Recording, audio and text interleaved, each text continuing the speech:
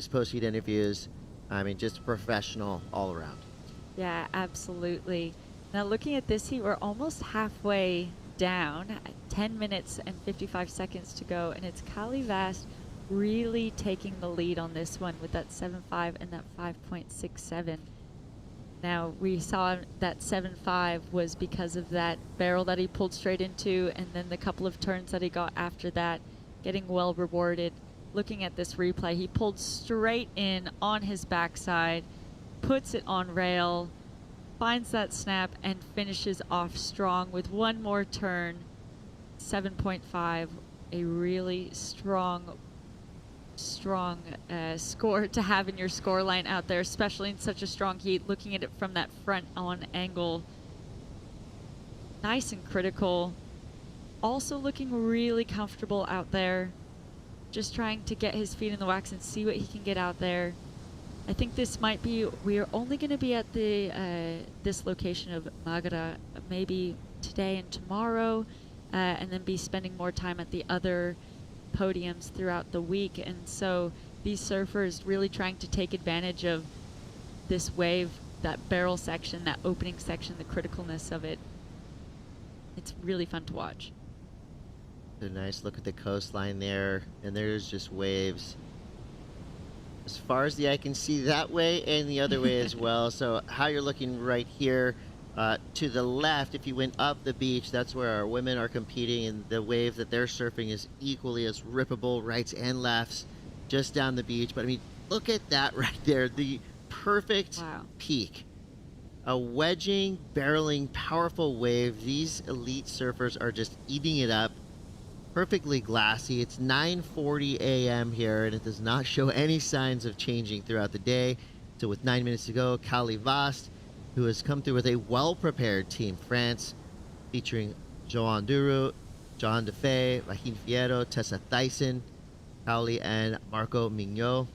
So Team France, I mean, you see them on the beach in their matching uniforms, and they definitely, you know, come here with goals for gold.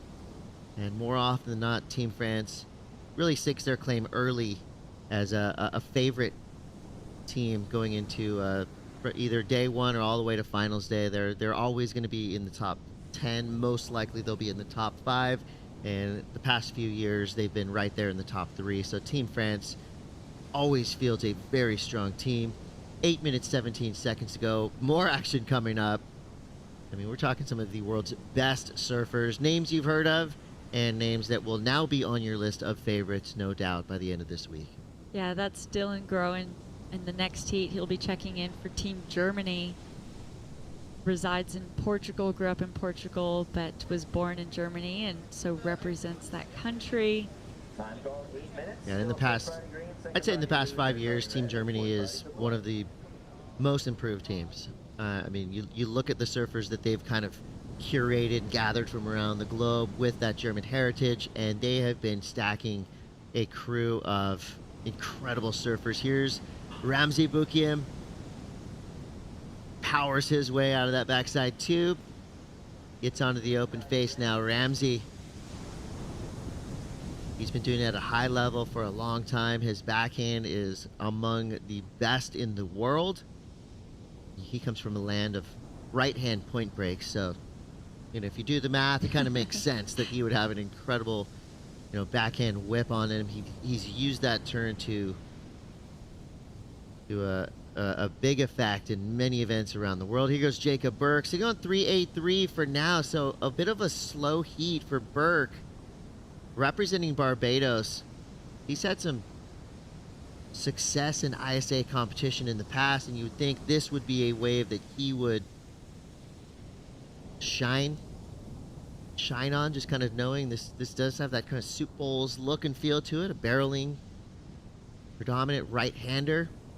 Right now, Jacob Burke just sitting on a 3.83 and a 0.97 in a precarious second place position as we do wait for that last score from Ramzi Bukiem.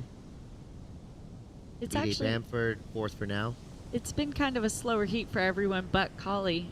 That was Ramsey's been sitting on that single wave course, as had Jacob, but prior to that exchange. Oh my goodness. Jeez, just say his name and he'll be in the tube. A rare unmade tube right there from Kali Vast. You could see that red going through the lip, though, all the way across, and just not making it at the end. This place is stunning. These visuals are just incredible. The perfect site for a combination of this level. Here we go, left-hander for Zabidi. Yeah, finding that split peak as Ramsey went on that right and trying to pull in there, just getting on his feet. This was that right that Ramsey pulled in. Seemed like maybe he was going to lose it there, but he powered out, showing that experience and that comfort on his backhand clearly, then finding the multiple combination turn to follow on from that. Now that'll sit comfortably in his score line to hold him in second place. Kali just not making it out at the very end. It just clamped down on him, but that was exciting. We're at 5 minutes to go here. Kali Vast in a commanding first place position with a 7-5 and a 5-6-7. Bokiem comes through the 4-5 on his last wave, enough for second place. Jacob Burke not out of it yet, needs a 6-6. Bamford with a 1-5 and a .43, just figuring things out, does still have time. So we're in Arecibo, Puerto Rico. ISA knows this country, this area well. Many ISA events have been held here in the past, from SUP to longboard, bodyboard, all up and down the, whatever you're riding the ocean. The ISA has had an event in Puerto Rico to represent that style of surfing. And of course, Puerto Rico has been on the map for a long time as an incredible surf destination, and it has definitely helped to curate some of the world's best surfers. Think of Dylan Graves, Toth brothers, Rolo. I mean, there are surfers that kind of do a lot of different things. And in looking at these waves and watching all the videos that Dylan Graves puts out, one of the most famous surfers from Puerto Rico, known for surfing weird waves.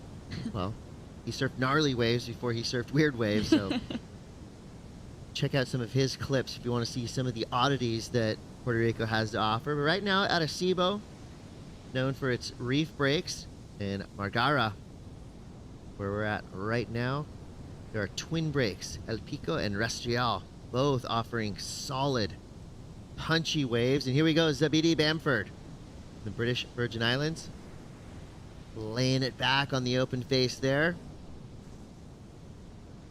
So nicely done. Most likely will replace that 1-5 as his highest scoring wave.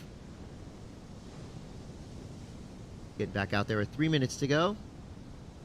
Priority is with Ramsey Bokiem.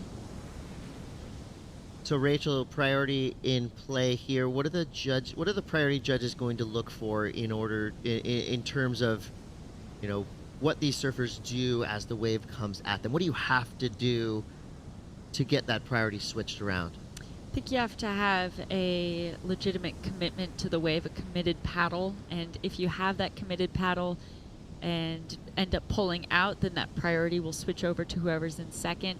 Now, with 2.5 minutes remaining, that first and second priority right now sitting with those top two advancing surfers at the moment, they'd be feeling pretty comfortable. They can use that to their advantage, especially Ramsey holding off Jacob. He'd want to use that priority to not allow Jacob to find that score in order to get that 6.6. So he's going to try and utilize that to protect.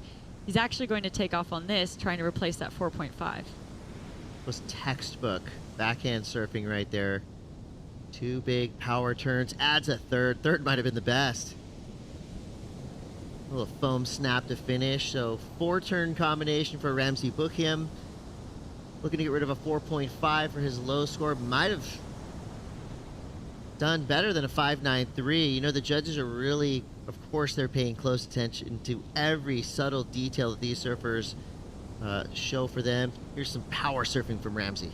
Yeah, making sure that Jacob did not get that opportunity within the final 2 minutes.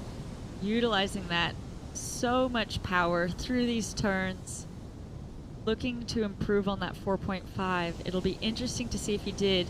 It was that 5.93 that had that barrel section. The 4.5 was just that few combination of turns, so it could be around that, could improve. He had a lot of power, a lot of finesse throughout that wave, but ultimately made sure that Jacob did not have that opportunity. However, as a competitor, it's a little bit nerve-wracking when now he's paddling back out and there's just 50 seconds remaining, still time with the surfers being out in the lineup to find another opportunity to potentially switch that situation around. Here's where Ramsey has to hope Exactly. that Cowley will help him out a little bit and defend Jacob Burke. Well, he doesn't. Jacob Burke has a look there, so keep your eyes on that 2 next to Jacob Burke's name on your screen, and there you see it. That is a exact illustration of how to lose priority.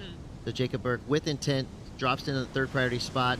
Cali Vass now got this wave with his 1st priority position. Most likely will not be a score of note in his scoreline. Oh, that last snap was pretty good.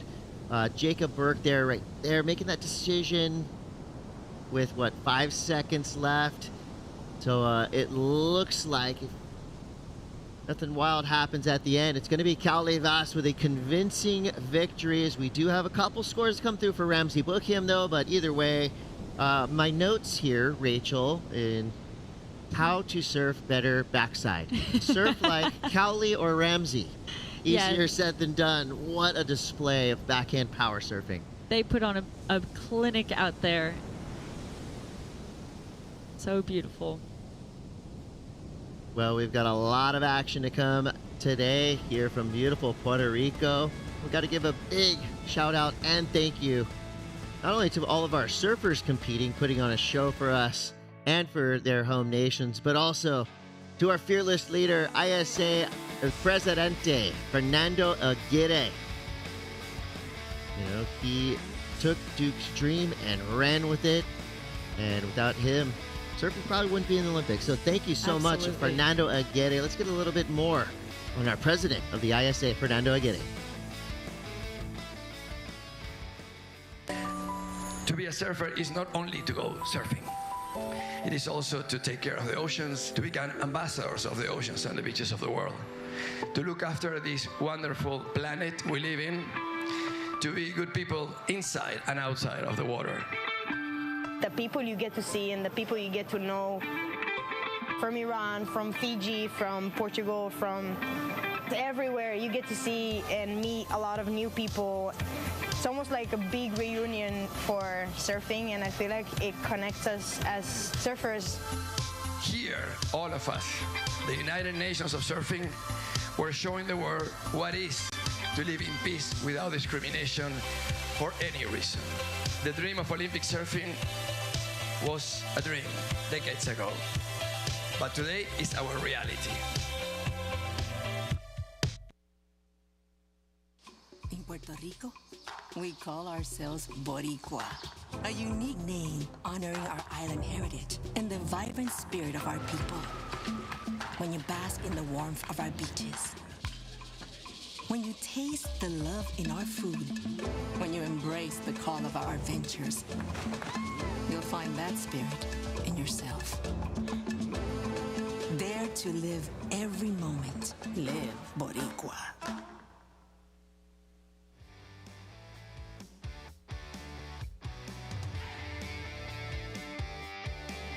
And we are straight back into it. This is the 2024 ISA World Surfing Games. Highest level of competition right in front of your eyes. And we've got 4 incredible surfers in this lineup right now. Chris Cote here with Rachel Tilley. Puerto Rico, not only home to beautiful scenery, incredible waves, but also the music. Ricky Martin, Daddy Yankee, Bad Bunny, Jose Feliciano, Rita Moreno. Come on, this place is holding. You go up and down the streets and you can hear the bass thumping from the cars. The vibrancy in and out of the water here in beautiful Puerto Rico. But in this lineup right now, serious business at hand. Dylan Groen, Ido Hajjaj, Jonah Gerard, and Perry Siganos. Greece, American Samoa, Israel, and Germany. Where else in surfing are you going to get a lineup like that, Rachel? Yeah, it's so diverse. Every corner of the world getting represented, and that's what's so great about the ISA World Surfing Games, seeing so many competitors in so many countries represented, and also having that team aspect. You see the teams, the flags down there, everyone's being supported by their fellow teammates on the beach, and it's just a really good energy. So there's your lineup right there. And, you know, another element of our field that I love is, yes, you have surfers representing the nation that is next to them, but a lot of times, you know, that's through their family lineage. So Perry Segunos, for example, he's representing Greece by way of New Jersey. So not only does he bring that kind of Greek heritage with him, but also New Jersey. So you just have this incredible melting pot, and they all bring, you know, a little bit of home with them. The Sands of the World ceremony, which we saw during the break on screen, that is such a beautiful sentiment of bringing the world together, the ISA with our credo of a better world through surfing. And that is, you know, how we want to live here at our ISA World Surfing Games. And so far, so good. I mean, in the spirit of competition, we see great sportsmanship all up and down the field. And Fernando Aguirre, who has coined many phrases in the past, I love what he just said of, we're the United Nations of surfing. Another Aguirreism that I'm sure we'll be using for a long time to come. Dylan Groen now, Team Germany. Does not make the second turn there, but what a beautiful opening slash for Groen, representing Germany, and has done so for the past 5 to 10 years. I mean, this guy is an incredible competitor, power surfer, and definitely makes Germany proud anytime he paddles out. Yeah, coming from Portugal, residing in Portugal, also spent some time living in Australia, and born to parents from South Africa. He is from all corners of the world at this point, and has had experience all around the world. He'd be comfortable out in these conditions right now, showing with the 2 waves in the first 5 minutes, getting his feet in the wax, putting that pressure on the other competitors. Probably both scores he'll look to replace, but still just starting off strong is a strategy that I like to use as well, is just kind of getting your feet in the wax and getting those early heat nerves out of the way. He's going to make his way back out. Rachel, if I've never surfed before, I don't know anything about surfing, all right? What does that mean, getting your feet in the wax? Give me the best definition you can. If I don't know anything, getting your feet in the wax, what is that? I'd say probably in the most literal term, standing up on a wave and getting your feet in the wax. It's just kind of shaking those nerves off, standing up on a wave, more kind of in the earlier side of the heat, and wanting to just feel the board under your feet, loosen up, get some maneuvers under your feet, and just get into that comfortable zone, so you're not competing from a place of nerves, but you're competing from a place of confidence. I like that. So beyond its literal translation, there's also a lot that goes along with it. Exactly. Perry Segunos now, trying to manufacture something out of a wave that kind of ran off pretty quickly. 13:14 to go. You got red. Dylan Groen in the lead for now. Well, Cali Voss just went out in his first heat of the 2024 ISA World Surfing Games and went off. He is with Mitchell Salazar. Hey, Cali, congratulations. First of all, you qualified last year at La Bocana. The importance of having to qualify last year rather than leaving the pressure to this year to compete at home in Tahiti. What was the sense of relief like, knowing that you'd already secured your spot for Paris? Yeah, like you said, I qualified last year. It was a really hard one. It was a hard contest, a lot of pressure, and yeah, now I'm qualified. This is a really good for me contest, a really good contest for me to start the year, because yeah, last year I finished, I lost in the final, like repechage final, I almost went in the big final, so this is a goal for me to do really good here, and yeah, and just yeah, just get the rhythm for the Olympics soon in July, so at home, so yeah, a lot of training. A great team, but an incredible coaching staff. Jeremy Flores made the final at this event a few years ago. You have Alon Ryu, who's also from Tahiti. What's it like having them in your corner? Oh, it's a huge chance, and it's a crazy people, crazy experience. They have a lot of things to tell you, like to learn, like you learn so much with them, and yeah, I'm super grateful and thankful to have them in the team. Yeah. How's Puerto Rico so far? Oh, my first time here. Like, I really like the waves, and I have a couple of friends here, so yeah, first time for me. I really like it. Anything you want to say in France? Yeah, merci la famille qui regarde, et ça fait plaisir. Cheers. Merci. He went from Terminator to homie really quick right there. I mean, Kalle Vost, guy is a fierce competitor. Get him on land, and then of course he goes more towards that kind of Tahitian vibe. But representing Team France, and Mitchell right there talking about Alain Reynaud, Jeremy Flores, two legendary surfers. I mean, to have those guys to be able to lean on as coaches, obviously showing that Team France is really supportive of the surfers that they'll be putting out in the lineup. And so far, Kalle Vost, put him on your list of medal contenders already on day one. He is looking so strong. And, to have that confidence of already just knowing you've qualified for Paris 2024, that's got to really free up a lot of headspace to just go out there and do what you do best. Flip side of that, you have 14 spots left open right now for Paris 2024. So for those surfers that are, close or have a shot, there's got to be a lot on their mind, just kind of what this week could bring to them. The big things happening down here in Puerto Rico. 10 minutes, 18 seconds ago, Dylan Groen in the lead. Yeah, these heats being only 20 minutes tend to go by so fast. I can't believe we're already halfway through. But interesting to hear Kalle in that post-heat interview. Like you were saying, he does already have that qualification from the last World Surfing Games.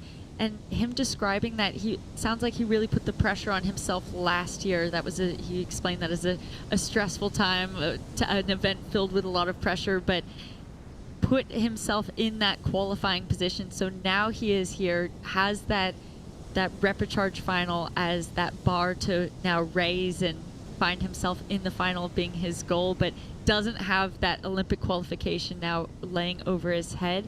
However, these surfers that are in this heat do have that are looking. None of these four surfers are currently qualified, so all four of them would be looking for that Olympic qualification through this result here. Yeah, absolutely. With 9 minutes 18 seconds to go,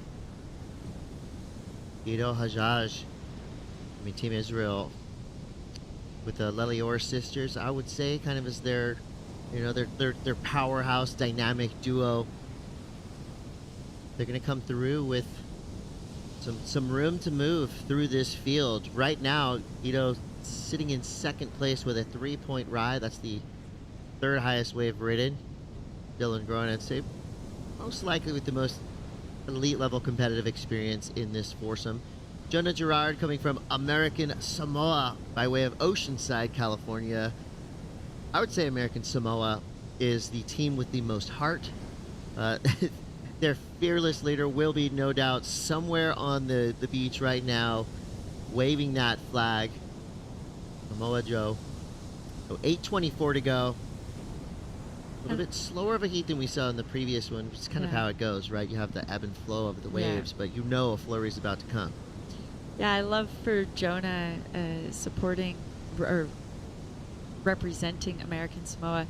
His two sisters also competing on the women's side, and all three of them also compete in the ISA Longboard World Championships back in 2023 in El Salvador. So just all around supporting, representing their country. Dylan back up and riding.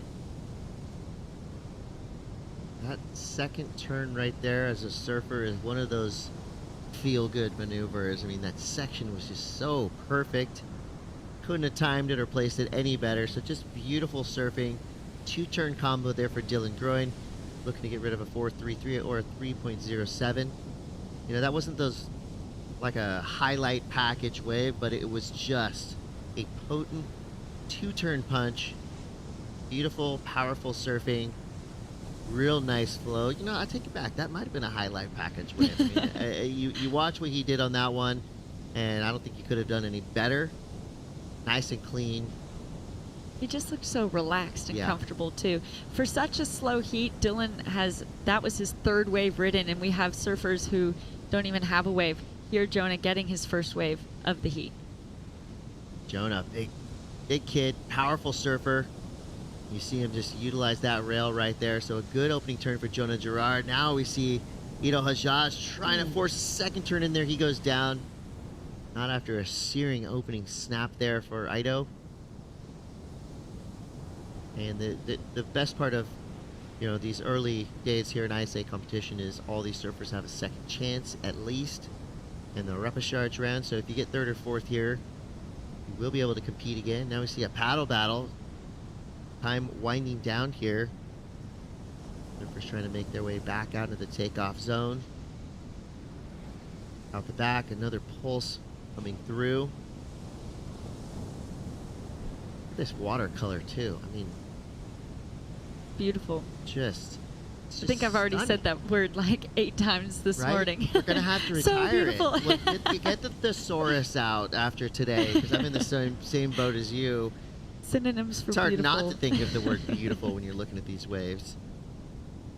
Well, that last wave of Dylan coming through as a 5.67. So far going into his highlight package of this heat, securing that lead even more so and putting that pressure on Ito and the rest of the field to improve their situations to take that lead. Coming up next, Eduardo Papa, Baron Mamiya, Zukis Loining, and Derek Ikahara. From Norway, USA, Italy.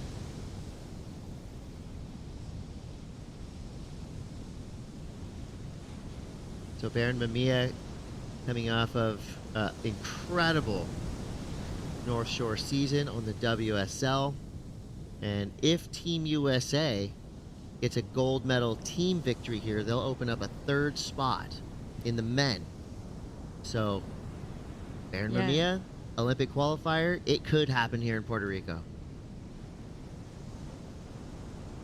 4:50 to go. Baron Mamiya surfing alongside John Florence and Tyler Gunter. I like that Team USA really kind of brought a unique group of surfers. Tyler Gunter, I would say put him on kind of in the dark horse category, but he absolutely thrives in waves like this. Surfed amazingly well in the ISA World Surfing Games down in El Salvador. Most likely that's where he kind of staked his claim as, hey, I might not be on the championship tour, but I am a competitor. And Forced to in be ISA reckoned. competition, Tyler Gunter is solid. 4 minutes to go. You might be wondering, well, where's Griffin Colapinto? Griffin Colapinto coming back from a hip injury. He has already qualified for the Team USA, so Team USA right now trying to stake their claim to get that 3rd spot, just giving yourself a better opportunity to come out of Paris 2024 with a medal. 3:48 to go. And they already have that 3rd spot on the women's side from their win by Kira Pinkerton back in the 2022 ISA World Surfing Games in Huntington Beach. So they have that right now. It looks like it will be Katie Simmers taking that 3rd spot. So if they are able to win on the men's side that gold medal, they would be a huge team going through with 6 surfers. Yeah, and I love that you brought up Kira. Kira Pinkerton is an American hero. Getting a win in Huntington Beach and allowing Team USA to get that 3rd spot. And then, of course, the mechanics of it all get pretty wild up at the top. But, Yep. Championship tour on the WSL side of things dictates some spots. The ISA World Surfing Games dictate spots. Then we have the Universality place, which we're going to figure that out after this as well. So a lot of moving pieces down here in Puerto Rico. 2:45 to go. Again, the heat in the lineup right now. See your men's qualification tiers. 24 Olympic spots that you must earn. Here's some pretty big names, Rachel. The who's who of surfing. The elites right here, 1 through 10. Brazil, Australia, USA, South Africa, Japan, and Italy already will be represented. Most likely, we cannot say these are Olympians yet. You have to compete in the Olympic Games in order to be called Olympian. So you're an Olympic qualifier, but until you surf in a heat in the Olympics, True. you're not an Olympian yet. So Team Japan so far has that 1 Olympic spot of their choice due to Japan being the highest ranked men's team. Luca Macinas came through in the Pan Am Games. La Máquina. Put him in medal contention, no doubt. And from the Surf City, El Salvador rendition of the 2023 ISA World Surfing Games, Calivas, Rio Inaba, Billy Sterman, Al Cleland Jr. What a story there for Al Cleland, Team Mexico. I mean, put that kid in a barreling wave, watch out. And here we go, TBD Rachel.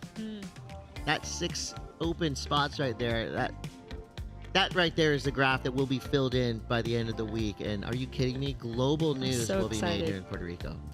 Yeah, I'm very excited to see all these TBD spots get filled throughout this week. People's dreams coming true of having that opportunity to become an Olympian, like you said. Very exciting. TBD, TBE, to be earned. TBB, to be battled for.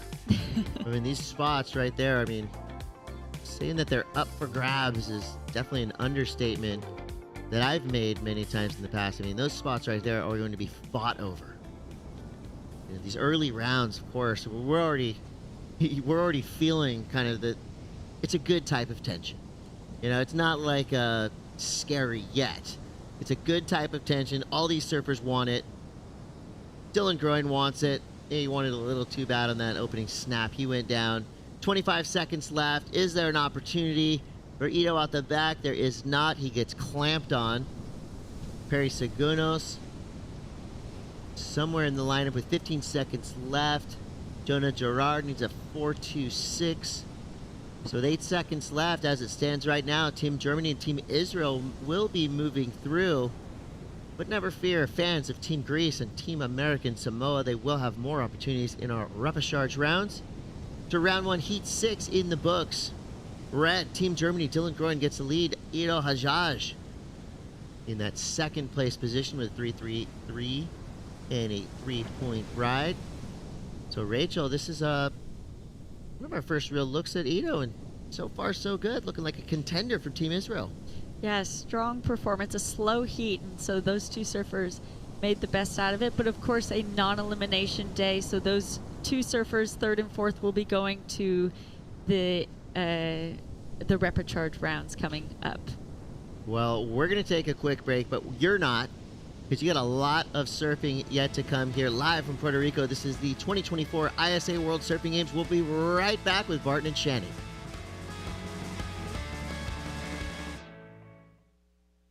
In Puerto Rico, we call ourselves boricua. We are proud, passionate, and full of life. On our island, secrets are more precious when shared. Passion flourishes. We enjoy until our hearts are full. And we know that gifts can come from anywhere. Live boricua.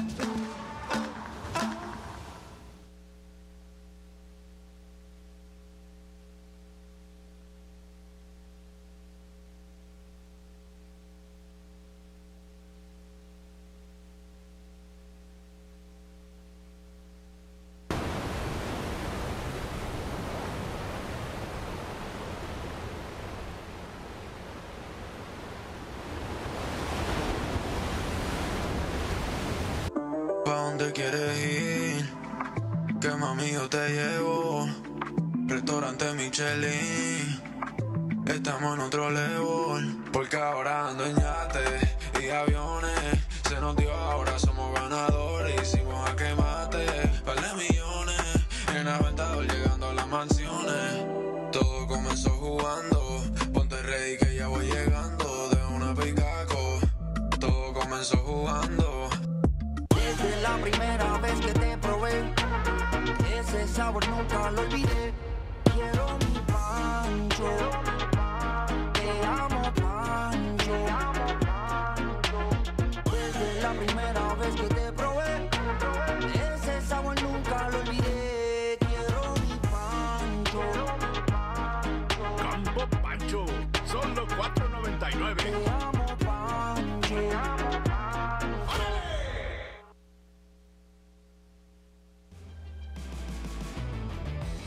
Welcome back to the action here for the 2024 ISA World Surfing Games. Olympic qualification being on the line as probably why a lot of people are tuning in right now, because they want to see who's going to be making it into those top 6 and those top 8 positions on the men's and women's side of the draw this week to earn their slots into Paris 2024.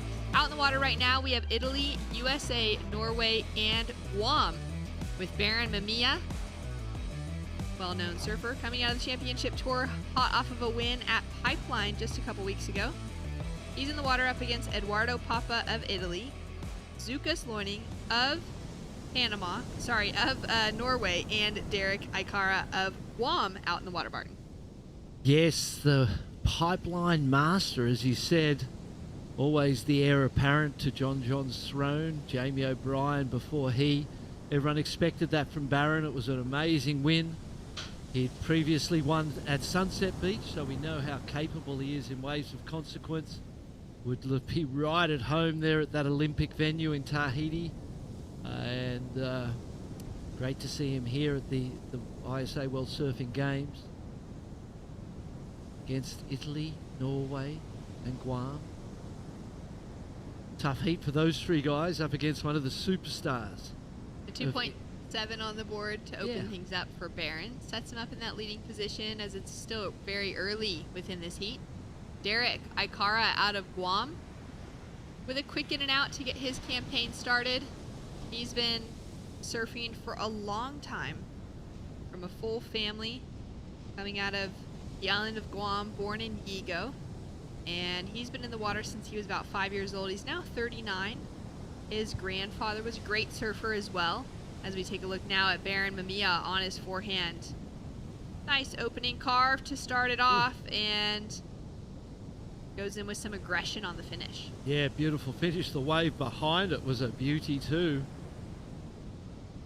Zukas with a quick in and out to get himself into that priority rotation. Yeah, he had the first priority before that, so taking a closeout, not getting a score of consequence with the priority can be really telling by the end of a heat. Here he goes again. Driving down the line, gaining a lot of speed, looking for the opening section and deciding what he wants to do on his first maneuver. Nice wrap to start it off. Zukas representing Norway. Lives in Coolangatta on the Gold Coast of Australia, the 17-year-old. And as we've got some scores to come through from that last heat, let's go down to the beach to catch up with Mitch Salazar. Hey Dylan, congratulations. Big heat win, but a little slow out there. Talk to me about the subtle adjustments that you need to make, not only in 20 minutes, but to be able to gain priority over another 3 competitors out there. Yeah, super slow, thank you. It was a bit tricky out there because it was a bit slow, but I was lucky to get the first wave and get a little 4 under my belt, and then I knew it was going to be slow, and there's some like medium insider ones that come through, so I just thought maybe get it back up there, and it ended up being a 5-6, I think, so it was actually pretty good, and then just had to wait for a better one at the end. I was lucky enough that the other guys had caught some waves, and then I was sitting out there with priority with 5 minutes to go, which was ideal for me to just control the heat at the end and get the win. Another great year with an awesome team.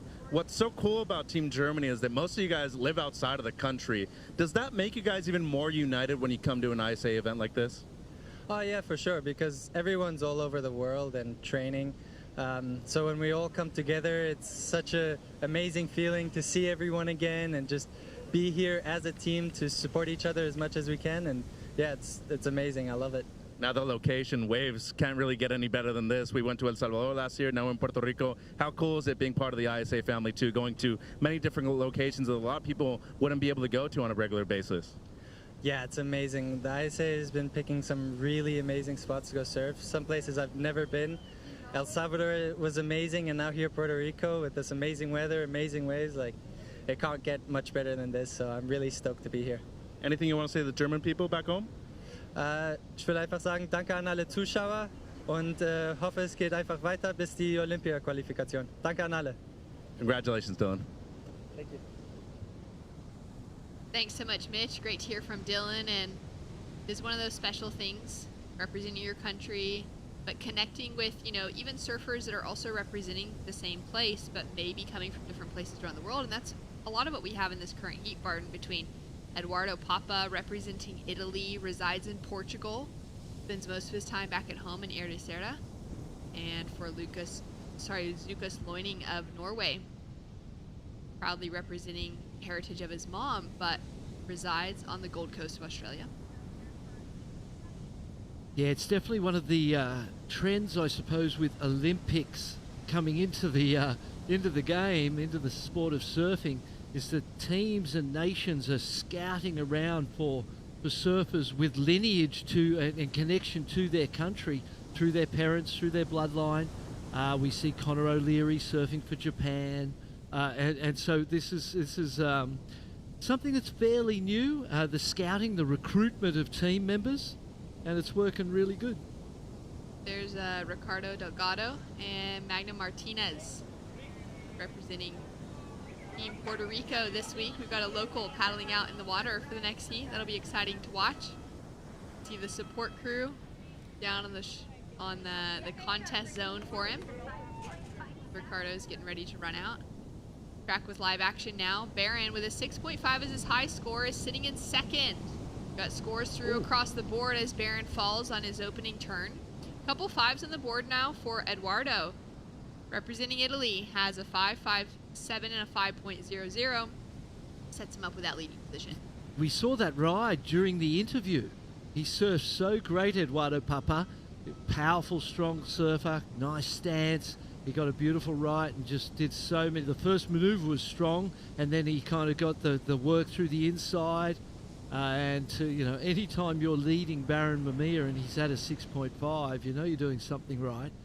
Barron's 6.5 was a two-turn combination, powerful and aggressive. No surprises to see that score drop. And Eduardo Papa he's in a position to challenge one of the very best in the world. Here's the replay. That first turn I was talking about, beautiful, strong, into a nice big wrap there. This is the sort of wave that the judges don't necessarily always get off on when it gets slower down the inside here, and you've got to do cutbacks waiting for it to stand up again. The work early was so good, though. He knew he was in that 5-point range. Worth the effort to get through. Finished powerfully. Finished with that zing in the performance that got the score up. Taking a look now at the replay from Barron. Here's the big closeout turn. The majority of the points coming from that turn. First turn was just a nice wrap into the closeout turn. It wasn't live action. Here we go. Sliding through that first turn. Pick out quickly. Back to your analysis of the replay. I think that the 6.5 was easy for Barron. That wasn't difficult surfing. That was kind of right there, safe, controlled, but powerful and spectacular. So it's just a sign of what he's capable of. 6.5 really kind of in third gear, not really heading up into the fourth or fifth gear yet, just doing his thing. So, looking to improve on that 2.17 and had a couple of chances now to improve on it. Surfers putting themselves in position. Blue does have first priority for Norway. That's not to go on this wave. And a 4.17 came through for that one turn. So big scores dropping for Barron Mamiya based on the power and the speed and the flair that this championship surfer has. Sets him back up into that leading position with a 5.11 requirement now on the Italian in red. He's already sitting on a couple of fives, so he's feeling comfortable with his performance so far, but he'll also need to kick it into that next gear in order to maybe start to match what we've seen at least in the 6.5 of Barron.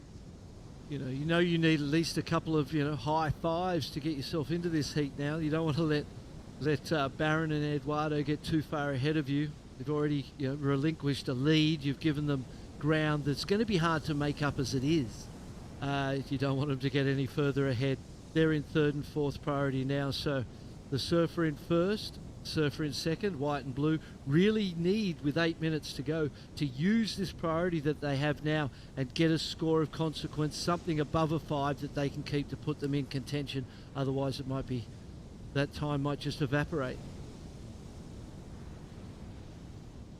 Just under 8 minutes remaining on the clock, Barton. It's been a great morning of surfing so far here for the ISA World Surfing Games. Thanks so much for you tuning in around the world. We've got a huge amount of surfing to get through this week. Today alone, for our opening day, we've got 30 heats running for both the opening men's round and the opening women's round. And 9 days of it, so there's plenty of surfing to tune in. If you're a surf fan, there's going to be plenty of action coming your way over the next week and a half. So it's going to be really fun to be able to call it. Thanks so much for staying with the action throughout this morning. And we've got Baron Mamiya currently sitting in that leading position, and then Eduardo Papa sitting in that second place spot for Italy. Surfers looking to put themselves into position within the lineup right now. Blue still holding on to that first priority with a paddle. Now up and riding Dukas. Loses priority on that one. Yeah, wave selection mistake. That one was a pretty clear closeout by the look of it. Baron now driving down the line, finding some speed, and takes to the air. Nearly lands it. Wow, there's some great height, great pop out of the top of the wave. Projected himself up into the lip, into the scoreboard on the screen, and didn't make it, but that would have been really interesting to see where the judges would go on a completed air.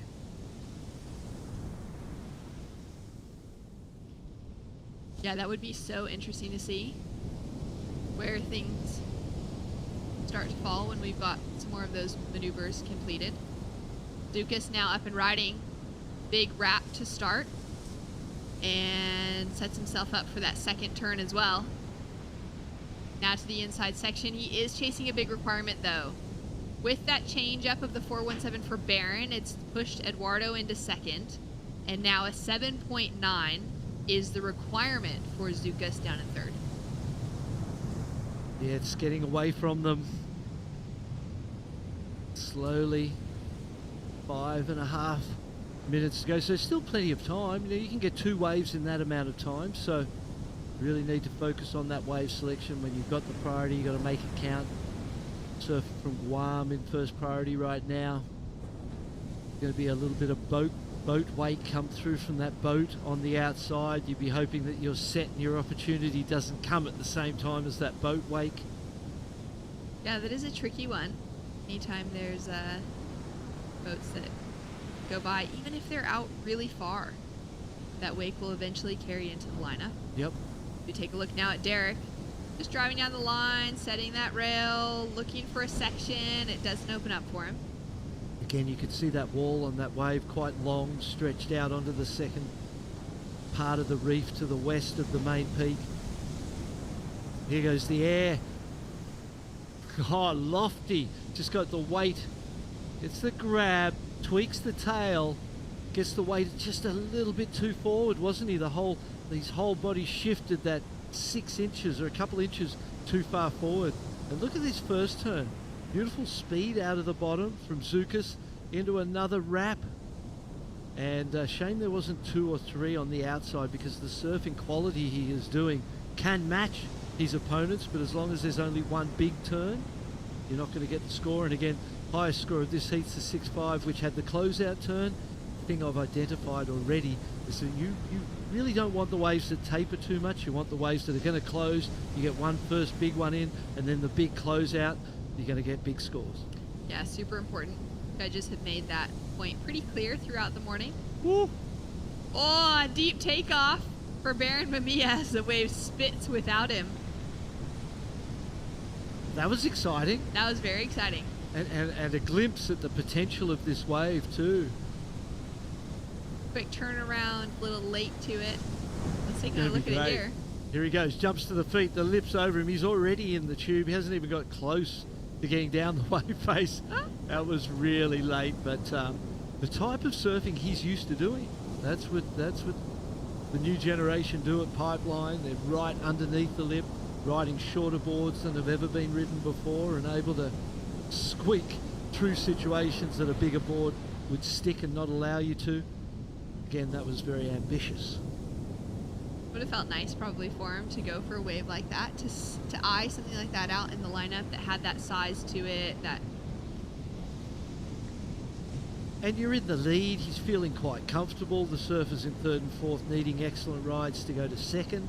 So that was the time to do that, and to start to familiarise yourself with this wave, the situation. You might find yourself in a final in a situation like that, and be able to pull it from the experience that you gained in your first round. So down to 2 minutes, 15 seconds remaining on the clock. 7 heats out of 30 that will be running through on the opening day of the ISA World Surfing Games here in Arecibo, Puerto Rico. And so far we've seen the top seeds kind of walking their way through. Jordy Smith didn't take a win, but walked away in that second place position. Aside from that, we're seeing those kind of expected names to be rising to the occasion. And it is one of those that the situation is quite consistent in these opening rounds, because there's such a variation in the levels of ability from nation to nation, surfer to surfer. Here we go, Baron Mamia. Up and riding now, taking off behind the peak, setting himself up with that first turn, staying low, and the board just slides out from underneath his feet on the second. So it's one of those situations for the top seeds where you may, you're in a heat with people you may have never met or heard of, and you don't know how they're going to surf, but at a point in the heat, you kind of go, okay, I feel pretty comfortable here. I'm going to start just experimenting, playing, experiencing. That's what Baron's doing right now. He knows he's got the lead, and he's just catching waves and just surfing and building that experience for the later rounds. Team USA is one of those teams that will be fighting very strongly to take away the winning or the highest ranking position on their men's side, specifically because their women already did it back in 2022 at the World Surfing Games and secured an extra spot for a female Olympian. Taking a look now at Eduardo Papa for Italy. Gets a little caught off that opening bottom turn. Took top turn combination, which continues through with his surfing. Even a little more caught on the second turn. Just a little, huh? Baron now up and riding, taking off on some smaller waves. He'll know that the clock's about to sound. He's got that watch on his wrist as well. And just pumping through the inside here as he'll be finishing off. Taking away a heat win.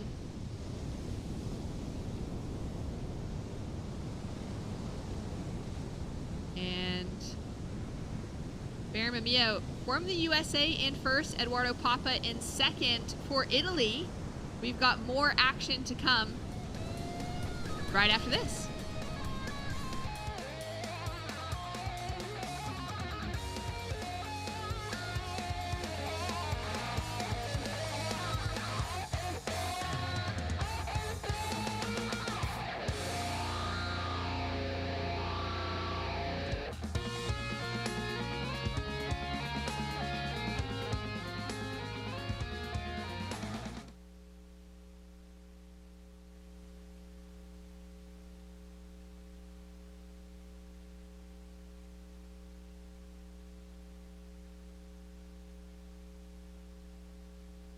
In Puerto Rico, we call ourselves boricua. We are proud, passionate, and full of life. On our island, secrets are more precious when shared. Passion flourishes. We enjoy until our hearts are full. And we know that gifts can come from anywhere. Live boricua. Desde la primera vez que te probé, ese sabor nunca lo olvidé. Quiero mi pancho, te amo pancho. Desde la primera vez que te probé, ese sabor nunca lo olvidé. Quiero mi pancho. Campo Pancho, solo $4.99. Te amo pancho.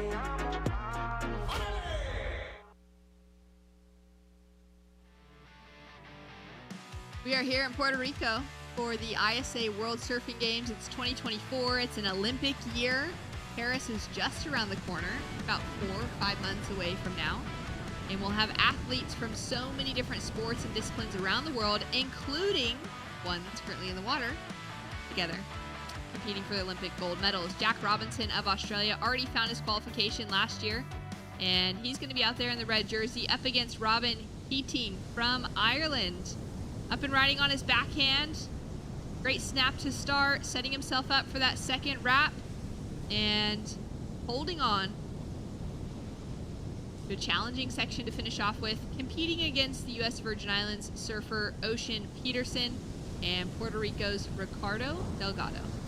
Oh, the local fans will be excited, and they'll be all along the shoreline hooting and hollering. It's Saturday morning here in Puerto Rico, and the first time we've got to see a local surfer in the water.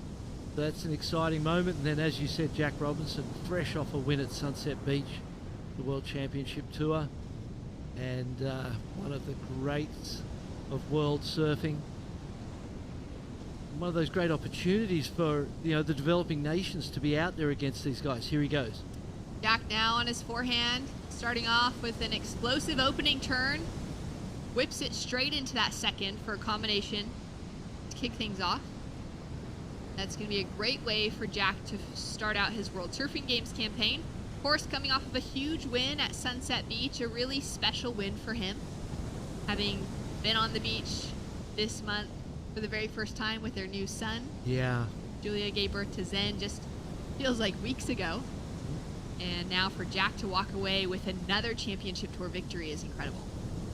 Here's the replay. Snaps off the top and quickly up into the second turn. It's going to be interesting to see where this score comes in as we look at the replay. Early bottom turn, and he sees it's going to close. Gets halfway down the face, even just a third of the way down the face, then back up into the lip. So tight, compact little area to get some maneuvers in.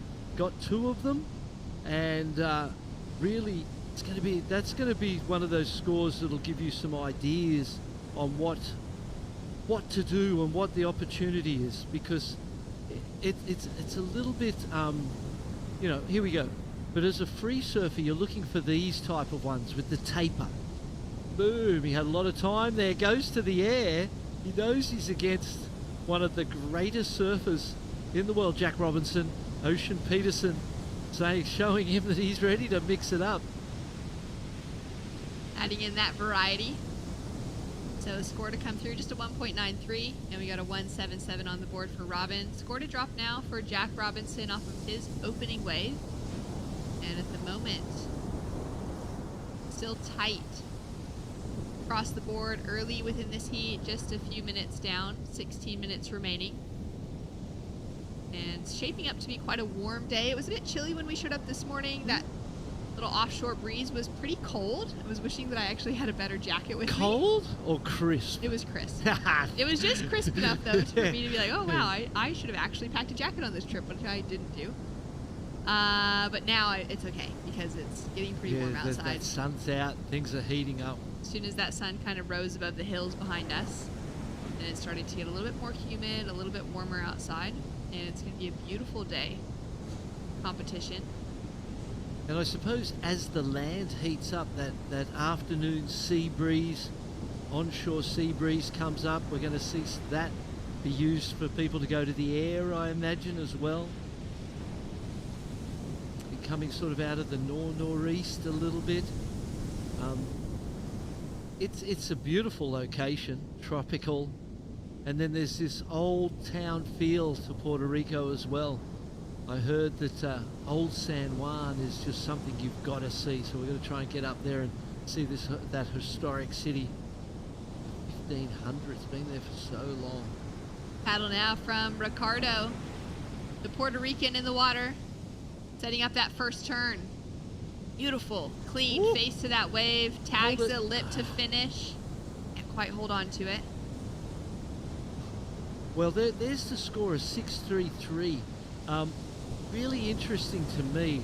In my mind, I thought, I was thinking kind of 4.5, because the first turn was, was nice, but, standardized really for that level of surfer.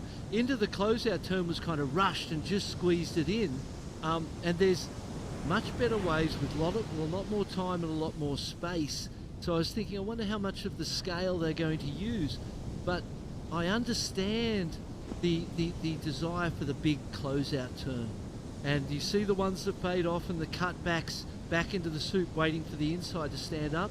That is not the wave you want, as it turns out. And we've seen that quite clearly here this morning. So a lot of good information for the coaching staff. This is 2.5 for Puerto Rico. Let's go down to the beach now, though. We'll catch up with Baron Mamiya and Mitch Salazar. Here with Baron Mamiya, first of all, Baron, big congratulations. Literally off of the plane a few hours ago, straight into a heat. Tell me about your experience competing here in ISA events in Puerto Rico. I'm stoked to be here. It's the first time I've been here, so the wave's really fun. I was really jet lagged, but it was the wave had a lot of power and a lot of push, so it was nice to be out there. Tyler Gunter on the team too. You guys know each other super well. What's it like having a teammate like him that you guys both rode for Ruka for a very long time? Yeah, Tyler's super cool. I grew up competing against him, so it's nice to have him here, and yeah, I'm excited. The wave is really, really fun, so it's pretty sick. What kind of subtle adjustments do you make to a wave like this? Winning up pipe, Sunset's a great wave for you, and then you come to a wave with almost like a mixture of both. What do you expect from yourself at this event, and what kind of expectations do you think you'll have going into the later rounds? Yeah, I'm excited. The waves, yeah, it's pretty similar to home. It's kind of like a Margaret River, like Sunset vibe, which is pretty nice. But yeah, I'm just stoked to be here. Surf some heats, and yeah, sick. Backdoor Baron, living up to your name. Congratulations. Right on. Thank you. Thanks so much, Mitch. Great to hear from Baron, and loving any wave that has a similarity to Backdoor. Found it today, that's for sure. Yeah, he did. It was a solid performance. Did everything he needed to do, as those experienced top-level pros do, and you know, as Jack Robinson is doing in this heat. As long as you've got a big wall, it doesn't need to be the best wave. It just needs to stay tall, and you get two. You know, we've seen this morning you can score upwards of 6 points for 2 turns on a bit of a closeout, and I can't wait to watch this guy surf. One of my favorites of all time. Gabriel Medina warming up the ankles, getting ready maybe for a little boosting of the air. I need to make sure all of his joints are feeling good, pedaling out into the water. He'll be in the water up against El Salvador with Juan Carlos Ramos, Venezuela with Jose Lopez, and from the Bahamas, Luke Prosa, paddling out in the next heat. I was always a little bit superstitious too in competition about showing too much too early. You go out in your first heat, you blow up, and there's an expectation of the level, the bar that you've set, and the judges look at it and go, oh yeah, he didn't surf up to what we have seen already, and consequently your scores can be low. So there's a management that needs to be involved in how much you put out there. I feel like we saw that managed beautifully by Baron Mamiya in that last heat. Not too much, just enough. Jack now up and riding. He's got that 6.33 that he opened up with. Oh. Tags the section, goes in for a second turn as well. He's trying very hard to hold on to that. Judges likely to deem that incomplete. Oh, that's about as confused as a completion could be. There was a moment where he looked like he'd fallen as the whitewater came and converged around him. He realised how important it was because those turns were better than the 6.33, I think it's fair to say. And we will understand how the judges feel about the completion when the score comes through. If they consider it complete, it's going to be better than the 6.33. In my opinion, if it goes lower than the 6.33, it's fair to say they deemed it not. Let's have a look. Speedy out of the bottom.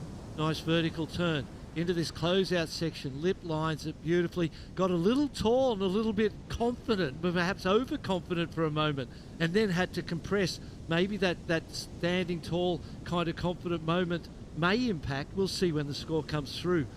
There it is, at 3.17. So second turn incomplete. Needed to ride fully out of that foam rather than kind of getting caught in it at the end and trying to hold that balance. And clearly identified that was deemed incomplete. Ocean. Ocean. Live action. All right, quick in and out. At a 1.93 and a 0.5 so far. Yeah, I thought it was going to be better than the 3. Because it was still, even with that, he's still on his board. Just because you didn't ride out of that little bit of white water, I don't know how important that really is to me personally. For the judges, they were quite clear, and it was considered incomplete. It's really getting the points for the first turn and not a lot of reward for the second. Ricardo got some work to do. Gets the job done on that first turn, comes into the second as well. Looking good on the combination. Would have liked to see him on, maybe one more, if that section could hold open just a little bit longer for him. He's only chasing that 0.26 though. And Robin Keating from Ireland heads into the barrel while Jack goes into the air. So now we're starting to see that variety all over the place. And good to learn this wave and the places to hit it and not hit it. And they can see Jack kind of experimenting early here, trying to get a feel for the wave. Coming from Margaret River in Western Australia, so many reef breaks, so many waves of consequence, and waves quite similar to this. The Box, one of his local breaks there, across from Margaret River main break, very similar to this wave when this wave is at its best. So we expect him to do great here, and 6.33 was a great start. The 3.17 clearly indicates that it was not complete or considered complete.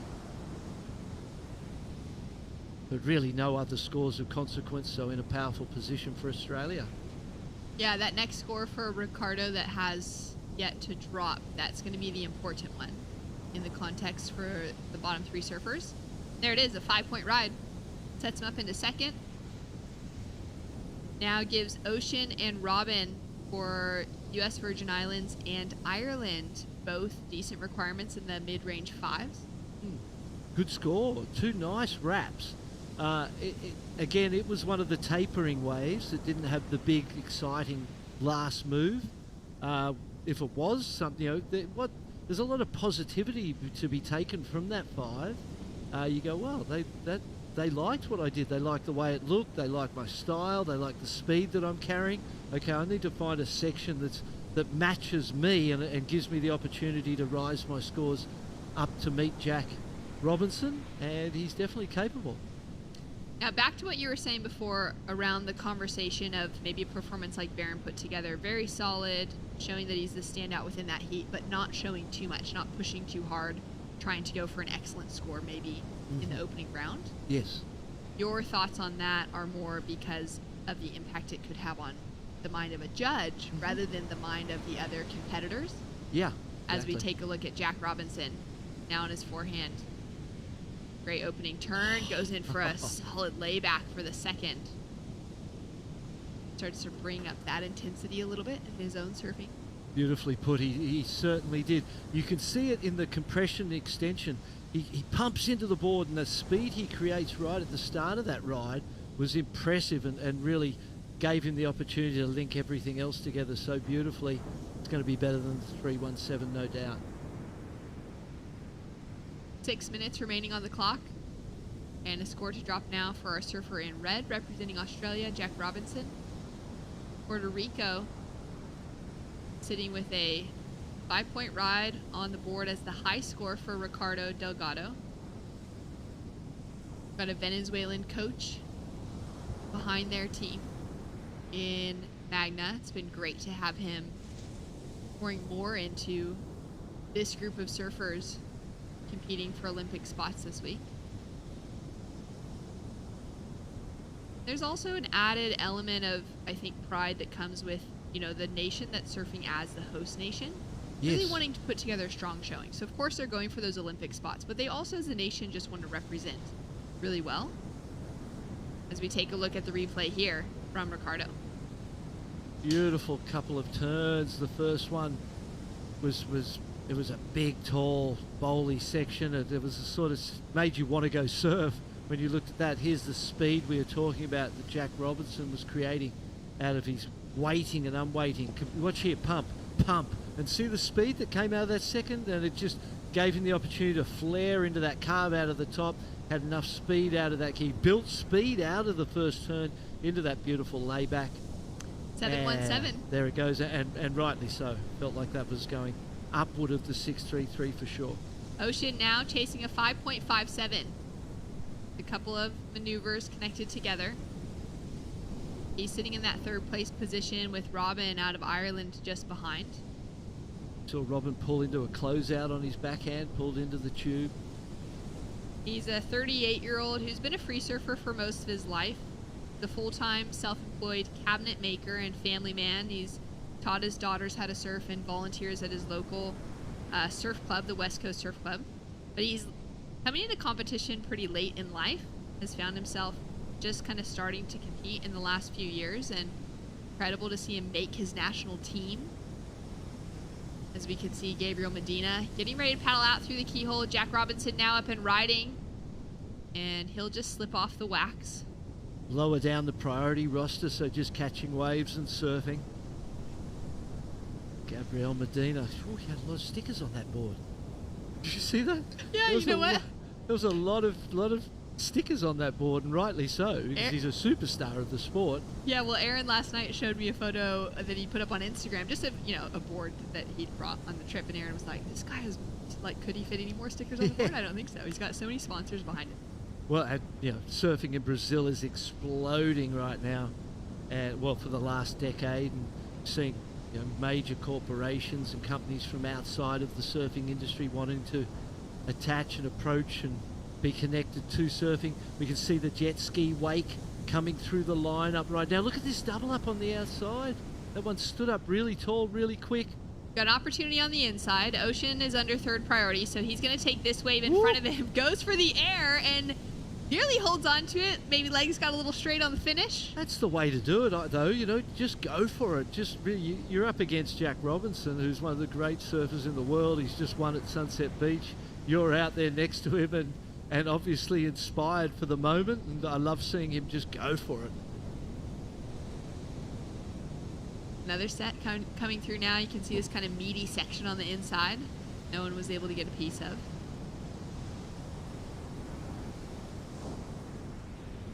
(717-633), 13.5 total. One of the better of the day so far. And Ricardo Delgado just looking to improve on that 2.5. Put some more pressure on Ocean and Robin Keating.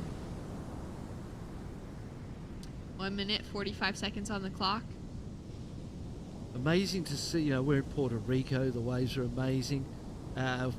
Ireland, who knew that there were just amazing, crazy waves in Ireland? So much has happened in the past 3 decades of the surfing world just blowing up, and Namibia with Skeleton Bay. There's all these waves. Here we go, important ride.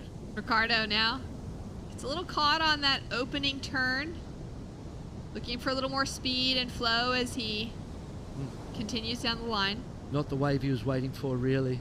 Looking to improve on a 2.5. Maybe not.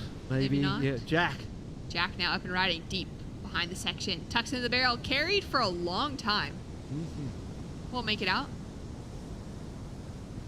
You can see that red jersey just ticking along. Inside the tube. Don't you love that? It's great. Just it's great vision, isn't it? We get that opportunity. He's still there, and it just builds that excitement, doesn't it? Here we go on the outside. Look at this one, Shannon. Like our surfer in blue, Robin, slab hunter out of Ireland. Just has to kick out. Fortunately, can't get in front of that one. Well, fortunately, didn't wait for that one behind it. Jack's on it. Jack, little check off the lip to start. Sets himself up for a smooth looking turn. And finds the finish. Checks his watch. He'll probably call it a day after that one. 15 seconds remaining. He's sitting in the lead, at least with a 717 and a 633 for his last couple of waves. He was pretty active within this heat. Opening ride was that 6.33. Took him a couple more rides to find himself with a 7.17, and then a couple throwaways until this last one. Lots of supporters down on the beach, whether they're supporting other teams or their team members themselves that are running back and forth between the venues today. Thankfully, the setup here in Arecibo is really close together. Magra, El Pico, where the men and women are competing, they've got that opportunity to just run back and forth all day long to support each other. And Jack Robinson through with the win. A 4.07 for his last wave doesn't factor into his top two, and it's Ricardo in second. We've got more action to come right after this.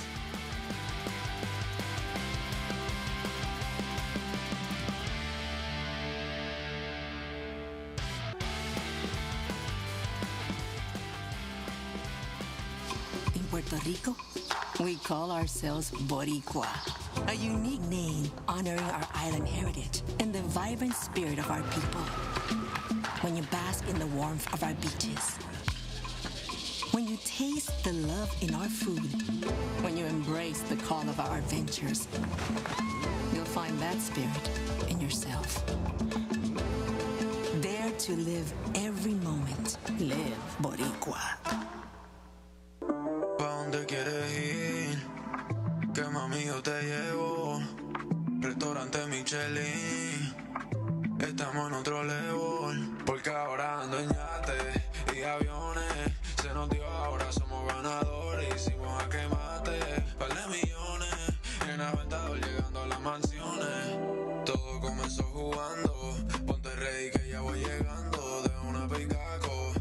Todo comenzó jugando.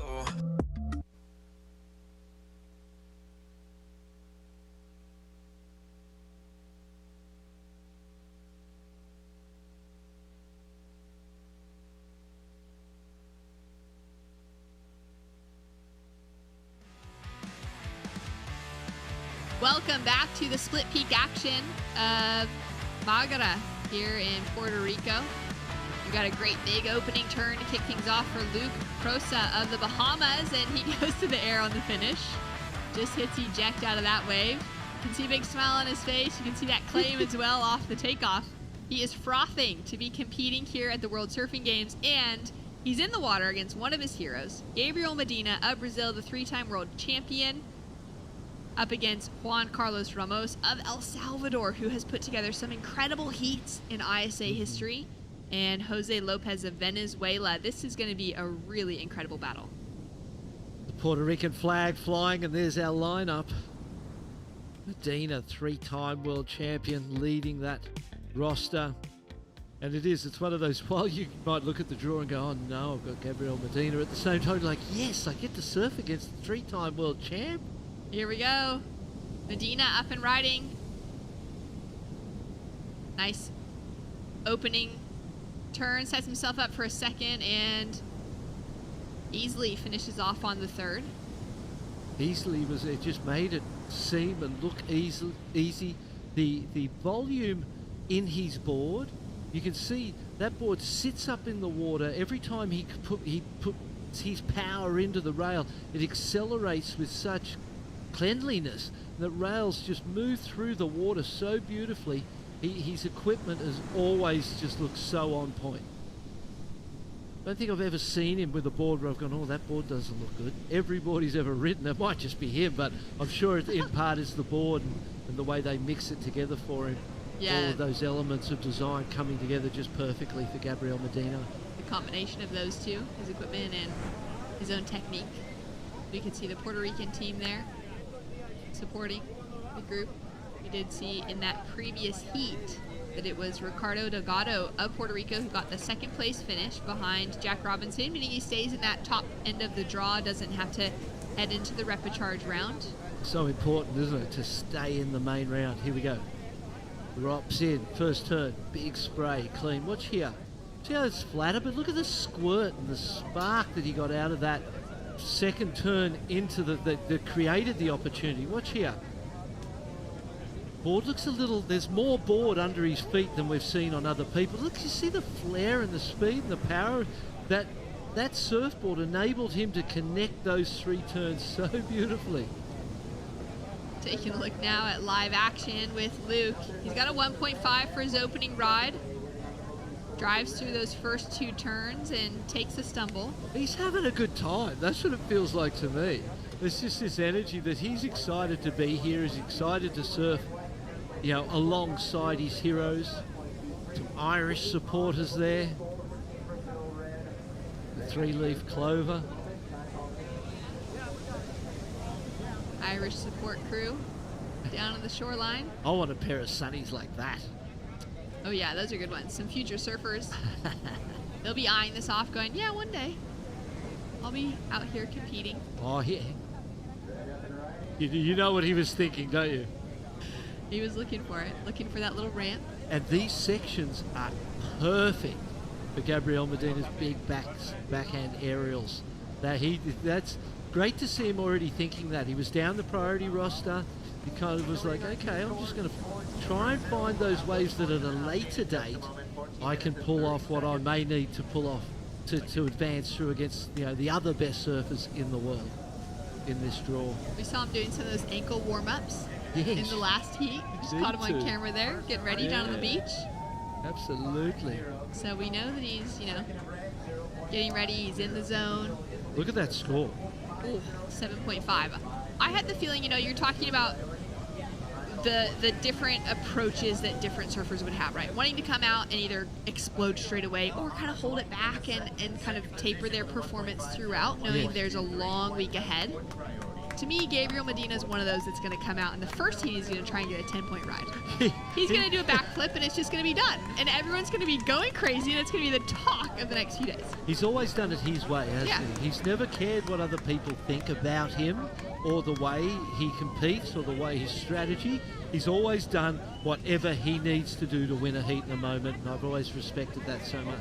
Jose Lopez, now up and riding. This guy's got incredible style, fast, powerful on his feet, showing that in those first couple maneuvers.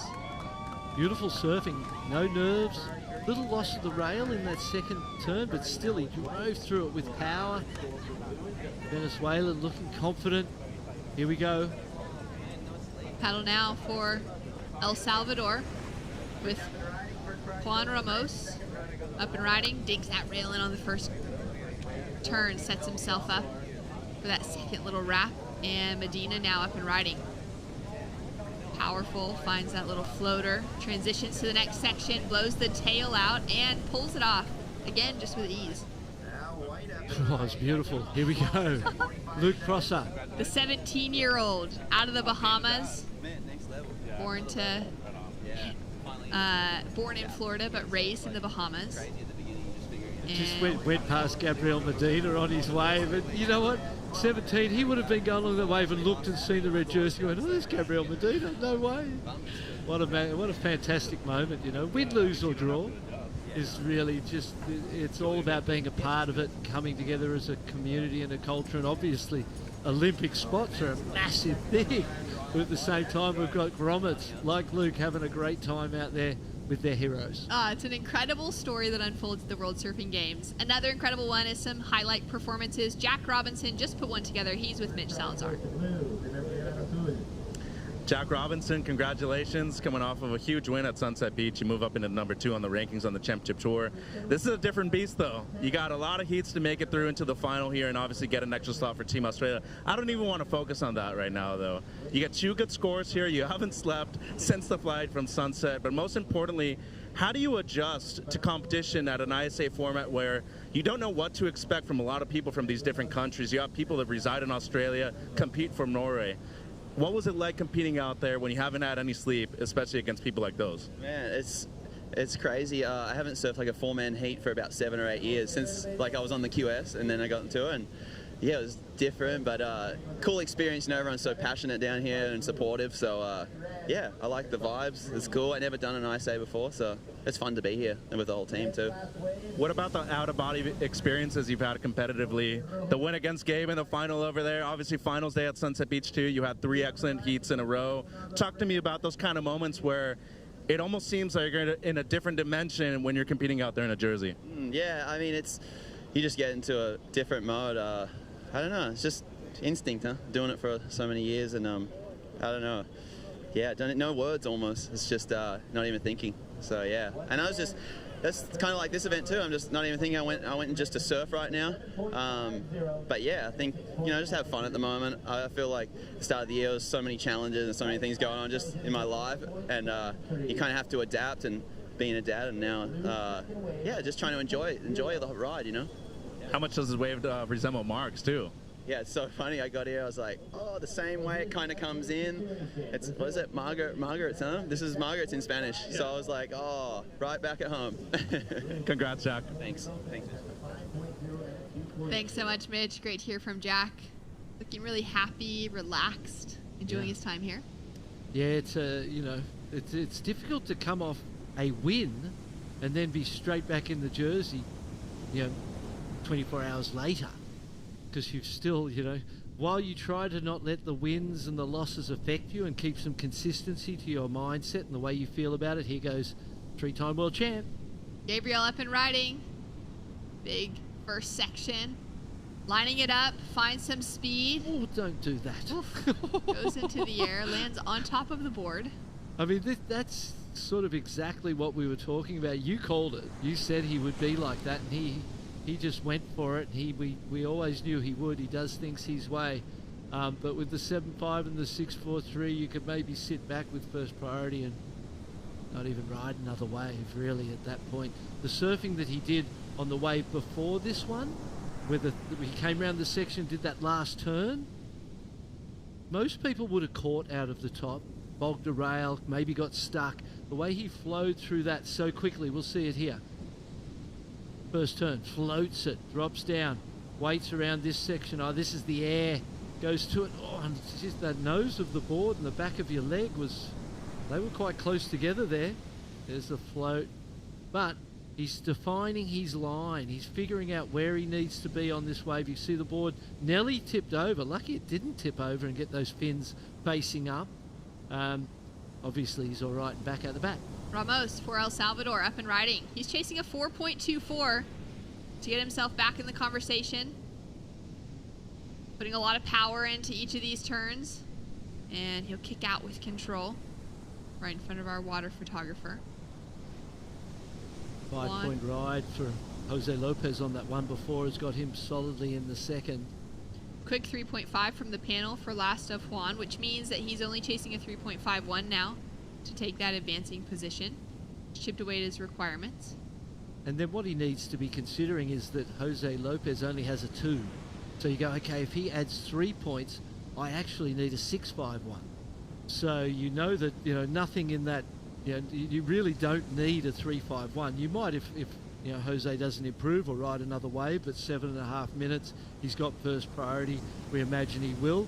You're going to need more than that, that score that they're telling you need right at this very moment.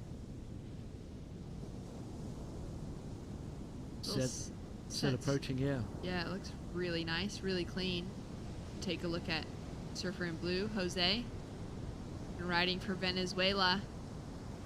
Great looking carve. Born and raised in Venezuela, but has spent the last 8 years or so living in Costa Rica. Spending as much time as he can in the water, preparing for moments like this. He's going to improve on the 2, you would imagine. Add a little more, a point or a point and a bit to his score. Loves riding a dirt bike when he's not in the ocean. He likes going fast. Speed, you can see that within his surfing as well. Yeah, can't you? The way he flew at that section, went to the air on the one before, Been practicing it on some big jumps back at home. Now he's translating that into the ocean. I feel like we can see the little ruffle of the sea breeze starting to affect and impact the lineup. It's not quite as offshore. The offshore has died down a little bit and backed off. Gabriel now up and riding, looking to improve on a 7.5 as his big score. Huge opening turn. Nice smooth wrap for the second. Just makes it look so easy. That was a beautiful wave. There was perhaps the opportunity just to drop in, grab the rail and pig dog that first section as well. It was a barrely first section. Big size to it as well. Yeah. One of the bigger sets that we've seen throughout the day, Totally. morning. Here Let's we take another go. look here. Drives off the bottom, big turn. See how high that spray went? Not a lot of wall on that one, so really just, the cut back in. The one first turn was spectacular. We'll see it from here. There was really a kind of cruising kind of feel to that one. Here he's just kind of cruising along. He realized that, he's in a strong position. And I think he would be feeling good about this heat so far and the way he has looked, the way his equipment's looked on these waves. He's even looking at little lefts now on the inside. I know we had the great local legend Otto Flores telling us the other day that he saw Medina surfing a left that he'd never even seen anyone surf. It might have been that little left he was just looking at, because he's got the ability to turn nothing into something. anybody has that ability, it certainly is Gabriel Medina. Now we're down to 5 minutes on the clock, and the requirements have grown again on the board for both El Salvador and for the Bahamas, as Jose Lopez has the 5 and the 3.97 now on the board. So it's a 5.47 requirement for Ramos in the green jersey and a 7.47 requirement for Prosa in the white jersey. As we can see, surfers getting ready to paddle out in the next heat. Guilherme Ribeiro of Portugal, Santiago Muniz of Argentina, Petre Novonti from Czech Republic, and from South Korea, Jinyoung Yang will be hitting the lineup in just a moment. And the person without a rash vest or a lycra would be the caddy. So he's taking out a backup board just in case. Good idea. You don't want to be scrambling into those rocks trying to get a backup board if something went wrong. Caddy's a great call at a break like this, where there is, some of those heavier sections. There's every potential to have already had multiple broken boards today. 100%. A longer swim as well to get to the inside. It's not quick like a little beach break, body surf a wave in. And then you've got to negotiate the lava coral inside there, and a few urchins as well. Yeah, we hear. We don't want to know that firsthand. 617, the last for Gabriel Medina. So really for one turn.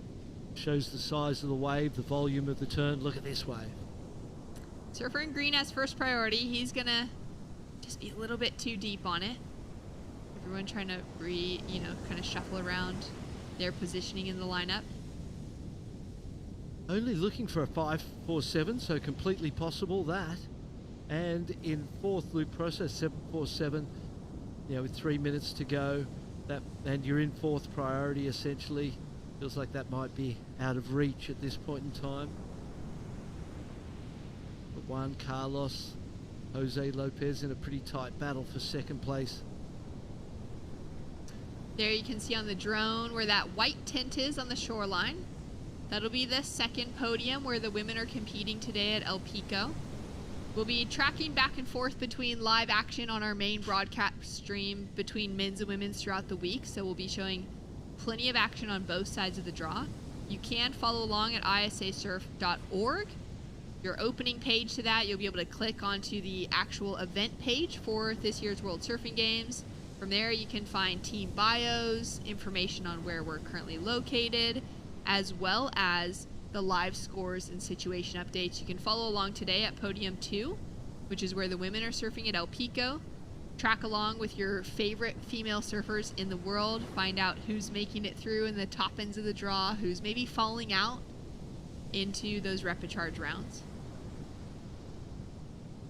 And of course, everyone pushing towards the Olympic positions left available. Amazing. This is the 60th year that we've been, not that we've been doing this. I could have done it. I was born the year before this. I was born in 63, so I'm 60. So surfing and I are about the same age, or ISA surfing. Gabriel Medina having a look. So, an incredible anniversary here. 60 years of surfing events and building a global surfing community. Medina now up and riding, big section in front of him. He'll kick out quickly. Incredible to think, 60 years back to those first World Surfing Champions being crowned at Manly. Manly Beach. Eh? We, growing up there, I started surfing there when I was around 12. We moved to away from Whale Beach where I lived, and started surfing at Manly, and it was something you were always aware of. You were always aware of that history and that tradition and what had taken place there. And just before, years before that, decades before that, Yuka Hanamoku had introduced surfing at the beach next door at Freshwater. Juan goes down. He had to try, didn't he? He had to go for it. Yeah, at this stage, all three of these really need to. I mean, Jose, just a quick in and out. And we've got Juan Carlos that went hard on that opening maneuver, but the unfortunate slip will also leave him sitting in that fourth priority position. Now the door is open. 10 seconds. Will Luke Prosa, the 17-year-old Grumman in the lineup, have an opportunity to go for one more wave? Looks like they're having a little chat out at backline now. I'd be paddling over and shaking Gabrielle's hand and going, yep, that's a historic moment for me too. Congrats to all those guys. There it is, there's the shake of the hand. Look. Well, what a great way to continue on. Day 1 of action here at the World Surfing Games. Gabriel Medina with a solid win. Jose Lopez of Venezuela takes away that second place position. And we've got more action to come. When we return, Chris Cote alongside a special guest from Surfrider Foundation right after this.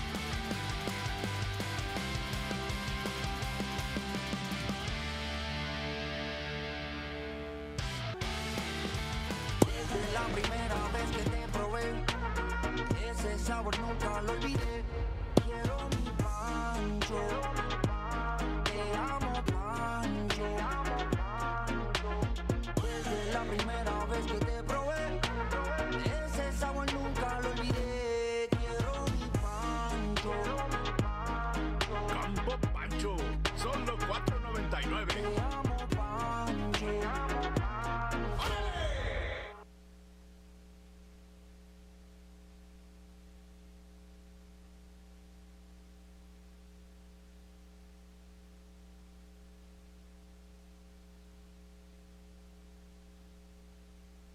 In Puerto Rico, we call ourselves boricua.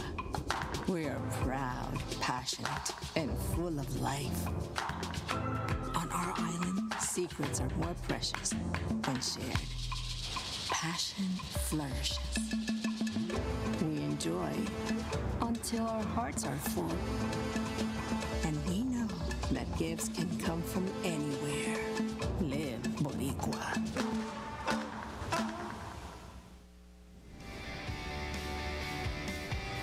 We are living Boricua here in Puerto Rico. This is the 2024 ISA World Surfing Games. Straight to the action in the lineup.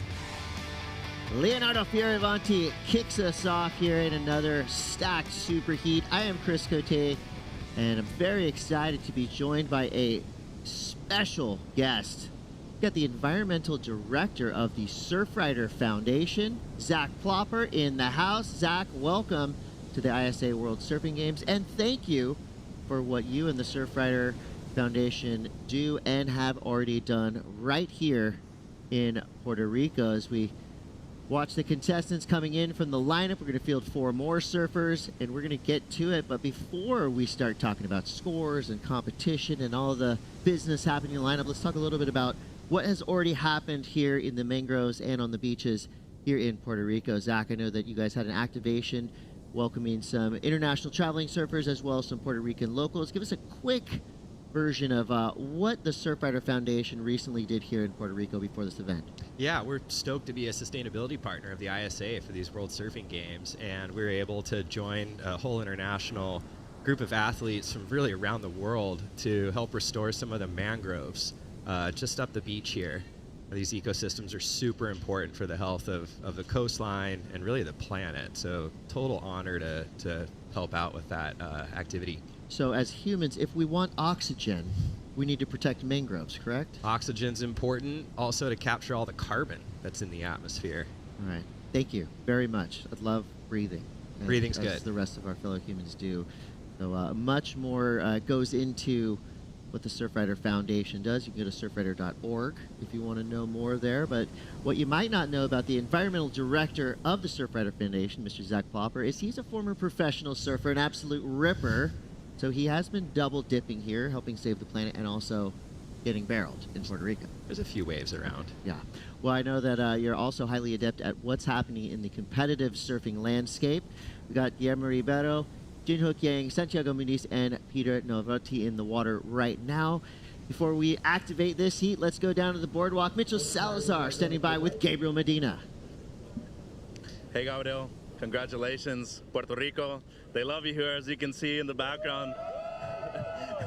There's a lot of people here supporting you and Team Brazil. You know, the experience that you've had at the ISA has been incredible. You make the final in 2009 in the U16s, you win the U18s in 2010, and then you go into superstardom. Talk to me about the experience and how important the ISA has been to your development. Yeah, it's amazing to be here in Puerto Rico. It's my first time here, and I'm loving it. Such a beautiful place with beautiful people, and yeah, ISA has been into my life a lot. You know, I think everyone that is on tour nowadays, the most of them they bring through ISA, and yeah, so it feels good to be here in Puerto Rico, fighting for a spot in the Olympics. And yeah, I just want to enjoy the moment. The waves are great, and I just want to have fun and surf as much as I can, and try to make the most of it. It seemed like that on the heat. Talk to me about the experience in the water. You opened up with a near 8, but your timing was on point on the backhand. How difficult is the wave out there? It's such a good wave. I tried to get 2 good ones, you know, and figure out the spot a little more. That was my first time surfing here, so yeah, but the waves are there, you know. I just tried to pick 2 good ones just to feel the board. It's a new board, and felt good. Anything you want to say back home in Brazil? Obrigado a todos que estão assistindo, a torcida. É isso, começou mais uma jornada aí. Espero ser abençoado. Tamo junto. Parabéns. Obrigado. Well, in the words of Larry David, Gabriel Medina is pretty good at surfing. Remember that name, Zach. I feel like Medina has a big future ahead of him. What do you think? I think we'll see more of him. Probably. Seems like a pretty good surfer. Pretty cool, though, that even Gabriel Medina, who's probably been nearly every surf destination in the world, saying this is his first time in Puerto Rico, and that's kind of been a sentiment that's been going through our field. You know, obviously Puerto Rico has been on the map as a surf destination for a long time, but, you know, it's very close to Florida, the East Coast, so I feel like if you're an East Coast pro, you've been here a bunch of times, but for the West Coast and from surfers on the kind of deeper international field making their first trip here, but Gabriel Medina put him in contention, and he is not a lock. He still has to fight for his Olympic spot as well. Pretty incredible. I like his chances in Tahiti this summer. Yeah, I wonder if he's ever surfed in Tahiti. Good question. I'm sure he's been there once or twice before. One of the winningest surfers in the last decade on the WSL, and of course born and raised here in ISA competition. More from Medina coming up soon. So the big news, you know, that Team Brazil would have to actually win an overall team medal here for the men in order to get their spot. So, I mean, to have 3 insanely talented Brazilian surfers in the Olympics would be huge. Speaking of talented, Guilherme Ribeiro demanding our attention. This surfer out of Portugal. You saw right there flashes of his brilliance. He's already got a 6.33 to start. Portugal, of course, on the map as a surfing superpower, and put Guilherme Ribeiro on that list of names. Not necessarily as famous as Gabriel Medina, but wow, his surfing is right up there among the best. Super clean. I got in the water with him and Medina and a few others the other day. I was really impressed by Guilherme. This is his first wave. This is at 6.33. Super clean style, huh? Yeah, I mean, right there, that is a potent combination. Carved, snap on that end section. This is your surfer in green, Santiago Muniz. He is a past medalist here in ISA competition. Kind of a QS/Challenger Series stalwart. Has been around the world and back in competition. Wild style, a lot of energy down the line. Santiago always comes correct. And here's that second wave for Guillermo. Yeah, super clean. Look at that wrap. Completes it. Good surfing. And Santi is Alejo's little brother, yeah? That's right. One representing Argentina, one representing Brazil. And here we go again, Santiago Muniz.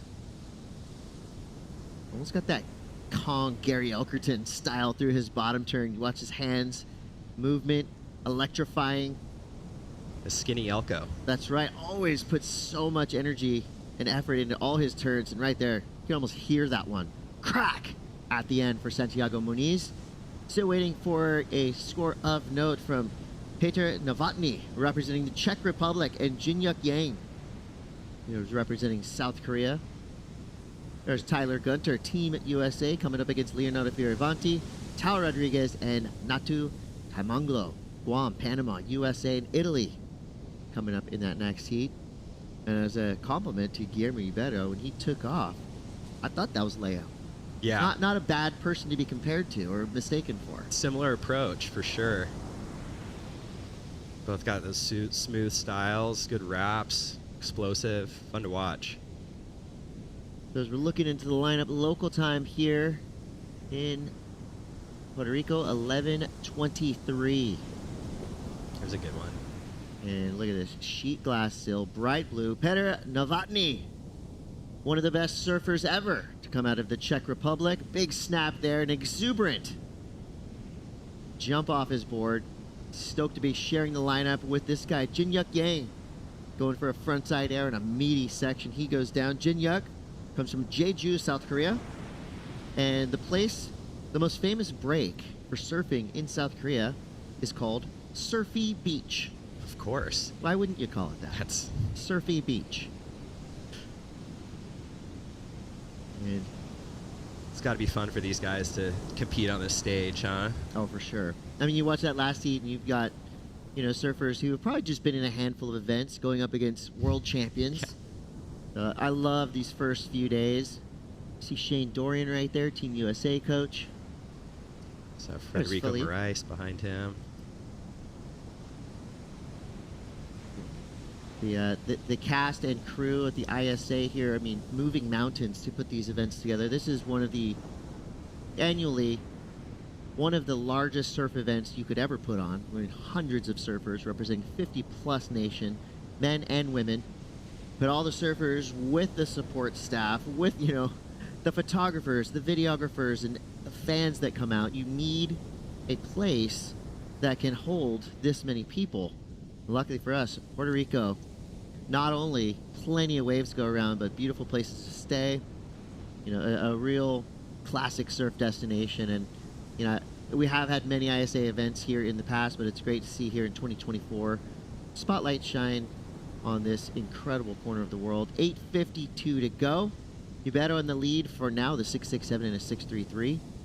If you get yourself into the double digits and into the teens, most likely the odds are you're going to be making it through these heats. If you get third or fourth, you go into the repechage, which is already being stacked with talent. You do not want to be in the repechage, but you do find yourself there. You still have a chance of making that final day. It's pretty cool. There's a way back in to the main event. Yeah. I mean, these people traveled a long way to be here, so it's really cool that the ISA offers that opportunity. Yeah, it's about, you know, it's about a lot more than fielding Olympians and awarding medals at the end of this week. It's about giving the opportunity, like you said, giving, you know, the experience to these surfers in rising nations. I think South Korea, with Jin-Yuk Yang there, is a perfect example of a surfer that, you know, started competing here in the ISA just a few years back and has already improved so much in the past few events. I'm Chris Cote from the Surfrider Foundation. This is Zach Plopper. Welcome to Puerto Rico. Thanks, Zach and the team helping in some mangroves just up the road. Just helping save the planet. No big deal. I mean, that's just what this guy does on a daily basis. So thank you for that. And I know Surfrider has partnered up with the ISA. So this is just the beginning of what you guys are going to be doing around the world with us, right? Absolutely, we hope so. I mean, there's beaches, there's coral reefs, there's mangroves wherever we go, and the health of our waves depends on these natural ecosystems. So it's really cool to have the surfers and the ISA give back and really be a part of helping to protect our coastal and marine ecosystems.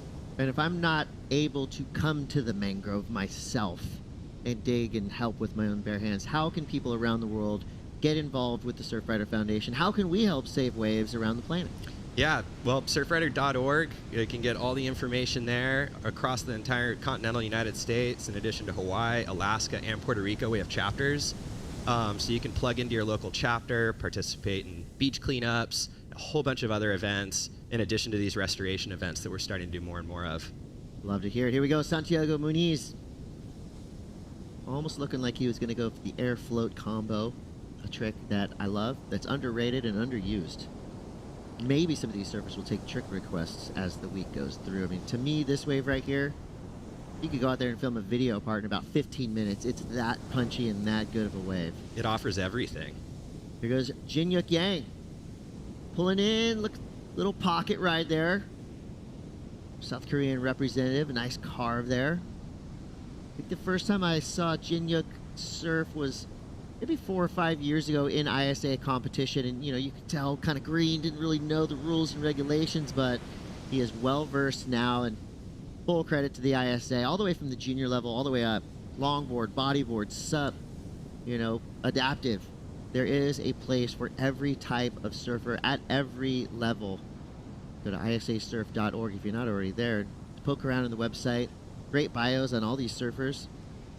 Include Peter Novotny in that conversation as well. Looked him up earlier today. He's 42 years old, from Prague. He's riding Dorrington surfboards. He started surfing in New Zealand. He's a man of the world. He's part of the Bali Cliff Surf Club. You've got to be, being a surfer from the Czech Republic. Definitely. I always tell people, they say, well, what's your favorite part of working with the ISA? And I said, well, anywhere in the world I want to go surf, I know somebody now. That's true. Or just hang out. If I want to go to the Czech Republic, I'm hitting Peter up. If I want to go to Italy, I'm hitting up Leonardo Fioravanti, who will be coming up in our next heat. Leo will be going up against Tyler Gunto, Ty Rodriguez, and Natu Taimanglo. And I know that Leo has surfed against people from Guam and Panama because he is born and bred and raised up through ISA competition. No stranger to the ISA format. Here we go, Guillermo Ribeiro. Definitely the standout in this heat, except for on that wave. The first kind of unforced error from Guillermo. But the damage was done earlier on with a 6.67 and a 6.33, a commanding heat lead for now. Gotta watch out though.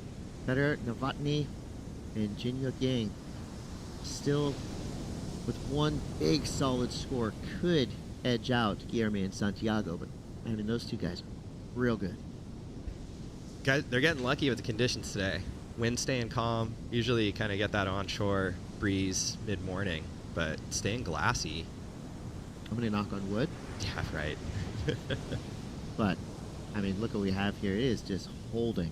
It does really remind me of kind of the north end of the 7 Mile Miracle on the North Shore. You can almost see like some rocky rights, gas chambers, the kind of whole zone. There's peak after peak. Looks beautiful from right here, but that's kind of a good angle. You can tell it is shallow, and that is unforgiving reef. Yeah, urchins, coral, lava. Everything you want to see. Everything you want, totally. So that's why these waves are so punchy and so good. A lot of live action happening under the surfers as well. 3 minutes, 12 seconds to go.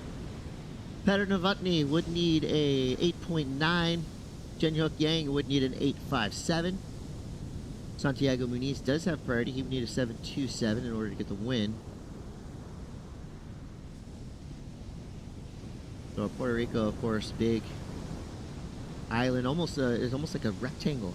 It's an interesting shape for an island, but that shape allows surfers from here and traveling surfers, if one side's windy, not great, to go to the other side. There's waves on all coasts, including a couple little bit less explored regions of the island as well.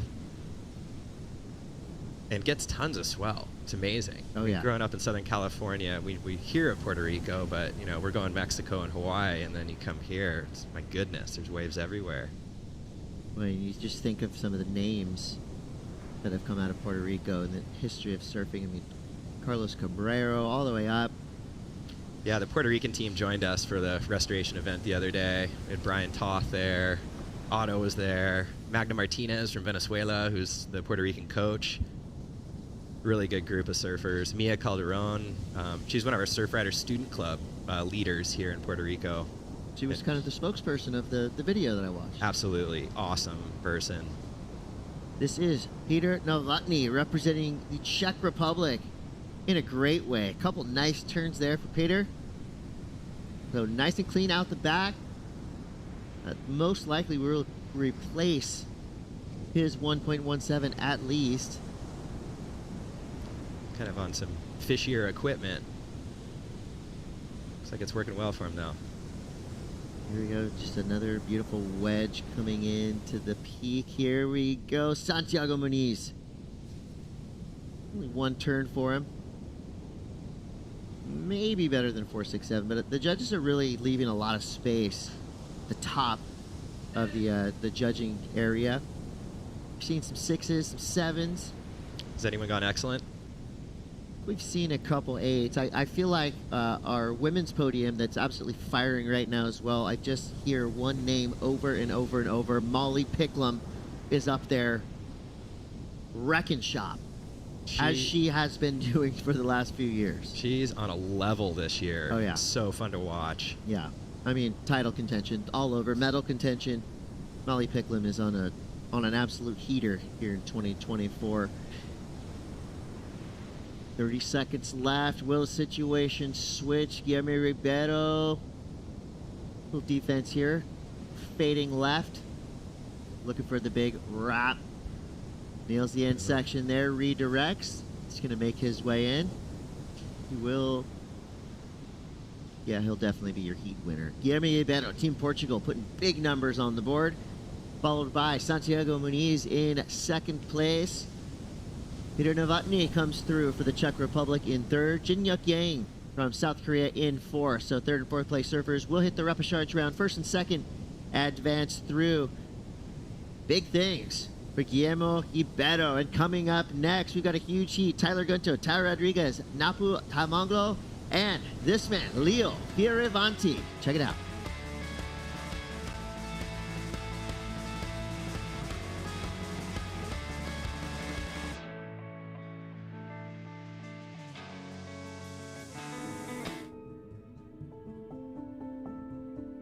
But 2015, you know, I was going to be 17, and I'm like, okay, I might be too young, but I could have a chance at qualifying for the World Tour. And the very first event of the year was a pipeline, the Vulcan Pipe Pro in Hawaii. Very first heat, first wave, this wave came in, took off late, slammed super hard on the reef. I had the most insane pain going straight through my spine. I knew something was wrong. Sure enough, fractured vertebrae, broken back.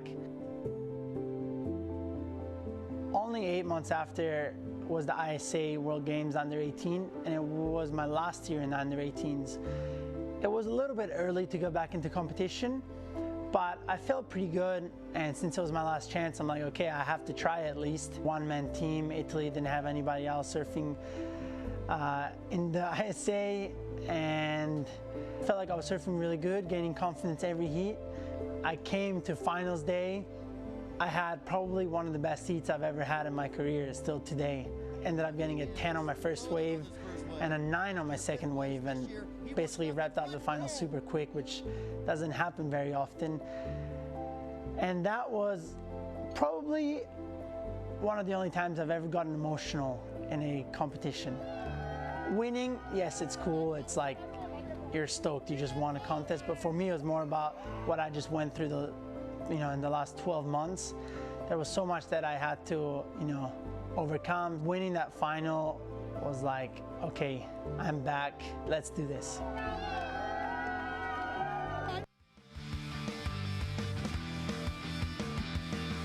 The passion, the glory, the love of surfing on display right there from Leonardo Fioravanti. And we're about to see more of the Italian one as he heads out into round 1, heat 11, going up against Tyler Gunter, Tyler Rodriguez, and Natu Tamanglo. I'm Chris Cote, and I'm very happy to be joined by Rachel Tilley. I want to thank Zach Plopper for joining us from the Surfrider Foundation. If you want to get involved with Surfrider, go to surfrider.org. Help Zach and the crew do what they do best, and that's just save the planet. Rachel, I know you got to take a walk up and down the boardwalk just now. Tell me a little bit about the contest site and the setup we have. I mean, this is a massive undertaking. Yeah, absolutely. I mean, the contest alone is 3 podiums. Today we have 2 podiums running. The women are straight out in front of where we are sitting right now. The men down at Magara, just a little, it's about a 5-minute walk down from the peak in front. And there is so much action and spirit by so many people watching. And these are our opening waves of this heat. Yeah, this is a replay. This happened just off the buzzer. Tyler Gunter, great start. Yeah, beautiful. Finding so much work on this wave, getting so much work done. That's a nice way to start the heat. Green on his backhand. Finding a 2-turn combination, unfortunately getting knocked off, incomplete on that second turn. And this is live action. Leonardo Fioravanti. So that was Tal Rodriguez on that first wave. Because everybody surfs so good. In this field we have here in 2024 at the ISA World Surfing Games is just stellar. Speaking of stellar surfing, Leonardo Fioravanti right there, just showing us why he is a global superstar. Everybody else in this heat, I got a bunch of notes. Leonardo Fioravanti, no notes. You know who he is. You know what he does. He's got a decent start on the 2024 WSL Championship Tour. Right now, he's come here to battle some of the world's best, to potentially get himself a slot on finals day. 15:50 to go. Mitchell is standing by with the winner of that last heat. Hiroki Ribeiro, first of all, muito parabéns. Big congratulations. I think you're one of the best performers so far today. The amount of speed you were gaining off of the bottom turn, it seems like this wave has a lot of push. How did you feel it out there? Yeah, it was a great heat. I was here last year in November to train for this contest, so I now understand better the wave. And yeah, I wasn't expecting to surf Margari because the forecast didn't look that good, but yeah, this is the best wave out of these 3 waves, and yeah, it's a special wave, either for turns, either for barrels. But in my heat was only turns, and yeah, I made it in first. Circling back to that, 3 options to run the event here. How do you kind of prepare and expect different waves, especially when the forecast could be so tricky like it is here in the Caribbean? Yeah, exactly. As I told you, I was here in November. Just also because of that, I knew there were like 3 waves to compete, so I came here for a week to train in every single conditions in every wave. And yeah, the Team Portugal arrived here super early, so we were able to test everything, test boards, test the waves, and yeah, I think we did a great job, a great homework, and yeah, we are here to give it all. It seems that way. Talk to me about the selection process for the team. Kikas, he's on the CT. What about the other 2 members, including yourself? How did you get selected for Team Portugal? Yeah, we have stages during the year, and Kikas is on the CT. The other Guilherme was 4th in the world in Huntington Beach. So the picks were these. I'm very proud to represent my country. It's my 3rd Open ISA, and yeah, this is the last opportunity to have a spot in the Olympics, and I work hard for that, and now it's the test. I like it. Congratulations. See you in the next round. Thank you. Guilherme Ribeiro, put him on your list. Potential finalist. That was surfing amazingly well. And Tyler Gunter now answering back. His first wave, just a 183. That'll be a better score for sure. But Leonardo Fioravanti doing Fioravanti things. Getting a 7.33 on his opener. Calm, cool, collected, powerful. Leonardo with a huge start. 20-minute heats, top 2 surfers advance through on the main podium. 3rd and 4th go to the repechage round. Rachel, when you watch Leonardo surf, I mean, everything looks to be in its proper place. He does it with style and a lot of power. What do you think his chances are of getting a gold medal here in Puerto Rico? What do I think his chances are? I think they're really high, of course. I mean, already being an Olympian previously, now qualified for the Olympics. This time, I think those surfers who are already qualified in this event are going in with a little bit less pressure, I guess, less weight on their shoulders, and now using this as a boosting opportunity with Teahupo'o later this year in mind. And so I think we're going to see really strong performances from those surfers, including Leo. And I like that Leo, in the video piece we just watched, just explaining really, really nicely like how much the ISA means to him. Yeah. And, you know, for him to come down here and give 100%, which we know he's going to do, you can tell this is a meaningful event and has been historically for Leonardo Fioravanti. Not only doing it for himself, but doing it for Team Italy. I mean, he's done so much for Italian surfing. I would say, you know, put Team Italy on the map, and definitely he holds up the rest of his team with him. This wave right here, you couldn't have surfed that any better. That was pretty much perfection. It was really clean and crisp surfing. Lots of power. This was Tao's second wave. Tao and Tyler really do surf alike, don't they? They do. So I have a feeling the way, just from opening scores, you know, I mean, it can go any way, but opening scores, it could be this battle between Tyler and Tao. It is at the moment for that second place. Tyler had that incomplete finish on that first wave, and so this would have felt good to now have a completed wave under his belt. I like the call to give Tyler Gunter a spot on Team USA. I mean, you think of all the amazing surfers in the United States, and the list is endless. Tyler Gunter, you know, probably, I would say, a little bit of an underdog just in terms of name recognition, but what he's done in the past here in ISA competition, how much heart he has, how much passion he brings with him, and recently he's had a string of great events. He just got a third place in the QS in the Dominican Republic, so he does have competitive momentum. And I just love the call to give kind of that scrappy underdog a shot to do big things down here in Puerto Rico. And so far he's taken advantage of it. A 5.43 in his last wave. The opening turn really indicative as to what he's capable of, how much power he surfs with. And he's a really smart competitor. You saw right there just kind of giving a signal to the judges like, hey, keep your eyes on blue. He's making an effort to paddle. Yeah. As we see Leo Fioravanti now already with a 7.33. This wave will catch you off guard. I mean, even Leo, who was just about to kind of activate his turns, it looked like he was in two minds there. Yeah. And then the lip came down and made the decision for him. In Hawaii, you would call that a false crack. Was not expecting that lip hit him in the head. So 9:45 to go. No harm, no foul for Leonardo Fioravanti. He's right back out there.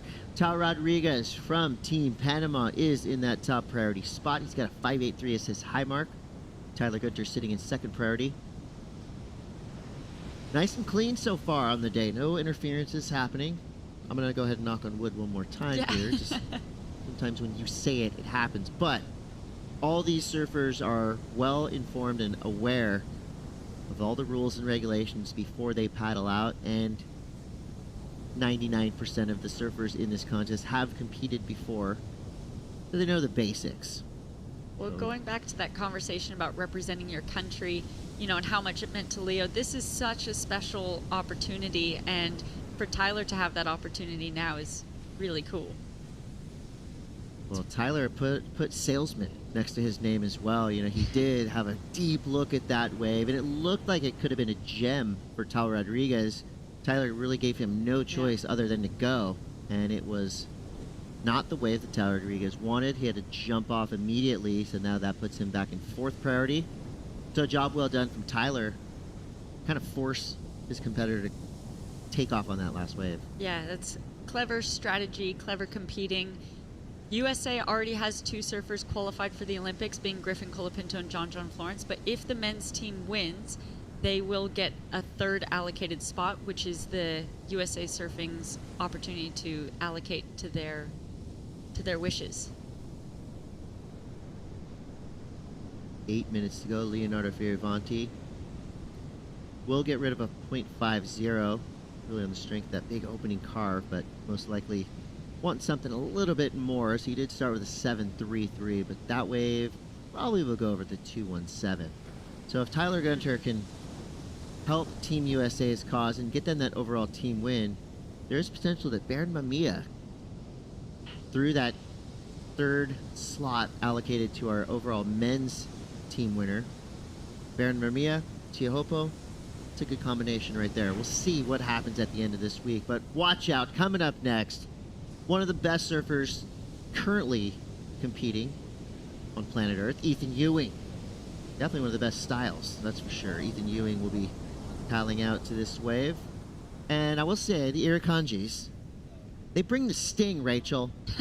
So if you're going to be competing against one of the Australians on the team, prepare yourself, because you're going to have a battle on your hands. They have a stacked squad.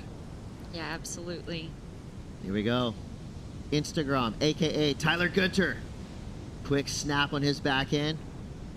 Big inside section to work with. Hammers it. Great power combo right there for Gunter, trying to get rid of a 183 in Napu. That is a... It's getting unstuck. a nightmare for surfers when your back foot slides off your Yeah. board like that. It is awkward, uncomfortable, not fun. But luckily for Napu, he's right back on his board. Napu representing Team Guam. They're pretty quiet about the waves they have in Guam, which is telling in itself. Because when you're quiet about the waves in your home nation, that means they're probably pretty good. Napu is 26 years old. His favorite wave is right side boat basin. He is sponsored by Dad and Guam Napu. Yeah, I love that call out for his sponsors. I was looking at that before too, and that his first one that he called out was his dad. Yeah. I mean, for so many of these surfers, their family is the first and foremost are the reasons they're here, and so to give that acknowledgement and, you know, what a special opportunity to represent Guam on the world stage. It's really, really exciting. And we got a hometown hero coming up next. Dwight Pastrana representing Puerto Rico. Boricua. I've heard Boricua in a lot of songs. It's kind of like if you're in Costa Rica, you say Pura Vida. If you're in Puerto Rico, Boricua. I like it. I wonder if that could probably get me in and out of trouble around town. If you answer a question with Boricua, who knows what's going to happen. 5:14 to go. And just like that, judges loving the power combo from Tyler Gunter. A 7.17. Rachel, why does Tyler Gunter have the second best scoring wave with that last one? Well, it was a two-turn combination, and both were so powerful, clean, and crisp, really concise. That first turn, as we see the replay coming up, straight off the bottom, nice and high vertical, and then this one was a really strong finisher coming down in the soup. Strong, never faltered, nice and clean. On his backhand, he's really able to lay on that rail from one turn to the other. I'm going to say there's 3 words. I'm not going to say them together too many times through the week. Speed, power, flow. Yep. Yeah, and that's exactly what we saw from Tyler Gunter. And the finishing section, I mean, that was a cantankerous piece of whitewater there too. Yeah. And he handled it so nicely. It's almost like the power didn't even affect him. Yeah, I mean, he came out with so much power of his own that he came out in front of the whitewash, and as the two whitewashes converged behind him, he was riding out in front with so much speed. He didn't really have to battle that soupiness of the whitewash behind him, and just looked really, I mean, control, I think, is the main word that I could use for that wave. Did you just read my mind? That was the exact word I was thinking. Control. You know, I think as a surf fan, right, I love to see surfers right on the edge of out of control.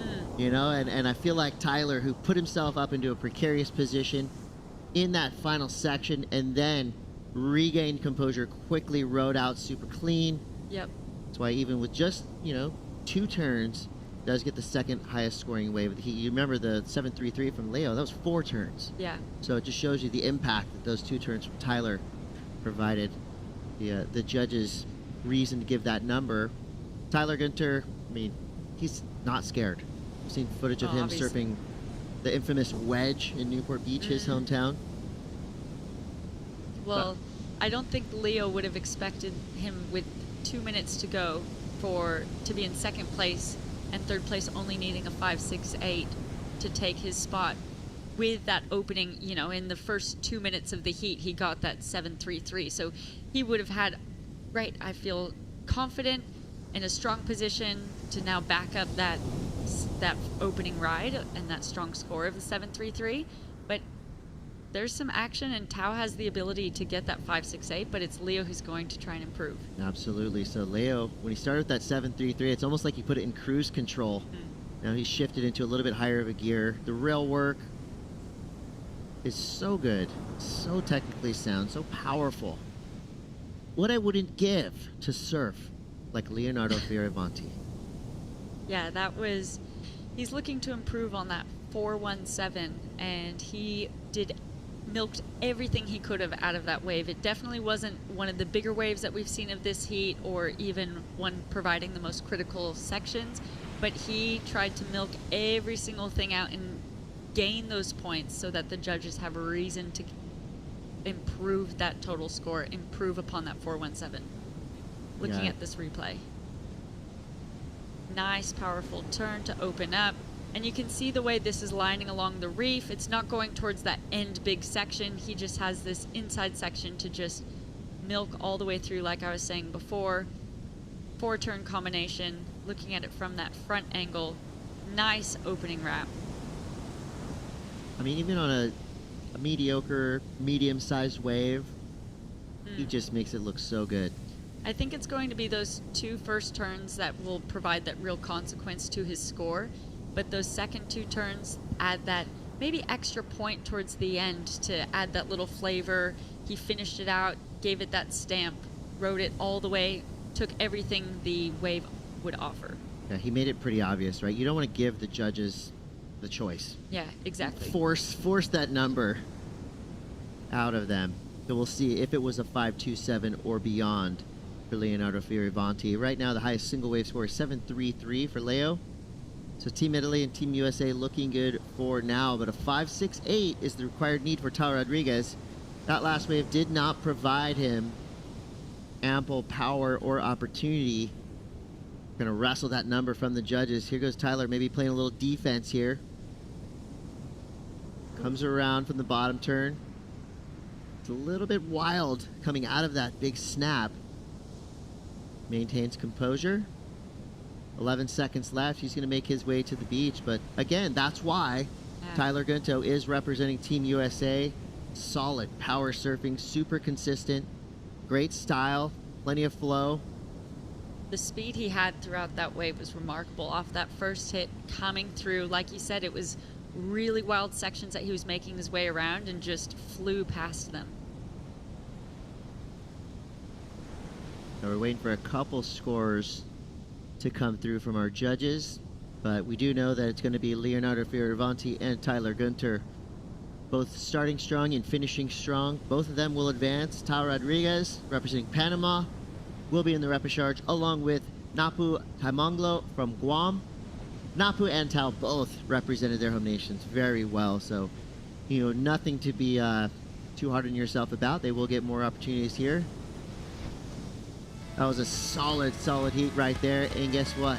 We got a week of that to come. This is just day one here at the 2024 ISA World Surfing Games. Take a quick break, but we will be back with more. You're not going to want to miss this next heat. Ethan Ewing, Dwight Pastrana, Tom Murphy, and Tomas Mielek. Stick around. We'll be right back.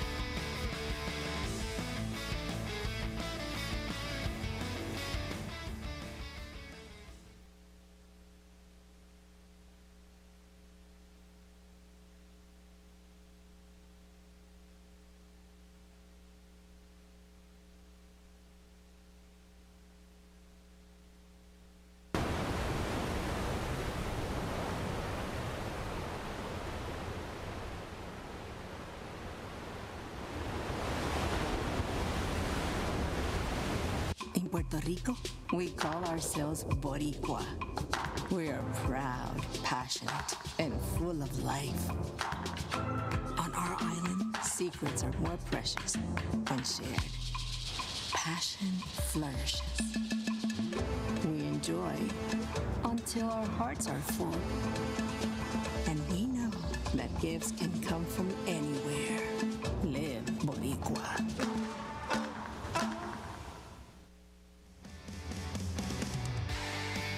Surf fans, welcome back to the 2024 ISA World Surfing Games. Look at this heat. An international superheat. Ethan Ewing, Dwight Pastrana, Tom Murphy, Tomas Mielek. Tomas in white will be representing Slovakia. Tom Murphy, Team Ireland. Dwight Pastrana from right here in Puerto Rico. And Ethan Ewing, of course, a household name, a surfing superstar, representing the Irukandji's Team Australia. 20 minutes on the clock. Chris Cote here with Rachel Tilley, 2015 WSL Longboard World Champ. Rachel's had every job there is in surfing. And I've made my way around. Yeah, around we're lucky to have her here. And have you been to Puerto Rico before? Is this your first time here like me? No, I have been. It was about 10 years ago. This time of the year, though, around in March, came for just for on a surfing trip, photo shoot trip. Just got to explore the island and surf, and that was a really special time. Fell in love with Puerto Rico, so I'm so excited to be back. and watching some amazing surfing today. Yeah, I mean, what a perfect spot for ISA competition. There are not a lot of places in the world that can handle a surf event of this magnitude, but Arecibo is handling and more. And this place is already magical, and we're only about halfway through day one of competition. It's 11:58 local time here, Saturday, February 24th. We'll be going all the way through till March. All month, the rest of the month, we're going to be here in Puerto Rico watching amazing surfing. Lucky us. It's fantastic. I'm really excited to see Dwight's performance, being the local kid out of Puerto Rico, so comfortable here in his backyard, coming from San Juan. I think we're going to see a really strong performance from him. And there you have the final results, the previous heat. Tyler Gunter doing it again. Do not call him an underdog. He just took out Leonardo Fioravanti. So it was Gunter in the top spot, Fioravanti second. They'll be moving through, staying here in the main round. And surfing in blue for Team Ireland, 17 years old, from Cliffoney, Ireland. His dad rips, the whole family rips. Tom Murphy. He's riding a hopeless surfboard, but he is an Olympic hopeful already here for the ISA World Surfing Games. We're fielding Olympic qualifiers this week, and we're celebrating, of course, celebrating surfing, but also celebrating beautiful Puerto Rico. So it's like a layer, layers and layers and layers of special things happening here this week at the ISA World Surfing Games. So with 16:50 to go, surfers are making their way back to the takeoff zone. Gives us the chance to catch up with Instagram, aka Tyler Gunter, with Mitchell Salazar. Team USA, Tyler Gunter, congratulations. 2 years in a row, you got the call up. What was the process like? How many days did you have notice knowing that you were going to come here to compete? I think I got a 3 or 4 day notice, and yeah, I was stoked. I wasn't expecting the call up, but super pumped to get called back up again to represent the United States, and just stoked to be here. The waves are firing, and can't ask for much more. So far, the Goofies today have had a pretty good showing. I mean, I know it's a tough wave on the backhand, but talk to me about the timing and coming off the bottom on this wave. Yeah, I mean, it's such a bowly, perfect wave, and I think especially backside, you can hook that bottom turn pretty tight and get into it. I mean, it's firing out there. It's such a sick wave. I wish I could surf some more heats today. You might. Coming from North OC, a lot of punchy waves, especially in Newport where you're from. How much preparation do you think that mattered coming into a wave like this, knowing that it's not only bowly, but it has a lot of punch, especially when it gets bigger? Yeah, I mean, I think Newport's it's helped me with a lot of waves around the world, and it's a tricky wave. It's definitely not as big as this, but it's quick, it's dumpy, it's steep, and you have to do turns and tight transitions. So I think, yeah, stoked on where I'm from, and it's helped me out a lot in my career. Congrats, and go get some water. Thank you. Turns in tight transitions. Say that 10 times fast. Tyler Gunter proving that he belongs on Team USA yet again, getting the last minute call up. Love the enthusiasm there. I'm sure his answer was pretty quick. They probably called and said, hey, would you like to? Yes, I'm in. Yeah. Take me to Puerto Rico, and definitely made Team USA proud right there. Solid finish. 15 minutes on the clock. Tom Murphy in the lead for now. Ethan Ewing up and out real quick. Look at that. Ireland on top. The 3.33 and a 0.33 or 0.43 an early start for Tom Murphy. So I guess there are similarities to this wave in this region as there are to Ireland, you know. Bowly, gnarly, powerful waves, but other than that, complete opposite. Tom Murphy surfing in full suit booties. I was just going to say that. Yeah, not surfing in a wetsuit at all. Feeling a lot lighter. But actually, I have competed in ISA events where those surfers coming from Canada or Ireland, we've been in warm tropical places, and they still opted to wear a full suit because it's just how they're more comfortable. Obviously not the case for Tom, but when you're so comfortable competing with all of that wetsuit on you, it would be a difference paddling out in your board shorts. Comfort level, right? You know, we were down in Brazil, in Rio, for previous events, and in El Salvador for previous events, and in hanging out with teams from Scotland, Ireland, and, you know, countries where you're most likely wearing full suits year-round. This first couple of days, I mean, constant reminder, please wear sunblock. Seen Team Ireland in past events in tropical destinations get crisp, but they love it. You know, I mean, it's such a rad experience, especially when you see, you know, the junior teams traveling for their first time, soaking up the culture from wherever they are. Love to hang out and kind of, you know, soak up the energy and the excitement that you get from surfers that don't necessarily get to travel and surf a lot. And Team Ireland always brings a lot of great spirit with them wherever they go. As we saw Dwight Pastrana right there, just a little bit mistimed on his backside snap. 13 minutes to go. It looks like wave selection's becoming a little bit tougher. We did see Ethan and Dwight have that little exchange. Ethan getting that first wave and getting that quick in and out. Dwight then getting awarded first priority, waiting. There's only 12 minutes remaining, so it has been a really slow heat. Obviously, he used that priority. That's not how he would have wanted that exchange to have resulted. You know, for Dwight Pastrana, of course, hometown pride, excitement. You got the world's best surfers coming to your backyard, but with that, of course, comes pressure. And you look at the rest of Team Puerto Rico. You got Brian Toth, Ricardo Delgado, Mia Calderon, Havana Cabrero, and Jolari Carreras. So they're stacked with talent, and you know the entirety of the team right now on the beach watching Dwight Pastrana, and I mean, anybody would be affected by the pressure, so gonna have to regain composure and get back out there.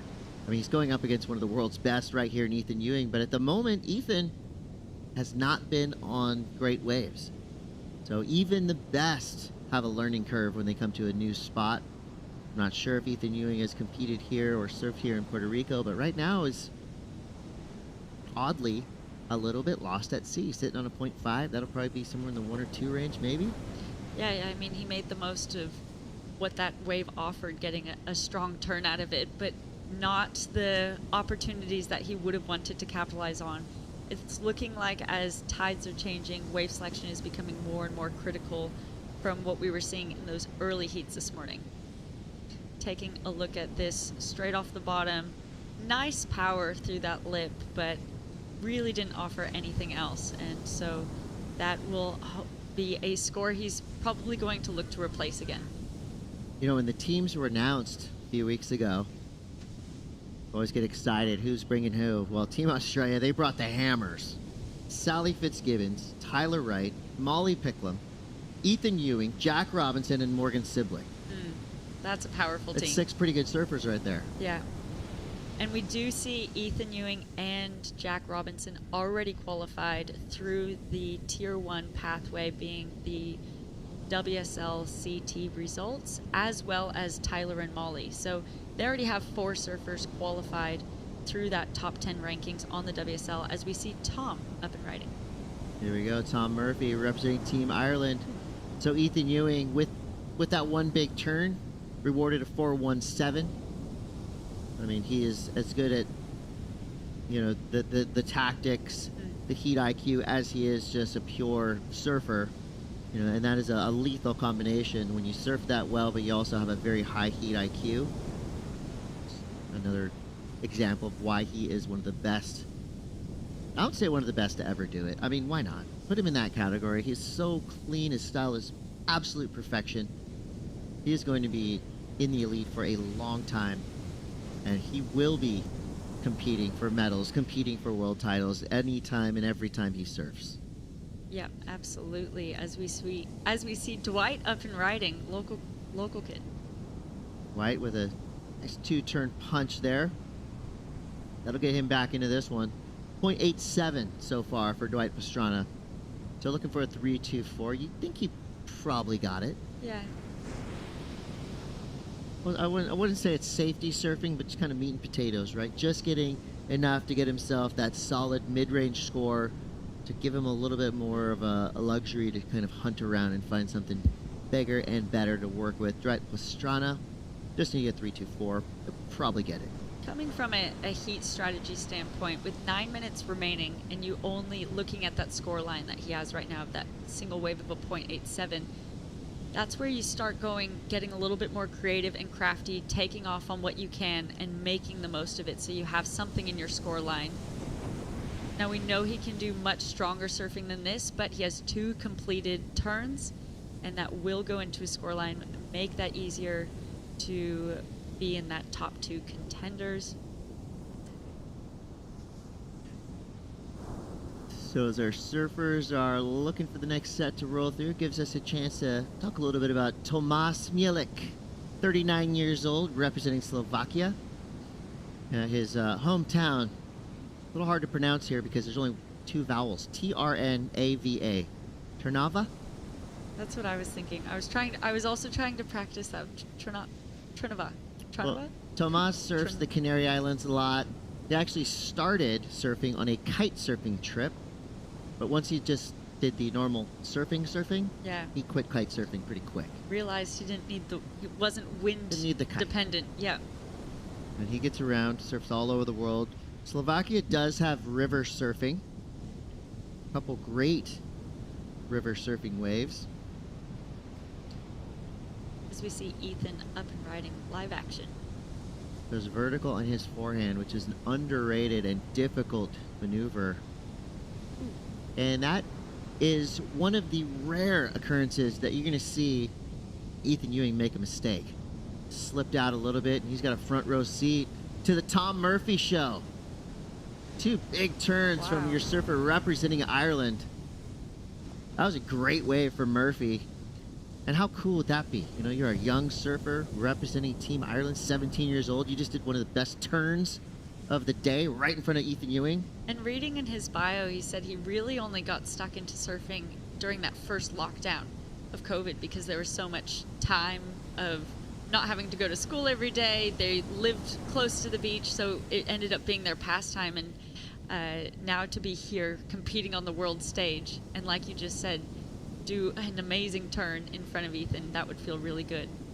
But it's on this replay of Ethan, really tight section, made the most of it, nice and powerful, wraps it around, and then it was this where his fins just came out and unfortunately got unstuck. Tom, I'm excited about this. Nice and drawn out, good use of that upper body. Pulls through on that second wave and on that second turn and completes it, cuts out. That'll be a nice stamp for the judges. I think they'll like that one for Tom. It will improve, obviously, upon his 0.77. Yeah, maybe Tom and Ethan will run into each other somewhere around the world, and Tom will go, remember that turn I did in front of you in Puerto Rico? Oh, sweet. 5:50 to go here. Ethan Ewing with a 4.3 and a 4.17 in the lead for now. Dwight Pastrana in second. Rebounding with a 3.93. Tom Murphy with a 3.33. Still waiting for Tomáš Mielek to get involved here. Surfer in white. It looks like Tom got the score that he needed with that 3.1 and into second place, so putting that pressure on Dwight and Tomáš. Not sure I see Tomáš out there. I was just thinking the same 1, thing. 2, 3. Maybe he's off to the right. On a different peak. Maybe he's discovered his own barreling wedge somewhere, and he said, you know what? I'm just going to stay here. I'm going to be on vacation. Well, that is pressure sitting on Dwight's shoulders right now. Only needing a 2.5, though, so super doable. Only with 5 minutes remaining, that's plenty of time. He's sitting out there with first priority. He'd be sitting feeling really confident that he knows what to do.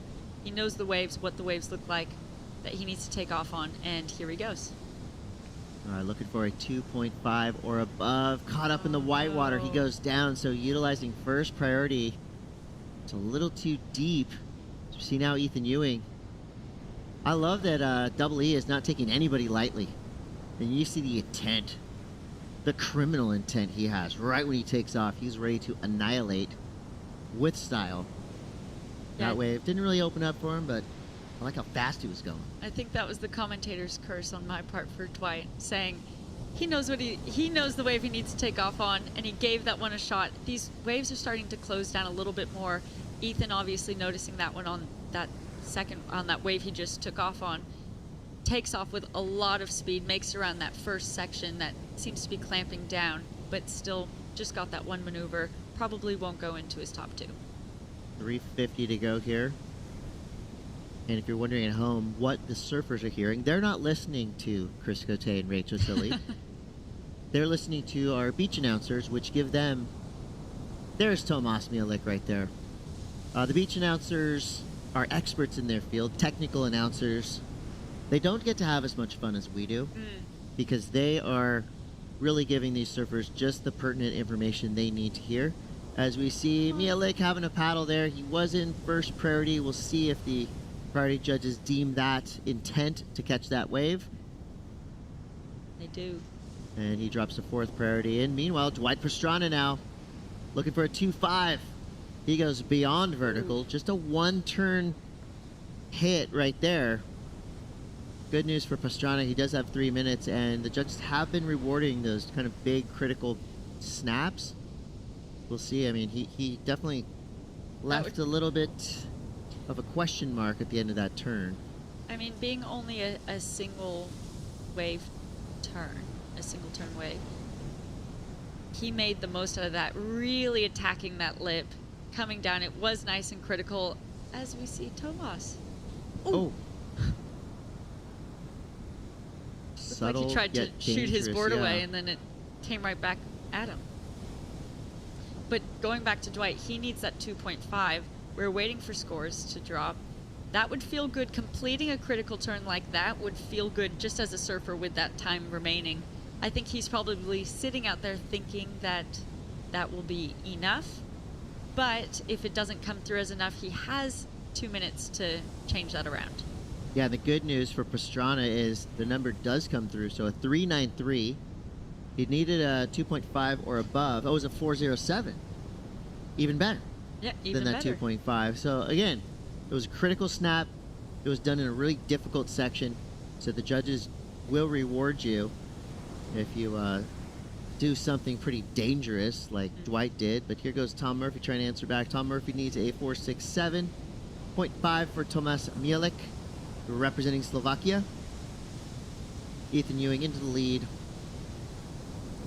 Now Dwight only needs a 4.4 to take that lead. So Ethan, while he's been doing some beautiful surfing on the waves that he's caught, he hasn't really caught that one wave that's opened up enough to allow him to run away with this heat. Yeah, it's tight.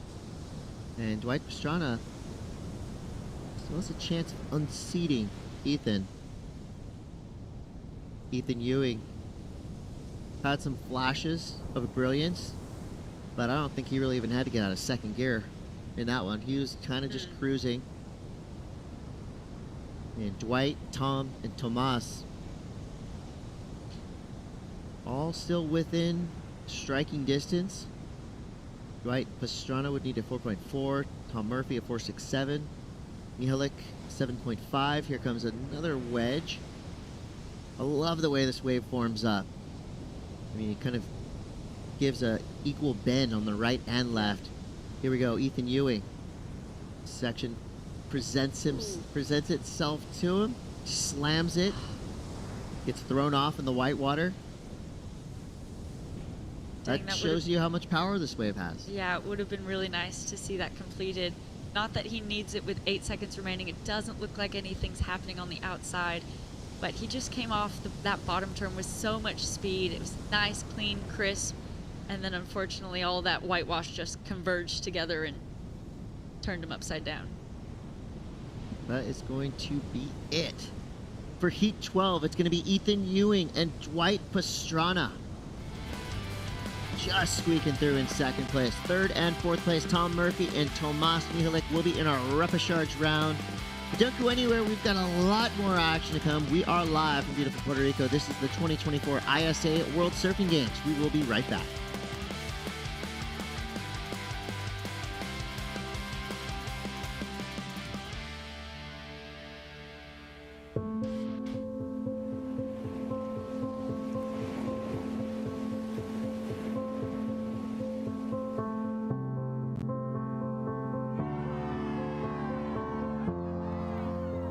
There's something profoundly spiritual about riding waves.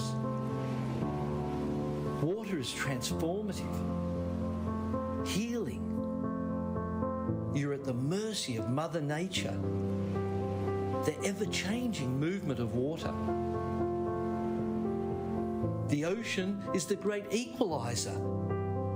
You don't need to belong to a certain race, religion, or gender to surf. The pursuit of these fleeting walls transcends sport. It's a way of life. And surfing has the power to change the world and has now taken its place on the world's greatest sporting stage, the Olympic Games.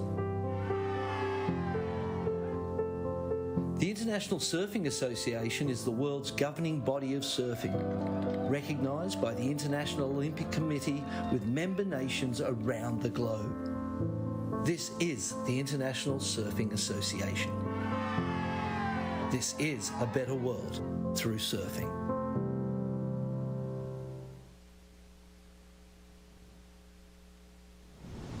Back to the action here at the ISA World Surfing Games. We are in Arecibo in Puerto Rico, and there's been some great surfing going on. A few fans down on the beach, surfers as well, getting some photos with some of the world's best, like Ethan Ewing, who just took out a win in a pretty scrappy heat with just a couple fours on the board, but made it through in that leading position. And he'll be taking home another victory for Team Australia in his, continued preparation towards the Paris 2024 Olympic Games coming up later this year. Now out in the water, heat number 13 of round 1, we've got Alonso Correa of Peru up against two surfers from the Netherlands, Oliver Zietz and Tom Bolsema, as well as the Fijian in Avisia Tiblinava. So this is going to be a great heat for surfers with a lot of experience behind them. And this is Shannon Hughes in the booth, joined by Otto Flores, local Puerto Rican, absolute legend. Otto, you know so much about everything that's been going on behind the scenes because you're working and serving on the local organizing committee, the LOC. We'll get back to that in a minute, though, because we got some live action. Just a quick kick in and out from Tom out of Team Netherlands. And we might have a wave here. Surfer in red. Alonso has a look, decides not to go. But it's been great, Otto, to have you in and around the contest, everything that's been getting ready to go. And now we get to just pick your brain a little bit on what's really going down behind the scenes and maybe what the forecast looks like. How's it been going for you to have an event this big here at home? Well, more than an honor. It's a pleasure to have this caliber of surfing and Olympic implications come into our beautiful backyard. But I'm more thankful for the fact that the opening day is what it is, right? Beautiful waves, beautiful weather.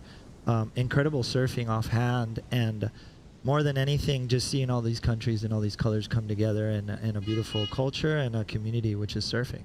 It's so exciting to be able to have an event like this. Like you said, we've got 55 nations represented, 266 surfers, but they've traveled from all parts of the globe, like literally, so many different countries. Arrive to an event and have it firing on day one.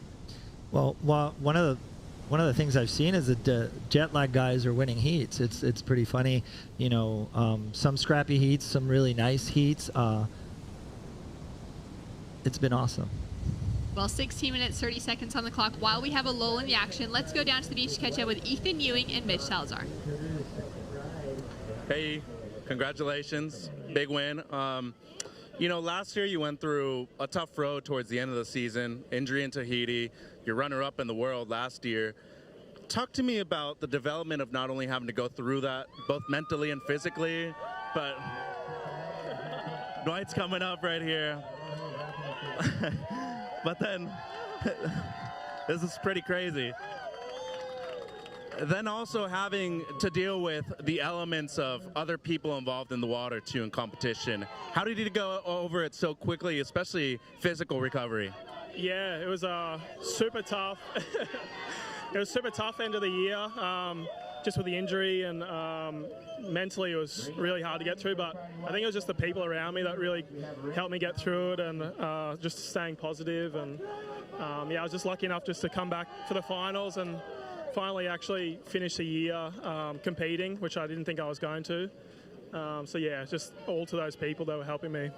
What kind of role do you think your dad plays in a lot of that too? Oh, he's everything. He's like coach, travel companion, but also best dad ever, I think. And helps me a lot. Wherever he can, he's always there for me, and I really appreciate that.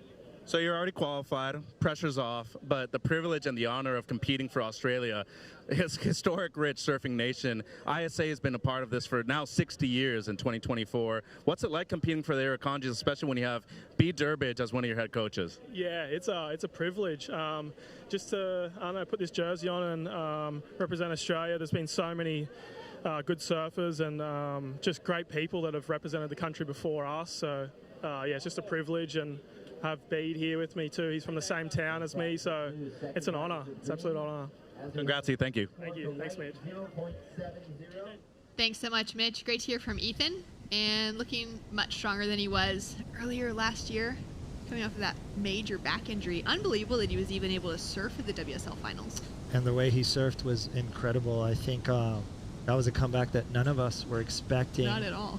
But to come back with that flair, I was almost thinking this was like a mind trick on us, because his surfing was superb, and I really like the fact that he's accentuating rail surfing.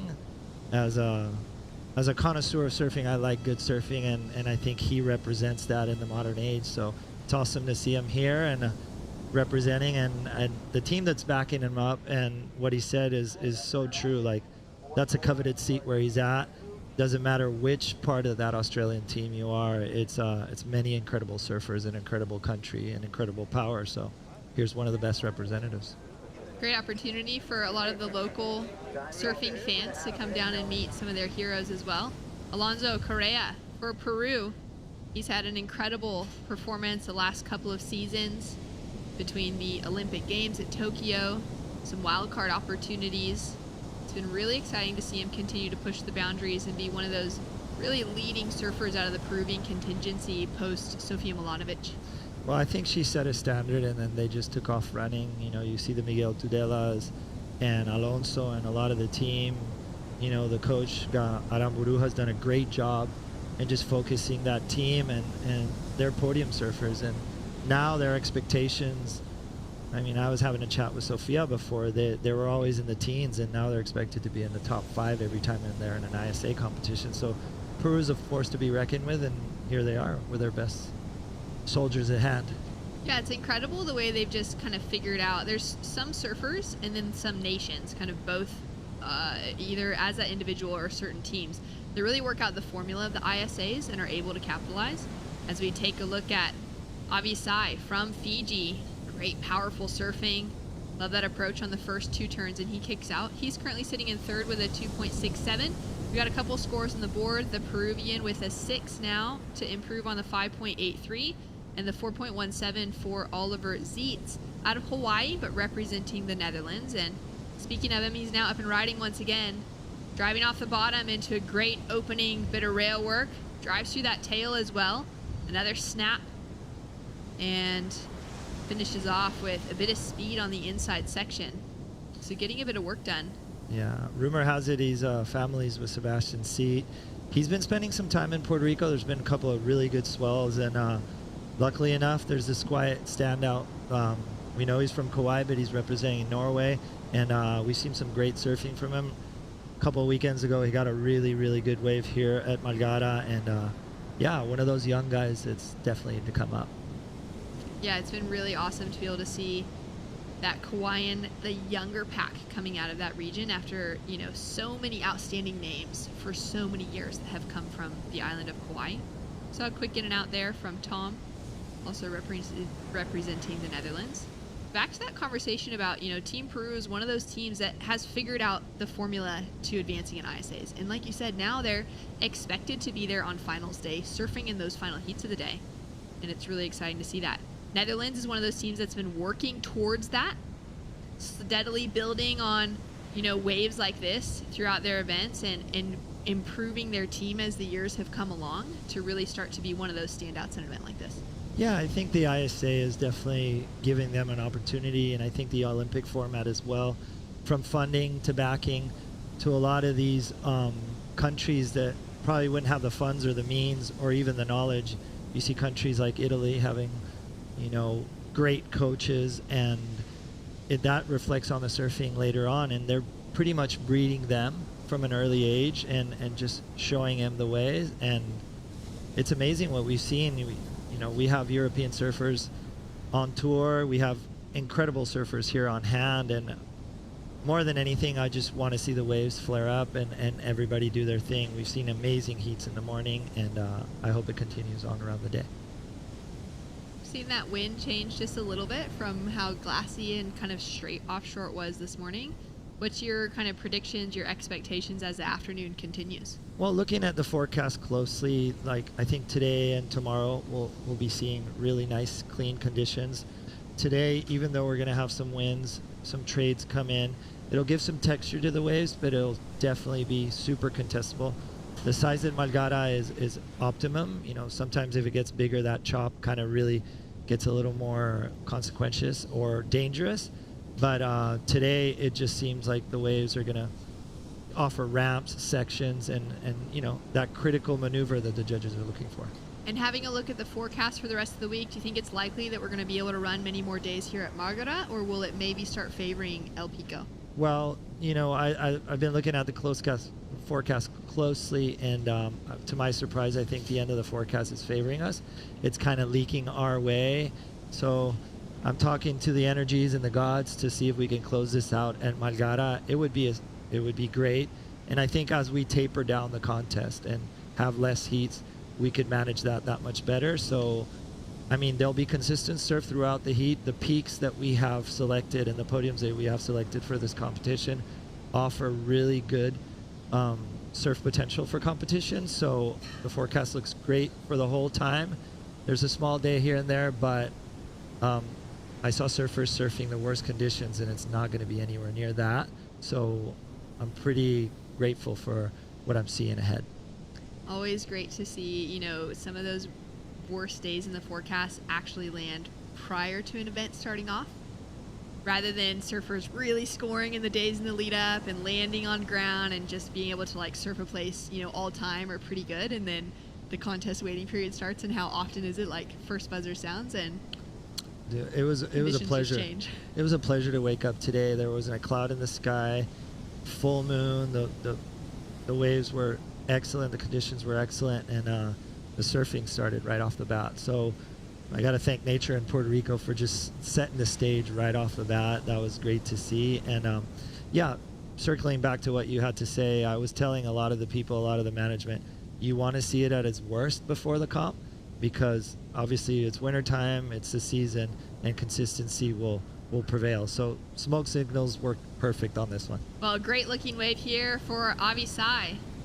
Solid backhand performance, a smaller sized wave, but it really had such good shape to it.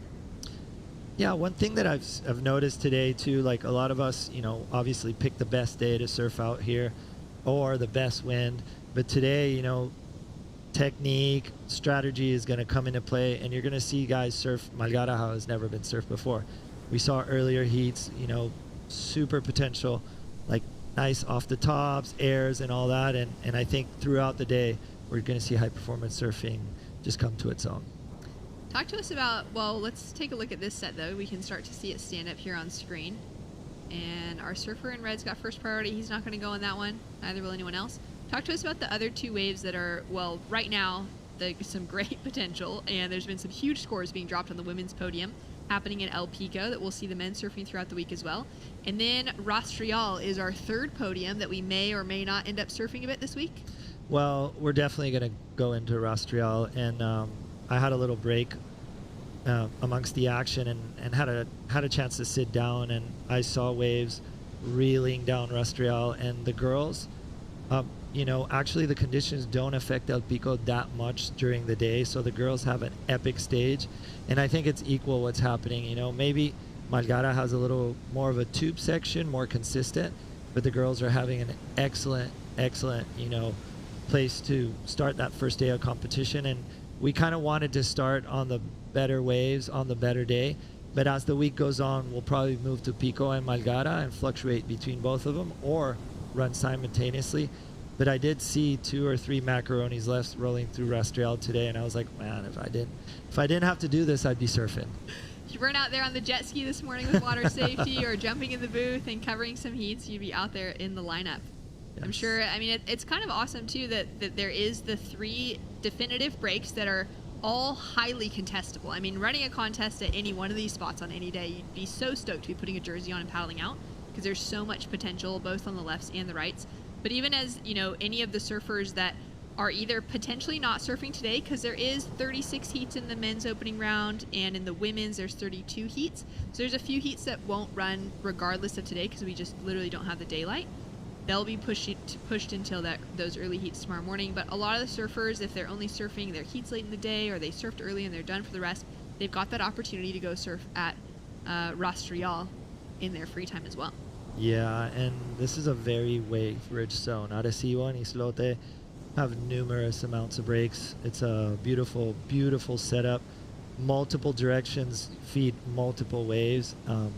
It's a great scenario to be in for sure. And yeah, we'll see great action during the week. Those other two waves, high performance surfing will be on tap. And yeah, I just got to say that the surfers have a really good court to play in. Alonso now up and riding, current heat leader, flaring on that second turn, 12 o'clock on the third, and now wrapping it around as he looks towards the finish. He's already got that 6. He's got a 5.83 on the board, so he's been pretty commanding throughout this heat. Looking to maybe try and improve if he can get anything better than that 5.83. The requirements could be into the 7s on Oliver Zeitz. Yeah, very well surfed. Vertical surfing, rail surfing on that one. Definitely, you know, taking charge of this heat. And Oliver obviously wants to get rid either of that 5 or that 4.17. 3 minutes remaining, plenty of time. You know, Oliver's seat has priority. So we'll see how this plays out for him. But the Peruvian surfer definitely dominating this one. Yeah, he's just been on fire. Alonso's no surprise to see him walking away with, you know, some solid scores to start out his campaign. We did see Daniela Rosas from Team Peru opened up. She was in first heat of the morning, and she had a 15-point heat total. Wow. And having a chat with the Peruvian team, they feel really comfortable here. You know, they definitely have a lot of friendships in the island, but they also were talking about, you know, that they really encourage powerful waves, and they were all really excited and asking a lot of questions about the breaks here. So I think Team Peru focused, and I think they're serious when they want to be on that top 5 conversation in every single competition. Yeah, they really have had a great dynamic behind the scenes. Many years of solid coaching, spending a lot of times in preparation for an event like this, which we're seeing from more teams now, getting together, doing training camps together, whether it's possibly at the location of an event, if they can maybe have the funding to fly everybody out a month or two before, get a few waves, or even just arrive a few weeks before the event. You see some teams that will do that, you know, if they have the time and the funding to be able to support their surfers in that way.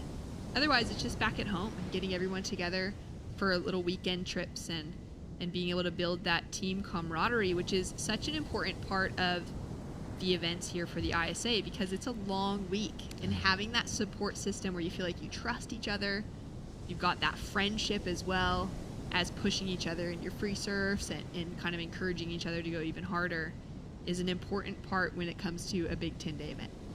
Yeah, something that sticks out in that matter, the German team has spent a lot of time here in Puerto Rico, and you know, they've had an Olympic contestant before, and it's really impressive to see the dedication. You know, they brought the whole team down. The French team actually picked their team here in Puerto Rico. So you see the strategy, it comes from the whole country and the whole team, as we see our heat leader just kind of getting looser, getting his getting more of that rhythm out there. And then we see Oliver Zeitz here representing the Netherlands, just looking for to better that 5-point score, or that low 4.17. And that was a pretty good wave. Getting the job done. So complete for him. Alonso, that first turn was unbelievable. Tail completely out, no fins attached to the surface of that water. Great rhythm today. Like just, you know, wave selection, and also when he's getting up on the wave. And it's really impressive to see how these surfers can get that combination going. We saw Gabriel earlier on, and Alonso just kind of following suit and surfing really poised, you know, picking the waves. And one thing that's really hard is just to have that patience to let a wave go, knowing what, you know, an 8 or a 6 look like before you even surf it. And that comes from the strategy from the coach, from the management, from everything. And yeah, it just plays out in the end. Well, down to 10 seconds on the clock. We've got surfers from the next heat paddling out. They're taking that little wide paddle around the left as we see Abisai from Fiji with a great opening turn. Love that approach as he heads into the second. He's looking for a 5.57, which is a pretty solid score considering, you know, the 6 and the 5.83 that we saw from Alonso need to be the third highest score of the heat so far to get him into that top 2 position. But the great thing is that top 2 do stay in the advancing positions in the top half of the draw and the main draw, but the bottom 2 surfers will have another chance and they'll fall into that repecharge round. Yeah, that's why you say it's a long competition, and that repecharge round is a contest all in itself. So. Well, we've got some other scores that have locked in. A 5.30 for Last of Oliver Zeitz takes him into that second place position convincingly, increases the requirement to a 6.70 on the board for Last of White. And that score in for Last of White out of Fiji was just a 3.07, so unfortunately not enough to take him into a top 2 position. Still waiting on the last score of Alonso Correa, but we know that he fell on his last turn, so maybe wouldn't quite factor into his top 2 waves, but a solid performance regardless. And that will wrap it up for heat number 13 with Peru and the Netherlands heading into the main round. Fiji and another Netherlands competitor, Tom, heading into our repecharge round. We've got more action to come. Otto will be staying with me to call some more great waves just like this when we return.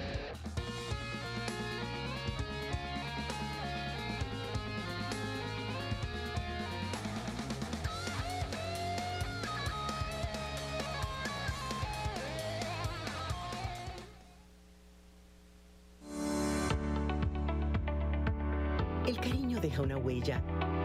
Vela porque estemos bien. Celebra las nuevas etapas de la vida. El cariño nos mantiene en forma para que no nos perdamos ni un segundo de lo que nos llena de vida. Donde hay cariño, hay salud. Por eso llevamos 40 años cuidando cada etapa de tu vida. MCS, 40 años de salud completa.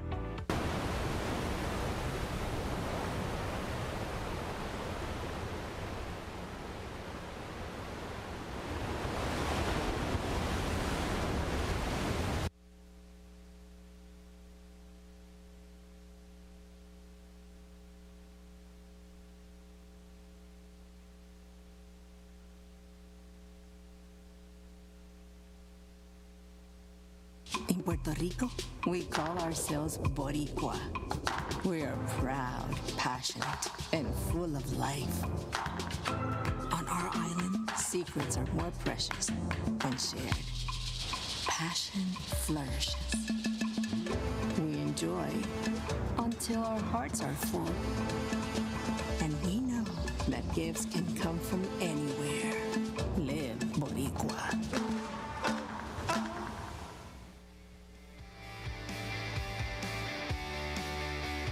Welcome back to the action here for the 2024 ISA World Surfing Games out in the water, kicking things off for heat number 14. Round 1, we have Spain, Great Britain, China, and Poland represented with Kai Odrizola, Stanley Norman, Chenzeng Wang, and Jacob Kuzia out in the water. And we've got Kai now up and riding on his forehand to kick things off.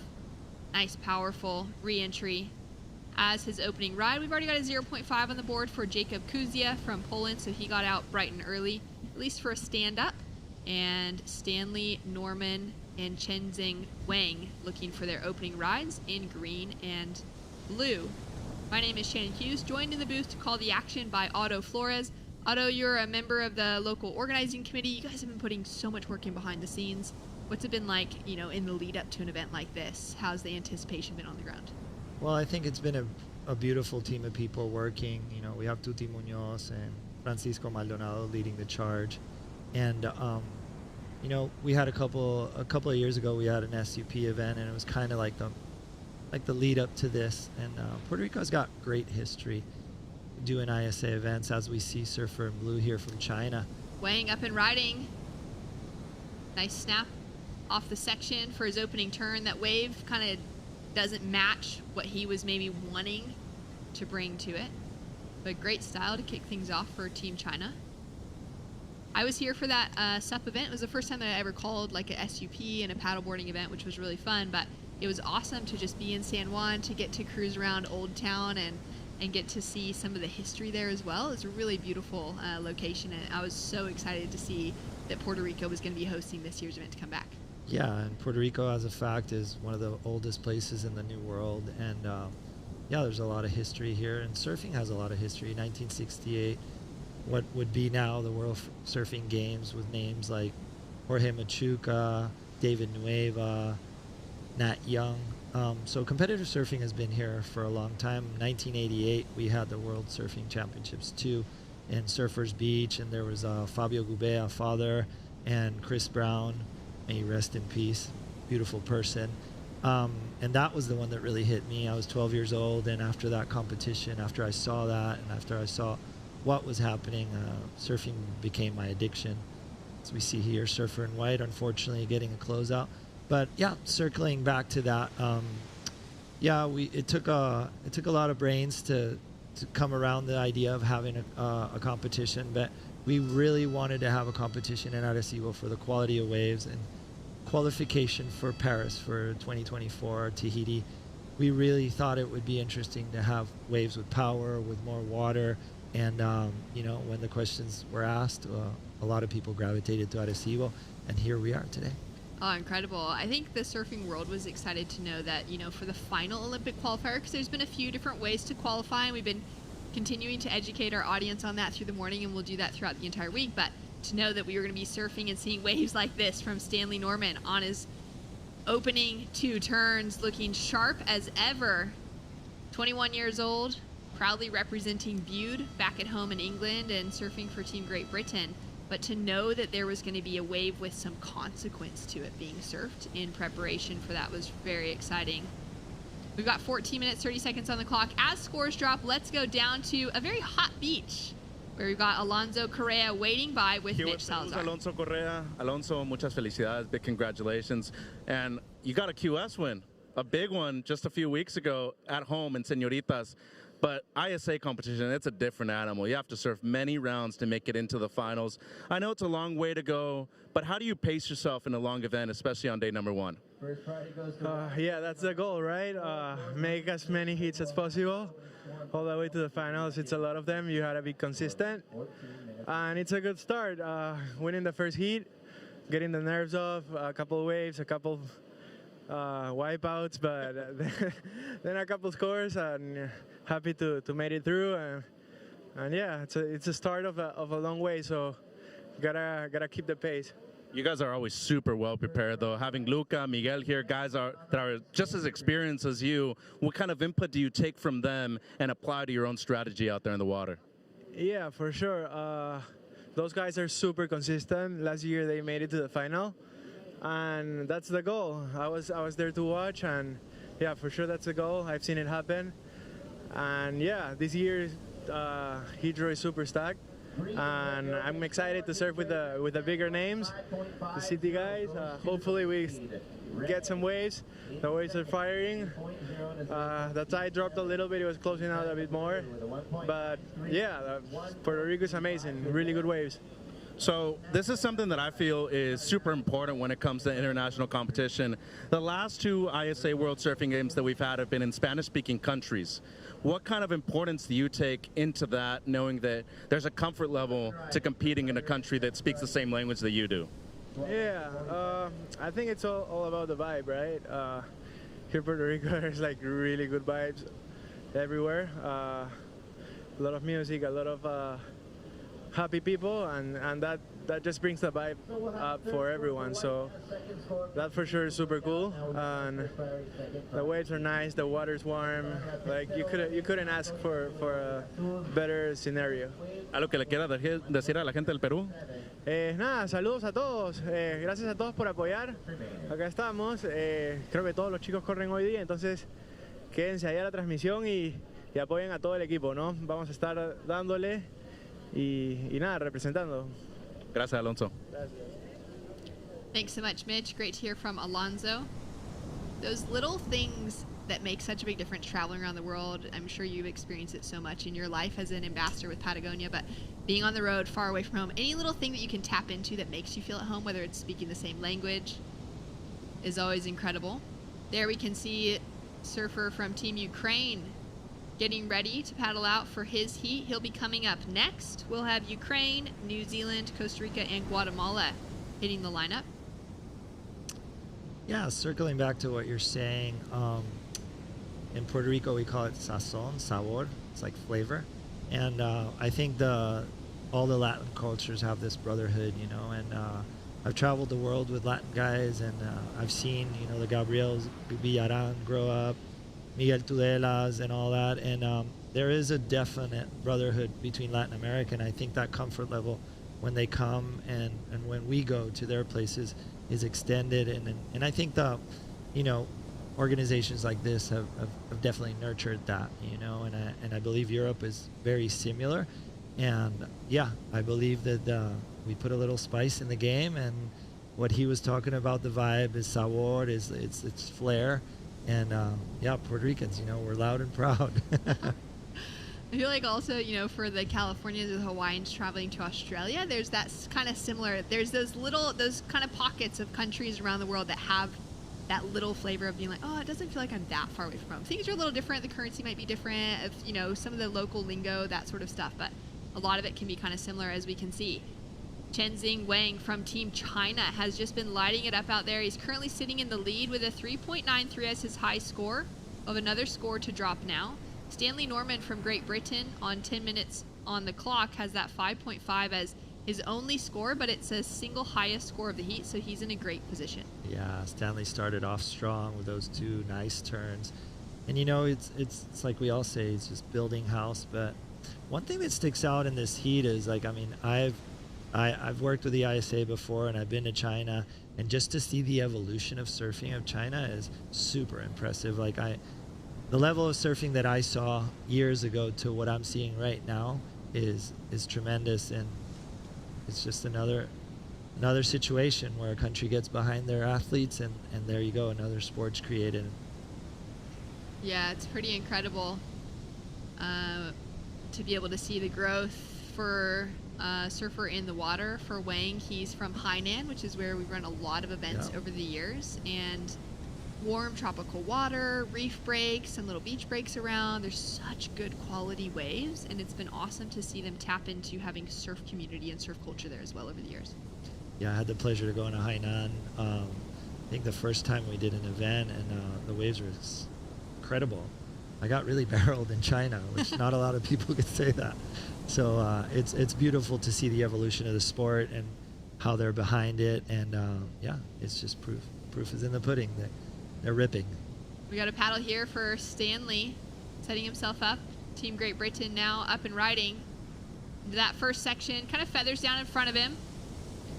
Now from this angle you can see just a little bit better shape to that wave as he comes through to the inside section. Connects with a coping on the finish. And he's going to finally put down a second score.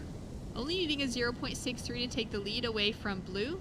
And surfer in red, Kai, for Team Spain.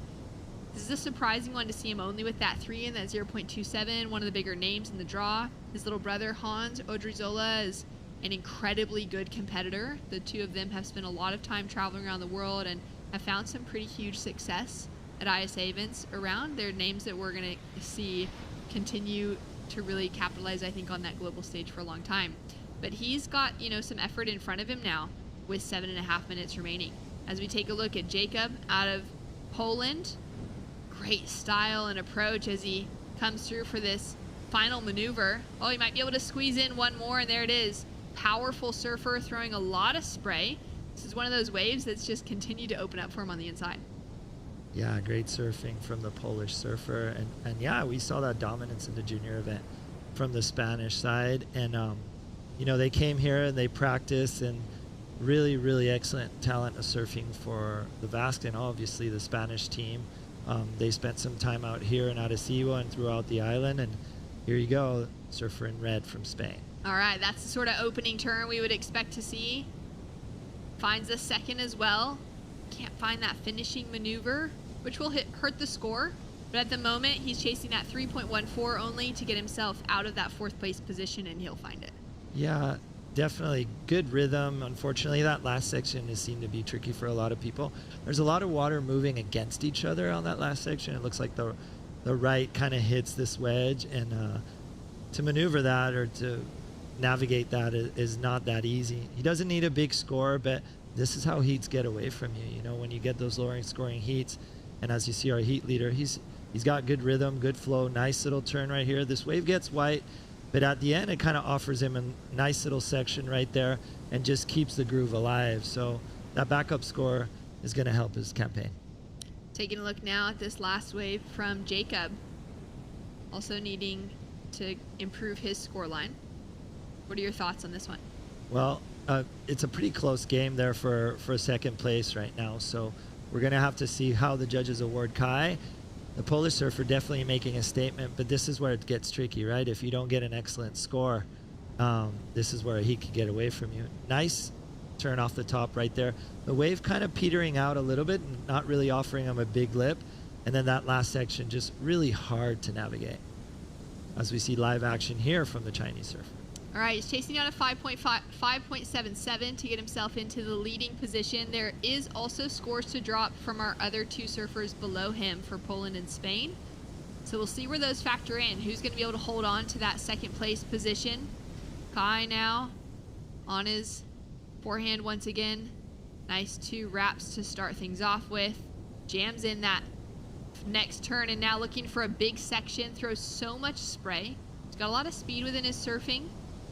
And we're still waiting for his previous score to come through as well. So we got 2 scores to drop for Kai Odriozola in the red jersey. Yeah, that second wave, though, definitely coming out at the best. And I don't know if you could hear me, but he definitely put the rockets on that one. And you know what? It was really smart. He got it off priority, got it under everybody. And those little ones, how we talked before, they open up and they have those wedgie sections. And he had multiple maneuvers. He started with a really good turn. So wouldn't be afraid to say that's one of the better waves of the heat. Surfers in the next heat getting ready to paddle out. We got 4 minutes, 25 seconds on the clock, so they've just waited for that 5-minute countdown from the tower, and they'll be heading out there as we'll have New Zealand, Costa Rica, Guam, and Ukraine. An opportunity to surf probably one of their only surfs out here this week with very few people in the water. This morning when we showed up bright and early on the shuttle from our hotel, it was packed. There were like you'd be very lucky to actually have gotten a good wave this morning. And the heads that were out there, I was out on the ski at first light and the women's peak was just as stacked as the men's peak, and you could tell the names of a lot of people. You know, me being from Latin America and here and knowing the surfing world, it was crazy to see those names out there all in one. And but they're also fortunate that they get 20 minutes to themselves with quality waves. So it's the yin and yang of today. We got a paddle now for our surfer in white. Looks like scores have started to kind of trickle in from that last exchange. All scores are locked in for our Chinese competitor, Chenzing Wang, in the 3-point range. He's now up and riding again. Would have just received the score for his last wave, still being in those 3s. He's putting some work together here. Just goes a little bit too hard maybe, and he'll take a slip. He's also just dropped into that 3rd place position, which he'll find out momentarily as scores are in for the last 2 waves of Kai. Like you said, his last wave being slightly better than the one before, but those 2 both coming in as his top 2 scores with a 3.5 and a 4.5 on the board now for red out of Spain. We got a score to drop through for our surfer on screen there in the blue jersey out of China. He's momentarily in that 3rd place position. And we are waiting for a score for our current heat leader, Stanley Norman out of Great Britain. He's got the 5.5 and a 4.2, now with another score to drop. All scores as well locked in for our surfer in white, Jacob Kuzia out of Poland, with a 3.57 for his last wave. So he's done very well to build that score line, to get himself into that better range, closer to the 4-point rides, now chasing a 4.44 as his requirement. Definitely. And Kai kind of trying to get away from the pack. He's got 2nd priority. He's got 2 minutes remaining. Definitely Stanley's going to hold down the fort for that better wave. But Kai probably trying to get strategic, try to get that 3.5 off the board and just extend himself away from that third and fourth place position. Yeah, it's still not, he hasn't really closed the door on third and fourth, that's for sure, with just those 4-point requirements. And they've both been, you know, very close with those kind of mid to high range threes. They're able to find a way with, you know, maybe a little bit of a better section to start off with or a better end section. They're into that 4-point range easily. Most definitely. And, you know, he's being smart. He doesn't have priority. He wants to stay under the guard. And, yeah, if he gets one of those little wedger ones, he could find a 5 and, you know, make his way into that first place position right now. Clock is winding down. And, you know, Stanley definitely with that 5.50 is just holding on to the lead. Down to 1 minute to go.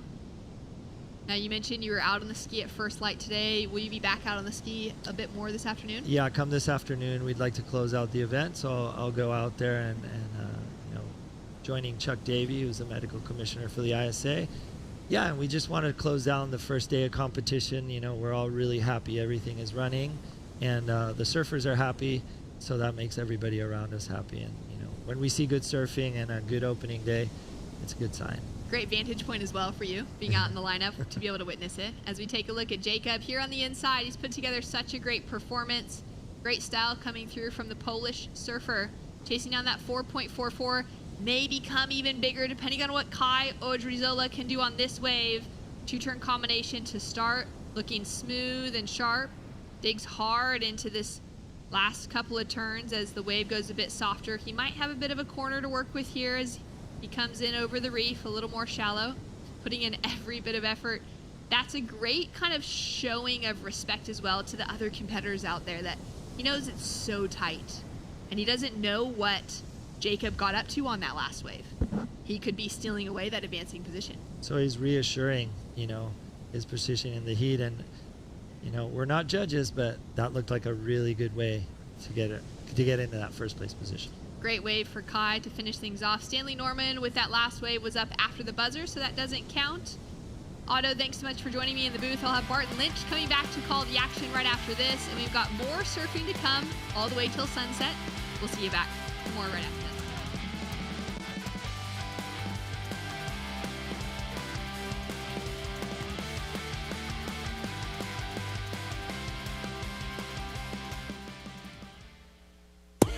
Primera vez que te probé, ese sabor nunca lo olvidé. Quiero mi pancho, te amo pancho. Desde la primera vez que te probé, ese sabor nunca lo olvidé. Quiero mi pancho. Campo Pancho, solo $4.99. Te amo pancho. In Puerto Rico, we call ourselves boricua. We are proud, passionate, and full of life. On our island, secrets are more precious when shared. Passion flourishes. We enjoy until our hearts are full.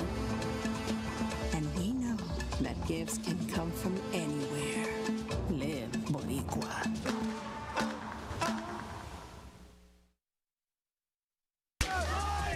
Stearman and Safi Vetti from New Zealand take the qualification for the Oceania region.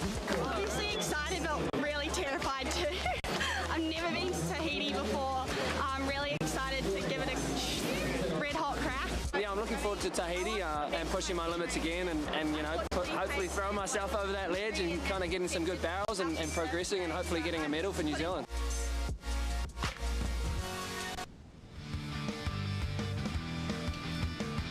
Billy Stearman from New Zealand hitting the water. He's one of the winningest surfers that New Zealand has ever seen when it comes to national championships, and also so successful across many years of competitive surfing, including his Olympic debut at Tokyo, alongside of Ella Williams for the Kiwi team.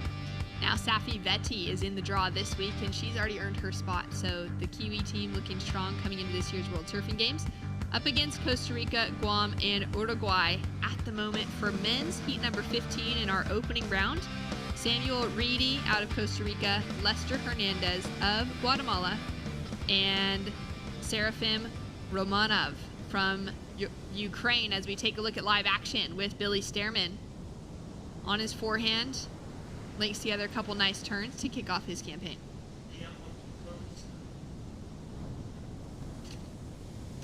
There you go, Barton.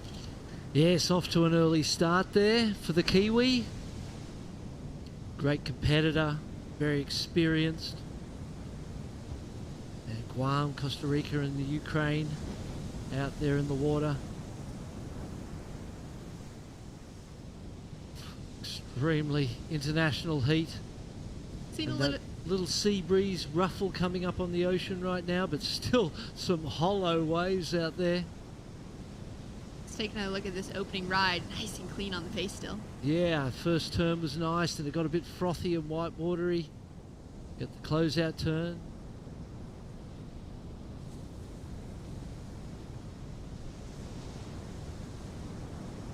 Yeah, you can really see that sea breeze is kind of coming into play. We'll see how strong it gets throughout the afternoon, but you know, someone like Billy, it's not going to affect things very much in his performance. Actually, nobody really. I had a chat with Safi, who we saw that great little clip of Billy and Safi finding out that they'd be getting to go to Paris, the Paris Olympics, just a moment ago.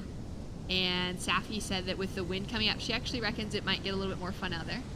Well, she's ready to give it a red hot crack, as she said. She certainly That is. was a classic comment. And that's something you will have to do out at that location. Yalpu. Wow, it's a heavy wave.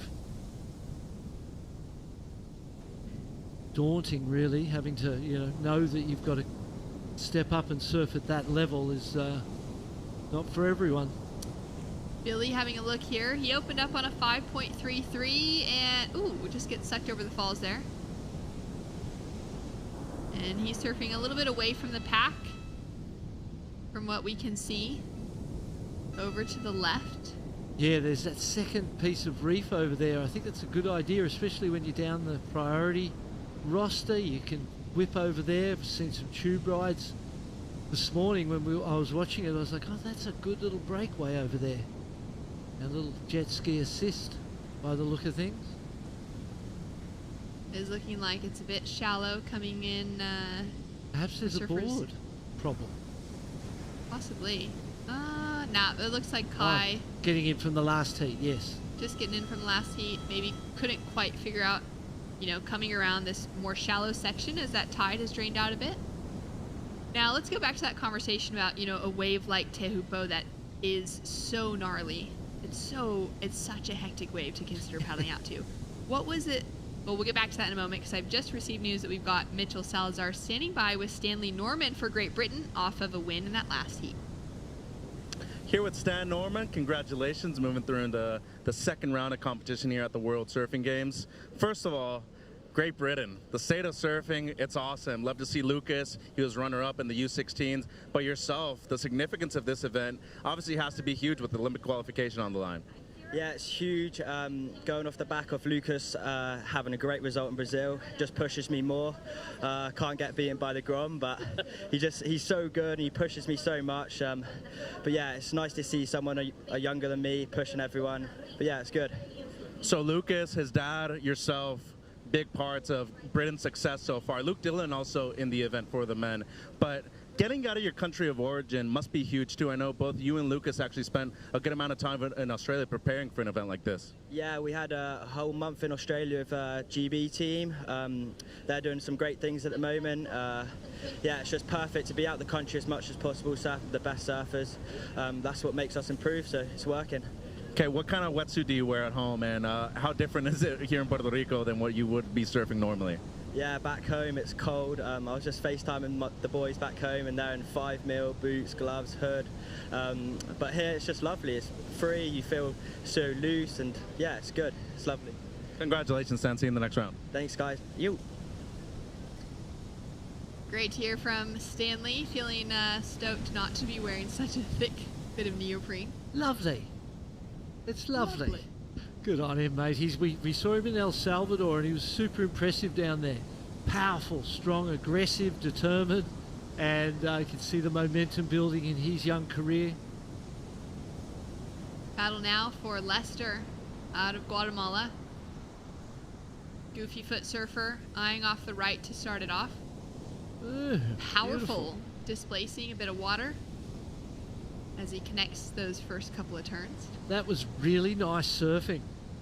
Lester Hernandez just looks so fluid, powerful and strong, like you said, big, chunky guy with that. We've seen so many great surfers with that similar build to he. The way he threw that board around and how smooth and controlled he was with that power was a great combination. Make for some big scores if he gets the right waves, that's for sure. Opening wave to drop through now for Hernandez. Now back to, you know, the talk about paddling out and having to maybe compete at a wave like Tehupo. What was it like for you the first time you surfed there? Were you going for a contest? Were you going there just on a surfing trip? And what was that first surf like for you? Well, we'll get back to that in a moment because we've got so much live action happening here. Billy Stearman now on his forehand. Oh, great. Turn, sets it up for a powerful finish as well. Geez, we've seen some authoritative performances from the big name stars. That's a great description. Yeah, so strong, so powerful. The speed and the sharpness in the rail surfing. Yeah, it's been an impressive morning. Seraphim from Team Ukraine up and riding. Nice carve back into the section as he dives off of his board. Flat like a starfish, so he didn't get those urchins. Smart decision there. 12 minutes remaining on the clock, as we'll have a score to drop now for last of red. First of green was a 4.73 on the board, and we've got a 3-point ride for the opener of blue. Yeah, it's just that wave went flat on the face, but he just showed us so much potential. Great style and class in the performance. Few umbrellas out today, not for any scare of rain in the forecast, but because that sun is starting to be pretty hot. Yeah, it sure is. It's balmy out there. I forgot my sunglasses, walked out. I didn't know what a mistake that was. And back to that conversation of having to surf somewhere like Chopu or Pipeline. I've never competed at Chopu. It was never on the tour while we were there. I think the first year it came on was a year or two after I retired in '97. But I went there in the early 90s, stayed with Batea David. As we see the replay here, let's just check out this beautiful wrapping snap and then into a little high line float to finish. Beautiful control. Definitely feels like it's going to be better than the 5.33 to me. We see it again, the first turn out of the lip, flaring.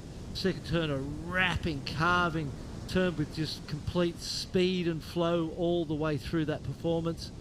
Cuts out, and I bet he's pretty stoked with that one. 7.5 drops through for the last wave of Billy Stearman. Yeah, rightly so. You know, definitely a couple of points there between wave one and that. A good scale set by the judges early, sticking with it throughout the day. Haven't seen any tube rides for quite some time. That was a feature of those early heats. And now with that little ruffle on the wind, not so much the case. Sebastian Williams, representing Team Mexico.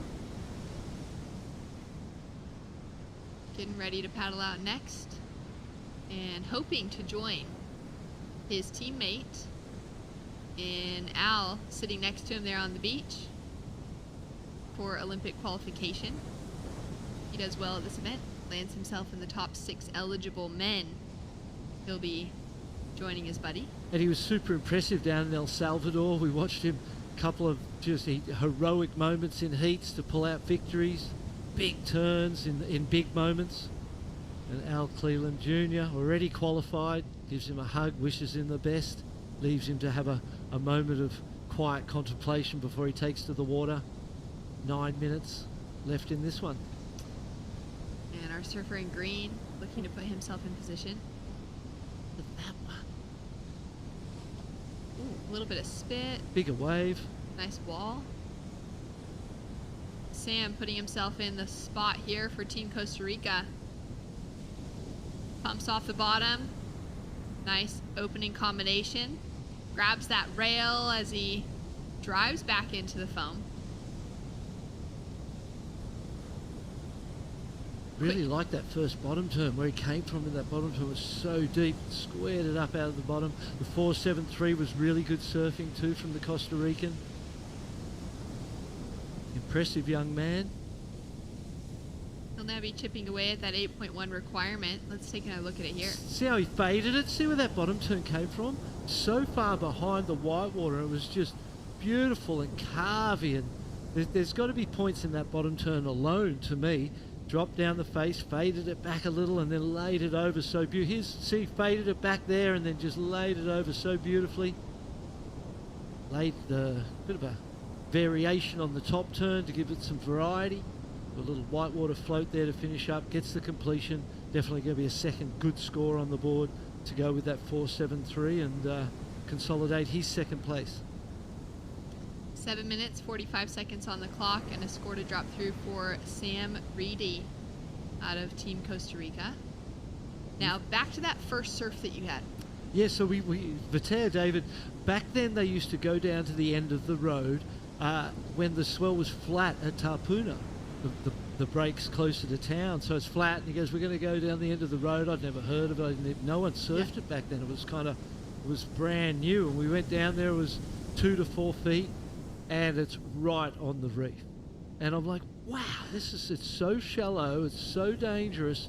And, you know, the smaller it is, the more it moves in on the reef, of course. Yeah, the shallower it gets. Yeah, but then I started seeing the, footage of they'd held an event there, and you started to see it at 6 feet, 8 feet, then Laird's Wave, and it just didn't make sense that they could be riding waves that big in such a small area of the reef. Here's the Kiwi. As we see Billy now, opening maneuver, now setting himself up for some more rail work on this open face. Drifts that tail around a little too far. Can't hold on to control. Yeah, got the weight a little bit forward over the front foot. Seen that a couple of times. Saw Baron Mamiya do a very similar thing on that big air that he did. Keep that weight centered back. We've got another 4 on the board for Sam Reedy, a 4.33 to back up the 4.73, so he's sitting in a more convincing second place position with a 6 and an 8 on the board for our third and fourth place surfers. We've got our surfer in blue that's having a look there. He's not quite going to get into it. We might have a paddle for this set. See if he decides to turn around on the inside. Blue is sitting with first priority. Green has to paddle past. And Lester, with that style, that fluidity, now up and riding. Ooh. And is able to capitalize on that second section. He's looking to just, improve on that 3-point ride. And really, that wasn't the type of wave you want to catch, really. When people have got 7.5s and 5s, or even the 4.73, 4.33 in second place, we see the replay. Billy, you really need to be on bigger, better waves to match those scores. He's got the surfing performance, Hernandez, no doubt about it, as we see Billy lay this one over, and there's that weight come forward over the front knee a little bit too much, and the nose dug in that bit and it's just slowed him down. He's got the turns. Watch this closeout turn right here. Beautiful backhand re-entry, clean as a whistle. He just needs to put that same performance that we've seen on those two rides on better quality rides or better quality waves, and he could be getting big scores and definitely challenge Samuel Reedy from Costa Rica for second place. First place feels like feels sewn up at this point in time. Don't want to jinx him, but with 4 minutes and 45 left on the clock, Billy Stammen's been putting on a powerful display. Billy being able to build to that 7.5. Sure, a couple of attempts, but even to open on a 5.33 is a great way to start off the heat. Mm-hmm. Absolutely, and then build into the 7. Couple of 0.2 and a 0.5 in between there, so a couple of mistakes. More in the wave selection department than anything, and it's amazing how critical wave selection is. It's really, it's the be-all and end-all largely. You can take off on a bad wave and turn it into a good score if you're an incredible surfer, but by and large, you need to be putting it on the best waves you can find. Reedy now finding himself a wave with a little bit of pocket to it, using that rail. Just pushes through that final turn, drifts the fins, and he's looking for one more section here on the inside. Great bit of rail work coming through from him. Yeah, he's a great surfer. So much potential there for Costa Rica. really light on his feet, but then fast, and then powerful when he's on the rail. Great combination of that speed, power, and flow. Elements of the judging criteria, so important. Can't be too much anything. Can't just be too fast or too powerful or too this or too that. You need that combination of it all coming together. Seraphin. Great paddle. Clean looking wave out in front of him. Big carve to start. Keeping that composure low. That center of gravity as he's just flying down the line now, looking for that in section to tag the lip. Going to be his best wave. Billy now up and riding. Squares off the bottom, straight into that little corner.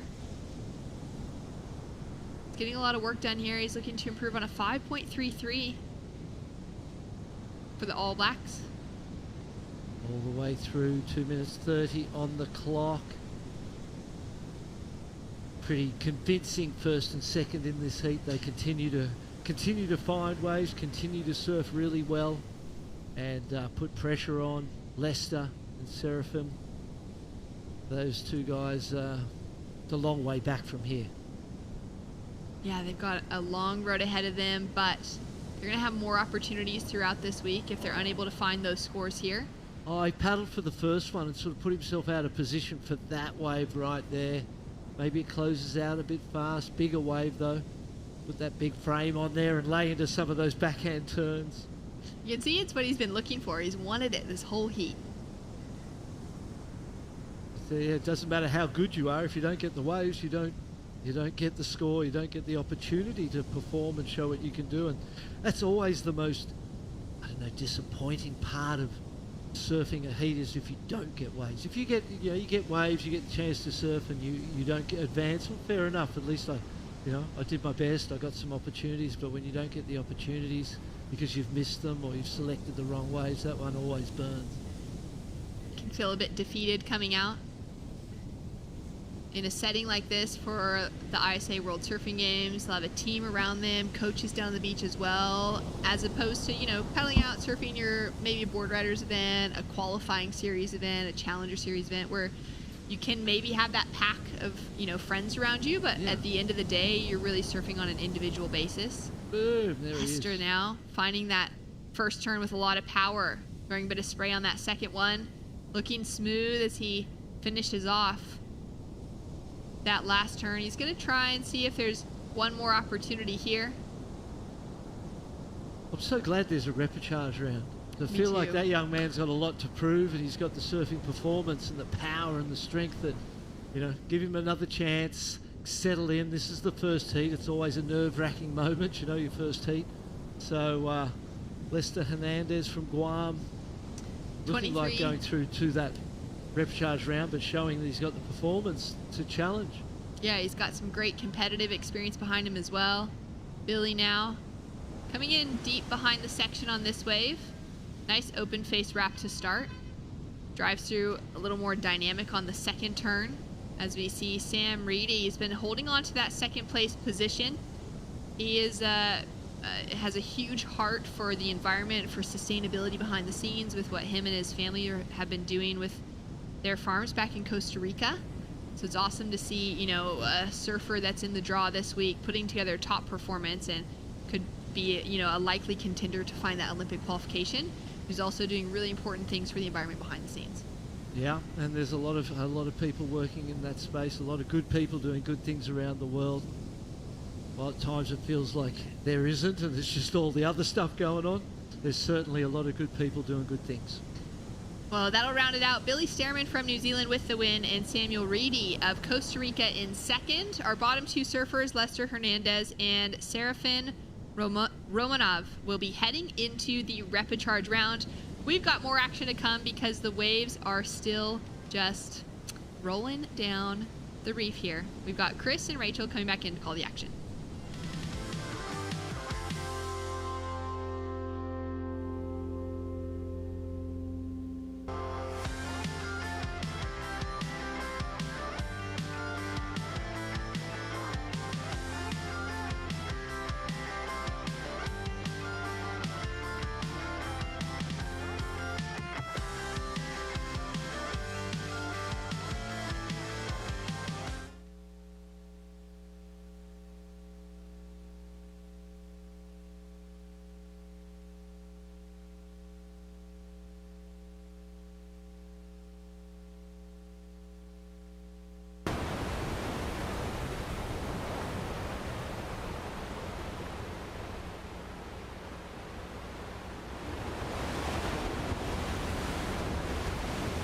Puerto Rico, we call ourselves boricua. We are proud, passionate, and full of life. On our island, secrets are more precious when shared. Passion flourishes. We enjoy until our hearts are full. And we know that gifts can come from anywhere.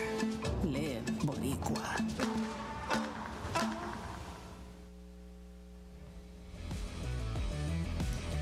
Welcome back to the 2024 ISA World Surfing Games. We are live from the Boricua nation of Puerto Rico. Chris Cote here with Rachel Tilley. And out in the lineup, we've got Sebastian Williams, Ketut, Agus, Adia Putra, Rex Calderon, and Bernardo Brodowski. Poland, Nicaragua, Indonesia, and Mexico represent here in men's round 1 heat 16.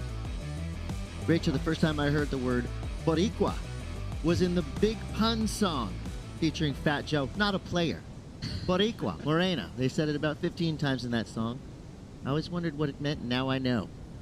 Puerto Rico is holding beautiful waves, and the incredible surfing we're seeing in front of us right now is being done by Sebastian Williams. Hello, good morning, good evening from wherever you're watching. Sebastian Williams just laid a hammer on that Puerto Rican gem. Rachel, so far so good. We're looking at a local time of 1:24, and things are just heating up. Here goes Ketut. Quick snap there. This is a stacked heat. Top 2 surfers will advance through and stay on the main round. 3rd and 4th will go to the repechage rounds. Wow. The amount of action we've already seen here halfway through day 1 is stunning. I was just doing that math with the heats. We are now into heat 16. We're running 30 heats today. So we are officially now halfway through. We see Bernardo up and riding. Ooh, that was a cool, unique kind of stalled foam climb. Yeah, well, I think we've seen a wave from every surfer now in this heat, and we're already 16 minutes into it, only 4 minutes have passed. So we have seen some slower heats throughout earlier today as the tide has been changing, but these surfers are having no problem finding some beautiful waves with Ketut. Wow. Jeez, Ketut saved some spray for the rest of us. What an opening snap that was from this surfer representing Indonesia. Strong start. Big finish. That's exactly what the judges are looking for. Sebastian Williams now right behind him. This is when you don't want to be a judge. Puerto Rico is a wonderful vacation destination, but for our judges, they are working overtime here on this beach. Absolutely. Especially now we've just seen another 2 waves ridden. So many waves ridden in this. We see 1, 2, 3, 4, 5, 6, 7 waves already ridden in the first 5 minutes. Not even 4.5 minutes of this heat, which is absolutely insane. We have an exciting one on our hands as we still wait for those scores to drop for Sebastian, Ketut, and for Bernardo. And while he is in the lead right now, let's talk a little bit about Rex Calderon, representing Nicaragua, 31 years old, from San Juan del Sur. Favorite break, Playa Yankee. He's on an Everly surfboard. He is the champion of Central America. Surfer, skater, doing it for the 30-somethings. I love that this is really an all-ages event. We've got 13 years old all the way up to mid-40s. Yeah. Yeah, a wide spectrum of demographic of people around the world, but it is Red's wave. Sebastian, look at that. Releasing the fins again on this one, just adding that oomph of power with his back foot. And then we see Green's response. Nice open canvas face, gets a little bit farther out for that cutback, wraps it all the way around. That is not one that he will keep. He improved upon that one later on as we see this replay of Blue getting nice high and up, getting not as much speed through that second turn, but finishing it off with a bang there. And then White's first wave, finding that pretty crazy foam climb. He just came out with that with so much speed, and as that foam was coming at him, this was a beautiful wave. Look, there's so many waves to replay. The judges are doing this, but in threefold because they're watching them over and over and over again, finding their scale. But that was a beautiful wave. Lots of power, control, zest, I think is the word to pull away from that wave. That could be in the judging criteria, zest. Yeah, I think it could be. This is probably the most well-rounded wave surfed, though. Nice variety of maneuvers and a strong finish. Sebastian is an incredible surfer from Puerto Escondido, Mexico. Get right back into it. Calderon.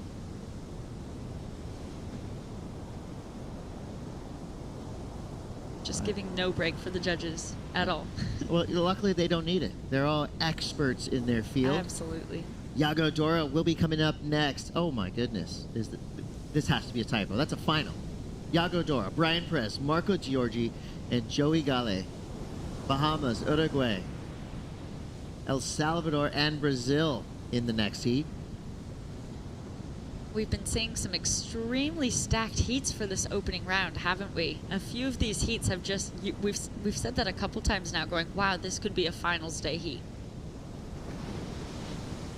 We'll see if the Brazilian Storm can start whipping back into action. Slow start for the Brazilian contingent here in 2024. This could be an event that we see that hurricane of talent start to build a little bit of momentum. It's wild to think there are no Brazilians currently in the top 10 on the championship tour for the men's side. So will the ISA World Surfing Games in 2024 be where the Brazilian Storm starts to whip into a frenzy again, Rachel? Yeah, absolutely. I mean, we have the reigning current WSL world champion being Felipe Toledo has taken that year off. I think we can presumably say, let's say, to focus on his ISA and Olympic campaign this year, and he will be competing in coming up as well. So you're right. Let's see how that Brazilian Storm, especially, I think we especially see them at those World Surf League events or other events where it's not necessarily a team, it's that individual competition. They still seem to operate as a team and work together with their fellow Brazilians. And so here, when they actually are meant to be a team, I think they're going to turn into that quote-unquote Brazilian Storm. Yeah. I think they want to be doubted. I mean, you can't doubt them for long. It's only 2 events so far on the championship tour, so I'm sure I'll be eating those words and most likely hear it from surf fans, and that's totally fine because they're that good. And we see Rex Calderon now making a push. Burying his rail, throwing water, finishing strong. Great 3-turn combo there for your surfer representing Nicaragua. So he'll be used to punchy, powerful waves like this. And warm water, of course. But at the moment, it's Sebastian Williams running away with it with a 7 and a 5.5. Katut in second for now, the 5.33. We'll see what Rex gets on that last wave. I like this combo here, Rachel. Yeah, coming fast off the bottom. Nice cutback in the critical portion of the wave. Another cutback and a solid finish straight up into the lip. Nice powered control. He's not looking for a high score here, so that will definitely add in. So that will improve his score line. It'll be interesting to see if it's that 4.58 to improve into second position. So 9:50 to go. The very basics are surfers' top 2 highest scores will be combined to their heat total. If it ended right now, Sebastian Williams with a 7 and a 5.5, the 12.5 total would get the win. But 9.5 minutes in surfing is a pretty long time. Doesn't seem like long on paper, but a lot can happen and a lot of things can change. As you see, conditions are changing a little bit as well. The wind has switched. But the good news is there's plenty of power still in the lineup. And surfers at this level aren't really affected by wind. In fact, guys like Yago Dora, Felipe Toledo, they actually like a little bit of wind on these waves because that gives them ramps. And we will see airs happening, I guarantee you, as this wind picks up a little bit through the rest of the afternoon. 1:30 local time here in Puerto Rico. Aikatut August Arriba Puerto currently in second place. Calderon third. Bernardo Brodowski in 4th.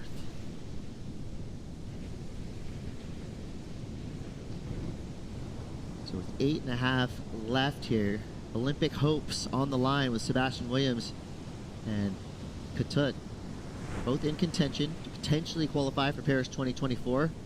Katut August Arriba Putra. So good. He named him 5 times. He is a powerhouse, and he has been on the international surf scene already for quite some time at only 22 years old. That's a name we've been seeing a lot, especially here in ISA competition. Surfing like that, we're going to see a lot more of him. Rex Calderon now backs it up. Extended layback carve. Kind of a smaller, more compact wave, but he makes full use of it with 3 turns. Pops out there, so 744 again, giving the judges a lot to chew on there. Yeah, Katut had great wave selection with that one. Just offered so much potential throughout that wave for a variety of maneuvers, and to really show the judges and convince them, give them a reason to give him a solid score. That will definitely be going into his score line as he's looking to drop that 2.57. And there it is. It's dropped in as a 6.5, his highest single wave score, and the second highest wave score of the heat. Watch out. Sebastian Williams representing Mexico. He's got a gem. Deep bottom turn straight up into the lip. Well beyond vertical. We're talking 2 o'clock. And you can tell he was feeling that first turn. Riding that Slater Designs Danman FRK. I believe, or that could actually be the new Slater Designs board that Sebastian has actually helped that team develop. Meanwhile, Bernardo Brodowski, representing Team Poland. He was born in Rio de Janeiro, raised at that incredible wave Obrador. Great-grandfather is from Poland. In World War I, moved to Brazil. So Bernardo with that Polish lineage in his family, citizen of the world. But he started competing in 2011. And here's that last one, that 6.5 of Katut. Yeah, that is, we've already seen those 3 first turns. He's going to milk it towards the end here. I think he gets one more turn as well. No, it cuts out. Just a beautifully milked wave from that front angle now. Nice carve all the way around. Stays right in the speedy part of the wave and then utilizes that. Gets that slash. Comes all the way back around. Beautiful carve. Use of the rail there. And then one more snap around. Really shoves that back foot. A wide variety of maneuvers there, and then we see Sebastian up and riding, going, look at that slow-mo, like you said, 2 o'clock, and then goes straight into the second turn, coming all the way around.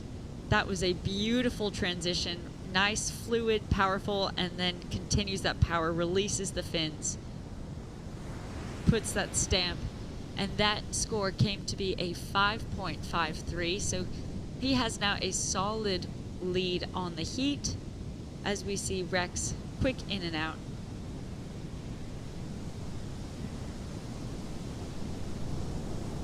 Some breathing room for all of us involved right now. This heat has been flaring up since the jump. Round 1 heat 16, big numbers coming through. You got a 12.53 total for Sebastian Williams, your leader. Katut Agus Arriba Putra in Indonesia. 11.83 total, both surfers in the double digits. Sebastian Williams, it was your flag bearer for Team Mexico. Took part in the Sands of the World ceremony. There's Team Brazil's Iago Dora in the red jersey, making his way into the lineup. One way in, one way out. You do not want to come in anywhere else. You look at that reef, it is sharp, unforgiving. And I've heard there's quite a few little sea urchins right there on the shoreline. So you'll see the surfers jump on their boards and probably as shallow as they can to avoid putting their feet into any form of reef. Love this little moment of zenful preparation. Iago Dora. Yeah, there it is. A little shallow paddle. Yeah, yeah. Go You too just see deep those when you fingertips. first take off. Water's about, what, 80? Air's about 80. Yeah. It's perfection It's in my beautiful. book. Nothing but trunks needed. Wow. Sebastian Williams. He's just putting together a video part right now. And it just so happens to be he's in a jersey, so it's all coming together for the young surfer representing Mexico. I think Rex is getting a little bit unlucky here. He's had some really amazing moments on his waves, but unfortunately that wave selection just not providing what he's needed to get above that 3 range. I think if we saw him get on a wave like Sebastian or could have chosen, he'd have a much higher scoring potential.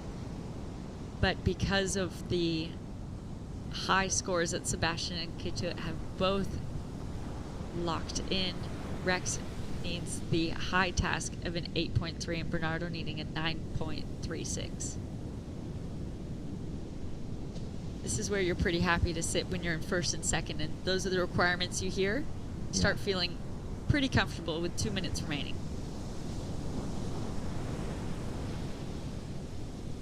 Looking at that replay of Sebastian, he just comes off the bottom so powerful, and he was so close to completing this, but unfortunately, just because he didn't nudge right out of the whitewash, I'd say that was incomplete. But see, coming straight off the vertical, but then unfortunately not having as much opportunity to back up that first maneuver, and I think that's what we've continued to see on his Rex's waves in specific.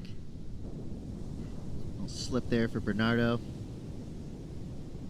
Calderon, he's gonna have to rely on some Rex Kwando, as made famous by Napoleon Dynamite. Because an 8.30 is a big number. He does have a minute 27 seconds to go. Unfortunately, well, actually, fortunately for Rex, he made it out in time. He's in second priority. He's got to try to stay away from Ketut. Yeah. That's where you'd probably see Ketut, if Rex didn't need such a high score, I think Ketut's sitting there pretty comfortable at the moment, but if it was any lower requirement, we'd see green sitting right on top of blue, not allowing him to take off on any waves. And that is an important part of the game here as Sebastian Williams, beautiful bottom turn, top turn, carve slash combo, still going, flying down the line. I mean, if you're going to have a name on your surfboard, why not make it Slater's name? The Slater designs that have been helping Sebastian achieve the glory which we've just witnessed for the last 29 and a half minutes. You know, Sebastian is a part of that team that's, I mean, imagine helping Slater and Dan Mann and the team just fine-tune your boards.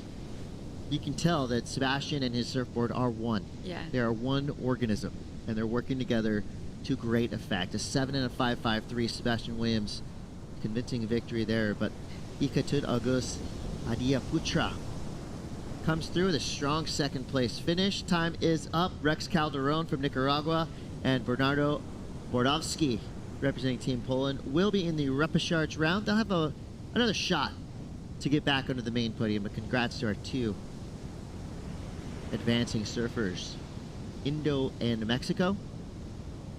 Mexico has made a huge push in the last 5 to 6 years to put themselves right in the top 10 in nearly every ISA competition. And with last year's winner, Alan Cleland Jr., still swinging away through the field, Team Mexico is looking strong here in 2024. Yeah, they absolutely are, and it'll be interesting to see what they're able to come away with in terms of Olympic qualification and how that narrative continues to play out.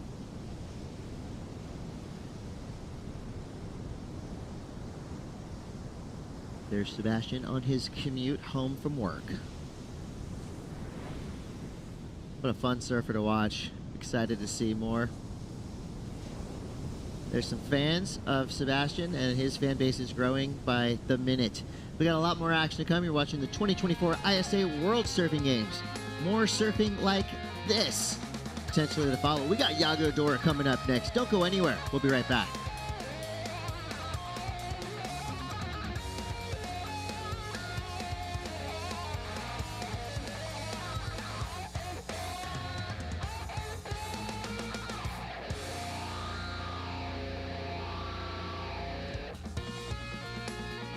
In Puerto Rico, we call ourselves boricua.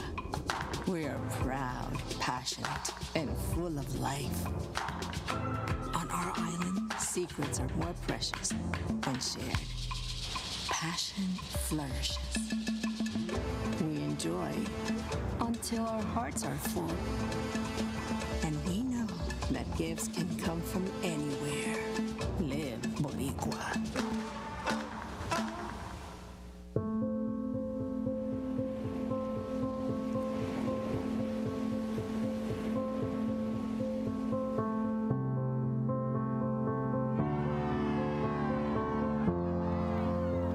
There's something profoundly spiritual about riding waves.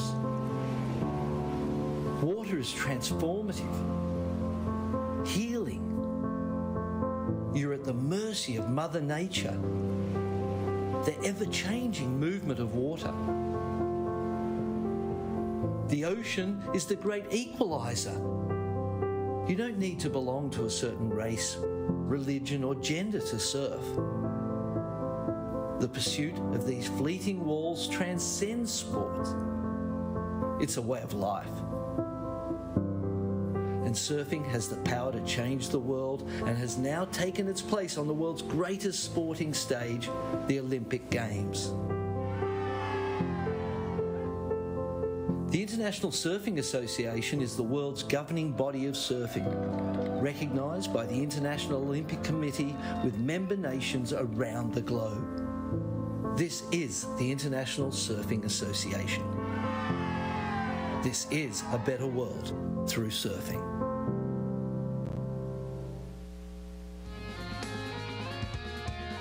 Welcome back to the ISA World Surfing Games, and check this spot out. We got a massive skate park right on the beach.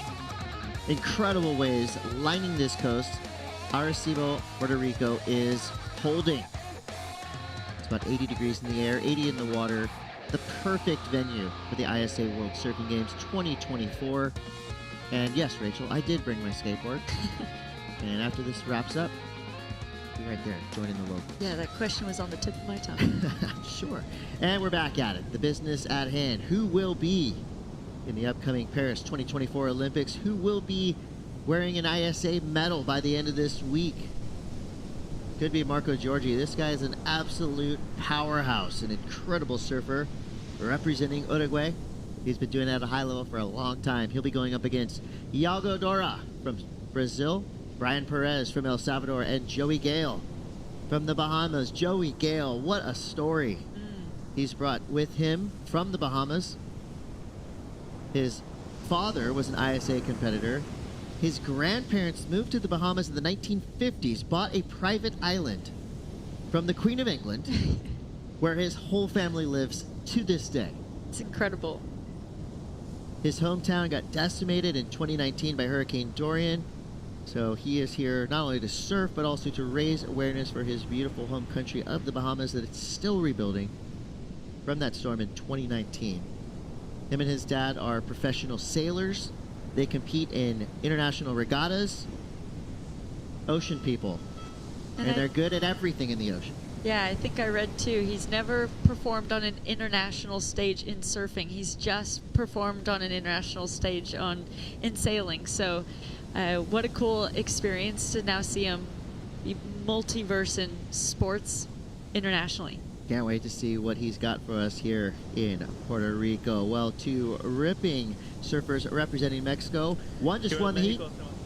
Sebas, big congratulations. Finally, Mexico, one of the higher seeds in the event, because your performance last year, Alan winning the event, has elevated your performance. And not only that, you guys are one of the top seeds at this ISA World Surfing Games. Talk to me about finally getting recognition from Team Mexico. Yes, sir. Thank you, Mitch. As it should be. You know, it's been a long time coming till we saw Mexico on top, and it's no surprise. Alan, one of the best in the world, highly regarded as one of the best surfers in the world. All around, everybody knows. One of my best friends, Alan, and my other best friend, Johnny Corso, also world-renowned surfer, world champ, 2 world champs. You know, it just makes me so proud and gives me all the motivation that I need to want to make the finals and want to win. I'd add your name in there too. I think you're one of the most complete surfers in the world. You can do it in any kind of in any kind of condition, I would say. But you're one of the greatest free surfers in the world too. How do you have to tone it down every now and then within a jersey, knowing that all you need to do out there is advance through every single round? Thank you, Mitch. That's a great question. Thank you for asking that. You know, my surfing, you know, as soon as I stand up on a wave, every fiber in my body just wants to go for the biggest maneuver possible right off the first section. And then the competitive side in me and the, you know, the calm, strategic side tells me to surf safe and just surf how I have to surf to make every heat. So finding the balance between those two sides has been a challenge throughout my career. But I'm looking forward to each event and every single heat, just improving more and more. I like hearing that. Anything you want to say back in Mexico? Of course. Un saludazo a todos mis amigos que están en casa, mi familia, toda la banda mexicana. Un saludazo a todos los que me apoyan. De todo corazón, se los aprecio, los extraño mucho, los quiero mucho y vamos por más y más. ¡Viva México! Felicidades, Sebas. Sebastian Williams is up next. Would not be surprised to have a 3rd gold medalist representing Mexico. He is that good of a surfer, and I love what he said right there. Look, I got all the free surfing skills, but I also have that competitive knowledge. You put those things together, you've got a champion. So Johnny Corzo, he's got gold. Al Cleland Jr., he's got gold. Rachel, will Sebastian Williams have gold at the end of this week? Ooh, I think he has a good campaign to do so. That was an fantastic opening heat. I just loved listening to him in his post-heat interview where Mitch is asking him about his experience out there. He spent most of his time talking about his teammates and his idols and just how much that has meant to him, looking up to them, and how that has influenced where he is today. And you can hear a lot of passion in his voice, a lot of drive. So I'm excited to see how that continues on heat. A lot more to come from Sebastian Williams. He is fired up too. Love to see it. 12.5 to go. Marco Giorgi, the only real score of note for now, a 6.5. Yago Dora clocked in a decent backup score, a 4.83. Yet to see the Pink Panther Brian Perez representing El Salvador, and Joey Gale from the Bahamas will be up next. Just took a quick peek at Joey Gale's Instagram. He rips at skateboarding. We'll see if he can apply some skateboarding tricks to this aquatic skate park as we see Marco Giorgi. Absolute powerhouse. Yeah, really leaning his body weight into that first turn, getting all that power out, and again, finding one of those waves that we saw being higher scores of the last heat too, that just offered multiple maneuvers. This is Yago's 4, and a two mid-face turns. There we go, one critical turn going all the way up to the top of the wave, and then another mid-face turn. So that's the reason we didn't see that variety. The judges then would not have rewarded that in the same way as Marco's. I mean, the cool part about that was light work for Yago. I mean, that was an easy 4.83 for him. Imagine when he really gets the ability to wind up on a bigger, better wave. He's going to be dropping some big numbers, no doubt. But time is flying. 11:19 to go. We're almost halfway through this round 1, heat 17. Big set on the horizon. Wind has whipped up just a little bit, but conditions are staying strong and incredibly rippable. Joey Gale out the back in white does have that priority spot, but it's going to be Yago Dora in the right spot, the right time. Big snap float, little free fall there. So a bigger wave than his previous effort. Love that ability to just do those backhand carving whips. I mean, I think that's an underrated, highly technical maneuver. To be able to do a turn that fast and that smooth on your backhand, kind of on a flatter section of the wave, and make it look good and give the judges something to score is really difficult. Yeah, I think you nailed it on the head of being in that flatter section, but still looking like you're going through a turn with power and control. That's where it shows the the talent that he has and that he is, but that was more of like what we could expect from Iago. Throughout this event, that was a much stronger wave that will replace that 483, and obviously that second wave of, well, that was his second wave. I feel like Iago's come to Puerto Rico with a chip on his shoulder, and I like to see it. He did lose his cool at Sunset Beach, had an emotional finish, got angry, and I'm here for it. I want to see Iago Dora angry. I want to see what he's really capable of. I mean, he is started off known as a free surfer, applied all those skills to competition, and now he's one of the best in the world in a jersey. And there's nothing wrong with bringing a little bit of aggression, maybe just a little bit of anger with you in a contest like this. You're going to need it. There we go again. There we go. This is Iago surfing on all cylinders firing. That was one of the best turns of the day, hands down. Done in the most critical section of the wave. That's Iago angry, and I'm here for it. Yeah, strategically speaking, like you were saying, that 483 that he opened up with, it was really safe surfing, and he still got nearly A5. Now, as a surfer, you can get out there and kind of do something a little bit basic and coax the judges into giving you a decent score, so then when you start unleashing like this, they have no option but to go much higher. Oh. Look at that. I could little hear that free from fall. a mile down the beach. Yeah, that was beautiful, powerful, and in control at all points. It's definitely going to be a huge number as well. So we see Joey now. Nice stylish carve there. Smaller wave, but maximizing the potential of this wave. Goes for the finish, goes down. That'll be a decent way to start for Joey Gale representing the Bahamas. You know, back to Iago and that searing backside hook. Searing. It's almost like he's tired of being left out of that conversation. You had the three-headed monster. Gabriel, Italo, Felipe. Iago's kind of just hovering around the peripheral. Not anymore. He's the highest ranked Brazilian surfer on the WSL Championship Tour for 2024. And I think he's come down to Puerto Rico to compete here at the ISA World Surfing Games to make a statement. Well, we do know the highest ranked men's team will get that third position to send a third slot over to the Olympics. So you're saying there's a chance. I'm saying there's a chance. Well, Iago knows. I mean, you could tell he's surfing with vicious intent for every section he's going into. Virgin Islands will be competing coming up in the next heat. Excited to see what number comes across the board for Iago. Got a 5.33 and a 4.83 for now. 8. Boom. Just like that. Rewarded. And that's really, I mean, I would say 7 of those points came on the strength of that second turn. Yeah. Incredible. Brilliant surfing for Iago Dora.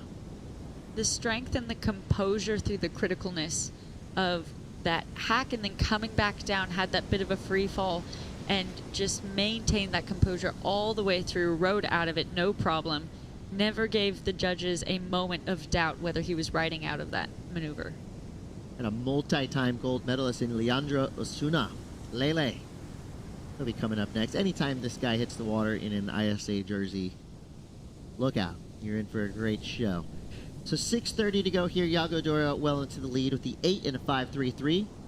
Currently in second priority. Marco Giorgi out the back with a 6.5. Still waiting for his second wave. Joey Gale climbs up into third with a 2.33. I don't want to speak too soon. We have not seen Brian Perez take off on a wave yet. Where is the Pink Panther? Iago staying busy. Thankfully, because I think we all want to see more Iago Dora. Yeah. As much Iago as we can get. That second turn was radical. I think this is how you utilize the first heat now. He's gotten those statement scores. He's feeling really comfortable for that win from this point on, and is now just going to try and improve that 5.33, just continue to put that pressure on, up that requirement. But also, you know, if we go into, we're going to finish round 1 tomorrow. Maybe we'll go into round 2, but maybe we'll start the repecharge round. So he might not be surfing in a jersey for the next couple of days, so he's maximizing this heat time. looking at that replay, coming off the bottom nice and strong on that backhand, really laying everything he has into it and riding out smooth. You know, I love the free serve Yago, but the contest Yago is just as good. That second turn, going upside down and into it on a section like that, underrated for how hard that is to do, and remain in control. Judges loved it too. 6, 6, 7. Sometimes it only takes 2 to get yourself a solid number. Now Yago's sitting on a 14.67 total already with 4 minutes 42 seconds to go. I'm loving the Yago Doro show so far. And now it becomes pretty much a battle for second place. Marco Giorgi. Wow. Goes into a 2-stager and goes down. Wave kind of collapses around him. He went for that layback, but then the lip just swallowed over him, and he had no chance of lifting himself back up out of that. Yeah, Marco Giorgi is such a great surfer in any conditions. Watched him surf in some incredible heats. Pipeline, big Sunset Beach. He was always a standout in the Triple Crown, which I feel like it's missing in surfing. We got to get the Triple Crown of surfing back. So guys like Marco Giorgi can show us what they have in waves of consequence. 3 minutes 46 seconds to go. Marco Giorgi also an ISA standout anytime he competes here in the International Surfing Association. He's been doing it since he was a junior. Definitely the most famous surfer from Uruguay. Yeah, and has been putting on a show. He does have that one wave score of a 6.5 that he got right at the beginning of the heat. Hasn't found that backup, but he is sitting pretty comfortable. Joey in third place still has that requirement of a 5.18, which is it's not nothing. You know, he has to put a wave together of multiple combination of maneuvers, so the pressure is on. However, Joey does have first priority. Thankfully for these 3 surfers in their bid towards ISA Gold, but unfortunately for the rest of us, and I know we're all huge Brian Perez fans, no sign of the Pink Panther from El Salvador right now in the lineup. We'll have to get the scoop as to where is Brian Perez, but right now Marco Giorgi, unforced error on the end there, but a couple good turns down the line. He'll definitely get rid of that one. Now the question is for Joey Gale, what's he gonna do to get himself a 5.18? And that ask is gonna have to be a little bit bigger now after the last wave from Giorgi. I love a wave like this where you have channels on either side, right? Nice and easy to get out. Once you get out there into that impact zone, you're in harm's way. This is a powerful wave. It packs a punch. We've already seen some of the world's best get absolutely pounded out here, even on just a head-high day. Yeah. You're in the wrong spot when this wave breaks. You're going to get worked. And not seeing it so much this afternoon, but this morning, that opportunity for the barrels that was very exciting that we saw utilized by multiple surfers throughout all of those opening heats. 1 minute 40 left. Safe to say Yago will be making it through this heat. Marco Giorgi has to fend off Joey Gale. Joey with that 2.33 now needs an 8.17. That's the kind of requirement you want to put on the person sitting in third place with a couple minutes left, and when they have priority. He got that wave under priority and just upped that requirement. A lot different of an 8.17 to what the previous requirement in the 5s was. Well, all he's got to do is surf better than Yago did, which is really hard to do. It would have to be the highest single wave score of the heat. I think of the day as well. Over here, at least on the men's side. I mean, that was one of the best waves we've seen of the day for sure for Yago Doro, and that was an 8. And we actually haven't seen it go throughout the day. We haven't seen many excellent range scores actually dropped. We've seen a lot of high 7s, but the judges have been really selective of when they actually go into that excellent range of the 8 or above. I think that's good. I mean, especially this early in competition. Just see Joey now. Is this the 8.17? It is not. The wave just closes out around him. Try to show us a little something different, fading to the left. Leaves Yago out the back, and Yago, one of the best goofy footers on the planet. Looks like he's looking for a left. He's still hungry. Yeah, would not be mad to see Yago go to the air right now. Wants to utilize those last 5 seconds. Can he make it up? Marco does.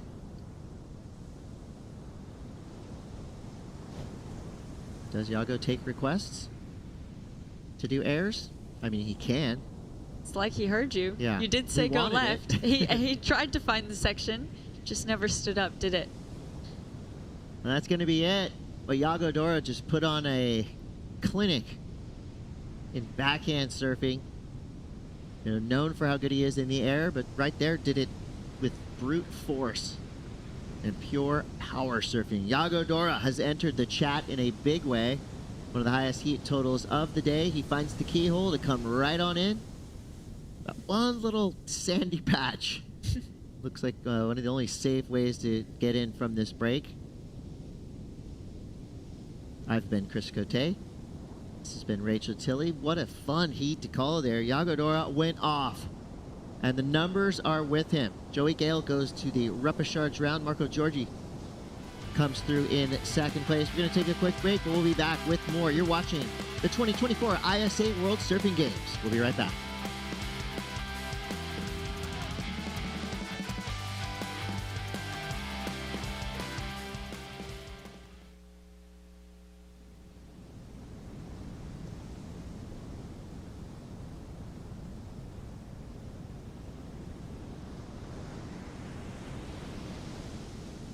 Puerto Rico, we call ourselves boricua. We are proud, passionate, and full of life. On our island, secrets are more precious when shared. Passion flourishes. We enjoy until our hearts are full. And we know that gifts can come from anywhere. Live boricua.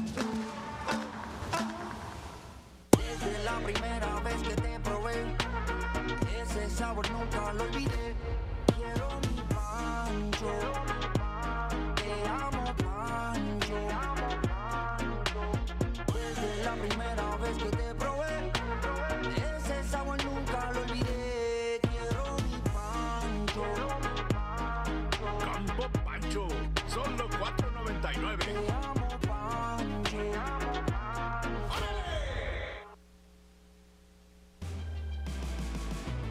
Welcome back to the ISA World Surfing Games. We are live from beautiful Puerto Rico, and we've got 4 more surfers entering this lineup, all with the intention of coming home with ISA medals.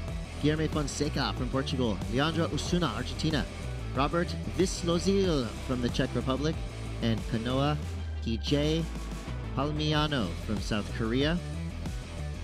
An international field, which you will see throughout this entire competition. Chris Cote here with Rachel Tilley, and we're watching Robert Vislozil, a Czech surfer living the good life in Indonesia.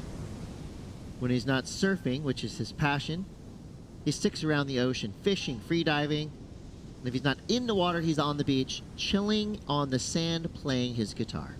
Sounds like a pretty good life to me. That sounds good. That does. And now he's here representing his country on the world stage. He's earned his spot. He's your Czechoslovakian champion in 2022 and 2023. One of the best Czechs to ever do it. Yeah, well, excited. He's gotten his campaign kicked off, although that will be a throwaway for him eventually, being only a 0.93. It was just a small wave. We know there's some nice waves of consequence still coming out there, as we just saw Yago Dora light it up. So I'm excited to see how these surfers continue on that pace. We know a lot about Leandro Osuna, as he has been competing at a very high level. Multi-time ISA gold medalist, QS and Challenger Series standout. Let's talk a little bit about Kanoa Kijay Palmiano. He is from Yangyang Town in Gangwon Province. His favorite break is Soraki Beach. but he likes to surf Nias, Indonesia, Cloud 9, Siagaro, in the Philippines, so he gets around. Here he is now. Team South Korea has been taking leaps and bounds. They seem to come back each and every year here in ISA competition, in the juniors, here at the ISA World Surfing Games as well. Vastly improving each and every year. And at only 16 years old, room to grow for Kanoa. He's got a 2:17 to start, 15:40 on the clock. Nice lead. Well, Mitchell Salazar is a great goofy footer, but he's standing next to one of the greatest goofy footers currently surfing in the world, Yago Dora. Red has first priority, second priority green. Here with one of the most entertaining surfers in the world, Yago Dora. Currently white. For those that don't know, I call you Gatinho, which means little cat, because your reflexes are extraordinary, Yago. You had one wave right there. You fit in 2 turns in a real short space. What was it like competing out here with just very few repetitions of being able to free surf the spot? Yeah, I got here yesterday afternoon, so I had about 30 minutes to surf this morning before the event started, and I saw the waves good, so I was stoked already. The waves really fun, and that's all you can ask for. Like, a lot of opportunities is always good, and having a good board that you already trust, and yeah, I was ready. How do you maintain that kind of smile that you have during an 8-day event? This tends to be a marathon and definitely not a sprint. The motivation is obviously there. You want to get the extra spot for Team Brazil, but more importantly, just being satisfied with your surfing. Yeah, I'm really happy to be here. I'm glad that there's a lot of rounds to go through, because I want to surf a lot in this trip and just really connect with my surfing again. I had a couple bad results in Hawaii, so I feel like I really have to work a little more, and surfing a lot here will help for sure. So I'm really excited and really happy to represent Brazil. It's also really funny how the seating works here. Marco Giorgi, he surfs for Uruguay, but he actually lives in Santa Catarina, the same state as you. What was it like sharing the water with him when you guys live maybe just an hour away from each other? Yeah, it's crazy because there's so many people, and just the coincidence of drawing Marco in the first heat, it's nice. I love Marco. We've grown up. Of course, he's older than me, but he's watched me grow up, and yeah, he's always been a great friend, so we're glad we both made that heat. Anything you want to say in Portuguese back to Brazil? Quero agradecer a galera de casa, todo mundo está torcendo, e vamos embora, vamos lá fazer o nosso melhor e tentar conquistar essa terceira vaga aí para o Brasil. Muito parabéns, obrigado. Well, of course he's happy and chill after a performance like that, but I stand by my statement that Yago Dora is angry. Oh, I think he has a switch, made that, right? No, Yeah. but he made that point across by saying, I didn't have great results that he was happy with in Hawaii. He's here to surf a bunch of heats, get through. So in saying that, that means he has his eyes on the prize. He wants to prove, just get everything out of his system from his results in Hawaii and come away with something strong. I mean, this could be a huge momentum shift for whichever surfer, male or female. You get an ISA gold medal, the rest of your year is going to be set up so nicely. I mean, it's only mid-February, so what a way to start if you have a successful campaign here at the ISA World Surfing Games. And Guilherme Fonseca, who's had great results in ISA WSGs in the past, has now put himself on the board with 12:28 to go. Robert Vislozil, the Czech Republic, just dropped to second as Leandro Osuna got himself a 6.43, and just like that, situation has changed. 4.33 for Guilherme Fonseca. He is now in second place. Almiano currently in fourth with a 2.17. Still a lot of time left to go here. Speaking of Kanoa before, he actually placed second in the LQS in the Korea Wave Pool event that happened not too long ago. So not just here representing his country from a shortboard perspective, but just an all-around versatile surfer. Yes. I love seeing that from surfers. So cool. And South Korea has definitely one of the best wave pools in the world. And with a training facility like that, you know, I mean,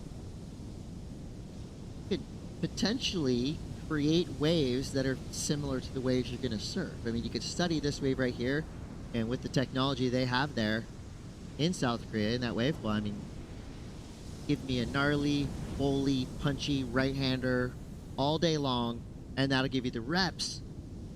You know, it's going to be different. Yeah. Obviously, it's a wave pool compared to the ocean, but I mean, practice makes perfect, and if you're just going right all day long and doing those turns over and over and over again, it's going to give you an edge. It's going to help you and prepare you for a wave like this, which is basically a perfect right. And that wave pool event actually happened as it was snowing. The conditions, it was snow. Obviously, they were all wearing thick wetsuits, but what a different environment now. It's been a beautiful day. It's nice and warm, 80 degrees in the air, water similar temperature. So definitely not snowing around him at the moment. It's downright pleasant here as we creep towards the afternoon. It's 2:13 here local time in Puerto Rico. Waves are still pumping. And out the back, we've got green Leandro Osuna dropping in on a nice double overhead wedge. Big, hard carve for this Argentinian power surfer. Great combo there. That opening turn, I mean, that was a straight up sword slash of a carve. Love to see power surfing on display from Leandro Osuna, a veteran here in surf competition, but he's got that kind of Grom mentality. You see him smiling and all pumped up and happy before his heats, and then he goes out and does hammer turns like that. Love to see it. That wave really sucked up and stood up too. That was a bigger one than we've seen in a while, so he made the most of that. That'll go into his scoreline and make him sitting nice, happy on top. And that was a feel-good turn too. You do a turn like that and you're going to come out with some extra confidence. I think this wave also deceptively fast. You know, when waves like this that you would find on the North Shore of Oahu, you know, you would find it kind of the power parts of this world. They come up out of nowhere so fast. For, you know, medium to average level surfers, get taken off guard quick. But when you're Leandro Osuna, you know exactly what to do. There it was, carved herd up and down the beach. A beautiful upper body placement too throughout that. Just allowed him to torque all the way through. His lower body just finding that full wraparound, beautiful drawing of the line, laying into that rail, keeping that composure through the speed with that speed, and it drops in as a 4.83. So probably would have gone higher had we seen the opportunity to complete more maneuvers. It was just those two maneuvers. Although they were beautiful, they didn't offer that same criticalness that his 6.43 had offered previously. Yeah, part of the judging criteria asks these surfers to do their turns in the most critical part of the wave, and like you said, you know, that's usually in kind of the oncoming lip or like a barreling closeout section. Leandro just had that big, beautiful wall to work with, not necessarily super critical. So the fact that he did get a 4.83 on, you know, I guess a quote-unquote easier part of the wave to ride is telling as to how good that turn actually was. He didn't need the gnarliest part of the wave to get that 4.83. But you know that, again, it felt great. That gives you confidence. It gets you pumped up. And when Leandro Osuna is pumped up and confident, big things happen. He's already in the lead, but I feel like that lead is going to grow in this next 7.5 minutes. Yeah, with 7.5 minutes remaining, I mean, that is plenty of time when we're talking heat surfing. But these heats have been going by really fast, and it has been a somewhat slower heat in terms of wave opportunities. So as time winds down to this amount, as a competitor, you're sitting out there really wanting to now utilize these last 7 minutes. You're going to be really selective with the waves you take off on. There's not enough time anymore to just stay busy. He's going to, all the three surfers that are looking to get that advancing position are going to be utilizing their wave selection. Look there at Robert Bislazil, 29-year-old from the Czech Republic, surfing a Sharp Eye 77.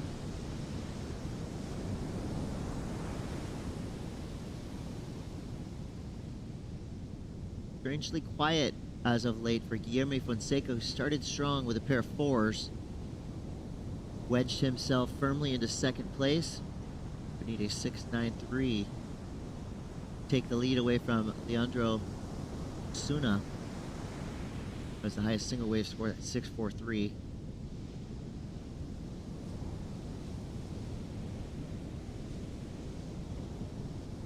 Portugal always comes through with a strong team. They are definitely a surfing super nation. Guillermo looking at that wave. No action towards the paddle, so going to stay in second priority. Meanwhile, Palmiano tries to go for the snap. He goes down. Guillermo, late drop. Too late. Pull the eject. He drops one priority spot. That leaves Leandro Osuna out the back in that top priority. And so while Leandro did paddle for that wave, there's no other surfers out in the takeoff zone, so he gets to maintain that top priority spot. Yeah, he basically has a little window of freedom until those surfers get granted that second, third, and fourth priority to paddle for whatever he wants. Now that Red is back out in the lineup, he'll shortly be rewarded second priority, and then there it's rewarded. Now it's a little bit more strategic on how and when you paddle for a wave. Now the drone angle is telling as well. I mean, this shows you how fast these waves kind of just pop up out of nowhere. Inside of 5 minutes now, Leandro Osuna in the lead. Guillermo Fonseca in second. Team Portugal is stacked. Frederico Moraes, Guillermo Ribeiro, Guillermo Fonseca, Francisca Kika Vaselco, reigning World Junior Champion, or 2023 World Junior Champion. Teresa Bonvillain, Olympic qualifier, and Yolanda Sequeira, an Olympian. Are you kidding me? That's the best Portuguese team we've seen in competition, I would say. I think it's the same team they fielded last year in El Salvador, but either way, that's an absolute powerhouse of a team. Yeah, very strong on both the men's and women's side. And of course, we've just been watching on this podium one, the men's surfing today, but the women's surfing has been happening on podium two as well, and seeing strong performances from the women. And it is a collective of all the results that will lead to that team gold that everyone is here competing for to represent their country. And if you are on isasurf.org, you can click the little square underneath the live feed where you will see podium 2. And that's where you can follow all the action there. The women are ripping just up the beach. Guillermo Fonseca now trying to get rid of one of his fours. Speeding down the line. Big section to hammer. Solid redirection there. Meanwhile, out the back, Leandro Osuna. Late to the party, but still gets fed. Nice snap there to finish that wave. I've never heard something like that. I liked that. We'll see if it sticks. So right now we're in women round 1 heat 20. Sol Aguirre is in the water, as well as Angelina Deschazer and Estela Lopez. So big heats happening on podium 2. And again, you can watch that live. Just click the podium 2 button. That right, I mean, what a heat on the women's podium. Colombia, Peru, Chile in the water. I love the isasurf.org website. It really provides you easy, direct links to find out everything that's happening in ISA competition, before, during, after. And they do put together some of the best highlights you'll see in all of surfing. As you see, Kanoa Hiji Palmiano ripping this kind of medium-sized wave all the way to the inside. Great surfing there for your surfer representing South Korea. Got a 2.17 and a 1 that will definitely be better than those two scores. Nicely done for Kanoa. 2 minutes to go, Rachel. I think if Kanoa had done that exact thing on just a slightly bigger, more critical wave, he'd be getting a lot closer to that 6.33 requirement. I think it'll fall short due to the fact that it was just that little medium wave, but he had a nice zest and control about himself on that wave. And, you know, sometimes that's what it's about, in gaining that momentum. And he may run out of time in this heat, but it will be, he has reprecharge heats coming up because it's a non-elimination round. Looking at Red's wave, this nice power and control. Would you be okay if I stole your word zest for tomorrow? Yeah, please. Can I use that one? I feel like we're word. seeing a lot of that. There we go. That one just really laying his body into that. And then Kanoa's wave on his backhand. That is zesty surfing. You're absolutely right. It is. I mean, this is not a big wave, and so to get what he's milking what he is out of this wave, I think is really impressive, to say the least. Well, his board looks good. You can tell he's got a cool style, and you know, this is where you learn. This is where you improve. I don't know who said it, but lose and learn is a huge part of surfing. You know, for Kanoa and Robert right now, they've already gained invaluable experience. I mean, you can't pay for this type of experience. To go against two veterans in Leandro Osuna and Guillermo Fonseca, I mean, they have already learned a lifetime's worth of competitive surfing in the span of 20 minutes. So with 27 seconds left, Leandro Osuna most likely will get the win. Guillermo Fonseca is second. Those two surfers will stay in the main round. Kanoa EJ Palmiano of South Korea in third. Robert Vislazil in fourth, representing the Czech Republic. A great heat all the way around, all four surfers with something to carry back to the beach with them. And much more to come. We're going to throw it back over to Barton and Shannon after this heat. We'll be taking a quick break. No, you're not going to go anywhere, surf fans. Wherever you're watching from in the world, let us know. At ISA Worlds, we're all over social media, so tell us how you're doing, how you're feeling, who you cheering for, which nation do you want to win. Post it up on your socials. We'll be watching, and we'll be right back after these brief messages. This is the 2024 ISA World Surfing Games. Don't go anywhere.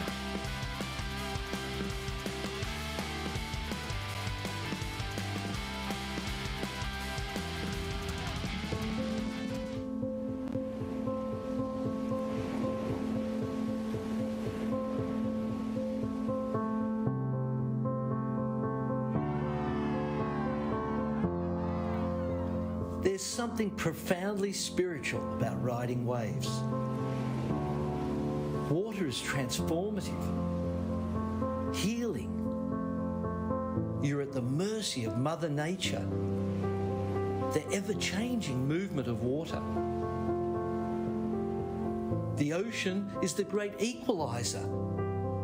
You don't need to belong to a certain race, religion, or gender to surf. The pursuit of these fleeting walls transcends sport. It's a way of life. And surfing has the power to change the world and has now taken its place on the world's greatest sporting stage, the Olympic Games. The International Surfing Association is the world's governing body of surfing, recognised by the International Olympic Committee with member nations around the globe. This is the International Surfing Association. This is a better world through surfing. The ISA strives to advance the sport of surfing by crowning world champions in multiple event disciplines each year. The World Surfing Games gathers the best national surfing teams to compete for gold. Since Olympic inclusion, the event has become a key part of the qualification pipeline for surfing in the Olympic Games.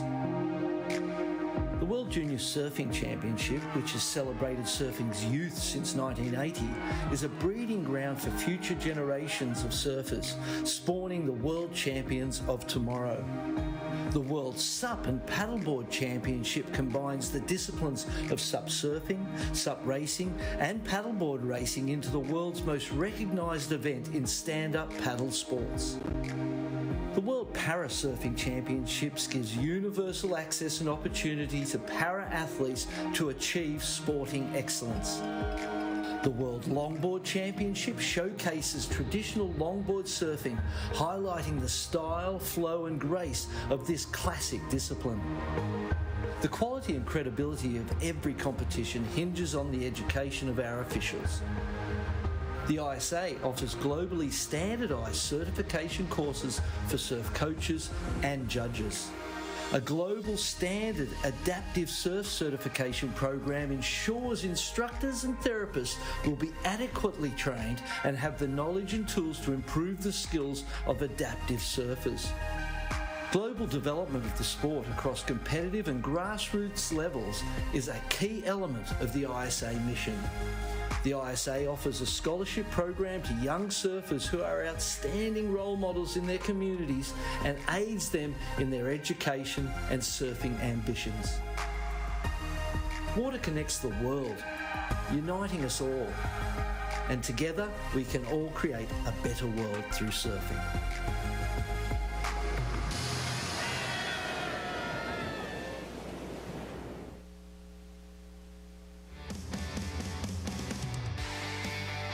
Welcome back to the 2024 ISA World Surfing Games. We've got a lot on the line this week. We've got great national representation, team camaraderie. Got some competitive drive, though, because there's Olympic qualification on the line. And it is one of the ways that the ISA is making the world a better place through surfing, by getting surfing into the Olympics, and having an opportunity like that for each one of these surfers to visualize themselves as Olympic gold medalists. Every one of these surfers in the water right now has an opportunity this week to qualify. Shannon Hughes here calling the action alongside Barton Lynch. And Barton, what an incredible opportunity in front of each of them. It sure is. Here's Elliot Peretta-Reid from New Zealand. Huge opening carve, lays it into the rail, tags the section for that second maneuver, now pumping, driving down the line, setting himself up here. Just tap the foam and finish off well. Nice start. Look confident. Nice fluid surfing, but radical at the same time. You need that combination of those elements to excite the judges. Now he's got a quick 7.17 already on the scoreboard. We do have another score to drop through from the panel now. We're just waiting for that. And we got a 1.27 on the board for Sergey out of Ukraine. He's wearing the white jersey. Carlos out of Costa Rica in the green, and Jose from Guatemala in the blue. About 5 minutes down this heat, just under 15 minutes still remaining. And Elliot's got to be feeling pretty good with a 7.17 that he kicked off with while we were watching that great piece on the ISA. And, you know, covering the many facets to what the ISA is actually working on behind the scenes, which is more than just holding the World Surfing Games. Oh, absolutely. There's so much more. And there's some wonderful creative elements to the organisation that are seeing surfing flourish. Oh, that turn was just rich. This is the 717. And rightly so. First turn was just money from the start of that one, and still waiting on that second score. So look at this turn. Oh, that was powerful too. Wow, what a start from the Kiwi. Gets this little inside run, keeping the board loose and live on the water, slides the tail, whips it out of the top, finishes up confidently. Two great scores. That's got to be in the 7 range as well, one would imagine. Yes? Yeah, those opening turns would have felt so nice. Just buried the rail, drove it so powerfully. Judges are having a long, hard think. Carlos Munoz, another superstar, I suppose, of the sport. Costa Rica, I'm sure his family are at home watching. We'll send our love out to those guys. Got beautiful children, his wife, Tamara.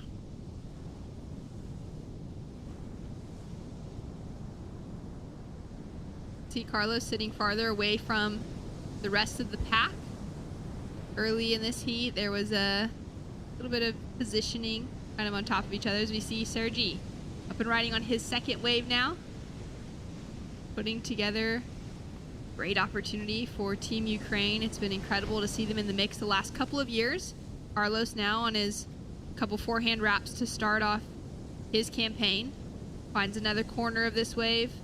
Looking comfortable, looking loose. Smaller wave selection, but at this stage with 12 minutes remaining on the clock, looking to just get that first score on the board. And we've got Mitchell Salazar down on the beach with another great interview. Here with Leandro Osuna, two-time ISA gold medalist, proving once again that age is just a number. 36 years of age now, an Olympian, and once again, just going out there and competing well. Congratulations. Thanks, Mitch. Yeah, I'm stoked. I'm stoked to be here. like you said, I think age is just a number. Surfers usually feel younger than what they really are. We may look older, but we feel younger. But I'm stoked to be here, you know. We're celebrating 60 years, and I told the other day that I've been doing this since 2004. So I've been here 20 years ago. So I'm kind of third tank of the ISAs in, and I love these contests, man. It's so fun, just seeing everybody from the world surfing, you know, peacefully. It's a healthy competition, enjoying just everybody, just the whole surfing environment. So loving to be here. Well, and you have the privilege of being one of the few times gold medalists at this event, but you grew up partially in La Jolla, California, in San Diego. I want you to be honest with me. How much do you think it impacted not only your career, but also your athletic development within surfing for you to be able to grow up in La Jolla? Yeah, of course. La Jolla in Southern California gave me like the basics, you know, the first steps in surfing. I think my style comes from California, from surfing waves with a lot of power, point breaks, reef breaks. That's why, you know, I'm more line surfer, down the line surfer.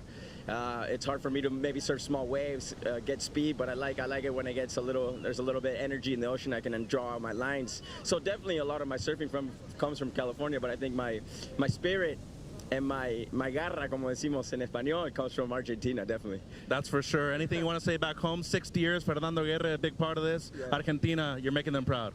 Bueno, muchas gracias a toda la banda en Argentina, mi amor, Pili, que está ahí en lo de Mili, Gabino, Noé, Gonza, Toto, Anchi, nuestros hijos ahí disfrutando. Saludos a la familia, a mis viejos, a mis hermanos, a todos mis amigos de Argentina, especial a los sponsors que siempre me apoyan y se siente la energía de lejos. Y a la gente de Puerto Rico, ¡vamos! Crowd favorite, Lele, moving through.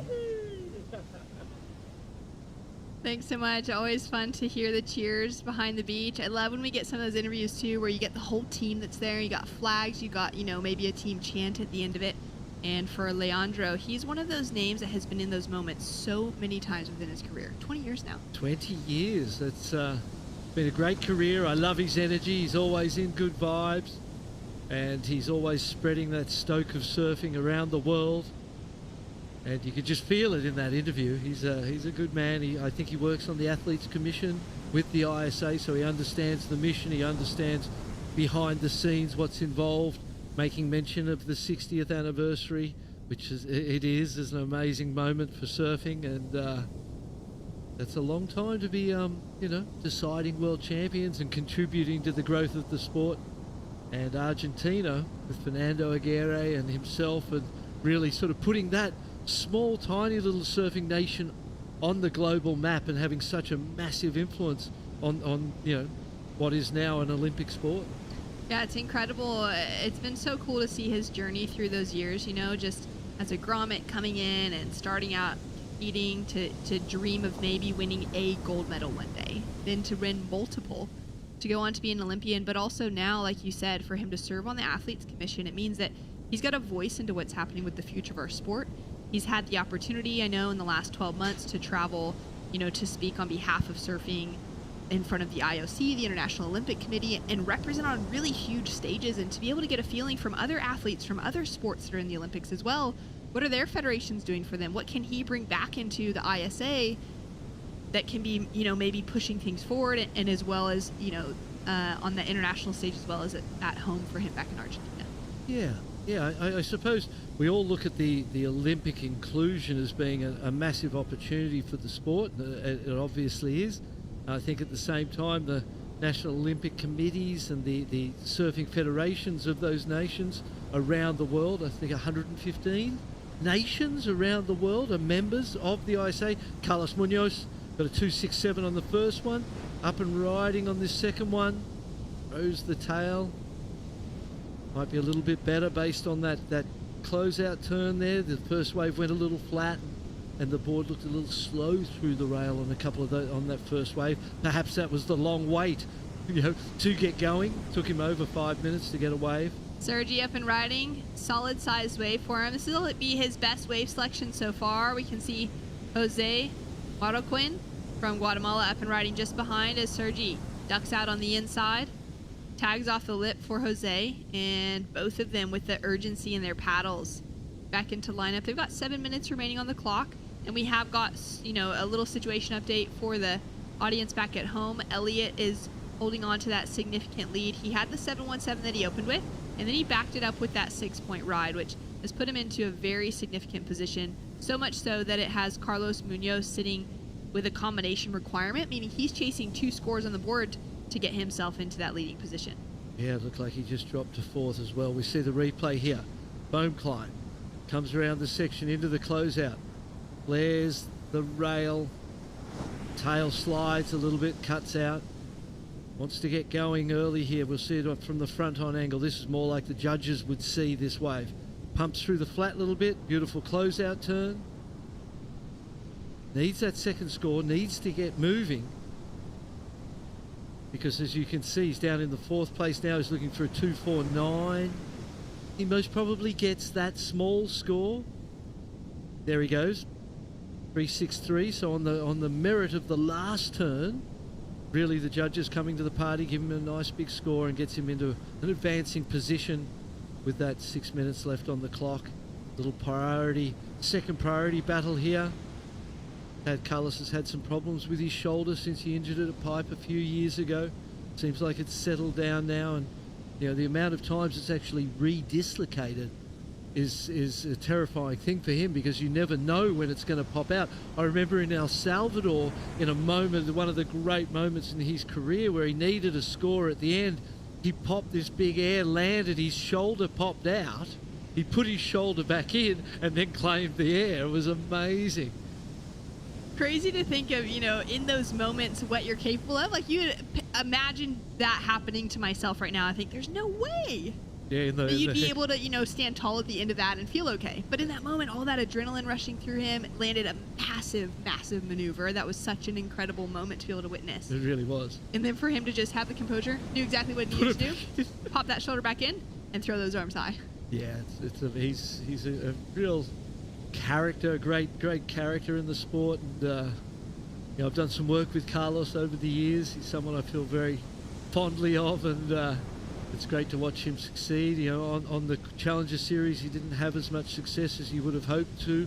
That injury, the shoulder that we were referring to, kept plaguing him through competitions. He's had some time at home now, and I'm sure he's ready to fire up here and get an Olympic spot. We also know that story that he got a last-minute call-up to the Tokyo Games, jumped the plane. He had this story of trying to get there with those massive floods. Unbelievable. It was a journey to try and get there, a full mission through floods, and everything was working against him. And he got on the plane and just got there that little bit too late to take part. So that was disappointing. I'm sure he wants to rectify and replace that memory with something much, much better and make it to the Paris 2024 Games. Got the opportunity this week. Top 6 men will be qualifying. Top 8 women will be qualifying. And that doesn't necessarily mean the top 8 at the event, you know, 1st place to 8th place, but it's the top eligible surfers. So there might be some double qualifiers, given that we've got about 30 surfers, 27 currently in the draw this week that are already qualified for Paris. As we see Carlos, just that quick backhand attack off the left. 27 surfers that are competing this week that are qualified, locked in, and they're already heading. So they're here, you know, to represent their countries proudly. A lot of teams to surf to try and win those highest ranking men's and women's teams to get maybe a 3rd slot for their countries. But for every one of these surfers, they've got that chance to be in that top conversation. And yeah, that's, you know, you go 6 or 8 and you go, well, I'm a chance at that. That's quite a big number. A lot of opportunity. Here we go. Elliott, he's on a roll. He's had 2 solid waves so far. Pumps down the line and doesn't really see what exactly he was looking for, what he wanted to see. So he's decided to kick out of it with control. Sorry, mate. I was going to say we saw Carlos go a little left because he was in 4th priority, or a couple of lefts, just trying to find something, manufacture some scores. It's a very close heat. This guy needs a 3.67. Small requirement. Jose, the 18-year-old out of Guatemala, one of the Groms on their team, lays it back on the finishing section. So he's working really hard to try and get to that 3.67. As we're down to 2 minutes, 15 seconds on the clock. Yeah, he's not going to get it on that one, I think it's fair to say. Ukrainian surfer, And I wouldn't even dare try to pronounce that surname because I'm sure I would butcher it. But it's great to have the Ukraine here. Here he is up and riding. Nice right-hander. It's stuck in the white water. Tall, goofy footer. Now, what's something that he can look to improve on in a moment like that? What's kind of, you know, if you were coaching and sitting in that role, a great way to be able to make that section on a wave? Yeah, you can't really fight the white water. You need to take its lead. You know, it's the dance partner. If it's sort of coming at you, you need to step away from it, give it some space, and create room to bottom turn around that section. So just giving yourself a little bit of space and not rushing it or forcing it. While you need to be fast and quick, you can't rush. So it's a complex situation. It's not quite that simple. It's so complicated to think of that, especially when you're in there, you're wearing a jersey, and you got so much pressure on the line in an event like this, and you're thinking, you know, you got to kind of feel what that wave is offering. Yeah, absolutely. And ride with it in that moment, while also then wanting to capitalize on each section that stands up. Yeah, well, and you know, you've got to match the moment of the wave with the moment of your performance, and there's times to sit it back and settle the performance down and just get a nice flow. Then when the moments, you know, the sections stand, that's when you've got to really stand up here. Important ride. Jose needs to stand up in this one. Great opening turn, sets it up for a second jam. Now looking to see if he can find that connection. It's going to be important. Chasing a near 4, essentially, to get himself the requirement to take away a position from Carlos Munoz, putting every bit of energy into it on the finish for the 18-year-old. As we take a look now at Elliot Parada Reed, goes big, boosts off the lip, and he finishes off clean with one of the more progressive maneuvers that we've seen today. Absolutely, and a sign that, you know, I can see those sections, those oncoming sections, as we get through this event, we're going to see some massive airs. Up and riding now, Sergi's made it around that whitewater. He's in a much better position on this wave. He had that speed, trims it off on that opening carve. He only needs a 4.73, but with a couple of ones in the account, that may very well be his best ride. And as you said, he chose a better line, put himself in better places on the wave. It's going to be interesting to see the ride of Jose Franklin. It's the judges are considering it now. There's Carlos. Carlos goes for it. He may, I'm not sure if it was up before the buzzer or not. Either way, with that slip, not going to factor into his top 2, and I just have received word that was after the buzzer. So now the score that matters, as you're saying. Oh, he's on dry reef there. Oh boy, smart decision. Paddle with those fins in front instead. Try and save them. The question mark is going to be on Jose Marroquin's first wave. Nice wrap into a, you know, there were 2 turns at the start and then 2 turns that he milked out of it towards the end. The last turn kind of got a little stuck at the top, but there's a chance. It's there is a small chance. Here, lovely first turn. Second turn, it goes very flat here, and you think, well, it's done. He's not going to get the score. Pumps and drives, creates energy. Bang! Into an aggressive re-entry into the lip, and then there's another one. Bang! Off the lop, lays it back, stands up tall like, you know, I've done my job. And let's see, here's the air. Tail first. See, that tail was high in the air, clean, and then at the end of that, he ends up on the dry reef, makes it to the beach safely. Look what you've got to get through to get back to shore. Judges having a long, hard think, which indicates that it's close. Going to be close for our surfer in the blue jersey, currently in 3rd for Jose out of Guatemala. A 5.77 did drop through for Elliot Parada Reed of New Zealand, that last big air. So kind of good to keep that in mind mentally. Didn't factor into his top 2, but solid single maneuver. Waiting for the score now for Jose. Requirement remains the same as the 3.67. Which really, you know, 3 5s aren't going to do it. You need a judge to go to 4, so you need a couple of judges to go to 4 to knock the high and the low off. There's a possibility. Oh, there it is. It's come in. And it's just shy of the requirement. Would have had more judges in that 3.5 range, sitting just below. So it's a 3.23. Unfortunate for Jose Marroquin out of Guatemala, but what a well-fought battle. Kept himself in that conversation right to the end, and Carlos just going to feel very grateful coming into the water after that one. Yeah, he knows he can do much better than that, counting a 2.67 and 3.63, but it was enough to keep the Costa Rican alive. Well, a great heat in that previous one. Here we can see the surfer in red, Johnny Corzo, from our next heat. Out the gates really early. And our Polish surfer, Maximilian, also on his opening ride. Looking fiery on his forehand. Yeah. Well, we're going to go to a quick break. When we return, we will finish off heat number 20. Men's round 1 out in the lineup.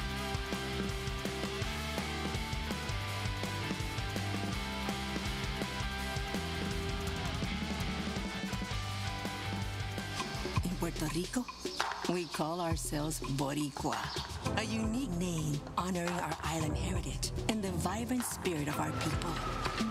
When you bask in the warmth of our beaches, when you taste the love in our food, when you embrace the call of our adventures, you'll find that spirit in yourself. Dare to live every moment. Live boricua.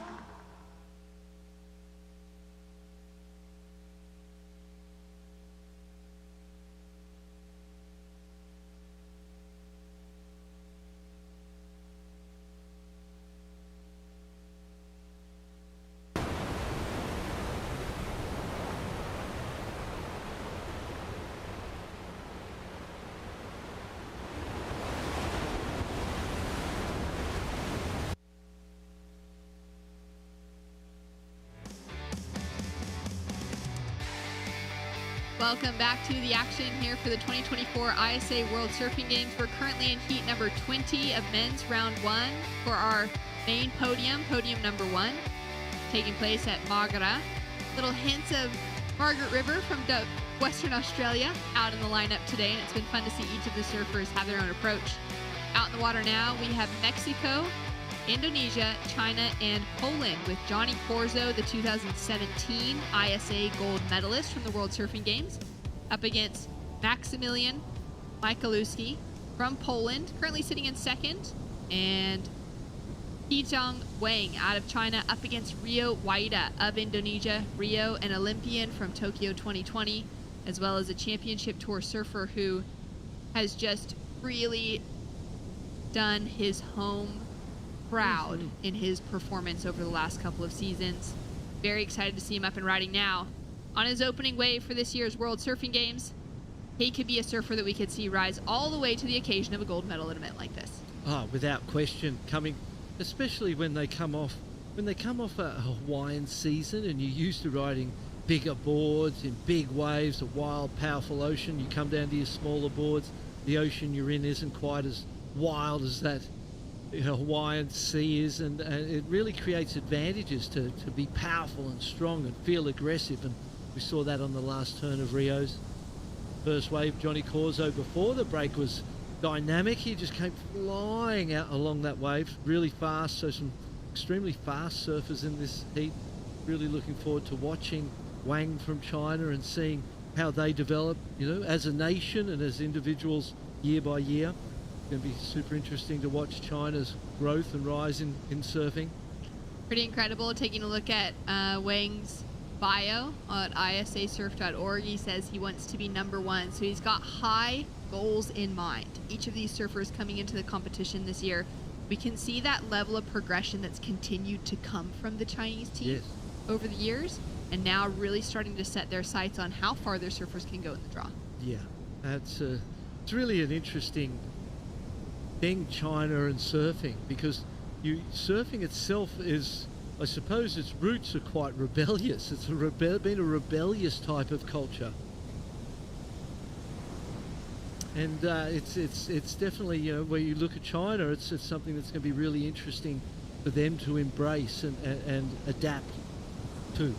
Well, taking a look at the road to qualification for Paris 2024, the tier number 1 was the 2023. Just ignore that 2014, just a little typo there on the screen. For the WSL rankings, it was the top 10 surfers out of the 2023 WSL Tour from last year that got themselves qualification into Paris 2020.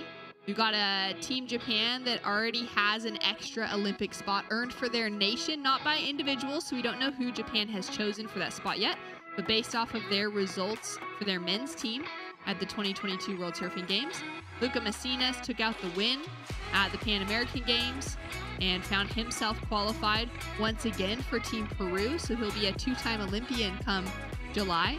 And then we saw Kali Vast, Rayo Inaba, Billy Stearman, and Alan Cleland get qualification via the ISA World Surfing Games last year, based off of the continental qualifications. We got six spots open this year for this World Surfing Games that has begun this morning. Those slots are going to be filled in through the week. It's going to be so exciting to start to see names pop into position.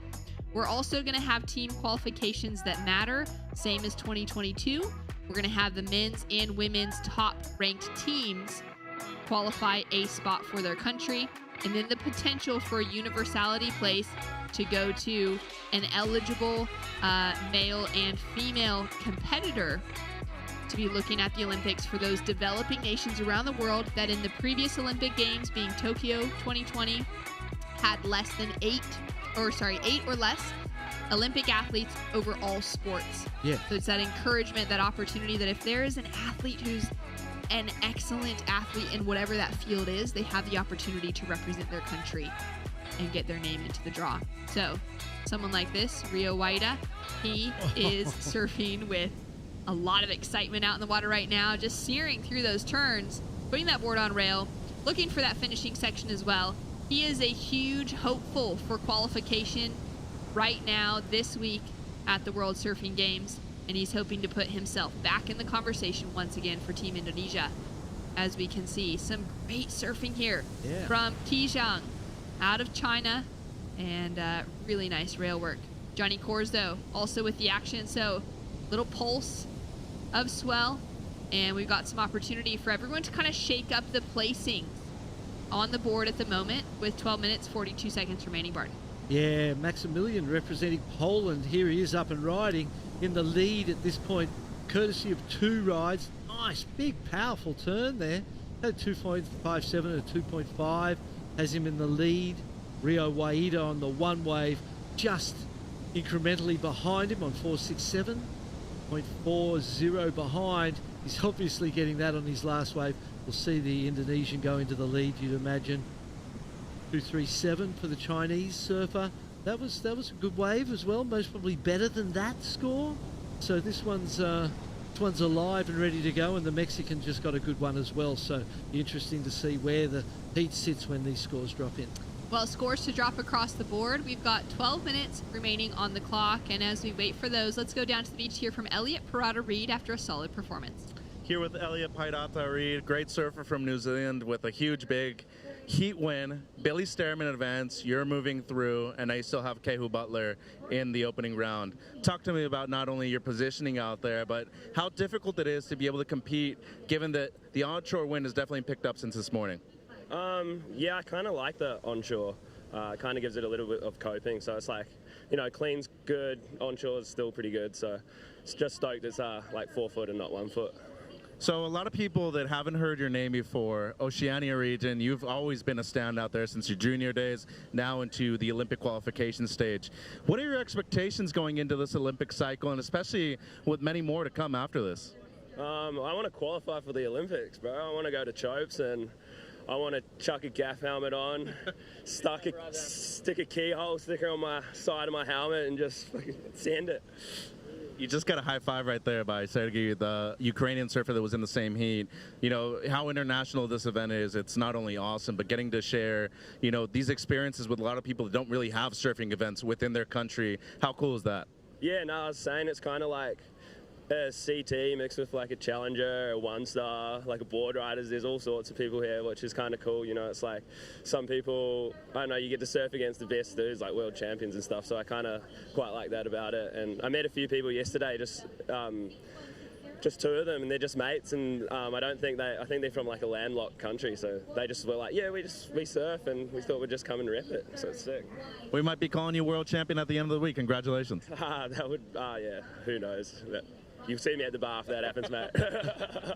Congrats, Elliot. Thank you. Thanks so much, Elliot, frothing with a solid performance out there, and goals. Gold in his mind. Quite easy. Clear, concise goals to be putting on that wall, on that mirror back at home, little post-it note, wherever it goes. Join his teammate Billy Stearman on the plane, and Kehu Butler's an amazing surfer for New Zealand as well. And that score dropped in as a 6.60. for Rio Waida, consolidating his lead. Johnny Corzo into the second with the 4.60. So a bit of work to be done now. 2.37 was the ride for Wang, China. Felt like it might have been a little bit higher than that.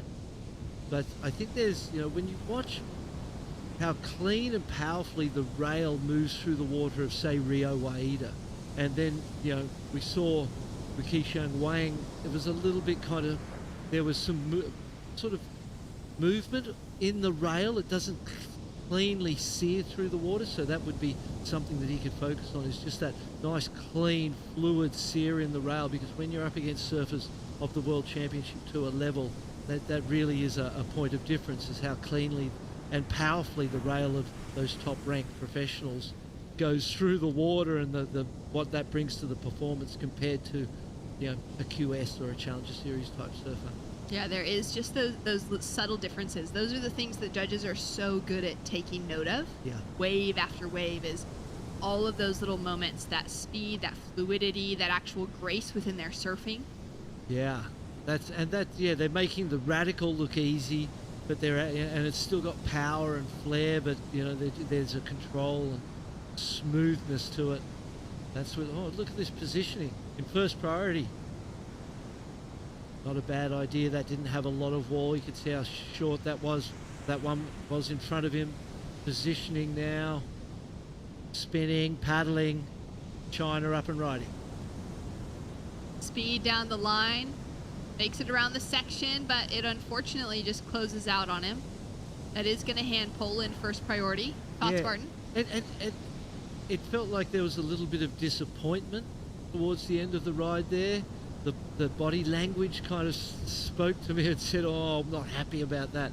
Got to stay positive, stay upbeat, and even if you don't like it, good to sell it positively and get into the habit of not showing that the downside of your feelings, you know. Mask them. Even if you've got to act, you need to just be selling everything positively.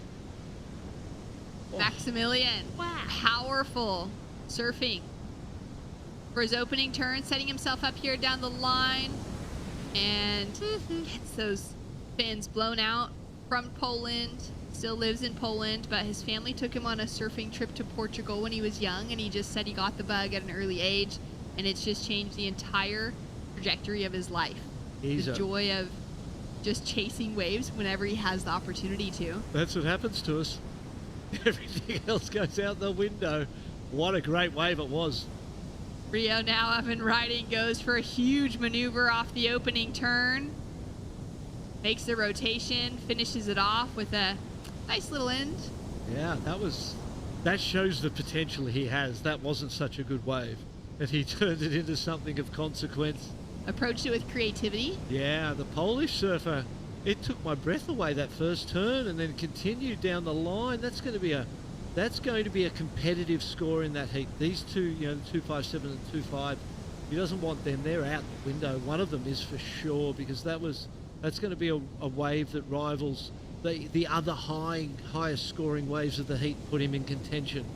Looking for a 5.20. I feel like there's a chance he even gets that. Yeah, he's right there within striking range.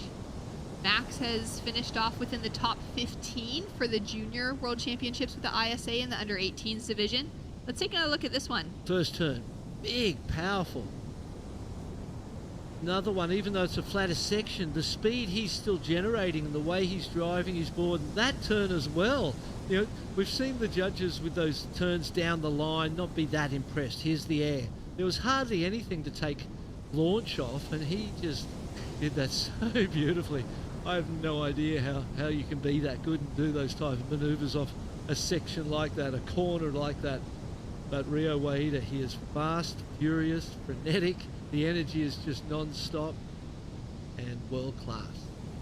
World-class. He's one of those names that there's a lot of names in the draw that we're going to keep, you know, that close eye with expectation for those top 6 positions, and Rio's at the very top of that list for surfers who have done well in the ISAs before, are surfing at the top of the world tour in that, you know, top 10 to 15 surfer conversation, as well as having had that Olympic experience before, hopeful to get it a second time around. He's one of those surfers that kind of has the whole picture.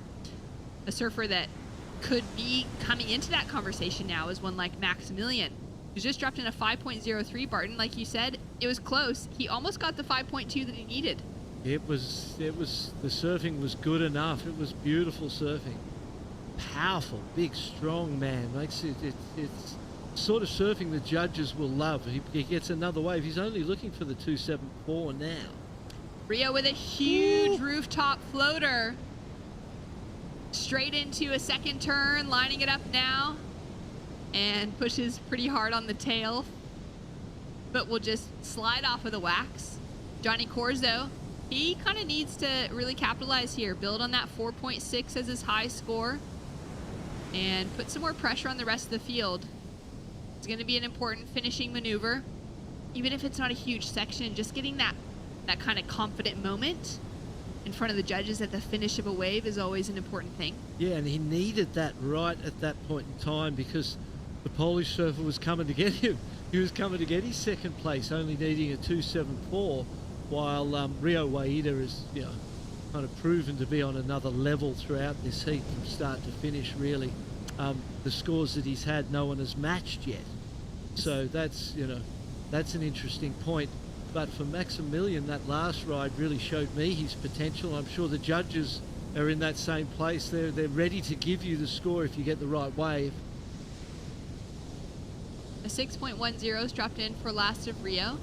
So that bottom turn to air combo puts him into a better leading position. Does put the requirement into the 8s for Johnny Corzo. Johnny dropped in a 4.0, so it has just increased that requirement a little bit on 3rd and 4th.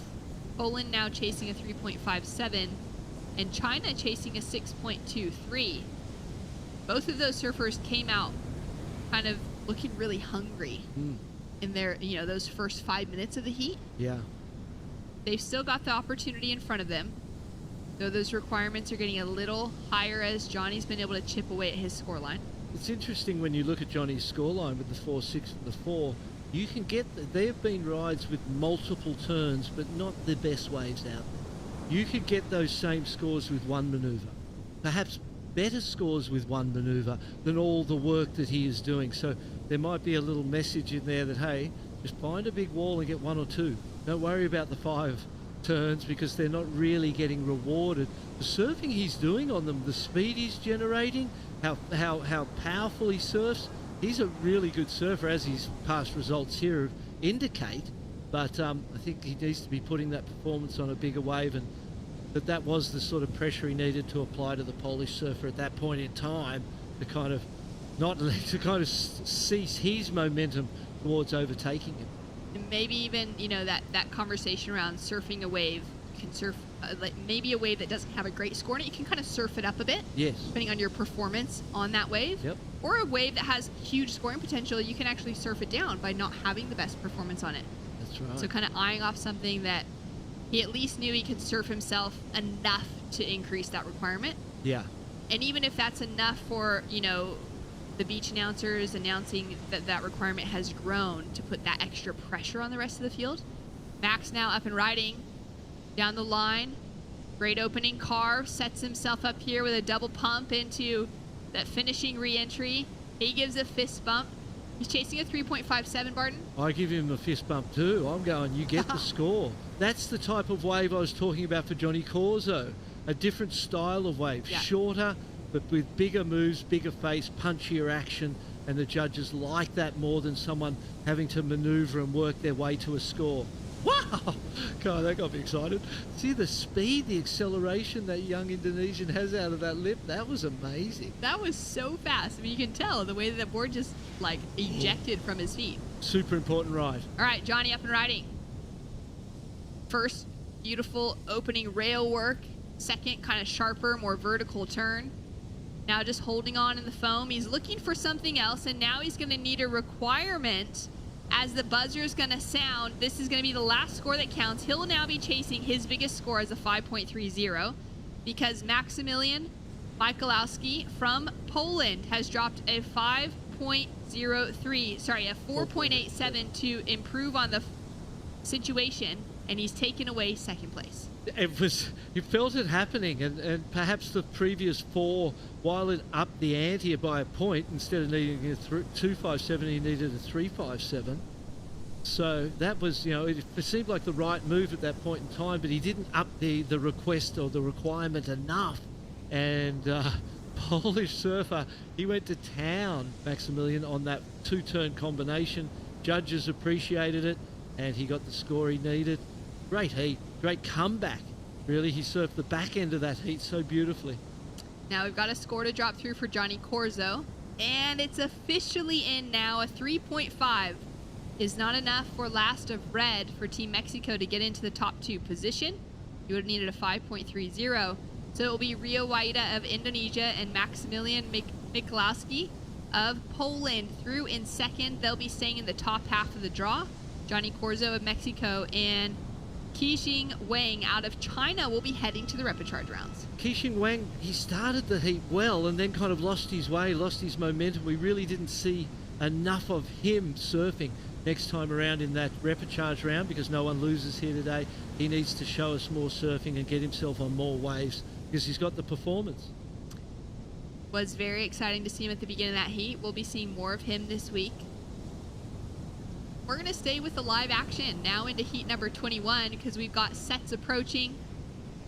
And we've got Luca Macinas already up and riding for Team Peru. Low and composed as he drives off the bottom into that tail slide. Great oncoming section. And he'll finish off well. Feel the energy within his surfing. For the start of this heat, Peru, Morocco, Netherlands, and Fiji all in the lineup. Dealing with some very different conditions to what we had this morning when we arrived, and those nice offshore winds were blowing. That tide was a little bit higher as well. People were getting tubed. People were getting tubed, We were left, right, watching center. tube rides, but now we're seeing some airs and some amazing on-the-face maneuvers. Upka from Morocco. He's a great young goofy footer. I remember being super impressed by him in El Salvador. It's the first time I'd seen him surf, and I was like, wow, this kid's got great style, great technique.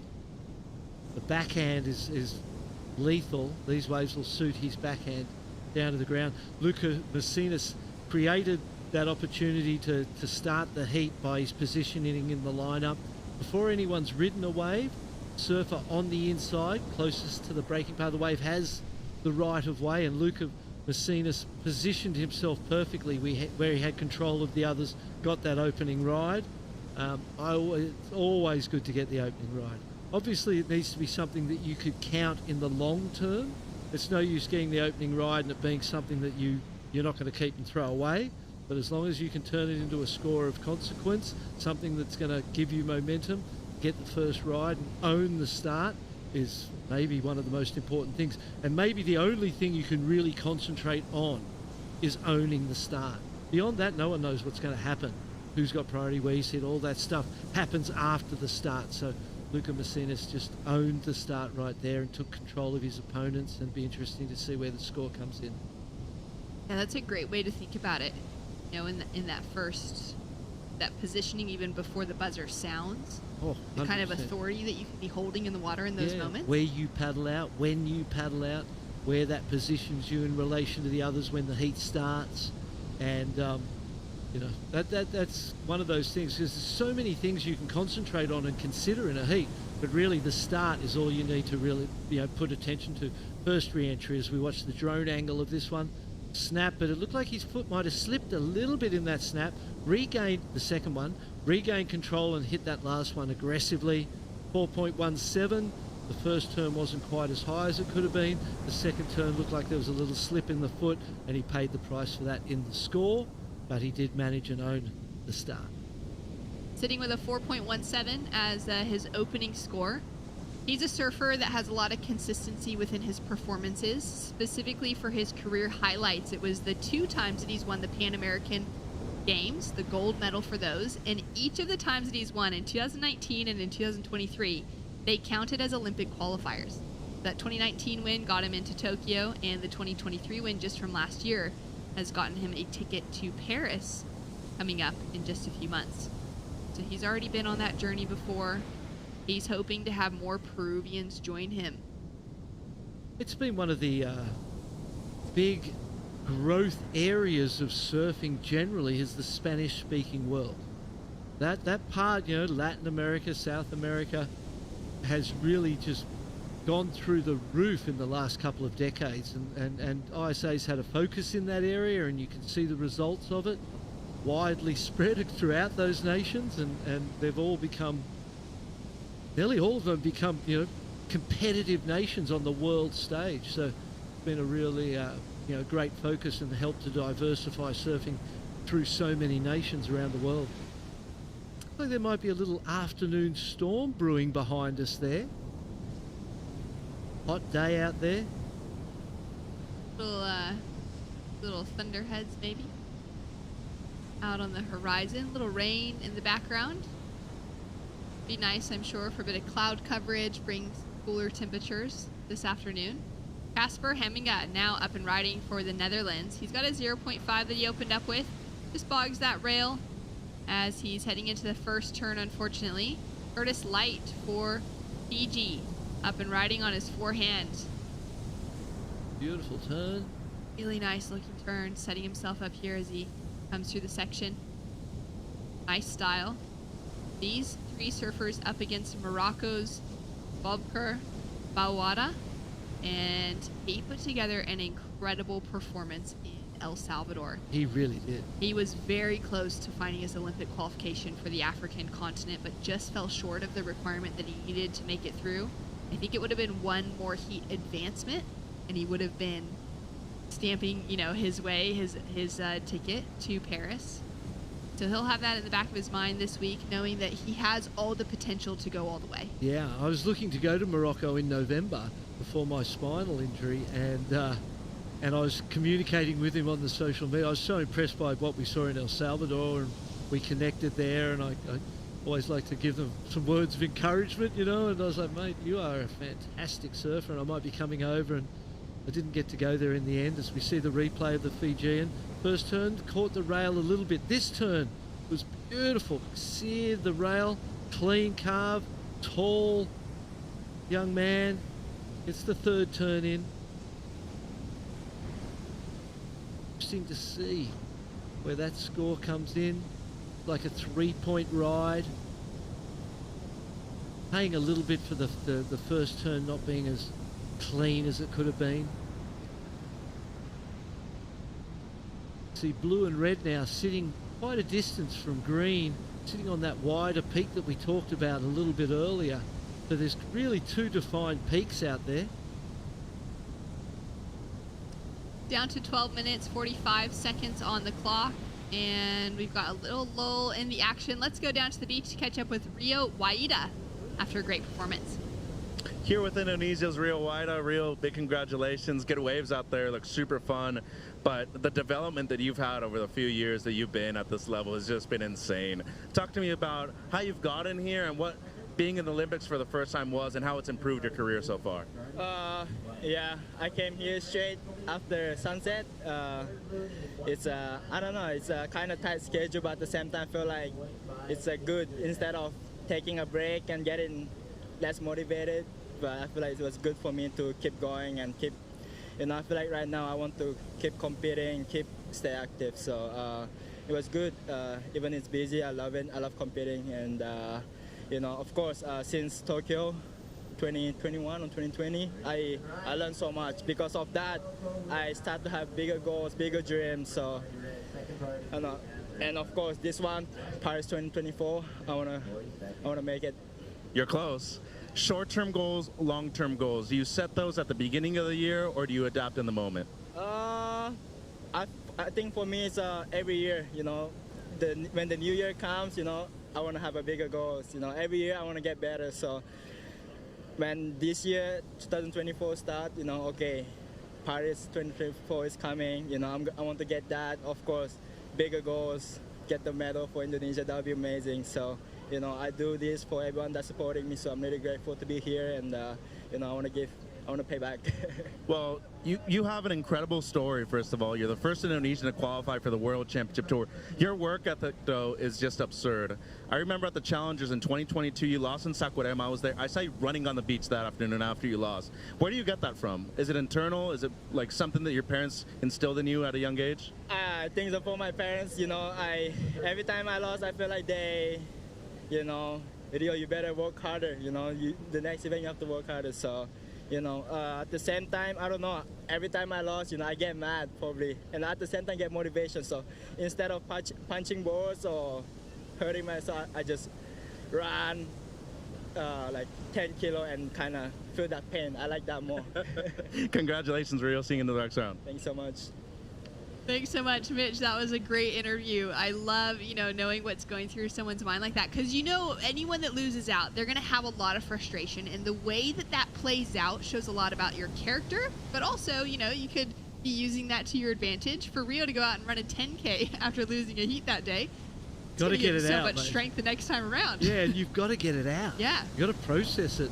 The time alone running. I used to go surfing, and I had some of the best surfs of my life after losses where I was like, wow, why didn't I surf like that in the heat? But you felt what you could do with a little bit of grunt inside, you know. And I've worked with people who, you know, they may lose. As we watch this one, we'll come back to that. Casper just weaving his way down the line, setting up the rail for that opening carve. This is the moment he's been waiting for. We can really start to see that power within his surfing connect for the finish. He had a few attempts before this, nothing that looked nearly as strong, as solid, as composed. Now chasing down that 3.07, that was a great way for him to get going in the back half of this heat. Yeah, that's it. And he needed to get going. 9 minutes left. That's going to be his best score. Will it be, you know, besides the two scores of Luca Messinas, the 4.17 and 6.33, I feel like there's potential for that to be the next best wave of the heat, which would put him in a strong position. He's in fourth place at the moment. Needs a 3.07. There's every chance he may get that. And how good was Rio Ueda? Back to that interview. You know, I've worked with people who, when they lose, they're sad and they'll cry and they're upset, emotionally upset. Then I've worked with people who, when they lose, they get angry, they get mad, they get determined. Here's our Moroccan. Taking a look at the Combo. replay here. Like, that's not the wave he would have waited all that time for. But the way he surfed it showed the desperation that was in that moment. Oh, there's the old 6.33 number came in for that one. Taking a look now at Casper and this last wave. So we've got some scores coming through across the board. A 4.33's dropped in, and it's put him into second position. Yeah, it was, and I think that's where it should sit. It was the best wave outside of Luca Messinas' two good scores, and better than his 4.17. So the second best wave of the heat so far gives him the opportunity up into second place, and just got to work on, you know, replacing that 1.10. 3.73 for the two backhand re-entries of the Moroccan. That's because of the quality of the wave, not the quality of the turn. That was not such a good wave, and maybe the pressure of time, the pressure of priority, sitting there waiting so long. At some point you go, I've just got to surf. I've got to stop sitting and surf, and I feel like that's what he did there. Whether it was the right move or not, time will tell. A 6.33 drops in for Luca. Two beautiful turns on that left. That was crazy, wasn't it? Great to see him kind of change tactic as well. Find that left that's standing up better now than it was any other time today. The first scoring left of the day, you'd have to say, that we've seen in the heats that we've called. We haven't seen anyone even get close to getting a left that scored anything. So that was adaptive. You know, talk about adapting your goals, adapting your focus. He adapted in that moment, went a left, and made it pay.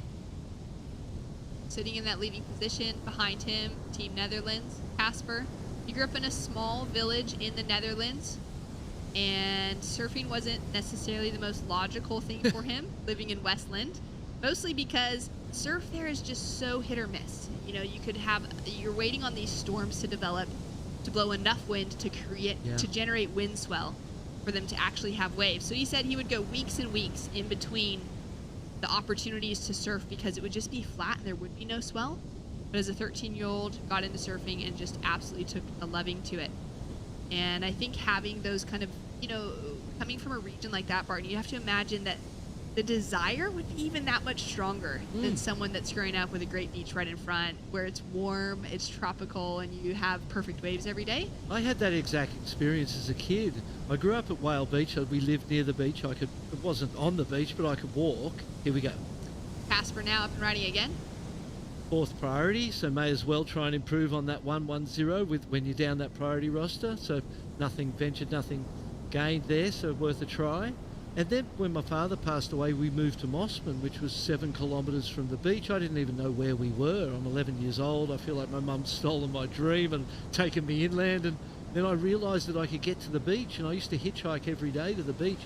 And when I got there after what I'd gone through to get there, I was surfing regardless. The conditions were not important, but the local kids would all be lazy and fussy and, it's not good, it's crap. And I'd be out there regardless because I was desperate and I wanted it.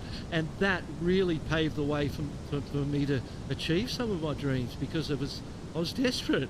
And you could see in the local kids, they just didn't have that same fire because it wasn't as difficult to get to that point. So, the hardships, they define the person, and in the end they can be good things even though they don't feel like it while you're going through them. I think we're seeing that from a lot of those surfers coming from not necessarily landlocked countries, but countries with, not major oceans that are creating, long swell periods and all the things that come together to be really great surf spots. As we take a look now at Curtis Light from Fiji, drives through that first turn and he'll fall. He's had a bit of a slow heat in front of him, unfortunately just a 3. This will be just his second wave on the board now, chasing a 2.44, so he's right there in that conversation to still take away the advancing position, But we can really see, the performances from Team Poland, the performance like this out of the Netherlands, surfers that don't have the best waves at home that really have that drive within them. They've been putting in that time, that energy, traveling around the world, looking for more opportunities to get to surf in different places. Absolutely. And once the bug's bit, you just want to travel the wave, find perfect waves. And especially when we see, what about Florida as an example of average, great example. Average the waves. The number of world titles that have come out of that place. More than anywhere else, even just Kelly's alone. But then you throw in Frida Zamba, Lisa Anderson's, the Hobgoods. And Caroline Marks now. There's this endless line of champion surfers that have come from that area, back to Matt Keckley and, the whole long line of incredible surfers back from that place where the waves are quite average. You want to travel, you want to see the world, you want to get some perfect waves, and it builds a desire in you that can take you all the way, like it did with Kelly Slater and Frida Zamba and Lisa Anderson and Caroline Marks, as you said, CJ Hobgood, and we go on. So many more. Here we go with an opportunity. Luca laying into that first big turn. Little off time for the second, but redeems himself here as he drives through with a lot of power. Now, Babakur on the outside section. We can see him go for a big lip on the left, eyeing it off on his forehand, pumping down the line, setting himself up here again. We'll see if this wave gives him any more scoring potential. A little corner right here in front of him. Gonna tag that section. Nice and aggressive on the inside with that energy. Chasing just a 2.68 to take that second place position. Netherlands, Casper dropped into 2.07 for his last wave. So he just did increase the requirements, but by very small amounts. And fortunate for the third and fourth is Curtis Light up and riding. Curtis now with a chance to chase down that 3.41. Again, another slip from a guy who loves surfing in waves like Cloud Break back at home and has, some of those spots absolutely dialed, but hasn't really been able to figure out any rhythm so far. Got a little situation change with Curtis now jumping up into that third place position. He's got a 1.80 on the board. Chasing still a 3.41 to take the advancing position in the top tier. Bottom two will be heading to repechage round. And we are waiting for a score, though, for Last of Morocco. That's going to be a really important wave. And we didn't really see the outside work too clearly because we were in a distance shot at the start. It looked like he got a hit out the back. Here we go. This is going to be super interesting. I felt like the inside was enough to give him the score. Little loss of the rail there at the start. Nice big turn. That was where, this is kind of where we caught up with the wave. I think he gets it. I think it's good enough to go to a 3. There's enough work in there. That big turn on the outside. There was a little loss of control in the rail on the whitewater right at the start, but then the rest of the work was solid. The judges having a long, hard think about it. Let's watch the second turn here. That first turn was amazing. Watch the loss of rail. Third turn it is. Watch the loss of the rail right here. There. Very similar to what happened on his first wave. It makes me feel like there might be a need for a little bit bigger fin. To keep that rail buried, because both times the rail has drifted a little bit at a moment where it really should not. And perhaps there's the opportunity to look at some fins that have got a little more hold in them for those moments, because they're moments that have stolen some points out of a ride that at some point, while it's not that important right now in this heat, there's the score. 3.80, it's just enough to get Morocco into second place position. Messinas now up and riding. Boy, he drove that one. That was... He went, you reckon I need other fins? Yeah. Let me show you this. Take that, Barton. Yeah, take that, Barton. And good. I'll suck those eggs, because that was a wonderful turn and showed that he can drive that rail and lay it over when he needs to. And maybe that was the thing with those turns. There wasn't enough rail. It was a little flat, and so it slipped. Well, he's got a couple 6s on the board. We'll see if he's able to improve his overall lead with the strength of that last wave. Buzzer has sounded, and it looks like our surfer from Morocco is going to be taking away that second place position, with Netherlands and Fiji falling out into those rapid charge rounds. We're going to go to a quick break. When we return, Chris Cote and Rachel Tilley will be in the booth to call the action. We've got a few more heats to get through to the end of the day.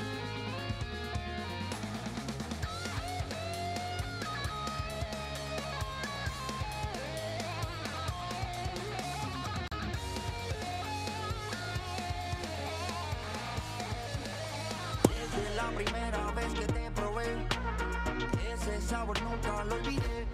Quiero mi pancho, te amo pancho. Desde la primera vez que te probé, ese sabor nunca lo olvidé. Quiero mi pancho. Campo Pancho, solo $4.99. Te amo pancho.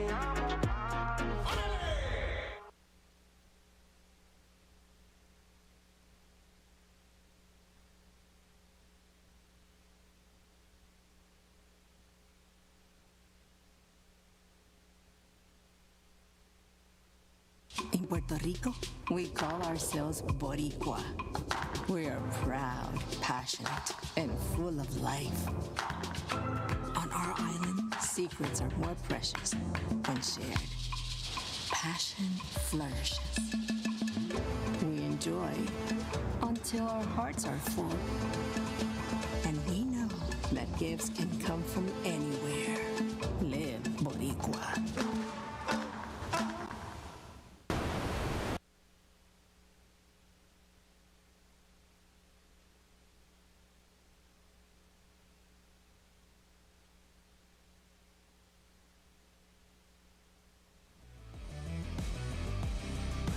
Surf fans, we are back. This is the ISA World Surfing Games Puerto Rico edition. In the lineup, we've got Andy Crea, Luke Dillon, Liam Wilson, and Fantine Habashi. An international field hits the water. Waves are still pumping. Chris Cote here with Rachel Tilley, your 2015 WSL Longboard World Champ, among a million other things. Awesome to have Rachel here on the commentary team. And so far, so good. We're over halfway through day one of competition. Day one of the event, of course, the Parade of Nations, the Sands of the World, and always a rousing speech from El Presidente, Fernando Aguirre. The perfect way to get us fired up for this event, which will be history in the making. Yeah, yesterday was awesome. I always love that factor about the ISA events, and starting with the Parade of Nations, everyone being in uniform, everyone carrying their nation's flag, bringing in that sand from the their home country and putting it all together. It was such a nice day and a way to kick us off for the start of day one today. Straight into the action. It's been a big day. We are on heat 22. Big day, big scores, big names, new names, something for everybody. Well, I'm Chris Cote, this is Rachel Tilley, and we've been so excited to bring you day one of competition live from Puerto Rico in what a perfect venue Arecibo has been holding and will continue to do so all week long. We might switch up. We have 3 options of podiums we can run. Today, our prime time is right here, and meanwhile, the women are competing on our secondary podium, but secondary might not be the word for it because the waves are firing up there as well, and you can watch all the action for the women's side of the draw if you just click the link below that says Podium 2.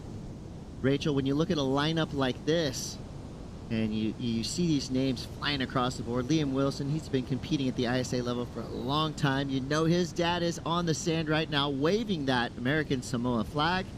Luke Dillon has been making strides for Team Great Britain. This is going to be a really fun heat to watch and kind of telegraphing something we're going to be seeing throughout the week. There's Liam Wilson right there.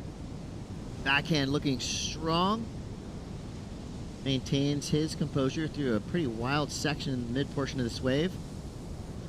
Nicely done there for Liam Wilson. Yeah, nice way to start off the heat.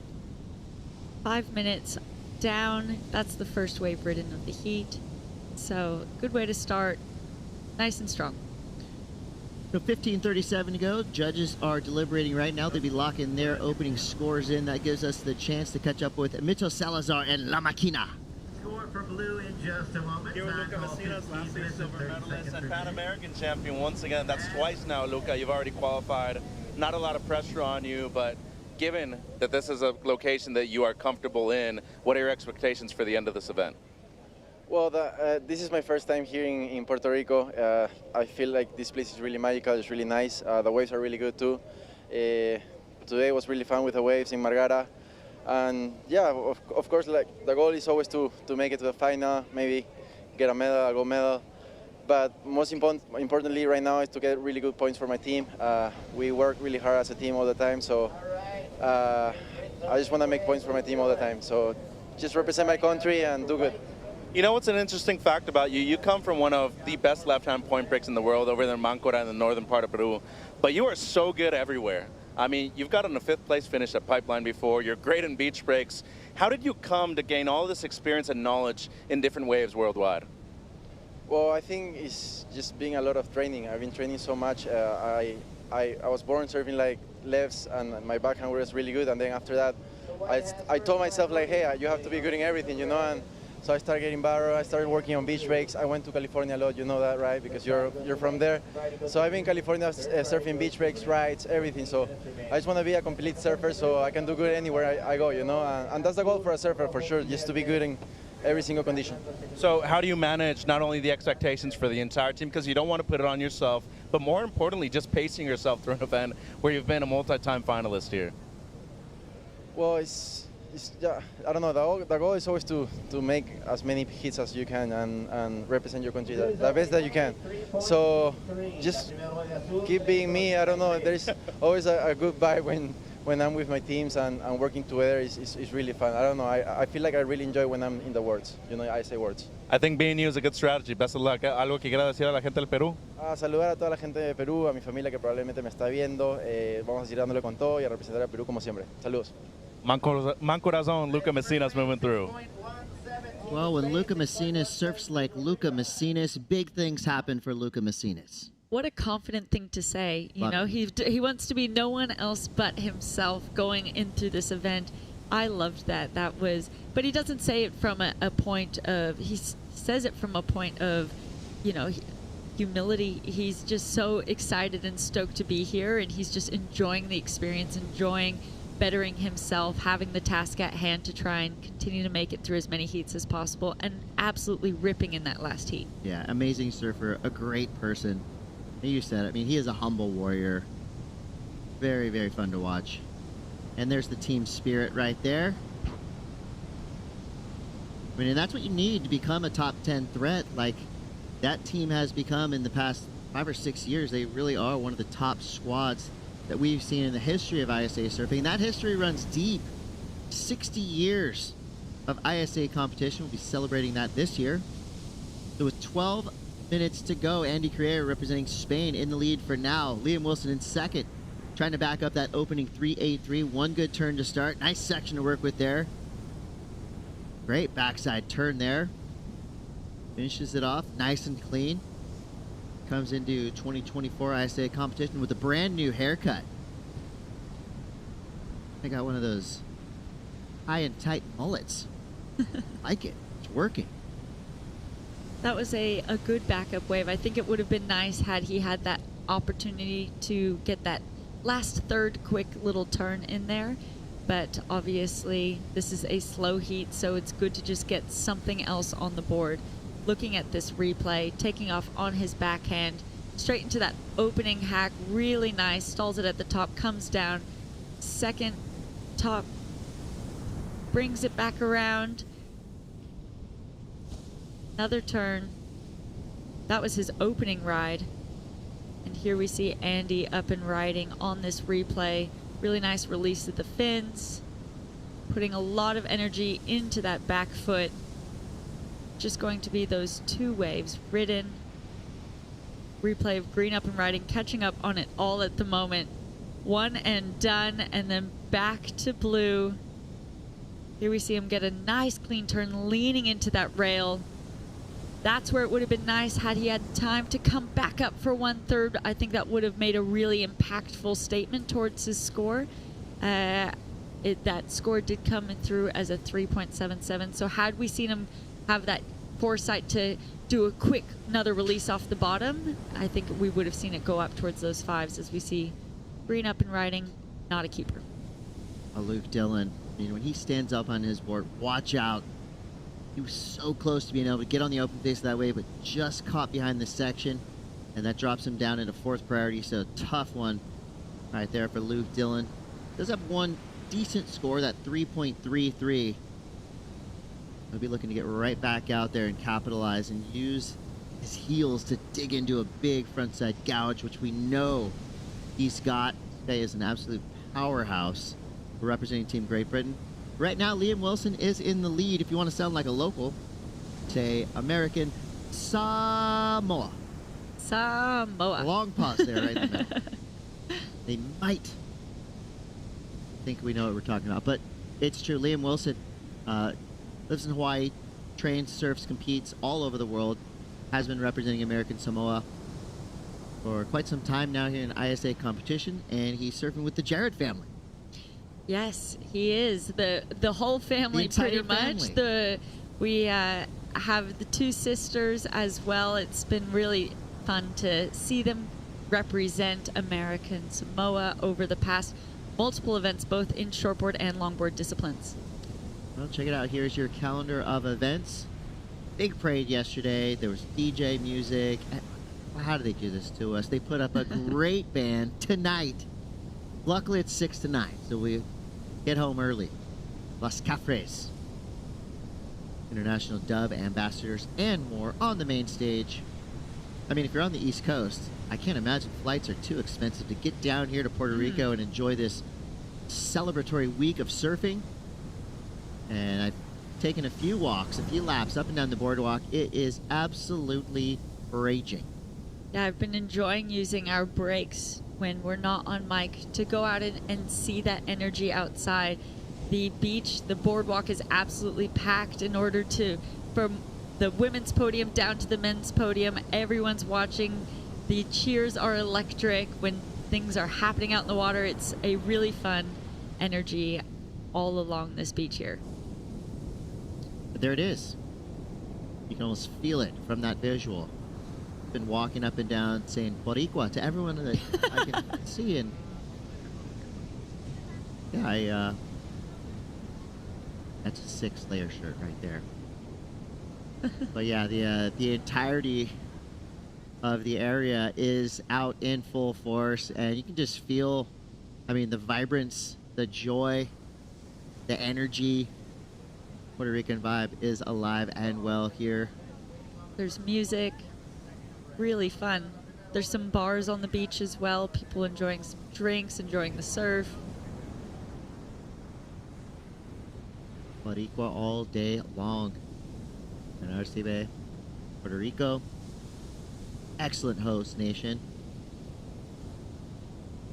Nice And little there's your skate park right there. That's where we're going to see you later, isn't it?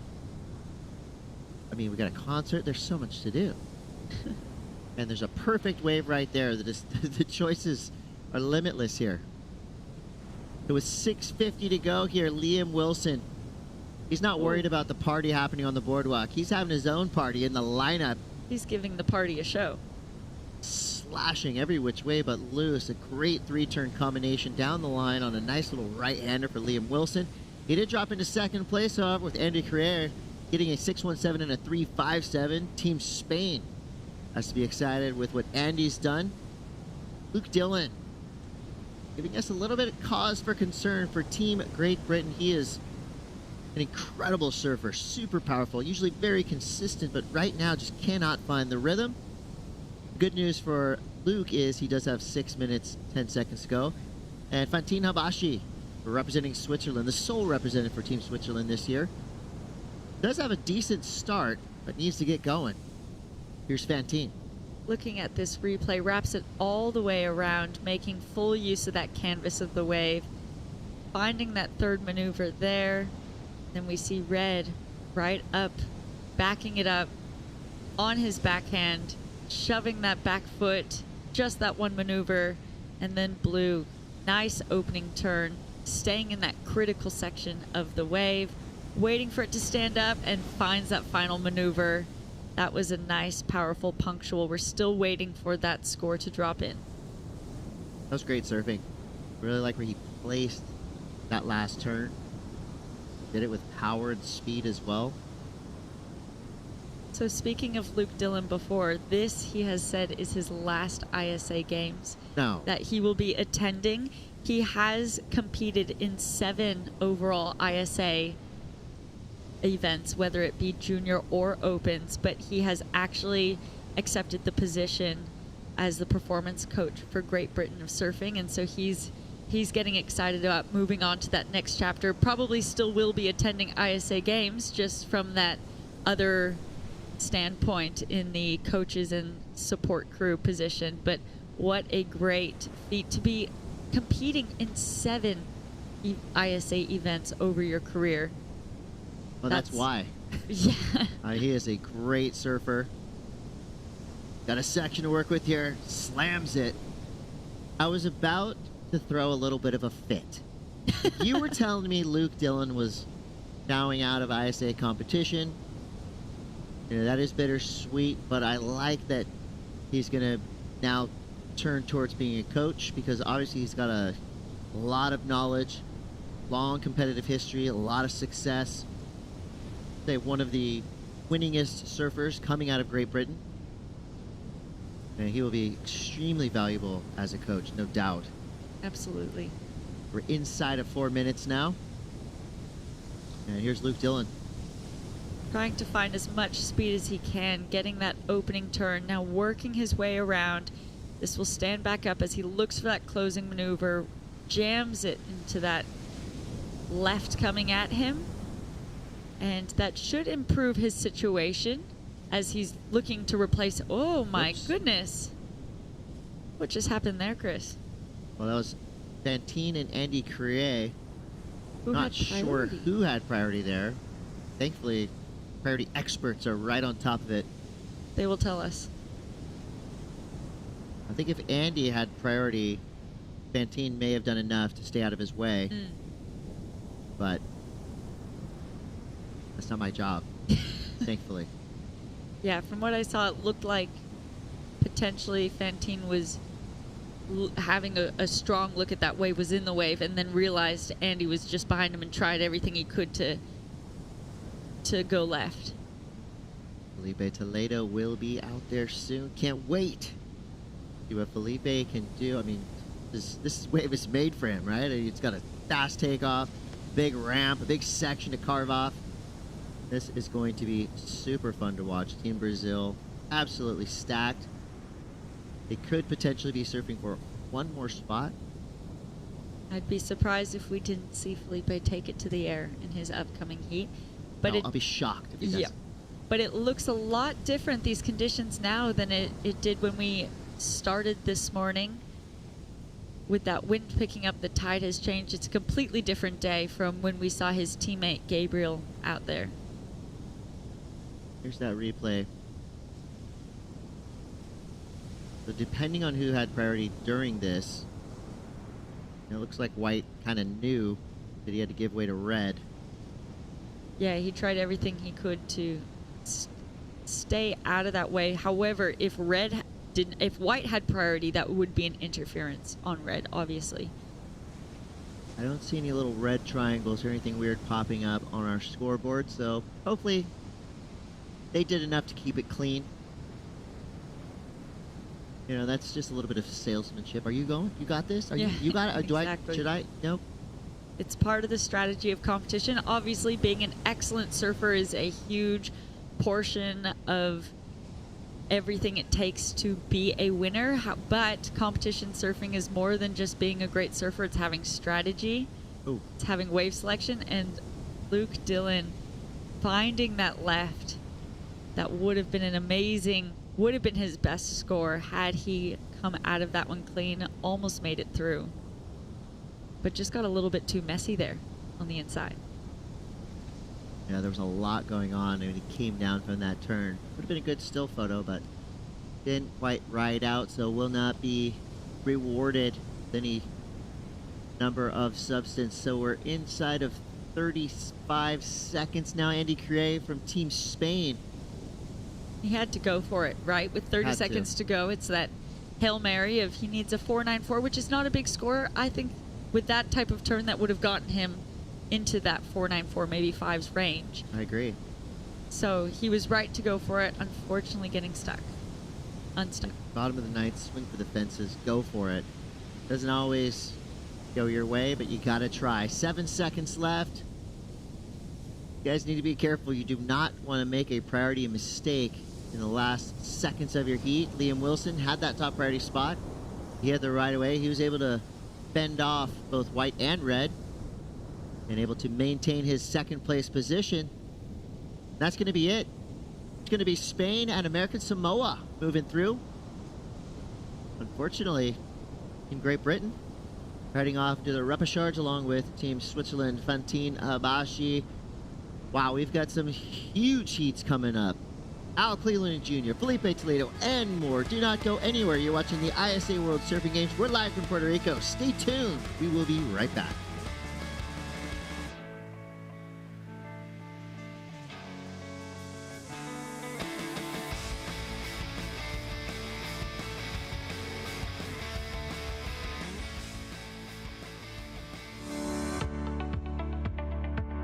El cariño deja una huella. Vela porque estemos bien. Celebra las nuevas etapas de la vida. El cariño nos mantiene en forma para que no nos perdamos ni un segundo de lo que nos llena de vida. Donde hay cariño, hay salud. Por eso llevamos 40 años cuidando cada etapa de tu vida. MCS, 40 años de salud completa.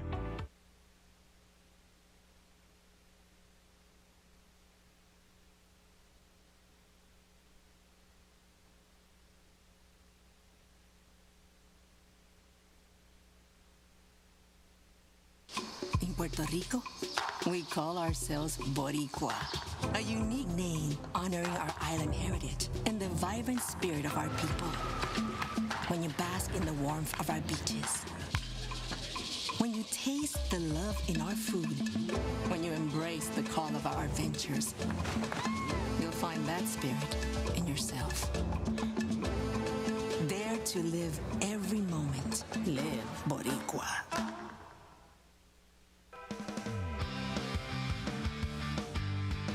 And we are back. This is the ISA World Surfing Games 2024 edition. Not only these surfers going for the pride of their nation, but also individual medals on the line, as well as 14 spots for the upcoming Paris 2024 Olympics. So by the end of this week, I mean, we are going to lock some names into the history books. I'm Chris Cote. I'm joined by Rachel Tilley. So far, so good. It's about 3:50 p.m. local time here in PR. And in the lineup, you've got Kehu Butler, Anthony Fillingham, Carlos Humberto Escobar, and Anton Mazni. And we're going to start off with Carlos Humberto Escobar, representing Guam. Nice and clean, under duress. Nails that section through the mid portion of that wave. That'll give him a solid start.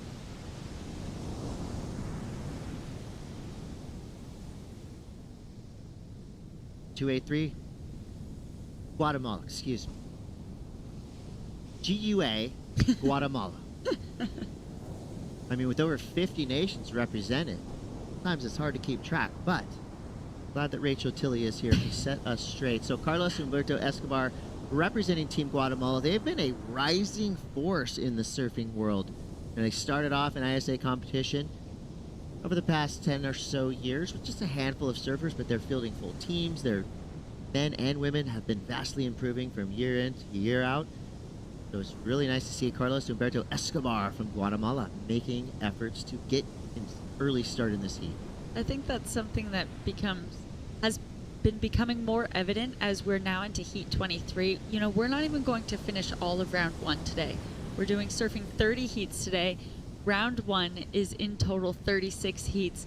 These surfers, the surfers who end up winning gold, winning medals, that just puts it into perspective how much work they have to do and what a large feat, how many countries are represented, and how many surfers are working their butt off to get through these heats and make it to that finals day.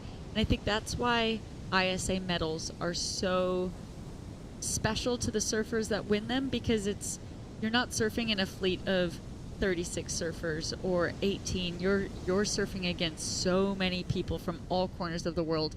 Lots of heats as we see Kehu Butler up and riding. Yeah, this guy is one of the best to do it from New Zealand. A spirited squad. They come through, they do a haka.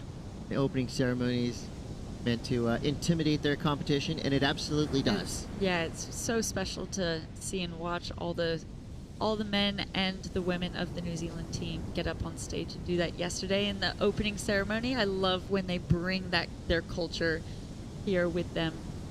And I think it's a twofold type of thing, right? It is intimidation, but it's also kind of a welcome to their culture. So it's really fun to watch. Kehu Butler, I mean, he has been close to qualifying for the championship tour. He's always a standout in ISA competition, a very well-rounded surfer. Super powerful, consistent. He is definitely a force to be reckoned with in any lineup, especially a wave like this that just gives that section that bends right at you. We'll see what the judges give him on his opening wave with 14:45 to go. Carlos Humberto Escobar, Team Guatemala, competing alongside Darlin Ramirez, Alejandro Zayed, Lester Hernandez, Tiziana, Billy Prem, and Jose Franklin Maraquin, as we see a replay of Kehu. Yeah, that opening turn was really strong. That second one, he just got hung up a little bit, rounded it out with that third one, but you could see how he cut out. He knew exactly that green was on the wave behind, and he looked over his shoulder really quick to see what was happening, the action behind him.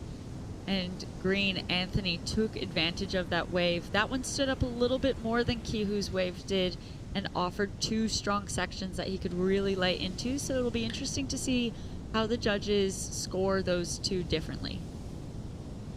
Yeah, Anthony's been doing it at a high level for quite some time. 30 years old, from Santa Teresa, the Pura Vida nation of Costa Rica.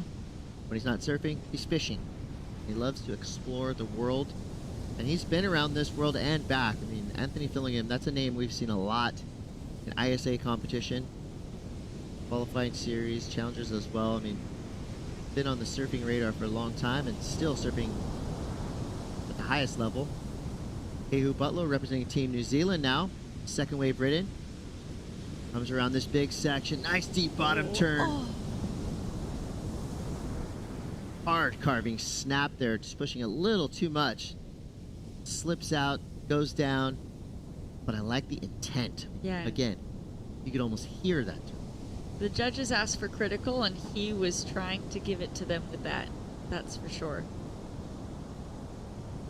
Now, Anthony's wave did come in as a 5. So although he only got those 2 turns as opposed to Kihu's 3, the wave stood up a little bit more. They were a little bit more critical and punchy, and therefore getting rewarded with that 5. Here's what we're looking at the moment. Arecibo, Puerto Rico. Incredible spot. We're almost at dead low tide. Negative 0.4. Water 80. Air temp 75 to 80. Perfect. Idyllic paradise. It is shallow. It is gnarly. Not really a beginner spot, I would say. More for above average to expert level surfers. Would you surf this wave, and what would you do? Let us know. Get involved in the social media landscape at ISA Surfing all over the place. And definitely follow us on Instagram if you're not already doing that, because the ISA social team absolutely crushes it. Hourly, by the minute, and their daily wraps are stellar. So get involved. Which nation are you cheering for? Who do you think is going to win gold at the end of this week? Let us know. Maybe Rachel Tilley will give you a shout out. Maybe she'll refollow you. Who knows? Anything can happen. Social media. 11:30 to go. Anthony Fillingham in the lead for now. Some scores to come through while we wait for the judges to lock in those numbers. Let's throw it down to Mitchell Salazar. From Spain, first of all, congratulations moving through into round 2. 18 years surfing already. You've won 3 WQS events and you've been European champion before. But the ISA, this is a big event. You're competing against countries from different parts of the world. What's the experience like, not only representing Europe, but also Spain? It gives you extra power, that's for sure, representing your country, and everyone watches this event. And it's a beautiful one, you know, like yesterday, for example, the opening ceremony was something from another planet, something that you will remember forever, no matter what. And actually, I have very good memories from the ISA back in 2013, I think it was, in Nicaragua, when I did third in the juniors. So it's been a long road, and hopefully I can keep doing heats and doing scores and enjoying the wave. In 2009, I think it was, that the Euroforce was a huge thing on the championship tour. Since then, there's been ups and downs for Europe.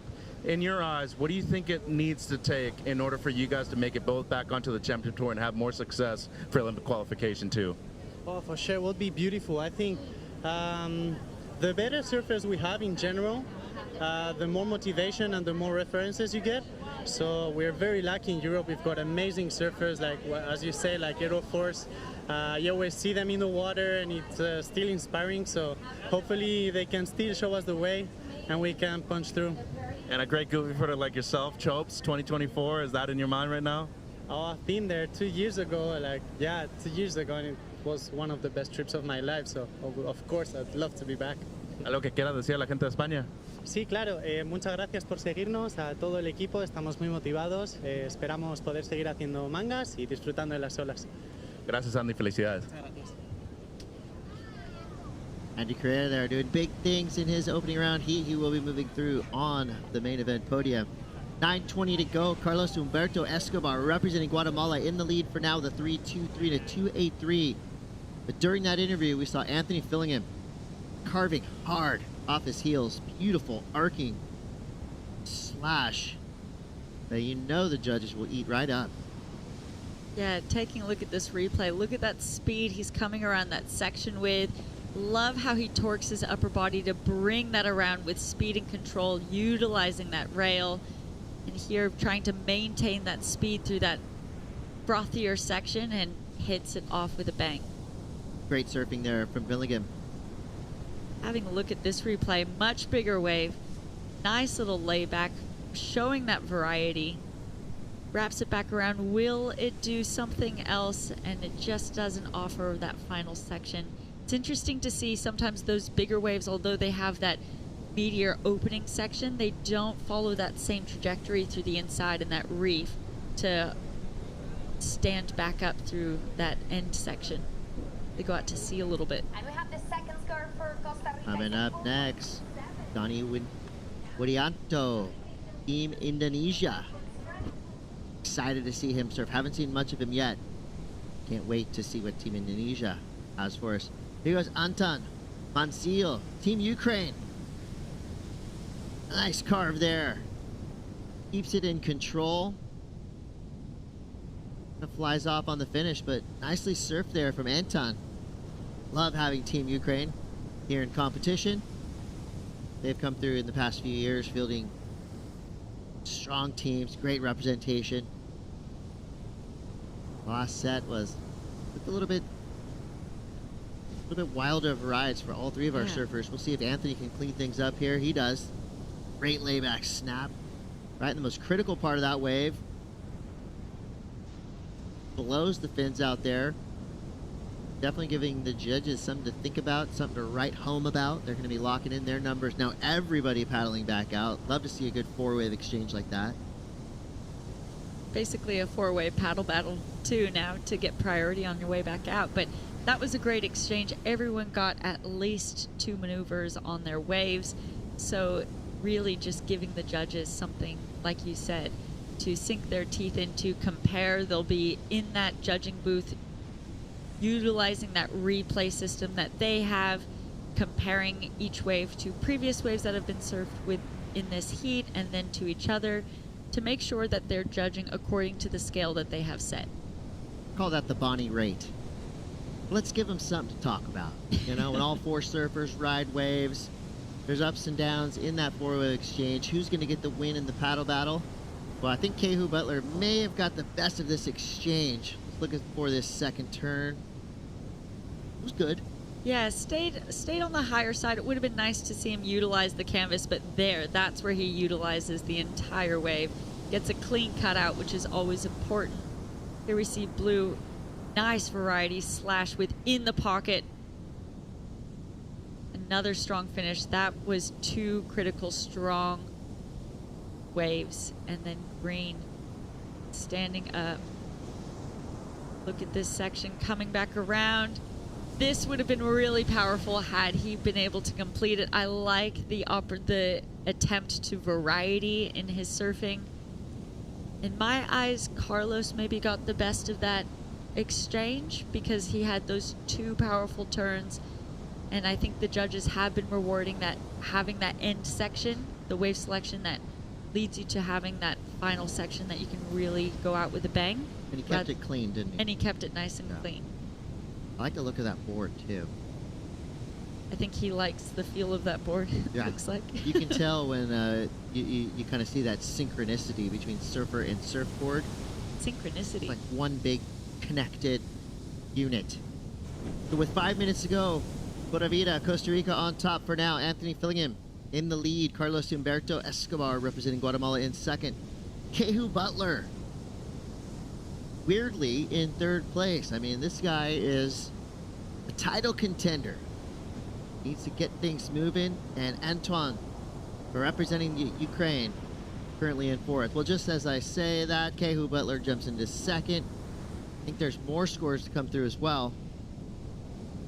Yeah, it was Carlos did get the best of that exchange, getting that 4.83 just slightly over Kehu's, but it just wasn't enough as everyone improved their situation. So now all Carlos needs is 3.34.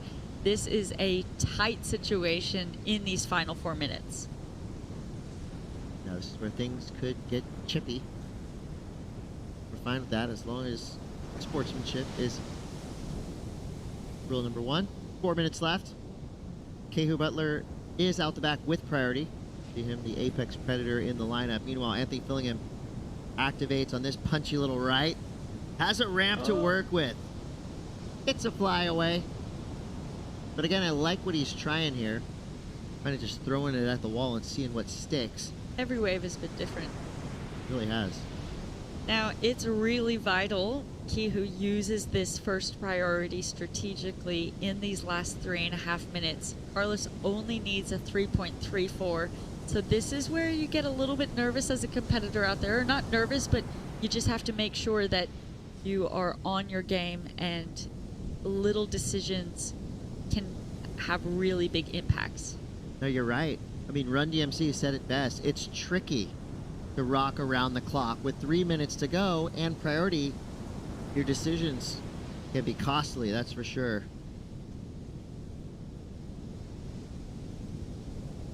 Well, as we get this bird's eye view of beautiful El Go. The women have been out there going off. Arecibo, Puerto Rico, holding so many great waves. Podium 2. You want to click the little link below the web viewer that you're watching. You'll be in for a treat. Some of the best female surfers on the planet are enjoying pumping conditions. In the lineup right now, Vaheen Fierro doing Vaheen things. Check this out, Rachel. Lefts and rights. High performance surfing. Cutting edge. Surfing at its finest right there. Yeah, Vaheen is someone who is already qualified for the Olympics, coming from Tahiti. That was really special that we just got to see her lay it down on that wave there. You're right, the women have been ripping all day today. They've been surfing at El Pico. As we see Blue taking off up and riding. And the women have a bigger audience than the men. If you walk up and down the boardwalk, it is packed over there. It is. It's packed, pumping, music is playing, people are talking and cheering. We can hear it even from the booth in here when something happens straight behind us. The beach goes wild. And I always feel a little left out of like, oh, what's happening? You What's want to be happening? in 2 places at once. A little bit. Or 3. You want to be out there surfing, you want to be watching, commentating. We have the best seat in the house, though, because we can see all the action. And you at home watching all the results, all the bios. You can learn all about what's happening here at ISA at isasurf.org. And there's the viewing gallery, absolutely packed.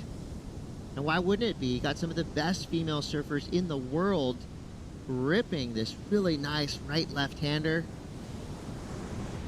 And, you know, I think kind of thankfully here in the afternoon, a little bit of cloud cover kept the temperature down. That. Yeah, it kind of looks like a storm. Maybe we'll get an evening storm coming in. But I think everyone's welcoming that. The sun was very strong earlier today. Look at everyone hanging out there. So we have a Corona bar there. We have people enjoying drinks. There's music playing. Best seat in the house. Oh, it's popping. Boricua, no doubt. And we're back to podium 1, Margara. This is a wave that needs a good amount of swell to activate as it should. And throughout the morning, I mean, we saw what this wave is capable of. And right now, still holding strong. Nice and punchy out there. I mean, the exact type of wave you want for a competition of this level. Gives these surfers a lot of opportunity to lay into their turns. Airs might be a little trickier to come by than they appear to be from right here in this chair. But if anybody's going to do it, it's one of these surfers right here. Will it be Kehu Butler? Deep bottom turn into the air. Like on command. But he was just trying to make sure Carlos did not get that opportunity on that wave. Utilizing that in the final seconds. Very strategically. Locking in his place. Smart surfing there from Kehu Butler. Squeezes through in second place along with this surfer in green. Paravita, Anthony Fillingham gets through with the win. Third and fourth place surfer will go to the repechage round where their path is not going to be easy, but saying there's a chance of making their way back to the final. So Anthony Fillingham gets the win there. And we're going to take a quick break, but during this break, keep your eyes peeled because you're about to witness the Al Cleland Jr. Show and what he did in 2023 to get gold. And he'll be coming up in the next heat. But check this out. And now it's come to this, the grand final for the men here at the Surf City El Salvador ISA World Surfing Games. As we see Kanoa Igarashi, I mean, he is right in his office right here. Calculated surfing. Surfer in white, Miguel Tudela. He goes for the air, so now flinging something exciting at us. All right, here we go. Hina looking for a 10. Oh! Surfing like that, definitely gonna help him. Alan Cleland Jr. Quick setup turn there. This wave starting to grow down the line. Impactful second turn for Cleland. Another nicely placed turn throwing straight to the sky, building speed and momentum down the line. Blowing the tail. One more. Absolute control and commitment to every turn. Cleland again. Give this man a medal. What a performance from Al Cleland Jr. Vamos, Mexico! I got excited, they got excited, the world got excited. The highest single wave score of the day, just at the right time. Alan Cleland Jr. gets the highest score of the event in the grand final. Woo-hoo! Just watching somebody from Mexico do it first, it almost lets you know, okay, anything's possible, because this world, you can just strive for everything and you can get it done if you have the hard work and talent to do it.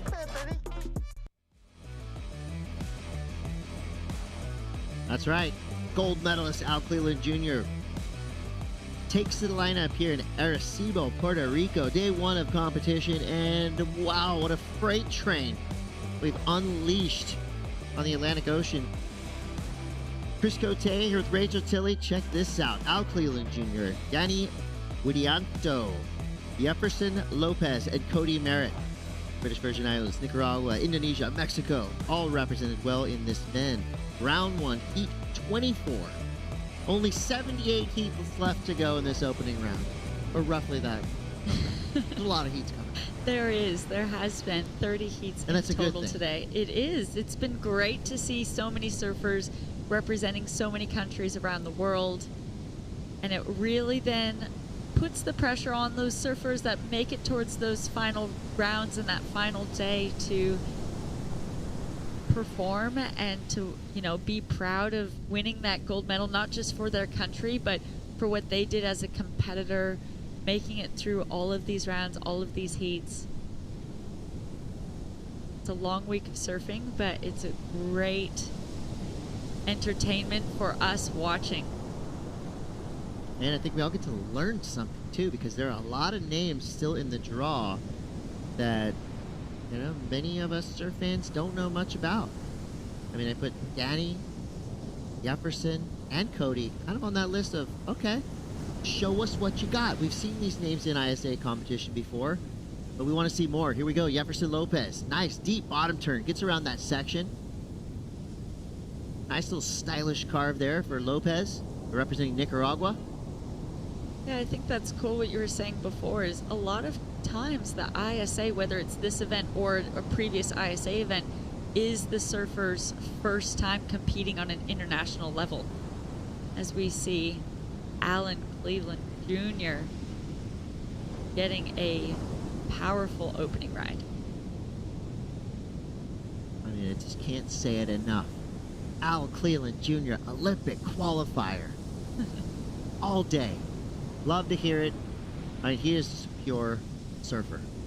He's one of these guys that just, he was literally born and bred to ride big, gnarly barrels.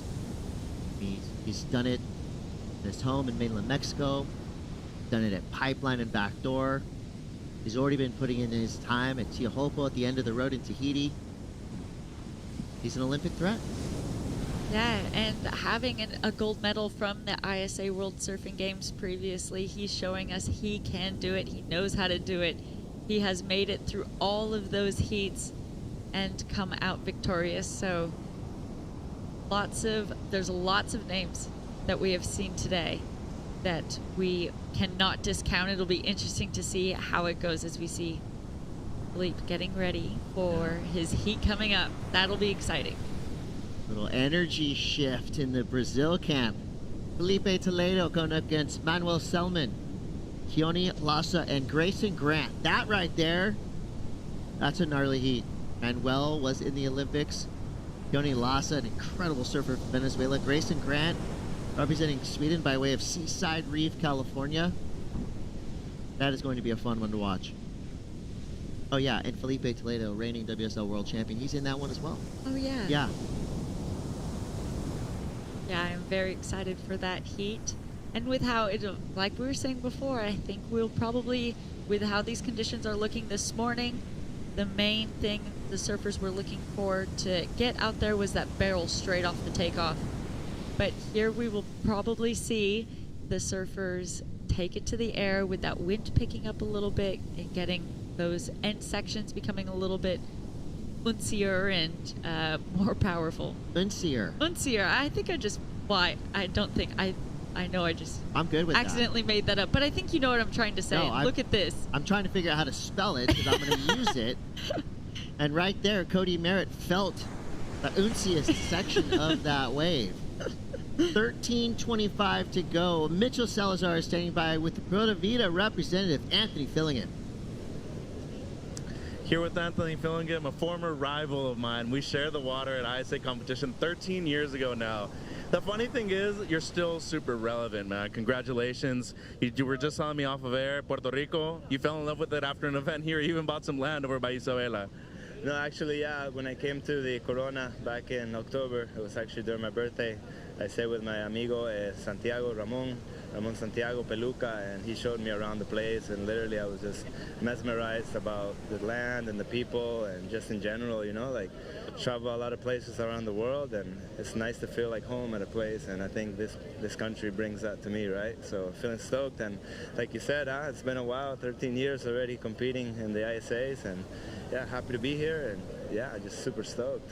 And I would say not only your leadership is noticeable on the team, but having somebody like Sam Reed, who's the youngest member out of the men's side, is something pretty cool. That's kind of what we saw with you back in those days, and now having him included on the team and having Cali on the team, how incredible is it to see Costa Rica flourish at the ISA level? No, yeah, Sam has been relevant over the last year, especially. Actually, he grew like a foot taller than everybody else and started throwing buckets, and I mean, no doubt he's an upcoming talent from Costa. He's been doing great in the WQS. We've actually been traveling a little bit together here and there, but until now we actually get some time to spend together in an event, and it's nice to have a younger generation, you know. He's 21, I'm 30 years old. Last year I turned 30, so it's nice to have someone young and all that young energy, and like you said, it's like 11 years ago I was a young kid in the team, and now I'm more like a veteran with Carlos. But yeah, we're here, solid. The team made it through. I think Brisa also was competing at the same time as I was, and yeah, a great day for Costa Rica, and happy to be here sharing with everybody. Anything you want to say to the people of Costa Rica? Bueno, no, un saludo a todos los boys ahí en Santa Teresa, Malpaís, en la península de Nicoya. Gracias por estar apoyándome, gracias a mis patrocinadores, Lost Surfboards, Smoke Valley, Santa Teresa y la Federación de Surf. Y pura vida, gracias a Lisa por poner este evento acá en Puerto Rico. Está increíble, viva Puerto Rico. Pura vida, felicidades. Can I get a pura vida? Amen. Thank you. Great interview right there from Anthony Fillingham. Settling in as one of the veterans on that Costa Rican team. 31, still young. Still a lot to give and a lot to show us here in Puerto Rico. Meanwhile, round one, heat 24. Things are amplifying. Cody Merritt with a 3.33 and a 3.33. A number of the beasts, 6.66 for his heat total for now. Al Cleland Jr. with a 5.33, the highest single wave score. You know, Bad Bunny said it best. Fashion is one thing, but style is another. And Al Cleland Jr. has one of the best styles in the business.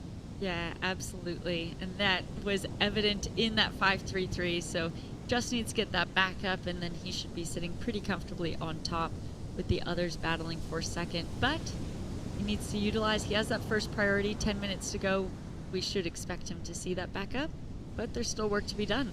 Plenty of time left in this heat for everyone to improve upon their scores and make impacts and score shifts within their overall score line. There's that ISV flag flying the British Virgin Islands. What a beautiful place in the world, and one of our neighbors here in Puerto Rico. I don't have a map open right now, but Caribbean. Close. Yeah. Somewhere close. Yeah, we're seeing the British Virgin Islands and the U.S. Virgin Islands represented here. All representing, well, not representing, but all in the Caribbean, like you were saying, which is really cool to see. I think they'd probably feel pretty comfortable here in this warm water, here, you know, not dealing with any jet lag or time change, as we see Philippe getting ready there, getting his mind into the zone. He's not surfing on the WSL-CT this year, so this will be his first heat of 2024 surfed. Yeah, this is going to be special. Any time you get to watch Felipe Toledo surf is a good time.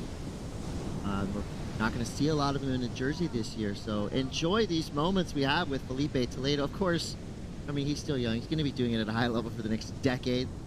This is just him kind of putting his foot down. Look, I do what I want. I'm Felipe Toledo. I've earned the right to make my own decisions. So he's decided to take a break, WSL Championship Tour, but fully engaged in competition here at the ISA World Surfing Games and has every intent of competing in the upcoming 2024 Olympics.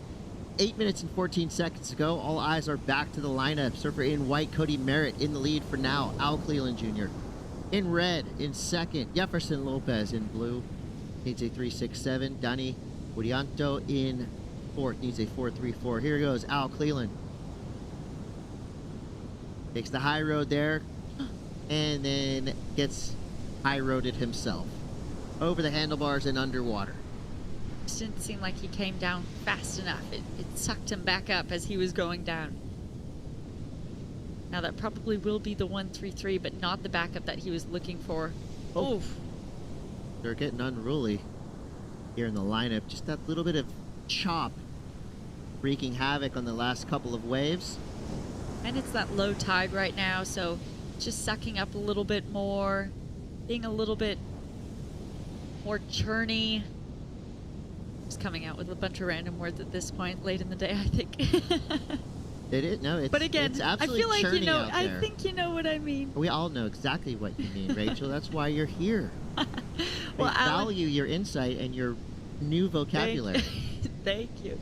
Alan did get that score that he needed, just needed that one something requirement, got the 2.67, so he is now sitting in the lead.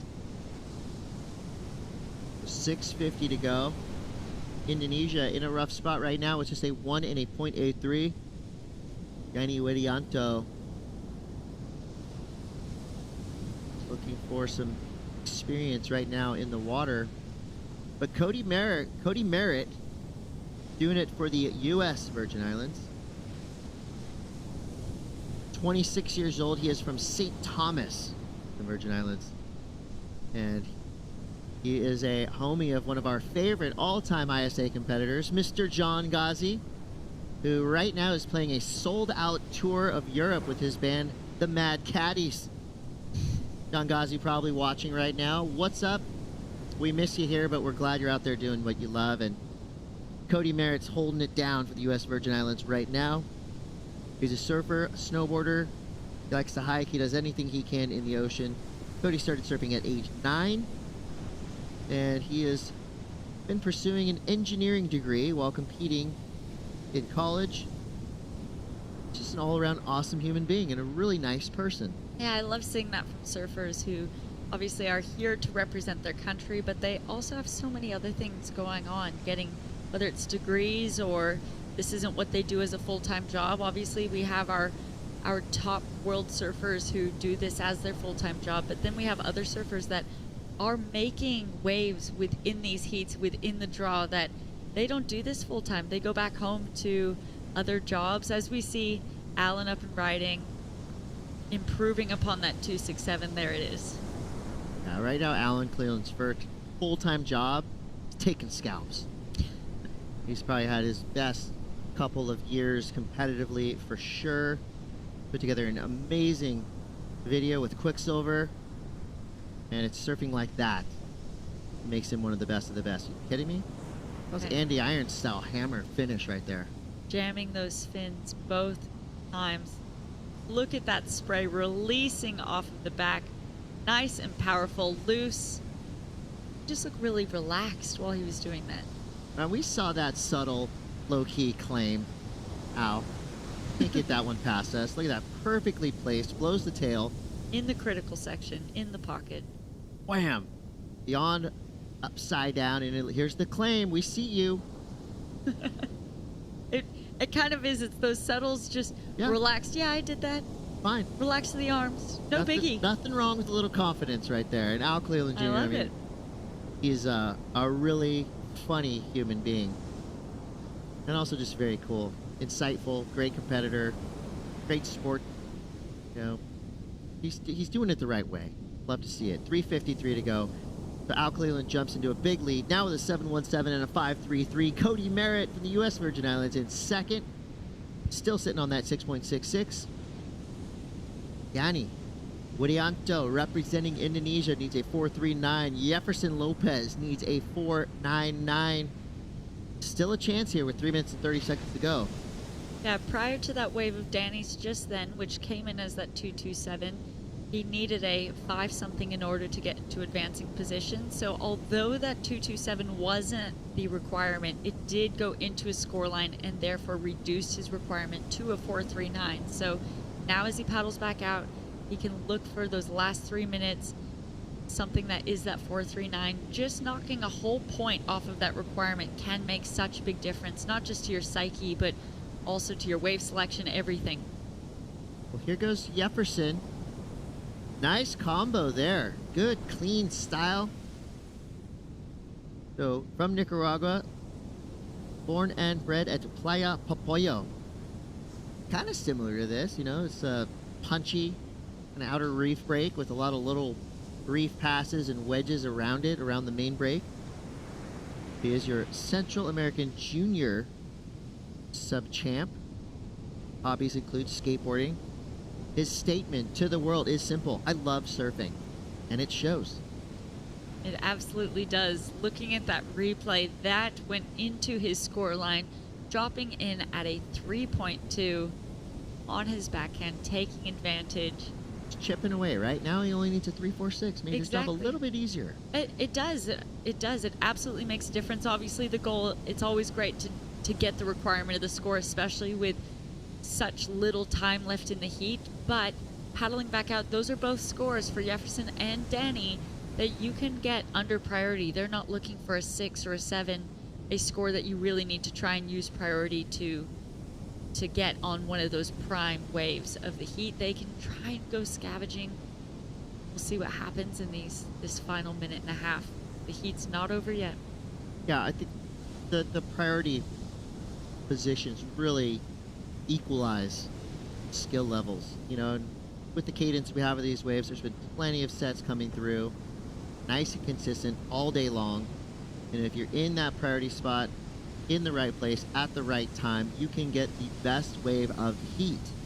Of course, it's up to you how you surf that wave, but just being put right in the front of the line, regardless of where you're from, is pretty awesome.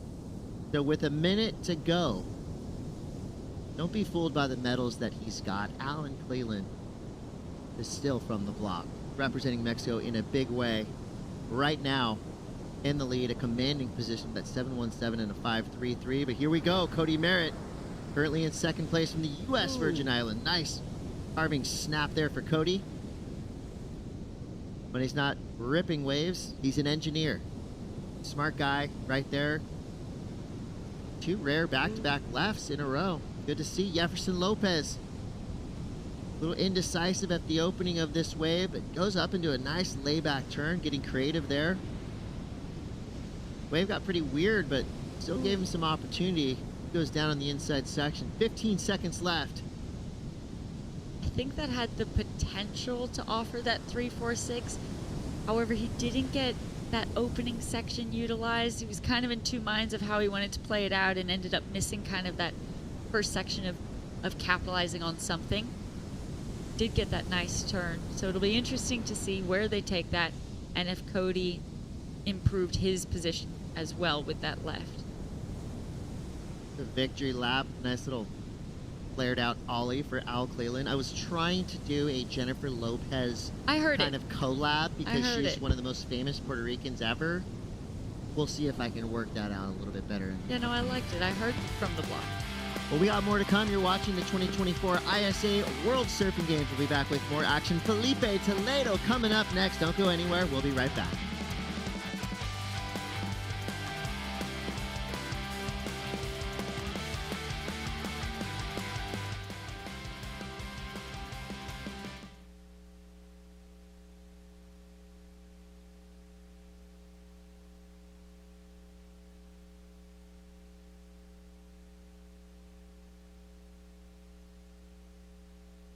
In Puerto Rico, we call ourselves boricua.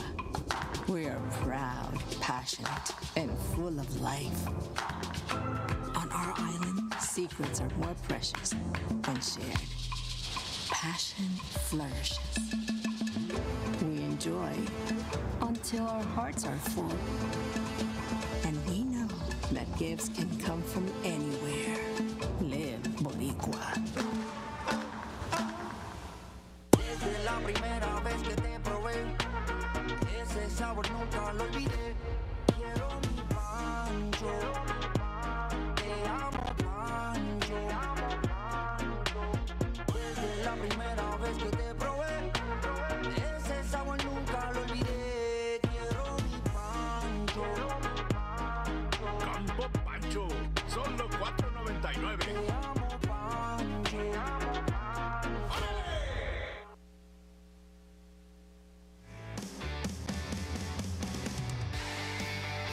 Welcome back to the action. The sun has once again appeared from behind the clouds. We get a little cloud cover roll through. Maybe it's still behind us over the mountains. But the ocean is looking great. Some solid sized waves still pulsing through the day. We weren't really sure how this swell was going to look coming into the day, and so far it's proving to be really, really fun. Manuel Selman out of Chile. He is so experienced when it comes to competition in the jersey, as well as wearing that coach's hat, that manager's hat. He's kind of done it all, and it's awesome to see his career continuing. Now in the water up against the two-time world champion, Felipe Toledo slides off of his board. Looked a little bit dangerous. It looked dangerous, and it looked great while he was in the tube. I'm sure his view looked even better. That's the first tube we've seen as we see the Brazilians perhaps have a little giggle at his expense. That was an awkward fall, but the tube ride was clean and sweet. I wonder how the judges will deal with that. We haven't seen a tube ride for ages, since early this morning, since the offshore. And the two-time world champ just found himself in the perfect spot, doubled up, second wave of the set.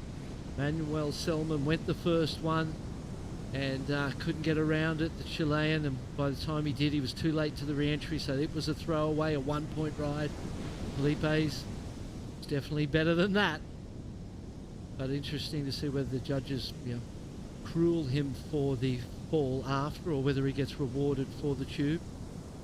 Saw Geordie Smith early today get a 4.83, I believe, for just a simple tube ride, quite similar. So, be interesting to see where these scores come in. Board to drop now for Toledo out of Brazil. Selman from Chile currently sitting in the lead with just the single score of a 1-point ride on the board. Up against Keone Lassa of Venezuela and Grayson Grant of Sweden. This is a stacked heat. Exactly, it's a stacked heat. Keone Lassa, great goofy footer. Love the way he surfs too. He was super impressive at last year's El Salvadorian World Surfing Games. 5.83 came in for Felipe, so well rewarded. Love to see that one on the replay and have a look at that tube ride again. Especially with the stumble after, so just really that single maneuver, getting the score. On the inside, fourth priority, so figuring he may as well have a play. Put something complete on the board as well, maybe. Goes for tail slide for his opening turn. He'll kick out. He'll put two scores together. Start to apply some pressure to the field. You can feel that, intensity within his surfing from his opening ride as we take another look at this barrel. What are your thoughts, Barton? Yeah, there's the fall at the end. My thoughts are, I'm glad he did. Here we go, front on. This is the judge's view. Pulls in, and always sees board. My thoughts are that that's quite a high score for that wave, and I suppose the points are coming because of the quality of the wave. There was nothing technically challenging about that. Most anyone who was on that wave could have ridden that tube. You were always kind of in sight. We could see the nose of the board. It wasn't that deep. So I feel like that was quite a big score for that ride, particularly with the fall after it. Myself, I most probably would have kind of wrote that wave off a little bit because of that fall and gone down in what I would have seen it as. But getting rewarded primarily for the tube, no sort of deductions for falling and after that, so good score to start the heat. 15 minutes on the clock, quiet for the rest of the competitors out in the lineup. As Felipe's dropped into 2.6 to improve his situation. No priority established yet between blue and white because it is the beginning of a heat, and neither of them have paddled or taken off on a wave yet. So whoever has that inside position, those kind of old school rules, will have right away on the next wave that comes through. They will both have higher priority than Manuel or Felipe because those two have caught waves so far. And Keone clearly with the inside position. You can see Grayson quite wide. Oh, look at this one. Is it short in the wall? A little peaky. Perhaps if you were out there, no, again, a bit short in that wall. May stand up a bit down the inside, but not worth taking off where they were. There was no pressure on Keone to use that priority either. He kind of had the opportunity to just make his own decision. I feel like it was the right one. You'd rather have priority and hold that for something better. And for these two, for both Keone and for Grayson, they've had some really exceptional runs in the ISA World Surfing Games or in the World Juniors conversation over the years. But they're up against two very experienced competitors who already have had those major career highlights, whether it be the world titles of Felipe, the Olympic experience that Manuel Selman had. Grayson now up and riding on his backhand, just caught behind the section. A younger surfer out of Southern California. And putting that job together on the finish. So those two knowing that, you know, wave selection is going to be really important within this heat. Kind of had that feeling with them being selective at the Open here, knowing they're going to really need to capitalize with the potential of big scores dropping from rail work like this out of Toledo. Goes for that little throw of the tail, throwing some combination surfing but can't hold it together. Just wanting to put the pressure on early. You're the champ. If the champ gets a slow start, you think you're a chance. You've got hope for yourself. If the champ gets a good start, like a 5.83 and a tube ride straight off the bat in onshore conditions, you start to question yourself. So I feel like that's part of the strategy here is to own the start, get going early, put some pressure on your lesser experienced competitors and see if they crumble.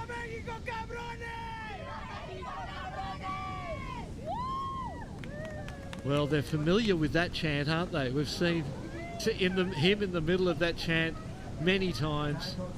Incredible surfer. He's going to have a chat with Mitchell Salazar. Looking forward to hearing from both of them. That's going to be a great interview to stay tuned for coming up shortly. Alan took out the win at the World Surfing Games last year with an exceptional performance. It was really solid in El Salvador last year. Yeah. Waves were big. It was challenging. Got 8 to 10 old school size. You know, it was solid. Those big right-handers. Heavy wave. There's a lot of paddling involved. That power of the ocean that we talked about earlier. It's surprising when you're there. You go, wow, this has really got that. You know, because we talked about how people would refer to it as Hawaiian power, and in your mind you think that's not really possible, but it was. Well, Alan Cleland Jr. made the most of that. Now he's here to make the most of the World Surfing Games once again on the beach with Mitchell Salazar. Here with defending ISA gold medalist Alan Cleland Jr. Team's happy, you're happy, you look good, especially you've been here just a few days after another event. What's it like being in Puerto Rico, competing for the first time here, trying to defend your gold medal? Yeah, it feels good, you know. I don't have any pressure. I just want to get a couple waves, have fun. And I mean, the waves are as good as it gets. It reminds me of one of my favorite waves in the world, kind of like the right at Super Bowl. So yeah, just to be out there with a couple guys, it's insane. You can't ask for more. And I've been here for almost 10 days, and the first couple of days that we showed up, we got insane swell. So I was just really stoked to put in some time and just come and surf. And now just to be here, trying to defend the gold, feels good, you know. I never really had that opportunity or the chance to, so definitely want to show everybody that I can still surf and show everybody what I'm capable of. And yeah, just stoked to be here, stoked to be with my teammates, my team, and representing my flag and my hometown and my country. I'd say you're just as relevant as ever, Alan. In the off season, a good amount of time that you spent in Hawaii, what kind of significance that you put on your shoulders knowing that that was a wave that you needed to get in similarity to Chopo heading into Paris 2024? Yeah, I mean, I spent about 2 months in Hawaii right before coming here, and I was at home, you know, training.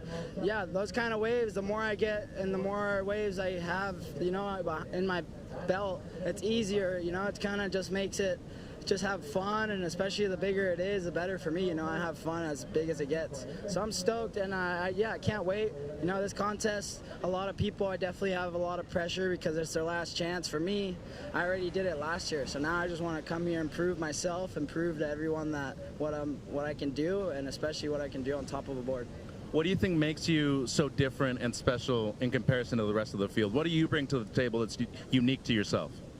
Well, I mean, I love rail game. I love big waves. I love barrels. I love small waves. I love any kind of waves. If it's 1 foot to 20 foot, I'll try to go out, and I'll try to surf it the same as the normal wave, you know? Especially, like, if it's big and barreling, count me in. I'm psyched. So, yeah, I don't know. I feel like I bring a little bit of, like, the 90s, early 2000s surfing back to it, which a lot of guys kind of forgot about. And that's a big goal of mine since I started surfing, just kind of bring that back. And definitely, I don't know if it's showing, but I'm trying. It is. Core Lord, Alan Cleveland Jr. doing well. Anything you want to say back home in Mexico? Sí, un saludo a todo México, un saludo a Boca de Pascuales, un saludo a mi familia. Y aquí vamos, viva México, cabrones. Ánimo. Gracias, Alan. Thanks so much, Mitch. That was great to hear. So good, eh? I'll tell you what he's got. He's got character, he's got personality, got a little old school mongrel in there, he's ready to go, and there's a lot to like about that guy. Up and riding now, Keone. This has been a very quiet heat. He sat for 12 minutes before getting this opening ride. Now starting to look alive. Oh. As he hits just goes down on his backhand on that final maneuver. But held some rhythm heading into it. Still worth the wait, I would say. I mean, I'm looking at the 4.07, which was one turn and a fall. So it's got to be better than that. And then the 5.83 was the tube ride, so it's hard to compare to because it stands on its own. The 4.27 of Manuel Selman, feel like that's Keone's wave then was most probably the second best wave of the heat. Without the fall, it could have gone to the best, but tube rides are rare, so you can see where the value in that comes from. So chasing a 5.27, waited a long time for it. We'll see where it goes. Grayson now with priority. Sit on this wave. Big wrap, really finds that extension out of the back leg as he comes in to tag the finish. He'll be improving on that 2.00. Smooth and clean, wasn't it? Very smooth. Yeah, just beautiful style. Really low, compressed, driving, but still smooth and clean and very, very, there was good rail work. Yeah, impressive surfing. 18 years old from Encinitas, California. Surfed in the juniors with his brother alongside as well. They put together a great performance on their way towards finals day. Still waiting for that score to come through for Keone. That 5.27 requirement. Been a big day of surfing so far. We're now into heat number 25. The goal is 30 heats for the day. We'll see if the sunlight holds up for us to be able to get all 30 heats done, but that is still the goal. We did have a little technical difficulty just getting the live heats and scores up and running on this podium this morning, so that's why we're just a little bit behind, where the women's event will be finishing off shortly. They head into their 30th heat. 32 heats to start out in the women's opening round, 36 on the men's side. And we've got about 45% of the competitors this week are women. A huge field of 119 that we're going to get to witness through the week on broadcast. You get to see more of that action. And we've heard all day outside our booth the hooting and hollering because all day. We're down in front of El Pico, the other break, and so there's been excitement out there. We know that for sure. Felipe Toledo now with the lead and the priority. Keone. Flares it on his opening turn, just the one. Now a 3.60 came through as his first score, Barton. He's still sitting in fourth, and he's now chasing a 2.04 to get himself into that advance. It'd be great to see a replay of that now that we know what it scored. I did feel like it was going to go a little bit higher, and this turn itself, what it makes me think of is the 4.07 of Felipe's, and whether that itself was better than Felipe's one carve. I feel like it was, even though it was a closeout wave. You knew it was going to close out, but it was a beautiful tail wafting hit on the forehand there. It's going to be interesting. Again, it's interesting to watch these scores come in, see where the judges put it. There you go, 4.43. It was better. It was assessed better, and I feel like that's the correct place for that. One turn, but it's got him up into second, coupled with the 3.6. Was the 3.6, though, perhaps better or not? I need to see a replay to actually be able to break that down, but he definitely paid for the fall at the end. Absolutely paid for the fall. Great comparison between that 4.07 of Felipe and now the 4.43, just slightly higher for Keone. Was nice to see Keone just have that little bit of extra loft to his. Both of them just getting that tail release, but his just felt like he could hold it, had maybe that longer kind of moment. Yeah, and when you're out of you're in control, but you're out of control, and you're just drifting, and the fins are drifting, and the white water's under your board, and there's so much water in that white water. It's hard to look that smooth and controlled in those situations. Surfer in red has first priority, wearing that red jersey, being the highest seed. And those seedings within the ISA World Surfing Games, they're not given out on an individual basis, so you won't always see who you would maybe recognize to be the best in the world because they've got world titles or gold medals to their name sitting in that red jersey, but it's actually by country allocation and how their countries did in the previous year at World Surfing Games. As we take a look at Manuel, finding a left that looks so nice, giving him plenty of space to work with on those opening couple turns. Now he's going to just kind of trim through that white water to finish. Looks like it does get pretty shallow on the inside there. You can see those little ripples in the water. Yeah, the boils and the movement. It looks like it gets very shallow there. And that was, the Goofies are finding some lefts out there that are giving scores of consequence. So, they've adapted on the fly. They've got the two-time world champ.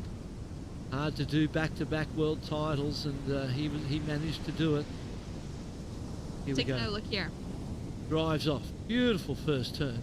Lovely spray. You can normally tell by the cleanliness of the spray how good the turn was. Nice foam climb there. This kind of let us down a little bit, didn't it? He had to take a lower line. If he went on that high line, maybe he got stuck out the back. He went a little low just to get the completion.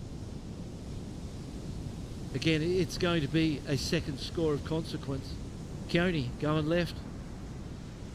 Just caught behind the foam as that wave ramps down. Bigger set out the back though, and Felipe's now up and riding. Oh, that was incredible. Opening searing rail work to tail drift. Goes in for a heavy section to finish and can't land it.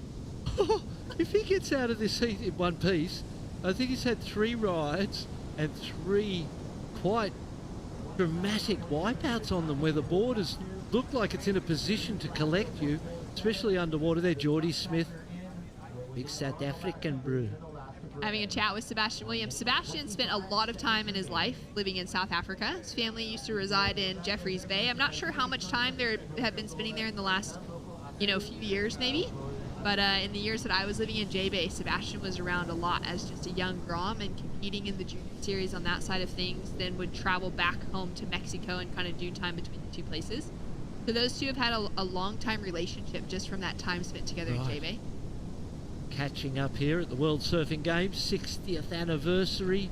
Does Felipe, where does he go with that first turn? That first turn was amazing. That was and if exciting. we got a 4.07 on the one before, that's got to be 2 points better. That one turn. Maybe 3.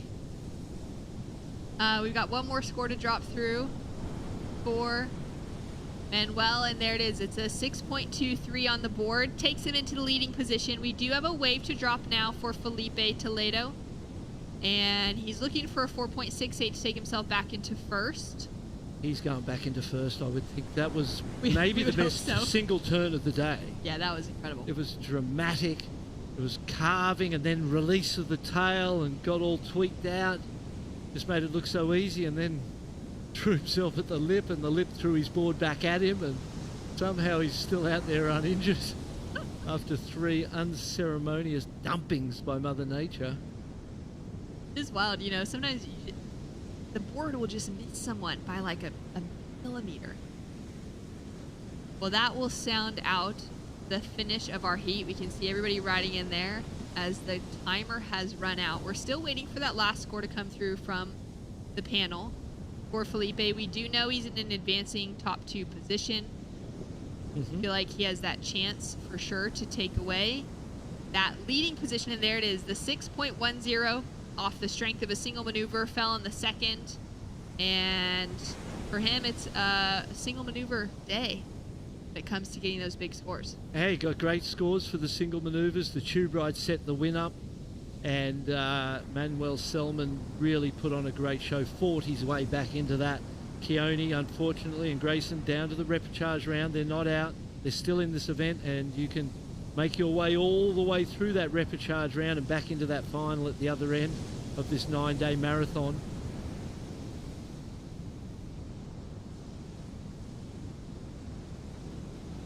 What a great way to finish out that heat. We've got more action to come with Frederico Moraes of Portugal heading out next against Argentina, Dominican Republic, and South Korea.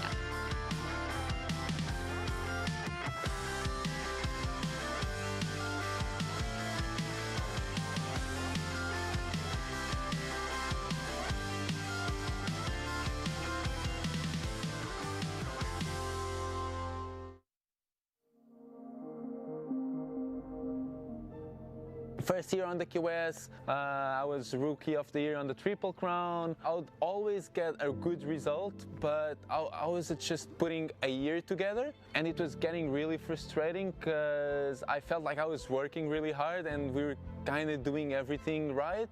Everyone was kind of, he's not going to qualify. The biggest fear I've had in my career was, am I going to qualify someday?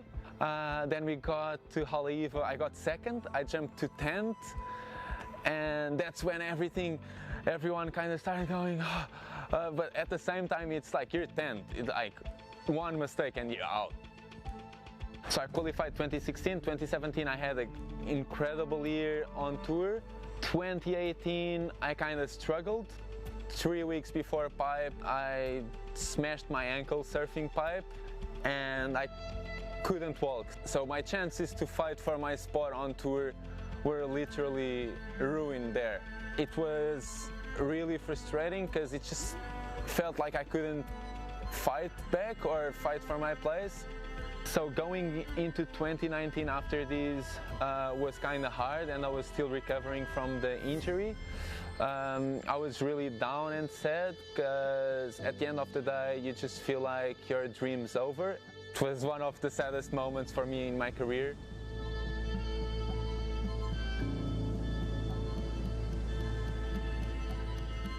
Started again 2019 with completely different mindset, looking at things with a new perspective, and I was super pumped to start the year. And I started the year in Australia and it was 2 first rounds out of the comp, so it was frustrating again.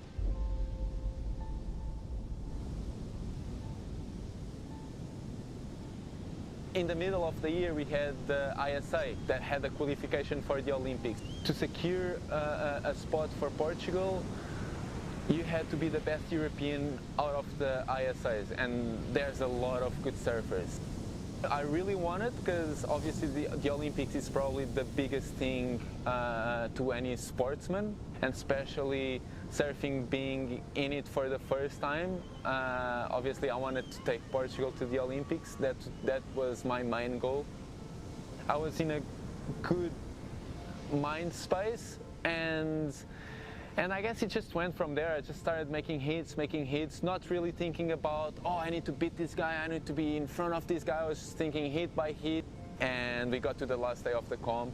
I was the best European. I was so stoked because, as well, my father and my uncle always said one of their dreams was to be in an Olympic event, and well, they weren't, but at least I'll be in one, and there's going to be Moraes, my last name, which is my father and my uncle's name.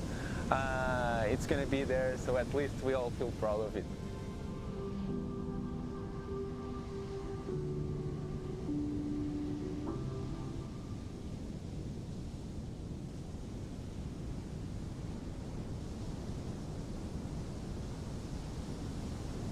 What an incredible achievement it was for Frederico Moraes, for Kikas to find himself qualified for the Tokyo Olympics. As we take a look now at live action, he's already got a 6 on the board. He's just laying that rail in as deep as it possibly can be buried, and looking to set himself up on another run towards Paris.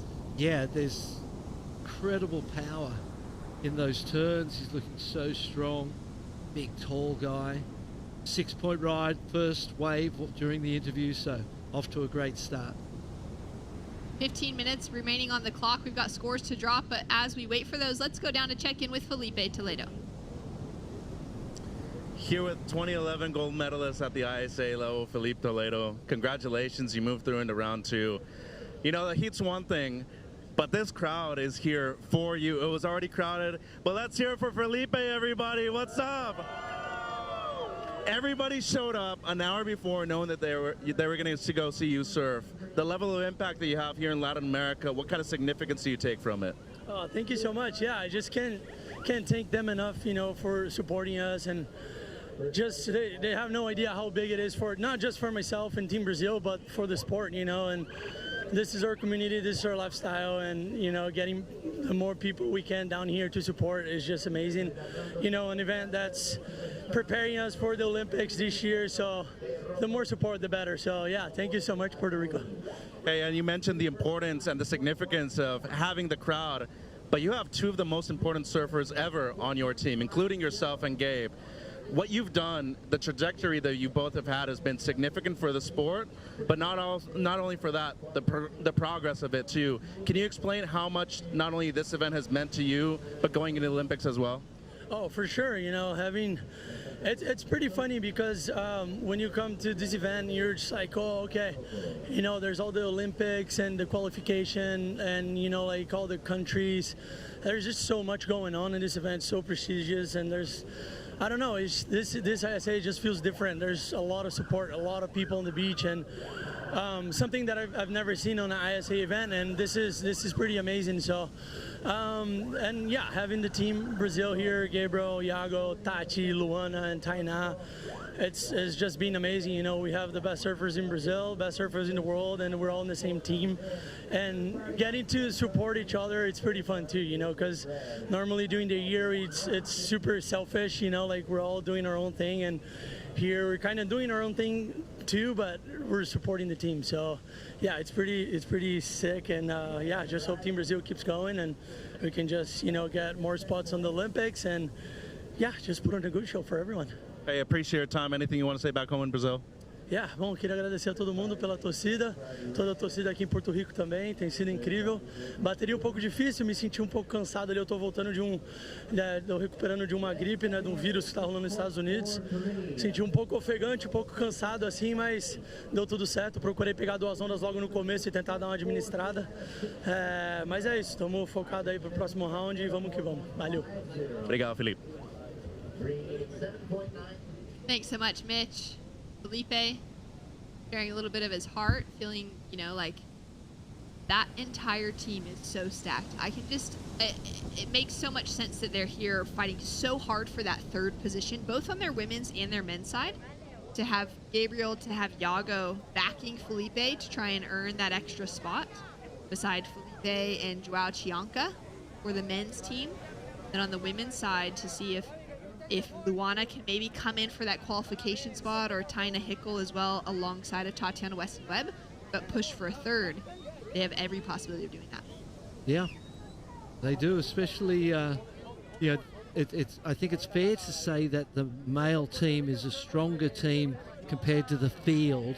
You look at Carissa Moore, Caroline Marks, you know, and some of the other teams, nations teams on the female side of the draw. The Brazilian team is a bit of an underdog there compared to some of those teams, but on the men's side, it's actually the complete opposite. They're the front runners, you know, multiple world champions, and even the guy that doesn't, Iago, have a world title. That is, Iago is amazing. So, yeah, it's going to be exciting to watch the week unfold. It was an impressive, well, almost less than impressive. He won the heat still, but he wasn't in his best form. He fell on all his scoring rides. He fell. So even though it was near a 12-point heat, so averages 6s, there's definitely opportunity for him to improve a lot on that performance, which is a good place to be. Live action now with Freddie. A 6.43 has improved on the 6 to open. Goes in for a huge opening carve. Blasts the tail out into the air on the 2nd maneuver, and he'll go down. Showing some great power in everything he's done in this heat. Just so strong, so aggressive. That's been one of the sort of hallmarks of the tour surfers, you would say today, is the power and the speed. They've really stood out. This was his first 6-point ride. Wow.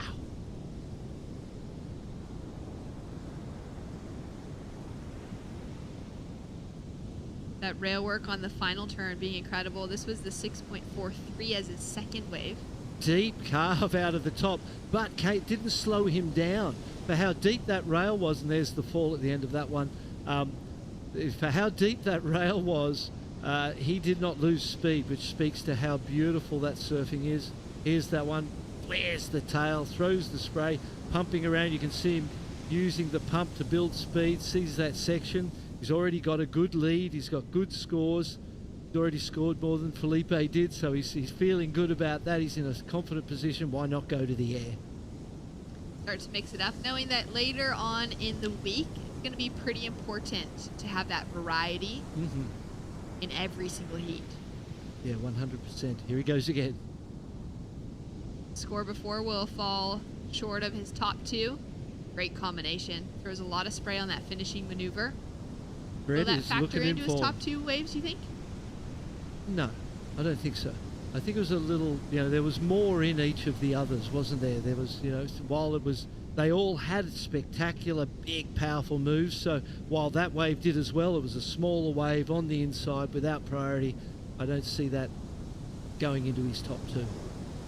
Finding that rhythm. Didn't hurt him though, sorry. Right? Yeah, that's it. Starting to really find that rhythm. Getting to know this wave a little bit better. See how the forecast plays out, how many days we're able to actually run here at Mágara. Of course, we have El Pico, which is where the women have been competing today, and Rastreal, which is the third podium. Still a great quality of wave. As we take a look at the last wave for Federico. Beautiful closeout turn. Strong, powerful. First turn more, this turn here more of just a race turn, quick whip or a jab out of the top. And that one was beautiful. Equipment looks fantastic under his feet. Coming into the conversation now, Jose Gunderson out of Argentina. Looking to improve on a 4.50. I like the look of that wave. He's sitting in that second place position right now in front of Suyun Im from South Korea and Pedro Fernandez from the Dominican Republic. Pedro drops a score that's enough to get him into that third place position over Sunyan. And if we look at the four rides of Federico Moraes, he would be leading the heat on his third and fourth wave that he's throwing away at this point in time. So dominant heat from the Portuguese surfer, a lot of experience. Our good mate Richard Dogmarsh coaches Federico, smart competitor, and definitely got some of that mongrel we were talking about in him as well, and he passes that on to his competitors, people he coaches, and you can see that in every searing turn that Fred does out there. There's that grunt, that it's important, everything he does. Yeah, you really get that sense, don't you? See how much water is moving in these kind of shallower sections where Pedro was just duck diving? That section. A lot of energy moving around, talking to the surfers, a lot of them talking about how much power there is out there today. 5.33 for Jose. Drops in, the Argentinian, holding on to a solid second place. He needs a 7-1 to go to the lead, so that speaks to Fred's consistency to this point. And third and fourth, looking for high 7s and 8s. So the Korean and Dominican Republic surfers need to get going before this gets too far away. It's nearly there. It's nearly too far away already, and they need to get a score on the board urgently to keep this thing reined in. Woo! Ducking into the barrel on the replay. Wow, that was worth a chance. Come out a little doggy door there. That would have been a score that might have been enough. Pedro is one of the older competitors in the lineup this week from the Dominican Republic. He's 42 years old, born in Santo Domingo, lives in Cabrete now. Says he's been surfing since he was just 9 years old and loves representing the Dominican Republic on the world surfing stage. Having a moment like that to be able to try and, grab rail, duck into a barrel in front of a big crowd like this would feel good. Yeah, it always feels good if you're there alone and no one's around. You come out and you go, oh, no one was there, but geez, that felt good. And so to do it in these situations with the crowd on the beach, the judges, it's that's what you dream of. There's two kind of tours within that South American to Central American group that are really important. The Alas Tour is the Latin American surfing tour. that all the surfers in that Latin American region travel all across. A lot of the events take place in Central America. Pedro spent a lot of time competing in those. Where for Jose Gunderson out of Argentina, though being part of that Latin community, he spent a lot of his younger years, once he started really loving surfing and decided to develop as a competitor, traveling to Brazil. And Brazil is just this, I mean, for how many years has Brazil had thousands of events a year? Oh, yeah. You know, the training grounds for men's surfing specifically, to have the opportunity to just be in a jersey every weekend and to be a professional surfer, even just on a local level, maybe not even traveling anywhere, but just enough events at home to be surfing every weekend and have enough prize money to be able to afford living off of that for a lot of people, even if they're not qualifying to great stages. So for Gunderson out of Argentina, he was one of those surfers that decided to take on that route and start traveling to Brazil a lot as a young kid. Smart move. Extremely smart move. You know, you want to be the best, you may as well go and train and compete and be around the best. So, yeah, you can see that in the surfing that he's doing. And, you know, I know in Australia in the 80s we had the same situations, contests all the time, thinking the Bud Tour in America that was the foundation of their success, the momentum generation time as well. So there's historic evidence that a strong domestic tour will be the ground of foundations for, you know, international success and the opportunity to compete weekend in, weekend out, win, lose, you know, go through all of that experience is so it's invaluable. You can't buy it. You have to earn it, and that's what those domestic tours do. They give you the opportunity to compete all the time, and it's super important. Especially starting out when there are those divisions available for the Groms, whether it's little co-ed divisions when boys and girls are really small and there's not enough to fill out, you know, boys and girls separate divisions. So they're all competing together as, you know, 6 to 10-year-olds. Then past that, starting to jump into their own divisions and age categories. And having that track all the way through to the open divisions where there's still enough surfers that are interested in competing on the domestic tour in the opens, but it's not just a junior development tour, but they're still, you know, getting into a jersey a little bit older into their 20s. It's really had, you know, incredible results for so many of those nations that over the last 20 years have just absolutely ruled the field. Yeah, you could be in your 30s and not have succeeded yet, but it is still a possibility. It wasn't something that you would consider a possibility when I was a kid. Yeah. Mark Richards retired at 26 after 4 world titles. Yeah. You know, and I also won 4 world titles by 26 years old. That's very good. Incredible. Imagine what he could have done. Yeah. With the comprehension of what's possible today. Yeah. I retired at 33 and I was an old bloke, mate. I was, you know what I mean? They were like, what is he hanging around for? And you felt old. It was, you know, your 30s was, no one was on tour in their 30s. And I remember winning in 95. I became the oldest guy to win a CT when I won Rio in 95. No one had won an event in your 30s like that. So it was great to be a part of that linear, that growth and in what people thought was possible. And now we look at it, and I honestly believe you could be 30 and not have even succeeded in competition and still have a career in front of you. Yeah. Which is incredible. It's down to 1 minute 15 seconds on the clock, and Barton, I feel like that's just, I mean, that's such good encouragement to Groms all around the world to just know what to work for, you know? Yeah. You can't, I think when you're younger, you're emotionally attached to every moment, and you're going up and down and you're riding that roller coaster, and it's not an easy way to live, and it makes the whole experience hard. It ages you. All of a sudden you're older than you think because you've just been dealing with so much stress that you put on yourself.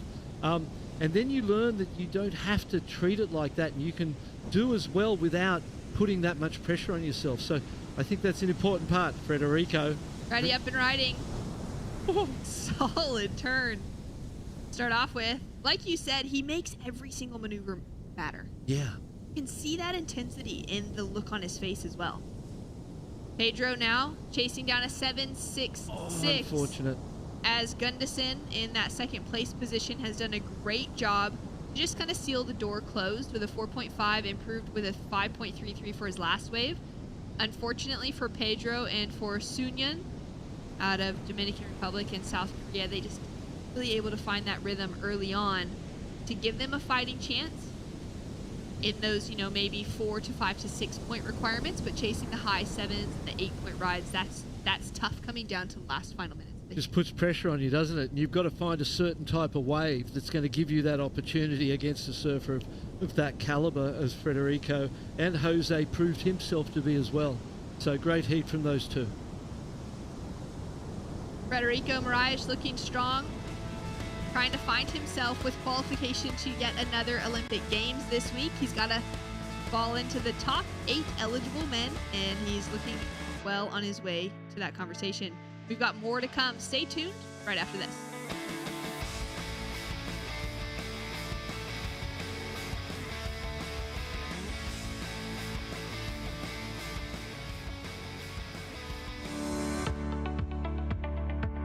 El cariño deja una huella. Vela porque estemos bien. Celebra las nuevas etapas de la vida. El cariño nos mantiene en forma para que no nos perdamos ni un segundo de lo que nos llena de vida. Donde hay cariño, hay salud. Por eso llevamos 40 años cuidando cada etapa de tu vida. MCS, 40 años de salud completa.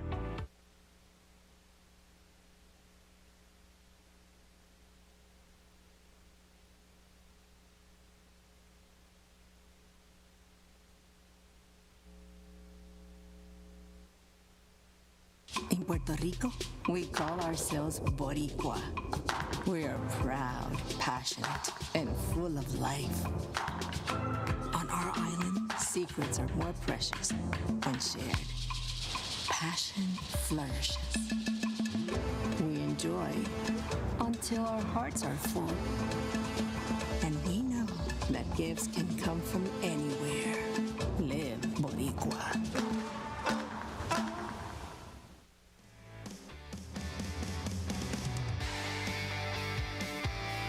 Day one of the World Surfing Games has been absolutely firing. Aragua has just opened up so many great barrel opportunities and heavy sections just like that. For surfers from all across the globe, 55 nations represented this week, 266 athletes between the men and the women, fighting for a few remaining Olympic spots. And out in the water now into heat number 27 of the day for men's round 1. South Africa, Canada, Panama, and Jamaica, with Jose Faulkner, Cody Young, Isaro Elizondo, and Ika Wilmot out in the water. Great lineup. Jose Faulkner's dad helps coaching the South African team. Here he is up and riding. Nice opening maneuver. Setting himself up. The strong run in front of him.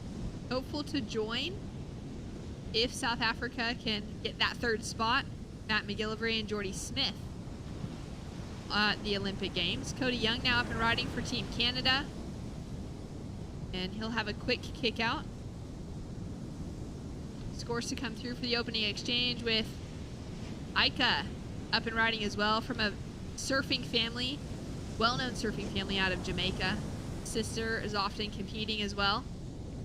And he's putting some work together on his backhand. Nice bright surfboard underneath his feet. Staying low and in the pocket as he finishes off on the inside. Nice wave for the Jamaican. What I feel like I'm seeing here is a willingness from surfers as the days evolve to go closeouts. Just to get a wave and to do some hits. Cody Young, nice wrap there. Powerful for the second section as well. And just has that little extra punch on the inside section.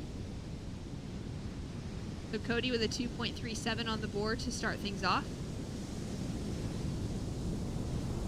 He's having a paddle now. Very important when you're, finishing off on the inside to kind of have a check to see where you're at in the lineup, because there are those little channels that will get you easily back out into the lineup. Can avoid having to duck dive too many of those bigger sections. See some of the surfers even, I've noticed it in a couple of the heats where they're kind of trying to paddle, but they're maybe a bit stuck and you're just unable to get out of the right section. Turn and catch a smaller wave just to get themselves to the outside, whether it's the left or the right. Yeah, get out into the clean water, make that paddle easier. 3.33, the best of the opening exchange for Jamaica. 257 for the South African after that. Now, that was one turn, and Michael Wilmot, he did multiple turns. So there's different ways to go about it, to get a score. And I suppose the wave itself determines how you approach that.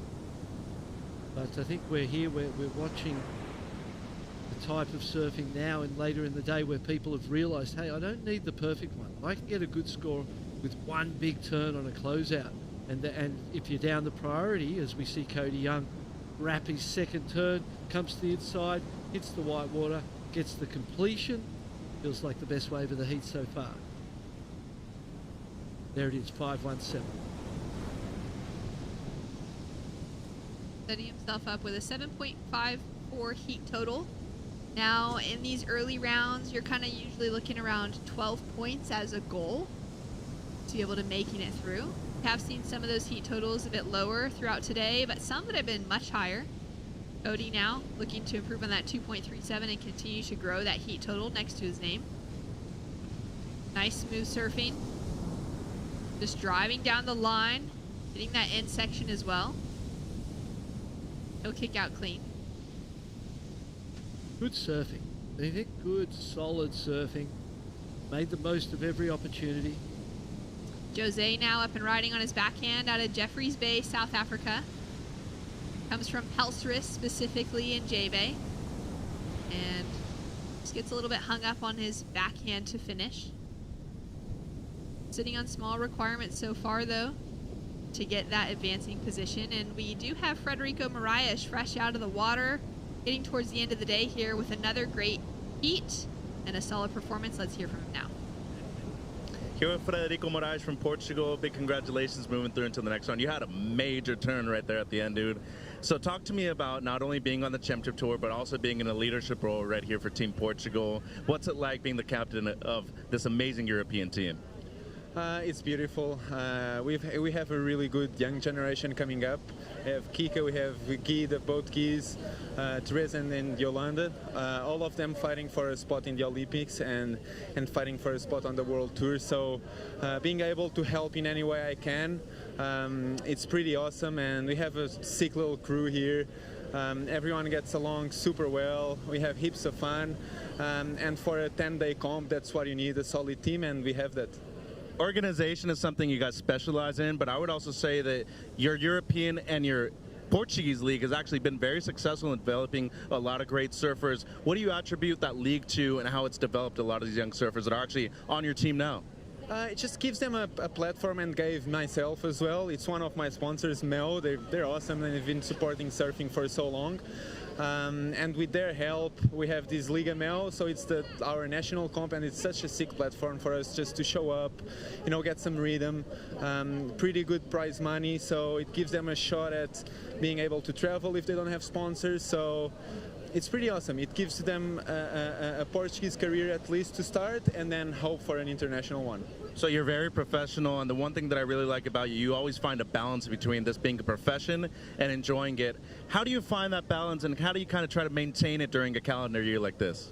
You just gotta have fun, and I'm lucky that on the World Tour I travel with Ryan and Connor, staying with Cano on the next event, so just have good friends around you, people that have fun, they love surfing, so it just makes it easy for you. Anything you want to say back home in Portugal? Yeah, sure. Muito obrigado a todos. Vamos para a frente. Hoje foi um dia bom para Portugal. Continuamos e muito obrigado pela força. Obrigado, Kikas. Thank you, guys. Thanks so much, Mitch. And those grassroots movements, they really matter. That's exactly what we were talking about, isn't it? And the fact that they've got you see the nations that rise off the back of strong domestic tours. And you can come to these international events and get exposure, but if that's all you do once a year, you're just not getting enough reps. And you need a strong domestic tour to give you the opportunity to compete week in, week out, and succeed, fail, and through those experiences and the ups and downs and the whole thing you go through as a competitor, that's just the foundation that helps you to grow and take you to your dreams. Down to 11 minutes, 15 seconds on the clock. You can see that sun is dropping. There's not quite as much glimmer and glitter on the surface of the ocean anymore. Getting a little bit darker to see on screen, but still plenty of time ahead of us to finish out what we began this morning. And we were talking about young surfers and what's the most important thing for me is, I think, is recognizing that there's value in the losses as there is in the wins. Because you really only think there's value in the wins, and you're always hunting that, and when the losses happen, it's an emotional nightmare. And I've lived that roller coaster. I've cried many a tear, punched many a thing, and gone through that experience of really wearing and taking on board all of the emotion of those moments. And then you get to a point where you realize it's not really helping you. And you can see the value in the losses and in the success, and you just keep learning and keep going and don't attach to the success or the failure. And that middle road that you can find in there can help you to develop consistency, And that's what those domestic tours give you, is that opportunity. An opportunity to learn and to, like you said, just start to grow through those losses. Because in surfing specifically, you're one individual in a contest that has, anywhere from 15 people in your division maybe at a small local event to 100 plus in your division at an event like this. Only one person's going to take that win, which means more likely than not you're going home. Yeah, and we grow up thinking we need to, as we see Connor O'Leary there representing Japan, having a chat with the Grommies and sharing the good vibes. Groms with a little soccer ball down on the sand. And let's take a look at some live action here. Isaro, we've been waiting for him to get his campaign underway. The 20-year-old out of Panama. Great re-entry. He's got 9 minutes remaining on the clock. A 3.67 is the requirement at the moment. He gets that. Worth the wait, I would say. And he showed great surfing, great speed. If I'm the judge, I sat there and went, whoa, that was great. So he's in a good place still, even though he's in 4th place at the moment, only sitting on that 217. That's going to definitely help, and every chance he gets that 367, and there he goes, 377, and straight up into 2nd place. Takes him just ahead of Jose. South Africa down into 3rd, and Jamaica down into 4th. Cody Young now up and riding for Canada. Throws that tail out the back on his opening turn, straight into big rail carve. Not bad from 3rd priority. That's what I say. That was great to get away from 1st and 2nd priority, create some distance, find that 2nd peak. Does it improve on the 433? In and around that, there's a chance it might improve a little bit, might come just under, but kind of feels like a flat 4 to me, or even, something around there, a little lower maybe even. So it might not improve, but at least you're keeping busy, and the other guys with priority watch, they hear and watch you surf, and they're like, have I got to get moving? Am I making a mistake? Am I sitting in the right place? They start questioning themselves, and that's what you want to do. Get them into their own head, thinking about things rather than, finding their own flow. One of the games to be played within competitive surfing, especially when there's 4 people in the water, it's shorter heats, you're able to apply that pressure maybe easier, maybe more challenging, but it's seemingly easier than having a 30-35 minute heat where there's 2 people in the water and there's going to be this big back and forth, because likely each surfer is going to get multiple sets within it and have the opportunity to perform in a more relaxed environment. Yeah, it's definitely more exciting. There's definitely more action to consider. There's that score, 447, so it was just slightly above that 433. Worth going, improved his position from 3rd priority. Anytime you can get a score that improves your position from 3rd and 4th priority, that's like a semi-knockout blow. That's one that rattles your opponents. Isaro in that 2nd place position now. Hooks that opening turn, sets it up for a 2nd. Love the way that he just stays so low. Those knees really bent, driving through that turn. And he did that from 3rd priority as well. So 1st and 2nd, Jose and Ika, they're going to start questioning themselves at some point here and go, oh, can I wait? Should I keep waiting? There's 6 minutes. I really don't have a score of consequence, and maybe you end up catching the wrong wave and making a mistake. Just like that. I feel like that was the byproduct of the pressure applied by Cody Young and our Panamanian, Zaro. Those guys they played that part of the heat perfectly from low priority. Applied the pressure. Jose felt it. He took a slip on that last ball. Now for Ika, will he hold on to that? Will he find the right wave? Such a talented competitor. Chasing just a 2.62. We've seen him do some great things at the World Surfing Games in the past. He is a classic looking Jamaican though, with the dreadlocks and the stuff. You look at him and go, man, you are Jamaican. Representing his country and his family, as you said. Rich surfing history down there. I saw them earlier on, him and some of the teammates just having a chat with some of the local crew down on the beach, and well, not really the beach actually. The beach is very hard to access from where we're currently at, but the boardwalk here is just thriving today. There are so many people. It's hard to even just get to where you want to go next because there's just so many of those people on their bikes, on their scooters, rollerblades. They're taking a walk. They're having an ice cream. Beep, beep. There's little cars driving past. You can maybe hear the sirens in the background occasionally. Just little checkups here and there on what's happening around the contest site. There's such a vibe happening outside the doors right now. The Kiwis would say it's fizzing. It is fizzing. It's fizzing, that's you know. It's a great one, isn't it? Yeah. Fizzing. You can see that you crack that soda and it's got that bubble and that fizz, and that's what it's like out there. It feels like right now one that's actually been shaken a bit. Yeah. So when you open it, it doesn't just fizz a little. It really just starts to like that soft bubbling explosion. over, exploding. It's not like crazy, you know, but it's just enough to be like, oh, how do I catch this? All right, here we go. Ika up and riding on his backhand. Just caught really deep on that wave, unfortunately. Oh, you know, when you've done that yourself, you've sat there with the priority for 10 minutes, and then you make a mistake with the priority. It just hurts, and it's going to hurt less because there's no elimination at this point in time. But going down to that repechage round is you don't want to do it too early because it's a long way to the end from there. But it is possible, and that door's still open. But in this heat, Cody Young, Canada, and our Panamanian surfer have both been right from the start. But then you look at the scores, and a 4.47 and a 4.41 is so doable.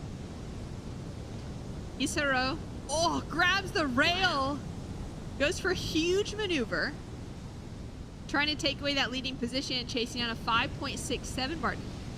Yeah, worth a try, wasn't it? That's the way to get it on that wave. He wasn't going to get it any other way. And Jose now in second priority. We've still got 3 minutes to go, so plenty of time. Jose looking for the 4.47. Ika looking for the 4.41.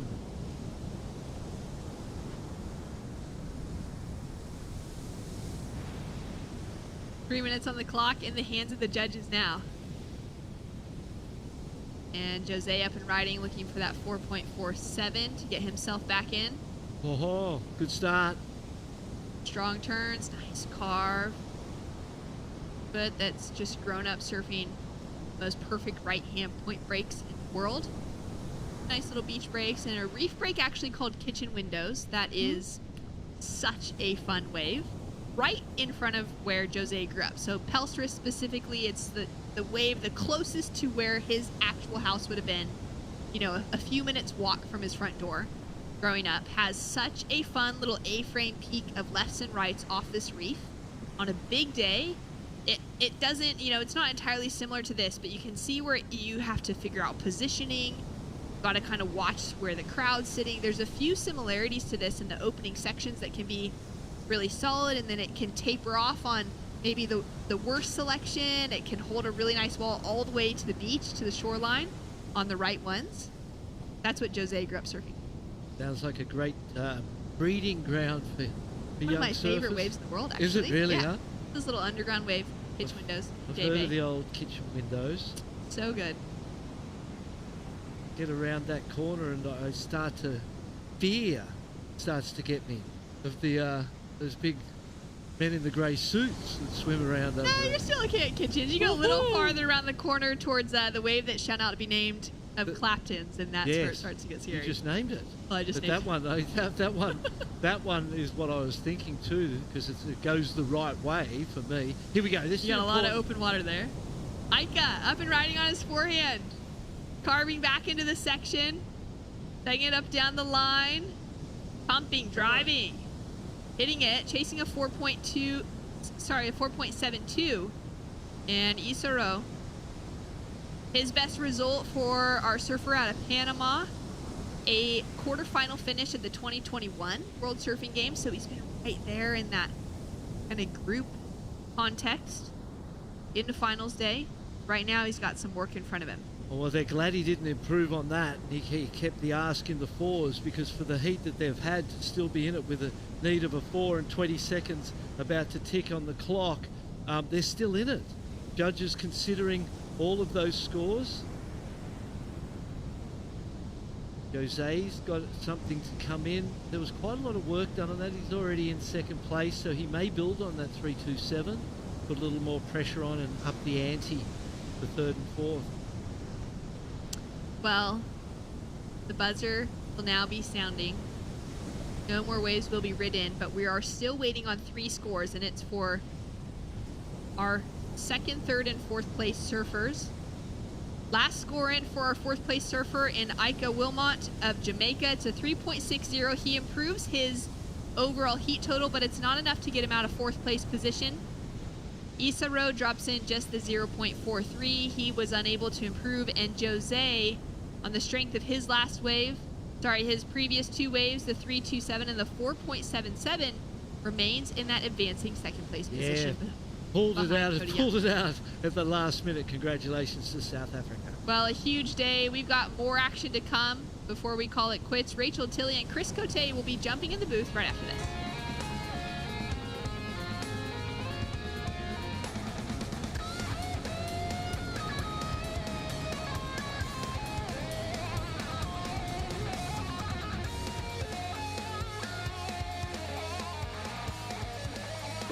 ¿Dónde quieres ir?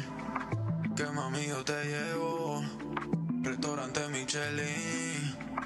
Estamos en otro level. Porque ahora ando en yate y aviones. Se nos dio, ahora somos ganadores. Hicimos a que mate. Par de millones.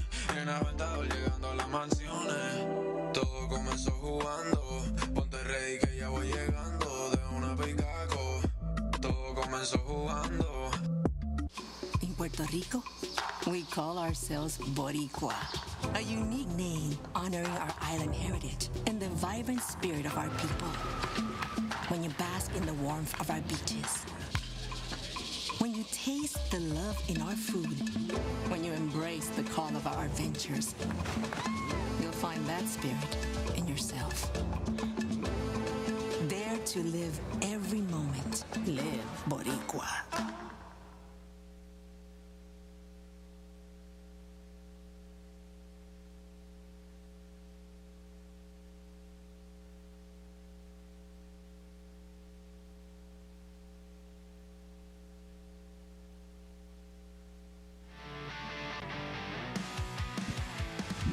Welcome back, surf fans. You're watching the ISA World Surfing Games live from Puerto Rico. Chris Cote here with Rachel Tilley, and we're right into it.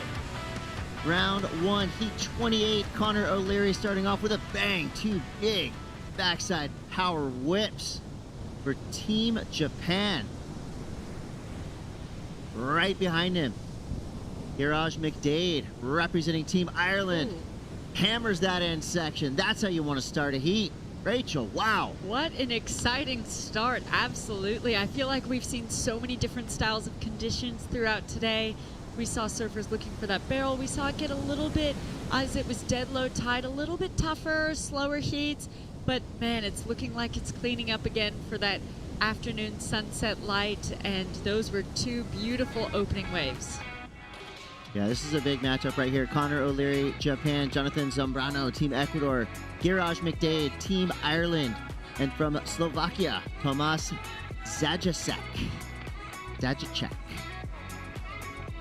I tried. That was good. Twice. But the good part about these early rounds is we will see all these competitors again, giving us ample opportunity to learn more about each and every surfer competing.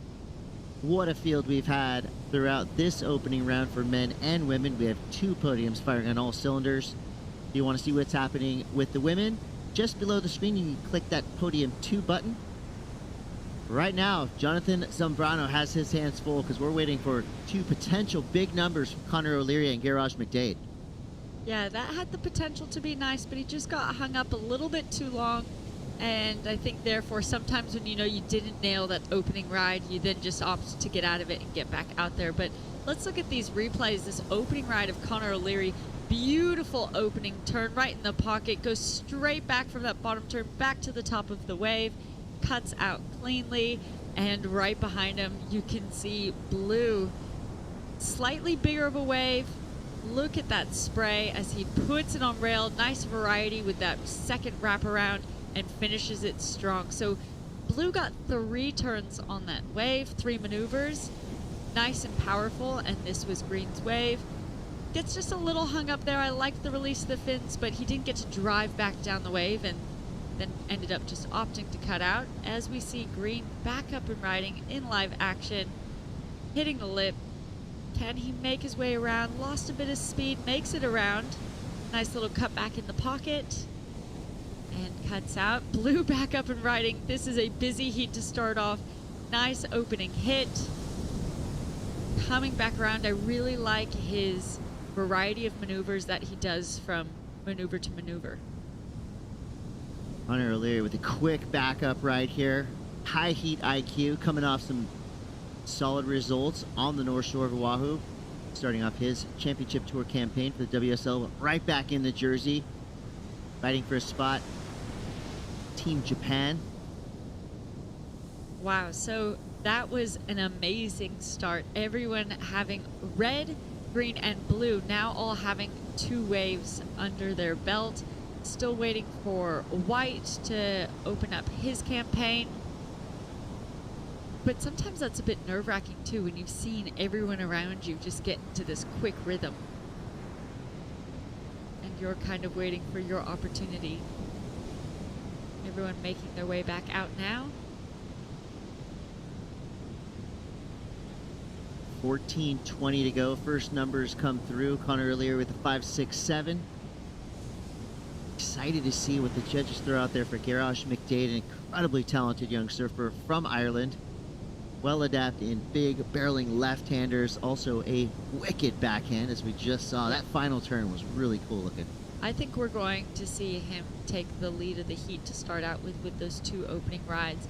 Connor's were really strong as well, but he probably had, Gerard probably had the better of the 2 wave selections and power. And there's that first score being dropped, a 7.83, so the highest single wave score so far, but still another score to drop for him, which will see him being pushed into the lead. And the second score comes through for O'Leary, 3.83, and look at that, 7.83. Garage McDade dropping hammers, getting big numbers. He's been a rising star, not just in the Irish surf scene, but on the global scene. I think the ISA events have given Garage kind of a lot of opportunity to shine on a global stage. And all the waves that the ISA goes to really speak to his strengths. And meanwhile, Connor O'Leary, one of the best goofy footers currently competing in the surfing world, just keeps throwing axes at the wall, seeing what sticks. 5.67, his high mark for now. And there's that score that drops for Garage, the 4.33, putting him straight to the lead, putting that pressure on early for Connor and the rest of the field. Connor needing a 6.5, as well as Jonathan. Garage McDade means McBusiness. Kid is out there on a mission. And not to get too far ahead of ourselves, but you know, imagine if he does get Olympic qualification. Him at Chiahopo, that's a great mix right there. Yeah, absolutely. Looking at that power in surfing, the fearlessness, I think That would be very exciting. The waves in Ireland, actually, some of the waves that you see on videos have a lot in common with Teohopo. Yeah. Interestingly enough. Yeah, I think that's something that's interesting that we learned from this event specifically, and having so many surfers from so many countries being represented. You really get these little windows of what these surfing cultures are like within these countries, and I love learning about that, learning about what their home breaks are like, what their everyday surf experience is like as compared to the others.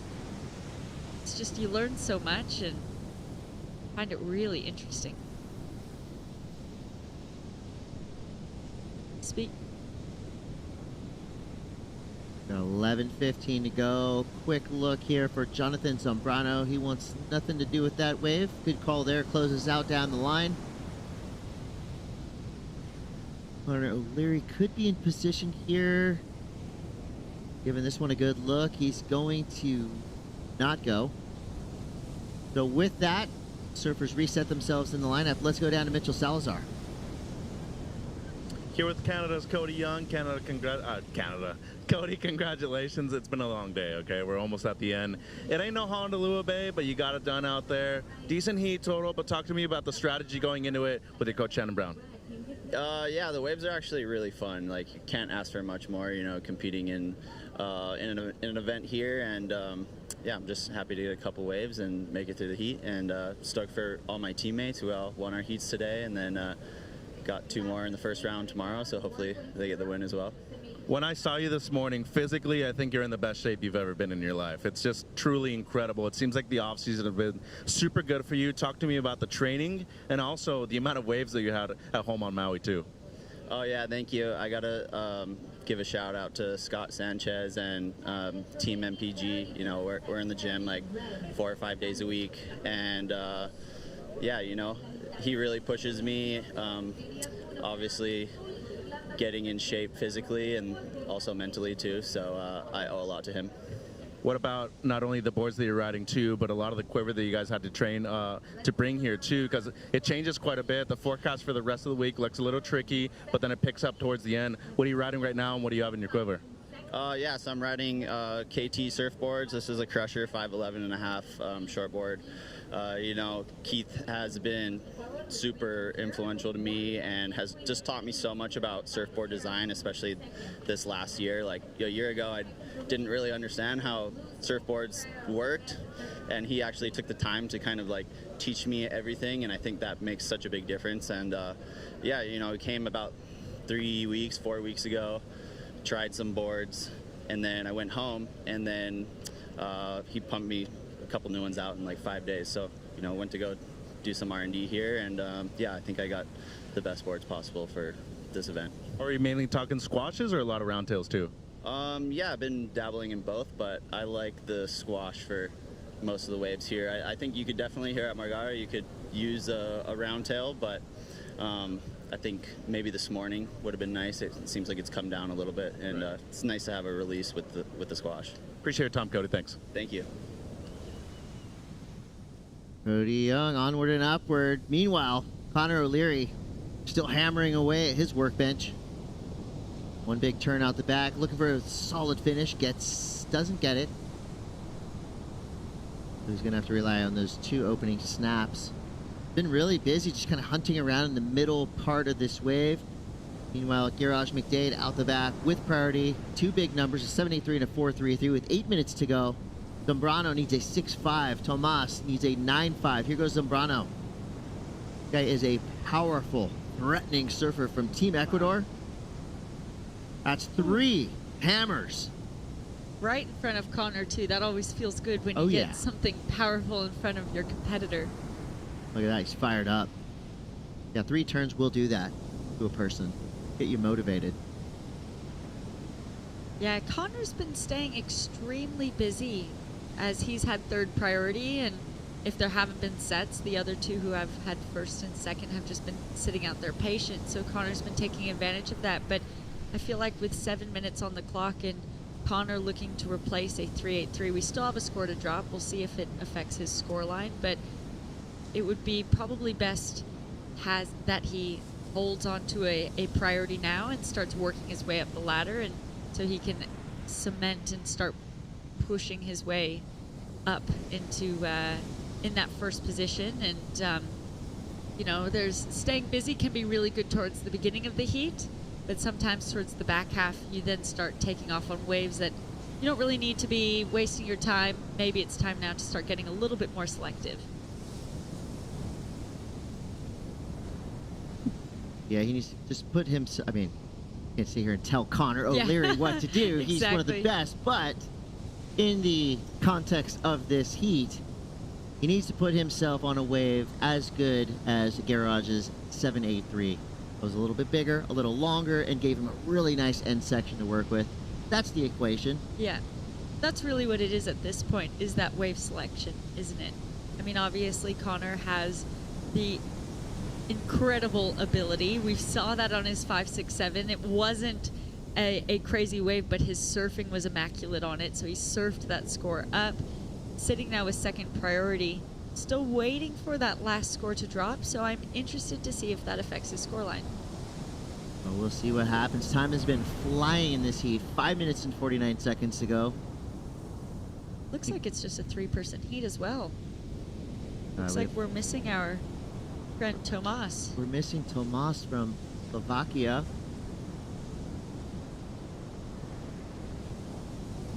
Waves are still pumping through. Garage is in that top priority spot. Looks like it could be a 2 or 3 wave set. Had a look, didn't like it. Here goes Zambrano. Comes around that big section, pushing off his tail, throwing tons of spray. Great shot from the drone right there. You can really see the speed that Zambrano's carrying through his turns. He liked it. Will the judges like it as much as Zambrano did? You're gonna have to wait and see. He starts off with a 5.53. That's his high mark. Probably, it feels like it's gonna be right around that number. Yeah, I mean, only looking for that 4.75. Sometimes it's hard to see on that drone angle, though, where those certain maneuvers were taking place on the wave. So it'll be interesting to see it here on this replay. Coming straight forward, nice in the pocket, releases those fins, lots of spray, and again a critical hit. And this one he did really well to manage to stick onto that one. He's happy with it. He's looking really confident and got that under third priority. See, I think these were more of the waves that Connor was hoping to find in that third priority position.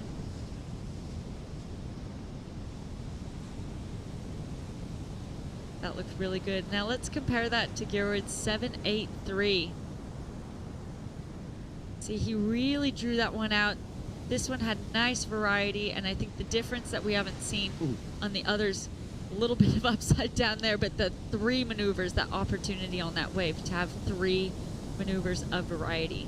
That and made a lot him of go flow, into that. right? Yes. A lot of flow in his surfing. Here we go again. Garage McDade, Team Ireland. 2 nice turns. Wow. Gets the third.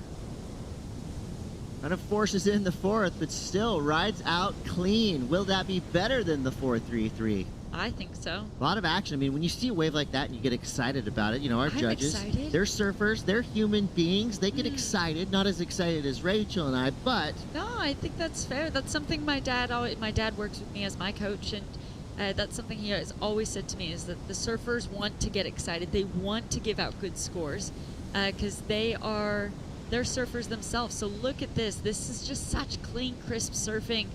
Leaning on that rail, drawing out those lines. Nice and confident, strong, compact, finishes it out. You know, there's a little bit of the flow element that was taken away with that kind of messy finish. I think he's going to get a solid number, but here's live action Connor O'Leary. He's really taken off on a lot of similar looking waves. I mean, he's ripping them to bits. Even that turn right there. I mean, that was kind of just a placement turn, and it was incredible. He's pushing around a lot of water, but he's in a tough spot right now. Sitting in third place with 2.5 to go. This would be a major upset. Absolutely. And we're projecting here because there is still 2.5 minutes to go. Can Connor O'Leary fight back and get himself in one of those top 2 advancing spots? Well, this needs to be a score for him now in that 5 range. And he's offering that nice variety. It would have been great to see that section right there offer one more opportunity. He did get a 4.6 on that previous wave that we saw, so it did go into a score line, but obviously Jonathan got that 5.63 that we saw in that third priority and whacked it to bits. So it will be interesting to see a 5.49. I don't know if it will be that high, but it's in the judges' hands. Really on the edge, I feel. I liked the variety. It's less about his surfing, more about what the wave provided in opportunity. A minute 26 to go. Team Japan on edge right now, wondering if Connor O'Leary can pull this one out. He's now sitting in third priority as Garage McDade in the blue jersey representing Team Ireland out the back with that top priority spot. Jonathan Zambrano has been charging hard in this heat, 5.63 at 5.53. He's in second priority, but he is going to use that priority right now. Smaller wave, but does a big turn to start. There's a fight his way around that section. Not much for the second turn, so he hands over priority to Connor O'Leary as we now watch Garage McDade activating his backhand on this right. Oh my goodness. So Connor couldn't have asked for anything better than to have Jonathan Zambrano and Garage McDade both get waves, leaving him out the back. Problem is there's only 30 seconds left, and it does not look like there's much on the horizon. And that last score for Connor only coming in at a 5.1. So in that 5 range, we were saying it might be on the cusp, so it was not quite enough. Didn't change the what he needs, being that 5.49. He does have priority, but well, that just shows us anything is possible, and expect the unexpected here in ISA competition. Big ups to Garage McDade and Jonathan Zambrano. That was an exciting heat. Well, they just unleashed a tiger into the repechage rounds. Watch out, Connor O'Leary. Oh, this is what he was looking for. In third place, finds himself in the position now to have to fight his way through those stacked repo heats to try to get back onto the main podium. If anyone can do it, it's Connor O'Leary. But like you said, it's not an elimination. There is still a chance. He just has the unfortunate part about the repechage, or the harder part, the harder challenge, is that you do end up surfing more heats total. So by the time you get to that end, that final, you've surfed a lot more heats than the surfers who have been able to stay in that main event series. Well, I will say the repechage rounds are the desperation rounds. That's where people are hungry. Yeah. They know that's their last chance. Well, Garage McDade went off, posting huge numbers for Team Ireland. We're going to take a quick break. We'll be back with one more heat on the day. Don't go anywhere. It's the ISA World Surfing Games 2024.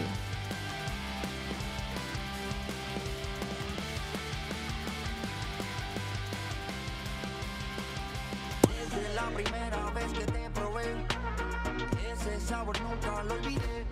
Quiero mi pancho, te amo pancho. Desde la primera vez que te probé, ese sabor nunca lo olvidé. Quiero mi pancho. Campo Pancho, solo $4.99. Te amo pancho.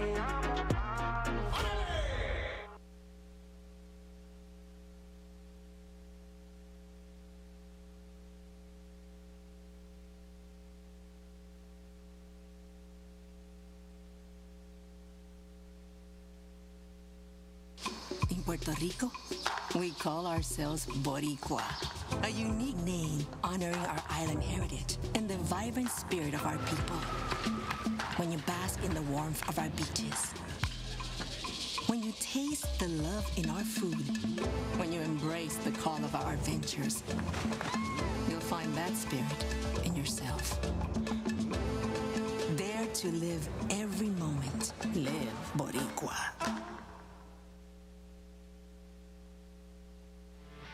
Quick turnaround, and we are right back. Just in time to watch Miguel Tudela blasting it off the lip, out the back. 20 minutes on the clock. Big heat in the water, potentially last heat of the day. We'll see. We want to get as much as we can out of this swell. Joshua Burke representing Barbados right behind him. Silky, smooth, powerful. Very precise, using his rails to awesome effect. We got Tudela Burke going up against Teva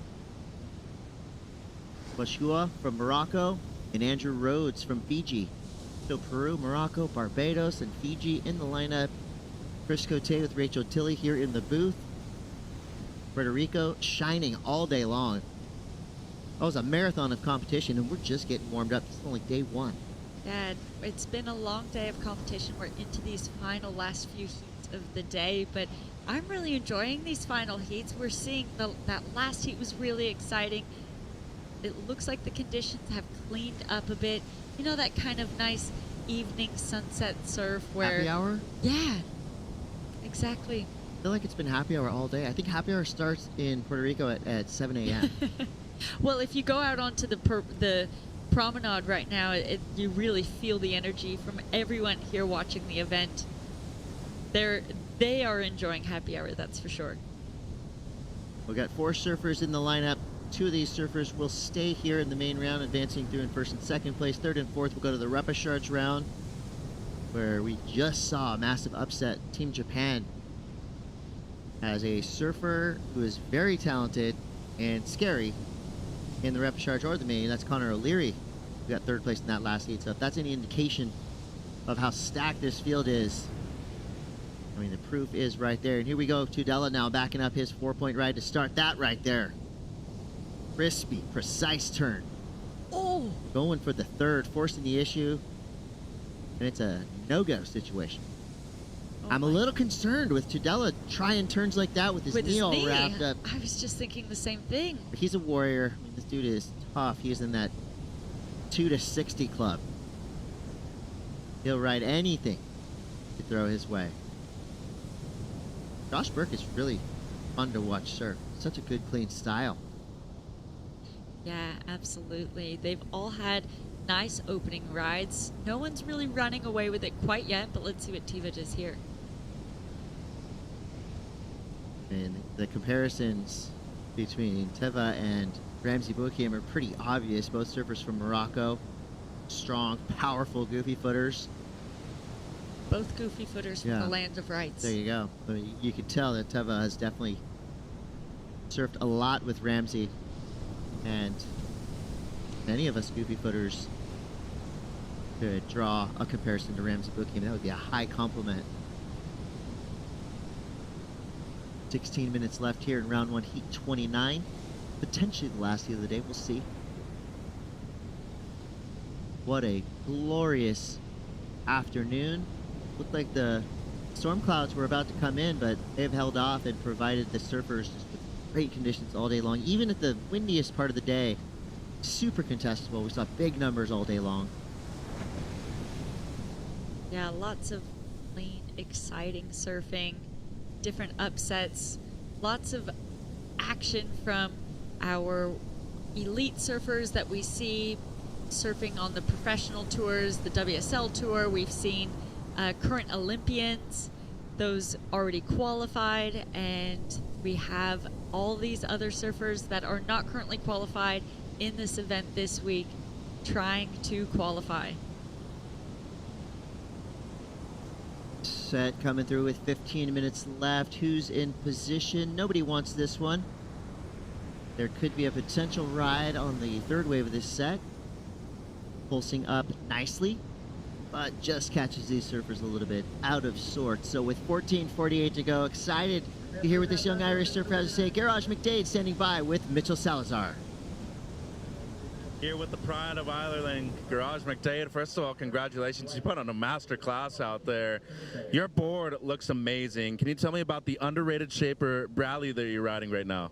Cheers, yeah, super fun heat. Yeah, started riding Bradley's there pretty recently, last year, and they're just amazing. Every single board I've got off him has been mental. I'm sure, like, you see it, guys like Leo and stuff are riding them, so yeah, they're mental, and the boys there are legends. Everybody at Bell Surfing there, that the boards are made, it's epic. Okay, I've known you since 2021, I believe, in El Salvador a few years ago. Since then, get a result in Huntington Beach, get a result last year. But today, I was like, dang, this kid can even surf different kinds of waves, too. Accustomed to a lot of reef breaks in Ireland. Comfort level, was it high up here? Yeah, for sure. Like, we get plenty of reef breaks and slabs, and yeah, it's pretty similar to a wave at home when it's kind of onshore, like kind of that right wedge ball, and yeah, I'm feeling good and feeling comfortable. It's just lost a bit of weight with a wetsuit, but it feels pretty nice. A bit different, I would say. Last thing, you're really one of the hopes for Ireland to do well. Maybe not the pressure of wanting to qualify. I know it's a goal of yours, but most importantly, getting surfing more developed over there. Most people from Ireland only try to pursue big waves. What kind of advice would you give to a kid like yourself growing up to try to pursue more competitive surfing from Ireland? I guess, yeah, it is the thing in Ireland. Everyone knows it for big waves, and I love to try and get some big waves at home too. It's pretty good, and I guess just for people coming up is just keep trying and keep focused, and yeah, keep training, get into, try and surf as much bad waves as possible. That's the problem at home. We have perfect waves, and you just need to keep getting in the bad stuff and the slop to get better at contests, because that's pretty much what contests are in all the time. Yeah. Congratulations, Garage. See you in the next round, okay? Epic, thank you.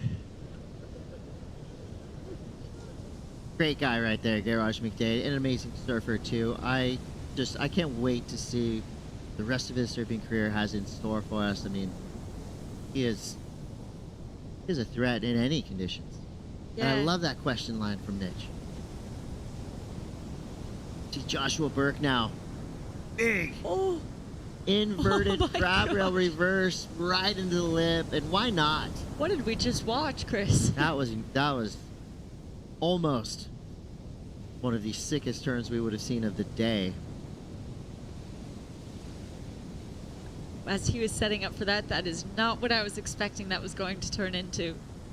And that's how you get those excellent scores, right? Yeah. Do the unexpected. Blow the judges' minds. They all know how hard that maneuver would have been if he made it. Most likely would have gone into the mid-nines. I mean, it was so fast, so dynamic, upside down, inverted. But it's a 0 because he didn't make it. That's true. It's actually it's a 1 point. Okay. Exactly. One more point than 0, but doesn't go into a score line. Points for effort. 11:20 to go here. Tudela in the lead. A medium scoring affair so far. Can Andrew break that cycle? Your Fijian comes off the bottom. Throwing his body into that first turn. Hits the second. Fighting to get around this section to stay on the open face. Andrew Rhodes, Team Fiji. Doing him proud. That's going to be his best score for sure. That was timed really well, too, from that first maneuver straight into that second maneuver. Really liked the look of that. I think the judges will, too.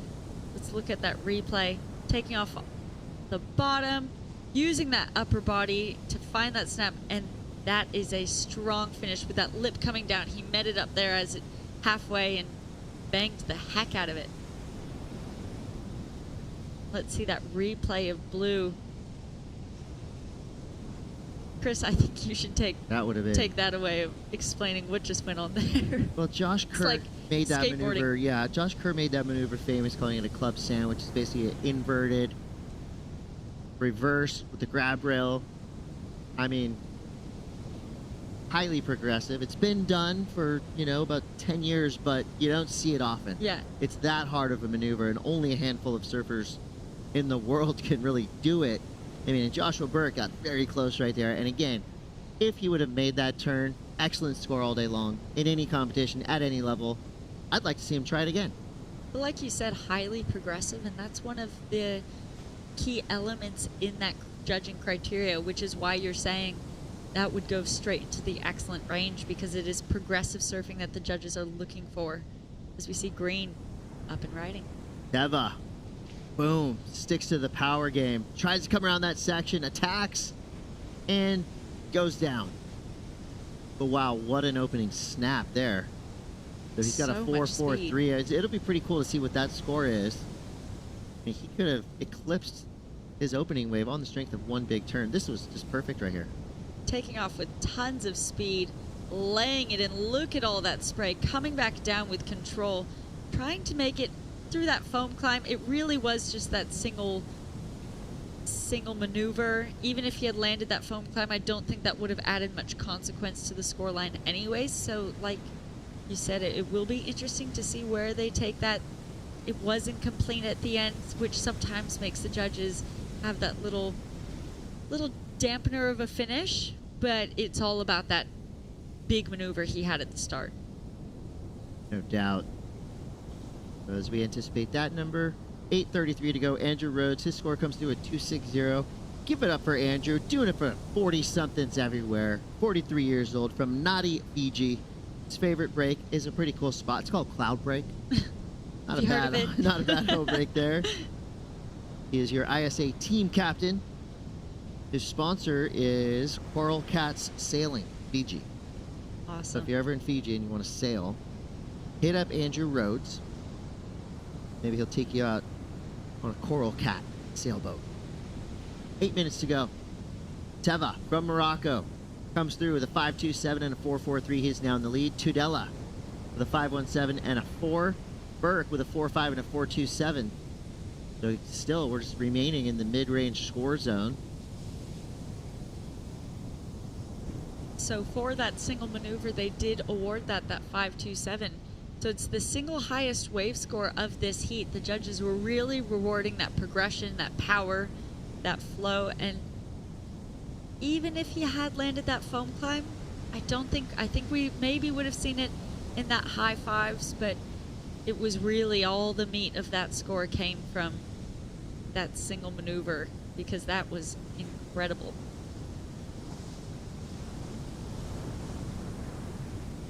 The evening draws nearer. Still plenty of action here at the ISA World Surfing Games as Miguel Tudela, one of a very few select Olympic surfers. He wants back. Paris 2024 right around the corner. Going to be fielding 14 Olympians from this event. History will be made by the end of the week. I really feel like even as early as Thursday, Friday, those Olympic dreams will be coming true. Fernando Aguirre is going to be very busy. Apparently he's got some golden tickets to give out. Again, not mad at Josh Burke for trying awesome I was just going to say the same thing. I'm enjoying watching the progression, but I'm sure his family at home is saying, okay, he only needs a 4.68 at the moment, so get one on just in the bag and then start going for the progression.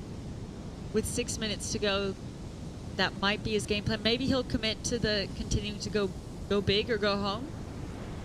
But with a 4.68, so grabbable. And Joshua would have liked that.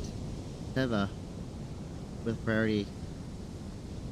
Bit of a mistake, a little bit too late to the lip there. He goes down. 5 minutes and 44 seconds go. Here's where time is going to fly. So Josh Burke getting back into the lineup. Andrew Rhodes representing Fiji out the back in that top priority spot. We do have a three-way paddle battle. So our priority judges right on top of it. Hawkeye in the lineup to see who will be in second priority. And it's going to be Teva. That means Josh Burke in third priority. I'm going to look here. Andrew's going to go. So Andrew Rhodes, big pinch-free slide, lands like a pancake in the flats and almost gets back up. Full credit to Andrew Rhodes, going for broke right there. 43 years old and absolutely sending it. Surfing like a Grom. I love it. Yeah, that was awesome. He's going to feel that one tomorrow, that's for sure. We're all going to feel that one tomorrow. And Teva, again, a second. Unforced error. So that leaves the door open now for Joshua Burke, who's sitting out the back with priority. You see some frustration from your surfer in green, Teva, representing Morocco. Now let's look at that wave of Josh again, going for that air, grabbing rail, and obviously coming unstuck. And the Fijian going big.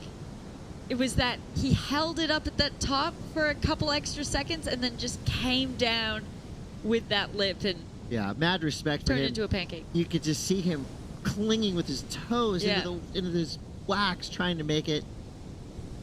I love when you see someone send it like that and really try to ride out from it by any means necessary. Shout out Andrew Rhodes, that was sweet. And sour at the same time. That's called a back stinger. That's a stinger. Yeah. A back flop from about 8 feet up. I'd say these last 5 minutes or these last 3 minutes have gone exactly how Josh would have liked them to go, because he's now sitting with first priority. Both Miguel and Teva have not improved their situations.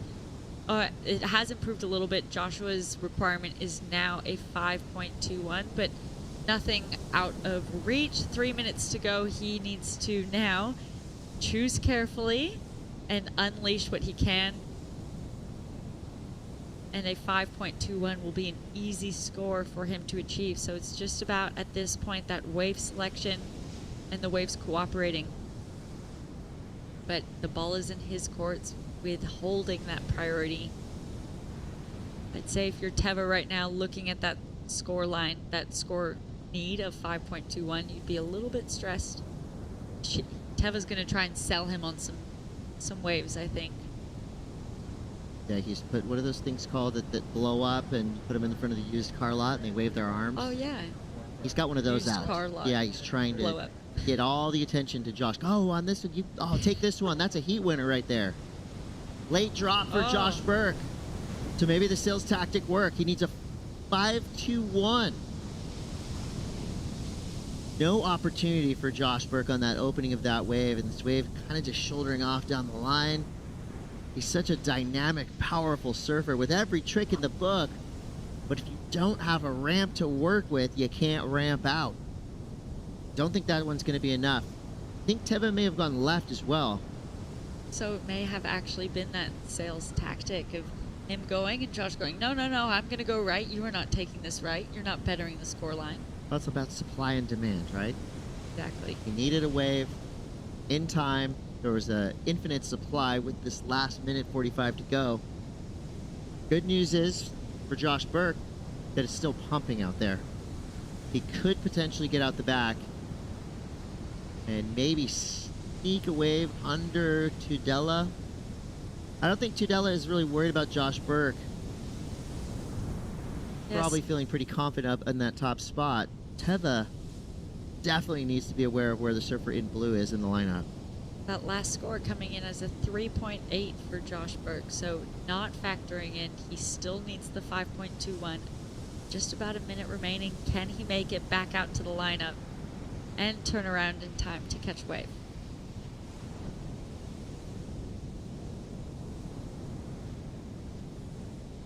Inside of a minute now.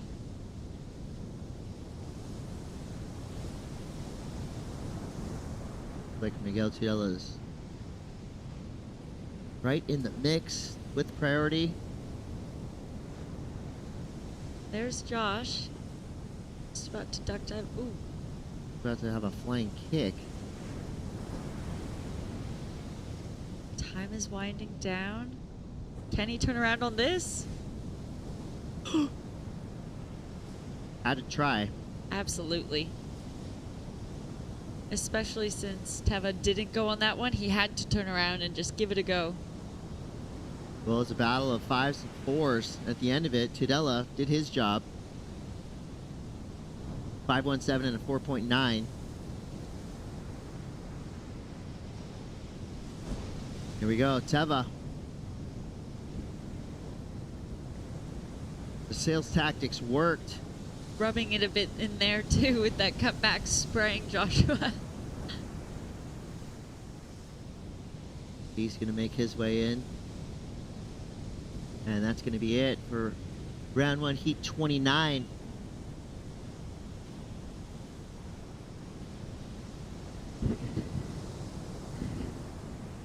All surfers are coming in there. That was a wild heat. A lot of mid-range scores there. But those scores don't really matter. The only thing that matters at the end of those heats are the placings.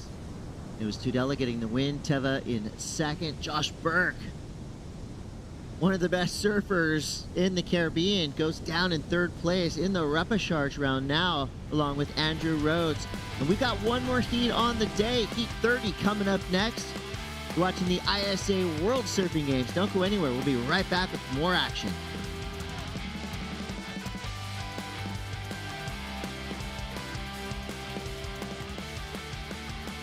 Desde la primera vez que te probé, ese sabor nunca lo olvidé. Quiero mi pancho, te amo pancho. Desde la primera vez que te probé, ese sabor nunca lo olvidé. Quiero mi pancho. Campo Pancho, solo $4.99. Te amo pancho.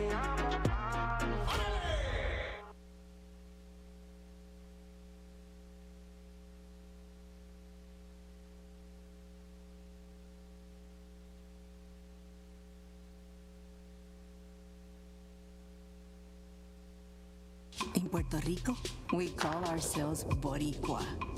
We are proud, passionate, and full of life.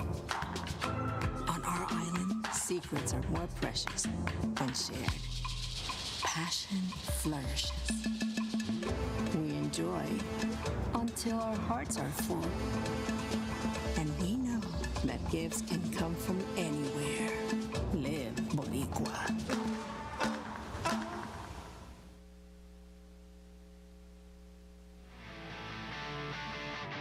We are living that Boricua lifestyle down here in Puerto Rico at the ISA World Surfing Games 2024. Chris Cote here with Rachel Tilley. This is your last heat of the day from Arecibo. Beautiful part of this world. And let's get right into it. Here is your surfer in blue, Jason Latham, representing American Samoa. Always come through with a spirited team. Big finish from their team leader, Liam Wilson, earlier today.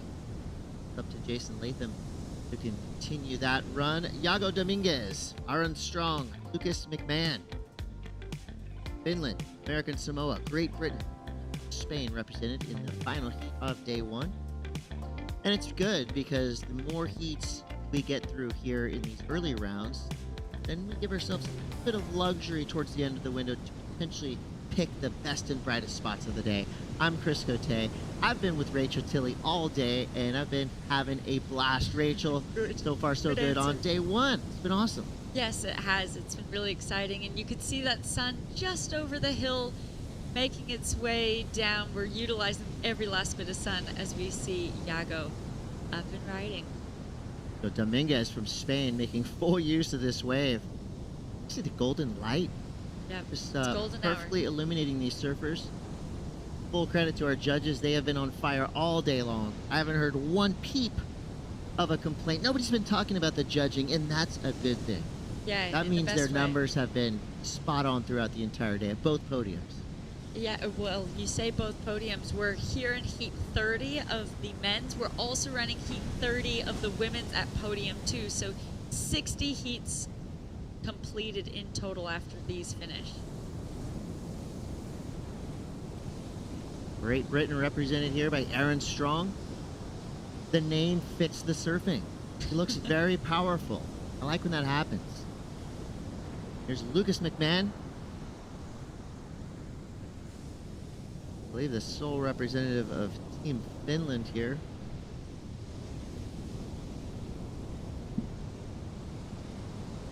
So 15:50 to go. And while we've had an incredible run of surfing today, tomorrow is going to be just as radical. We're going to start the day with a guy named John Florence. You ever heard of him? I have. It's pretty good. Yeah. Yeah, not bad, not bad. That will be drawing the crowds. I know it's so packed right now, but we will be seeing everyone here early tomorrow morning to watch that. As we see Dominguez just get unstuck, trying to release the fins there. Slides out a little bit. Yeah, an exciting last few heats. So first round is 36 heats. So we have to run heats 31 to 36 tomorrow morning to complete this round one of the men's.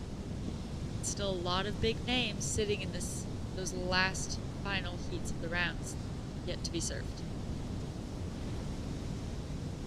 14:50 to go. First scores are coming through. 5.63 for Iago Dominguez. He did a lot of work on that wave. Team Spain's got to be stoked with the way he started off. Waiting for the numbers to come through for Aaron Strong as well as Lucas McMahon. Lucas McMahon in white representing Finland by way of Seaside Reef. He is a certified lot troll. Surfs down there at Seaside. Good friend Ellie Timperi, who also represents Finland, who's not here this year, but also comes from a long line of lot trolls, including Jake Marshall, Rob Machado, Dave Sherman. So a lot of great surfers coming from that area. And 2.93. Now Lucas starts his heat. So 14 minutes to go here. Surfers waiting for the next set to come through. Gives us the opportunity to learn a little bit more about Miguel Tudela, who is with Mitchell Salazar. Here with Miguel Tudela. Miguel, first of all, big congratulations. You still have a bionic knee on you, by the way. But most importantly, you've kept a great core group together from Team Peru. It's been lasting close to a decade now. You're at the forefront of that. The opportunity that you have to not only lead this team to another potential gold medal as a team, but also qualify for the Olympics. What kind of opportunities do you see in the future for yourself? Yeah, it's been good. This same team has been charging the ISA for a long time, and we've been trying to do our best. Alonso, Luke, and me have been on the team for the last, I think, 4 or 5 ISAs, and on the girls, the new coming girls, Sol and Arena, adapted really good the last couple of years, and I feel, and Danielle, of course, but I don't know. It's a great team. We have a good a couple of coaches. We have Gabriel, Carlos Mario. Now we have Richard, Aaron, and all the crew. Cristobal is here. I barely made it for the event, and it was just a close call, but I needed to give it a chance, and I'm just really happy my knee is holding, and it will hold all the way to Paris. I met you in 2011 in Punta Hermosa. You made the final there, and you were actually world champion as a team at that event too. Since then, what do you think has been the major change in your surfing career so far? Actually, before Peru that year, I didn't even make past the 4th round of repechage on the ISA, and on that one I went all the way to the final. So I think the confidence changed on that event, and I started doing good on the QS, started doing good on a couple results, and I tried to do my best every day I train, and that's it. Just keep the good mojo and good vibes, and try to train and just do everything I can 100%, and at the end jump in the water and just try to surf my best. You also have the distinction of being 5 for 5 in terms of the QS in South America. Not even a single Brazilian has that kind of record. What kind of performances do you think we can expect from yourself, Luca, the rest of the team, especially a lot of the ladies who have a lot to prove too? I think we're warriors. We always do our best out there, and we live our heart in the ocean. So we're just gonna charge it all the way, and till the horn sounds, we're just gonna try to push the scores and do our best and never give up. And I think that's what you're gonna expect. You're gonna see from us for the next couple of years. And I know there's a couple Peruvians that are gonna be in the tour for the next couple of years and qualify. So I just have good faith on that, and just keep training. That's the only way. Defending gold medals as a team, anything you want to say back home to El Perú? Agradecerle a todo el mundo, a mi esposa, que ha sido mi soporte estas últimas semanas, han sido bien difíciles, a mi familia, a mis sponsors y a toda la gente de Perú. Gracias por apoyarnos. El equipo ha tenido un gran día, todos hemos pasado primeros y nada, arrancamos el ISA y vamos a defender ese título. Gracias, Miguel. Solid surfing there for Miguel Tudela. As always, he is super consistent. And he's been doing it at a high level for quite some time and will continue to do it at a high level for a long time coming. Extremely fit young man right there. Expect big things here in Puerto Rico from Miguel Tudela. We're now inside of 11 minutes. Iago Dominguez has the lead with a 5.67 and a 4.83. Aaron Strong from Great Britain in second. Jason Latham hanging on in third. And Lucas McMahon just with a 2.93. Room to grow for your lone representative from Team Finland. Chris Cote with Rachel Tilley for the final 10 minutes and 15 seconds of a long, awesome day of surfing. What a great spot for a surf contest. Yeah, it's been a true pleasure to be watching all day. A beautiful wave we've had here today. beautiful conditions, but not just at this wave, at podium, the podium 2 where the women have been surfing, and then just if you're out on the beach, or sometimes we see from the drone view, you see just waves all along the coast. So to be here in Puerto Rico is so special. I know everyone is very excited to be here for the ISA 2024 World Surfing Games. Here we go, Aaron Strong, Team Great Britain. Going for the power slide. Goes down. Well, that's the commitment and the critical surfing the judges are looking for. Obviously, he would have been intending to complete that, but that's great intention. 9 minutes to go. There's plenty of time remaining. He's sitting in second position, but he would be actually looking to replace both of those scores in order to make himself sitting a little bit more comfortable and make that requirement for Jason higher than that 4.64.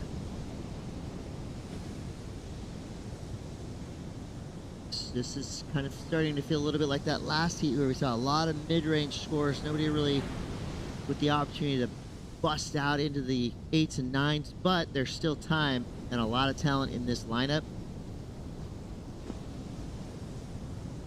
I like when you say something like that and then something like this happens. On demand, a wave comes through. It's Lucas McMahon in position. Trying to get around the section. It runs away from him. Just a little too deep there, out of position. Gonna hand priority over to the rest of the field. Iago Dominguez now in the red in that top priority spot.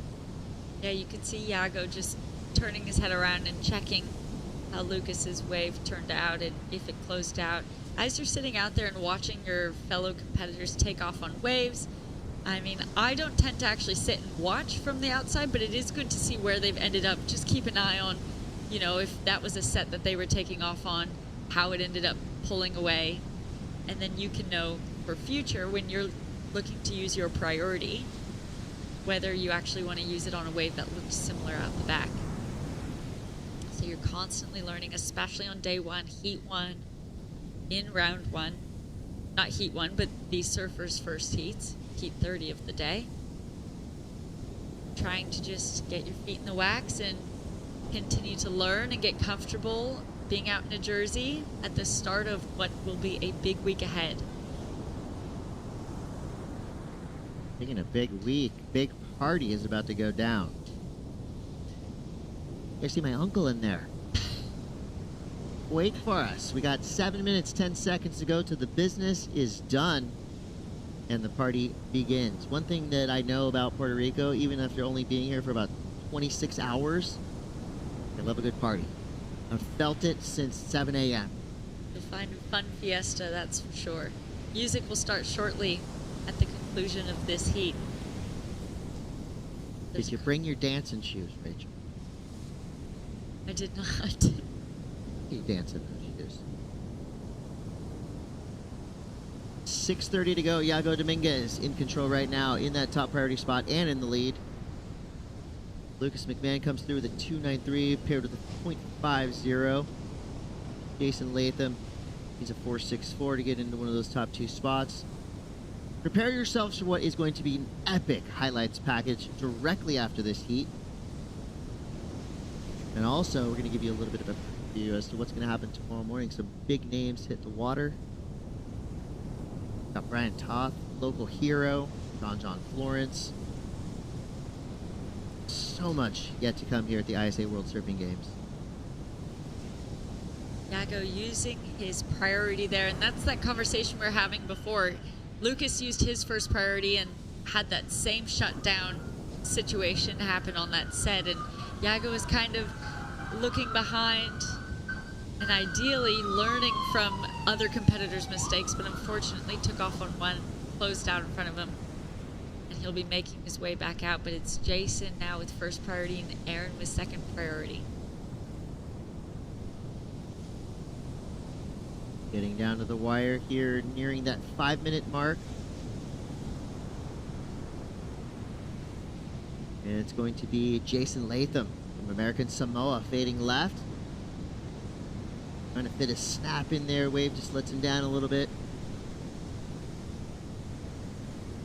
The lefts have been the less popular options for today. However, we have seen some really impactful scores come from lefts throughout the day. Far and few between, but impactful nonetheless. Yeah, I feel like the tide's been pushing up for the past few hours, making things a little bit more shouldery on a lot of these waves. Some of the bigger scores we've seen have come really on the strength of that end closeout section. Yeah. It's almost like contradictory to what you would want in a free surf. You want the wave to close out so you can do at least one big impactful turn at the finish. The judges are looking for 4:26 to go.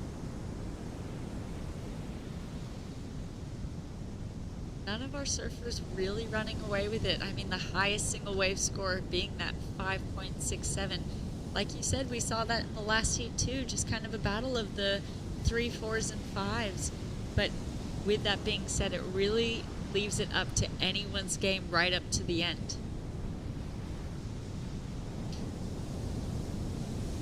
Here comes a peak. Who's in position? Nobody. It's a fun looking wave right there. Maybe not a big scoring wave, but fun looking. And here we have Aaron Strong using his first priority spot. Comes around this section right up into the lip. Nicely placed there. Like the Go-Go set. Goes head over heels into oblivion right there. You can tell he was really fighting for every point he could get. Sometimes when you push too hard, that's what happens. First term's pretty nice. Might improve on that 2.67. We'll see. But now we're down to 3 minutes. Yeah, with no short of sun. Look, it's starting to get a little bit dark to see. We're maximizing this day in total. That wave coming in as a 2.73 for Aaron. So improves the scoreline just by a hair. His previous wave that he replaced was that 2.67. So didn't affect the requirement by that much for Lucas. Looking for a 3.48 as he takes off on his backhand. Here we go. Lot Trolls represent Lucas McMahon. Oh, tussling with the whitewater. Can he stay on his feet? Just gets blasted. You can see the look on his face. No! He completed that turn that he had done, but then was kind of stuck in between the convergence of those two whitewashes and didn't have enough speed coming down through it. Stuck between a rock and a hard place right there. That's exactly right. In the whitewater, and this place is pretty powerful. More often than not, when you're in that position, you're getting taken out. So Lucas McMahon hoping that one turn was enough for a 3.48. Questionable. It looks like it comes in as a 2.33. So going. Question answered. Question answered. Going into a scoreline, but not affecting his requirement. Aaron would be, his heart would be beating fast right now. It's always really nerve-wracking when the person who only needs a small score takes off on a wave and you see spray coming out the back. Going, oh no. Only a surfer knows the feeling. Only a competitor knows that feeling. That's not a good one. Yeah, it makes it worse too if you hear the beach erupt. Oh, I've had that. In both scenarios, it's good when it comes when it's your you. way. When you get that score, not good when you're pulling your hair out and sitting out in the lineup. Aaron going left. Fading left. Backside setup turn. Now he goes vertical. All right, he's trying to seal the deal here. He may have done that and more. Would need a 6.83 to take over that top spot, but either way, that was a strong defensive maneuver and offensive maneuver because he blasted that second turn. I think the judges are going to love that one. Those are those lefts we were talking about too. That stood up a little bit more than some of those rights that tending to shoulder off. Yeah, that was literally lights out surfing for Aaron Strong. You see now Jason Latham, one last effort there with 35 seconds left. Trying to get around this section to get a 4.70. One good turn there, slides the fins a little bit there. So representing American Samoa well there, Jason Latham. Now Lucas McMahon's out the back in that top priority spot. Will a wave come in time? 15 seconds left. That will feel good for Aaron, absolutely. Just fighting to replace that 2.73 and that 3.67 throughout the entire heat and fumbling a little bit, he can leave that heat going, okay, I had a strong one under my belt. I finally battled against uphill, found my footing. A shadowy figure streaking down the line in the dark. Completely in the dark. Dominguez. Wow. Surfer in red. Okay. That was a solid finish. What a stamp to the end of the day, the end of the final heat of the day. Yeah, hopefully their coaches are on the beach with a flashlight pointing out that little keyhole so they can get in safe. That's a great point. But right, why not run it down to the wire? You know, bird in hand, right? Swell on hand. Keep it going. Run it again. Beautiful conditions that these surfers absolutely lit up, took advantage of. Well, a great start and a strong finish for day one here at the 2024 ISA World Surfing Games. Getting through 30 heats, men's and women's competition. Chris Cote, Rachel Tilley. It's been our pleasure to present you day one of this epic contest. Tons of nations represented so well throughout the entire day. Of course, the highlights package is going to be amazing. It's going to make you want to surf wherever you are in the world. And guess what? We've got about 7 days left of this contest, so you are going to be inspired, and this whole thing's going to make you want to come to Puerto Rico, that's for sure. Absolutely, and John kicking off first heat of tomorrow morning. So set your alarms. It is exciting, so much more action to come. It's been a pleasure today. I can't wait. I can't wait. We're going to leave you with a highlights package and a schedule of events coming up tomorrow. So check this out. Set your alarm. Big day happening in Puerto Rico tomorrow at the 2024 ISA World Surfing Games. We'll see you mañana.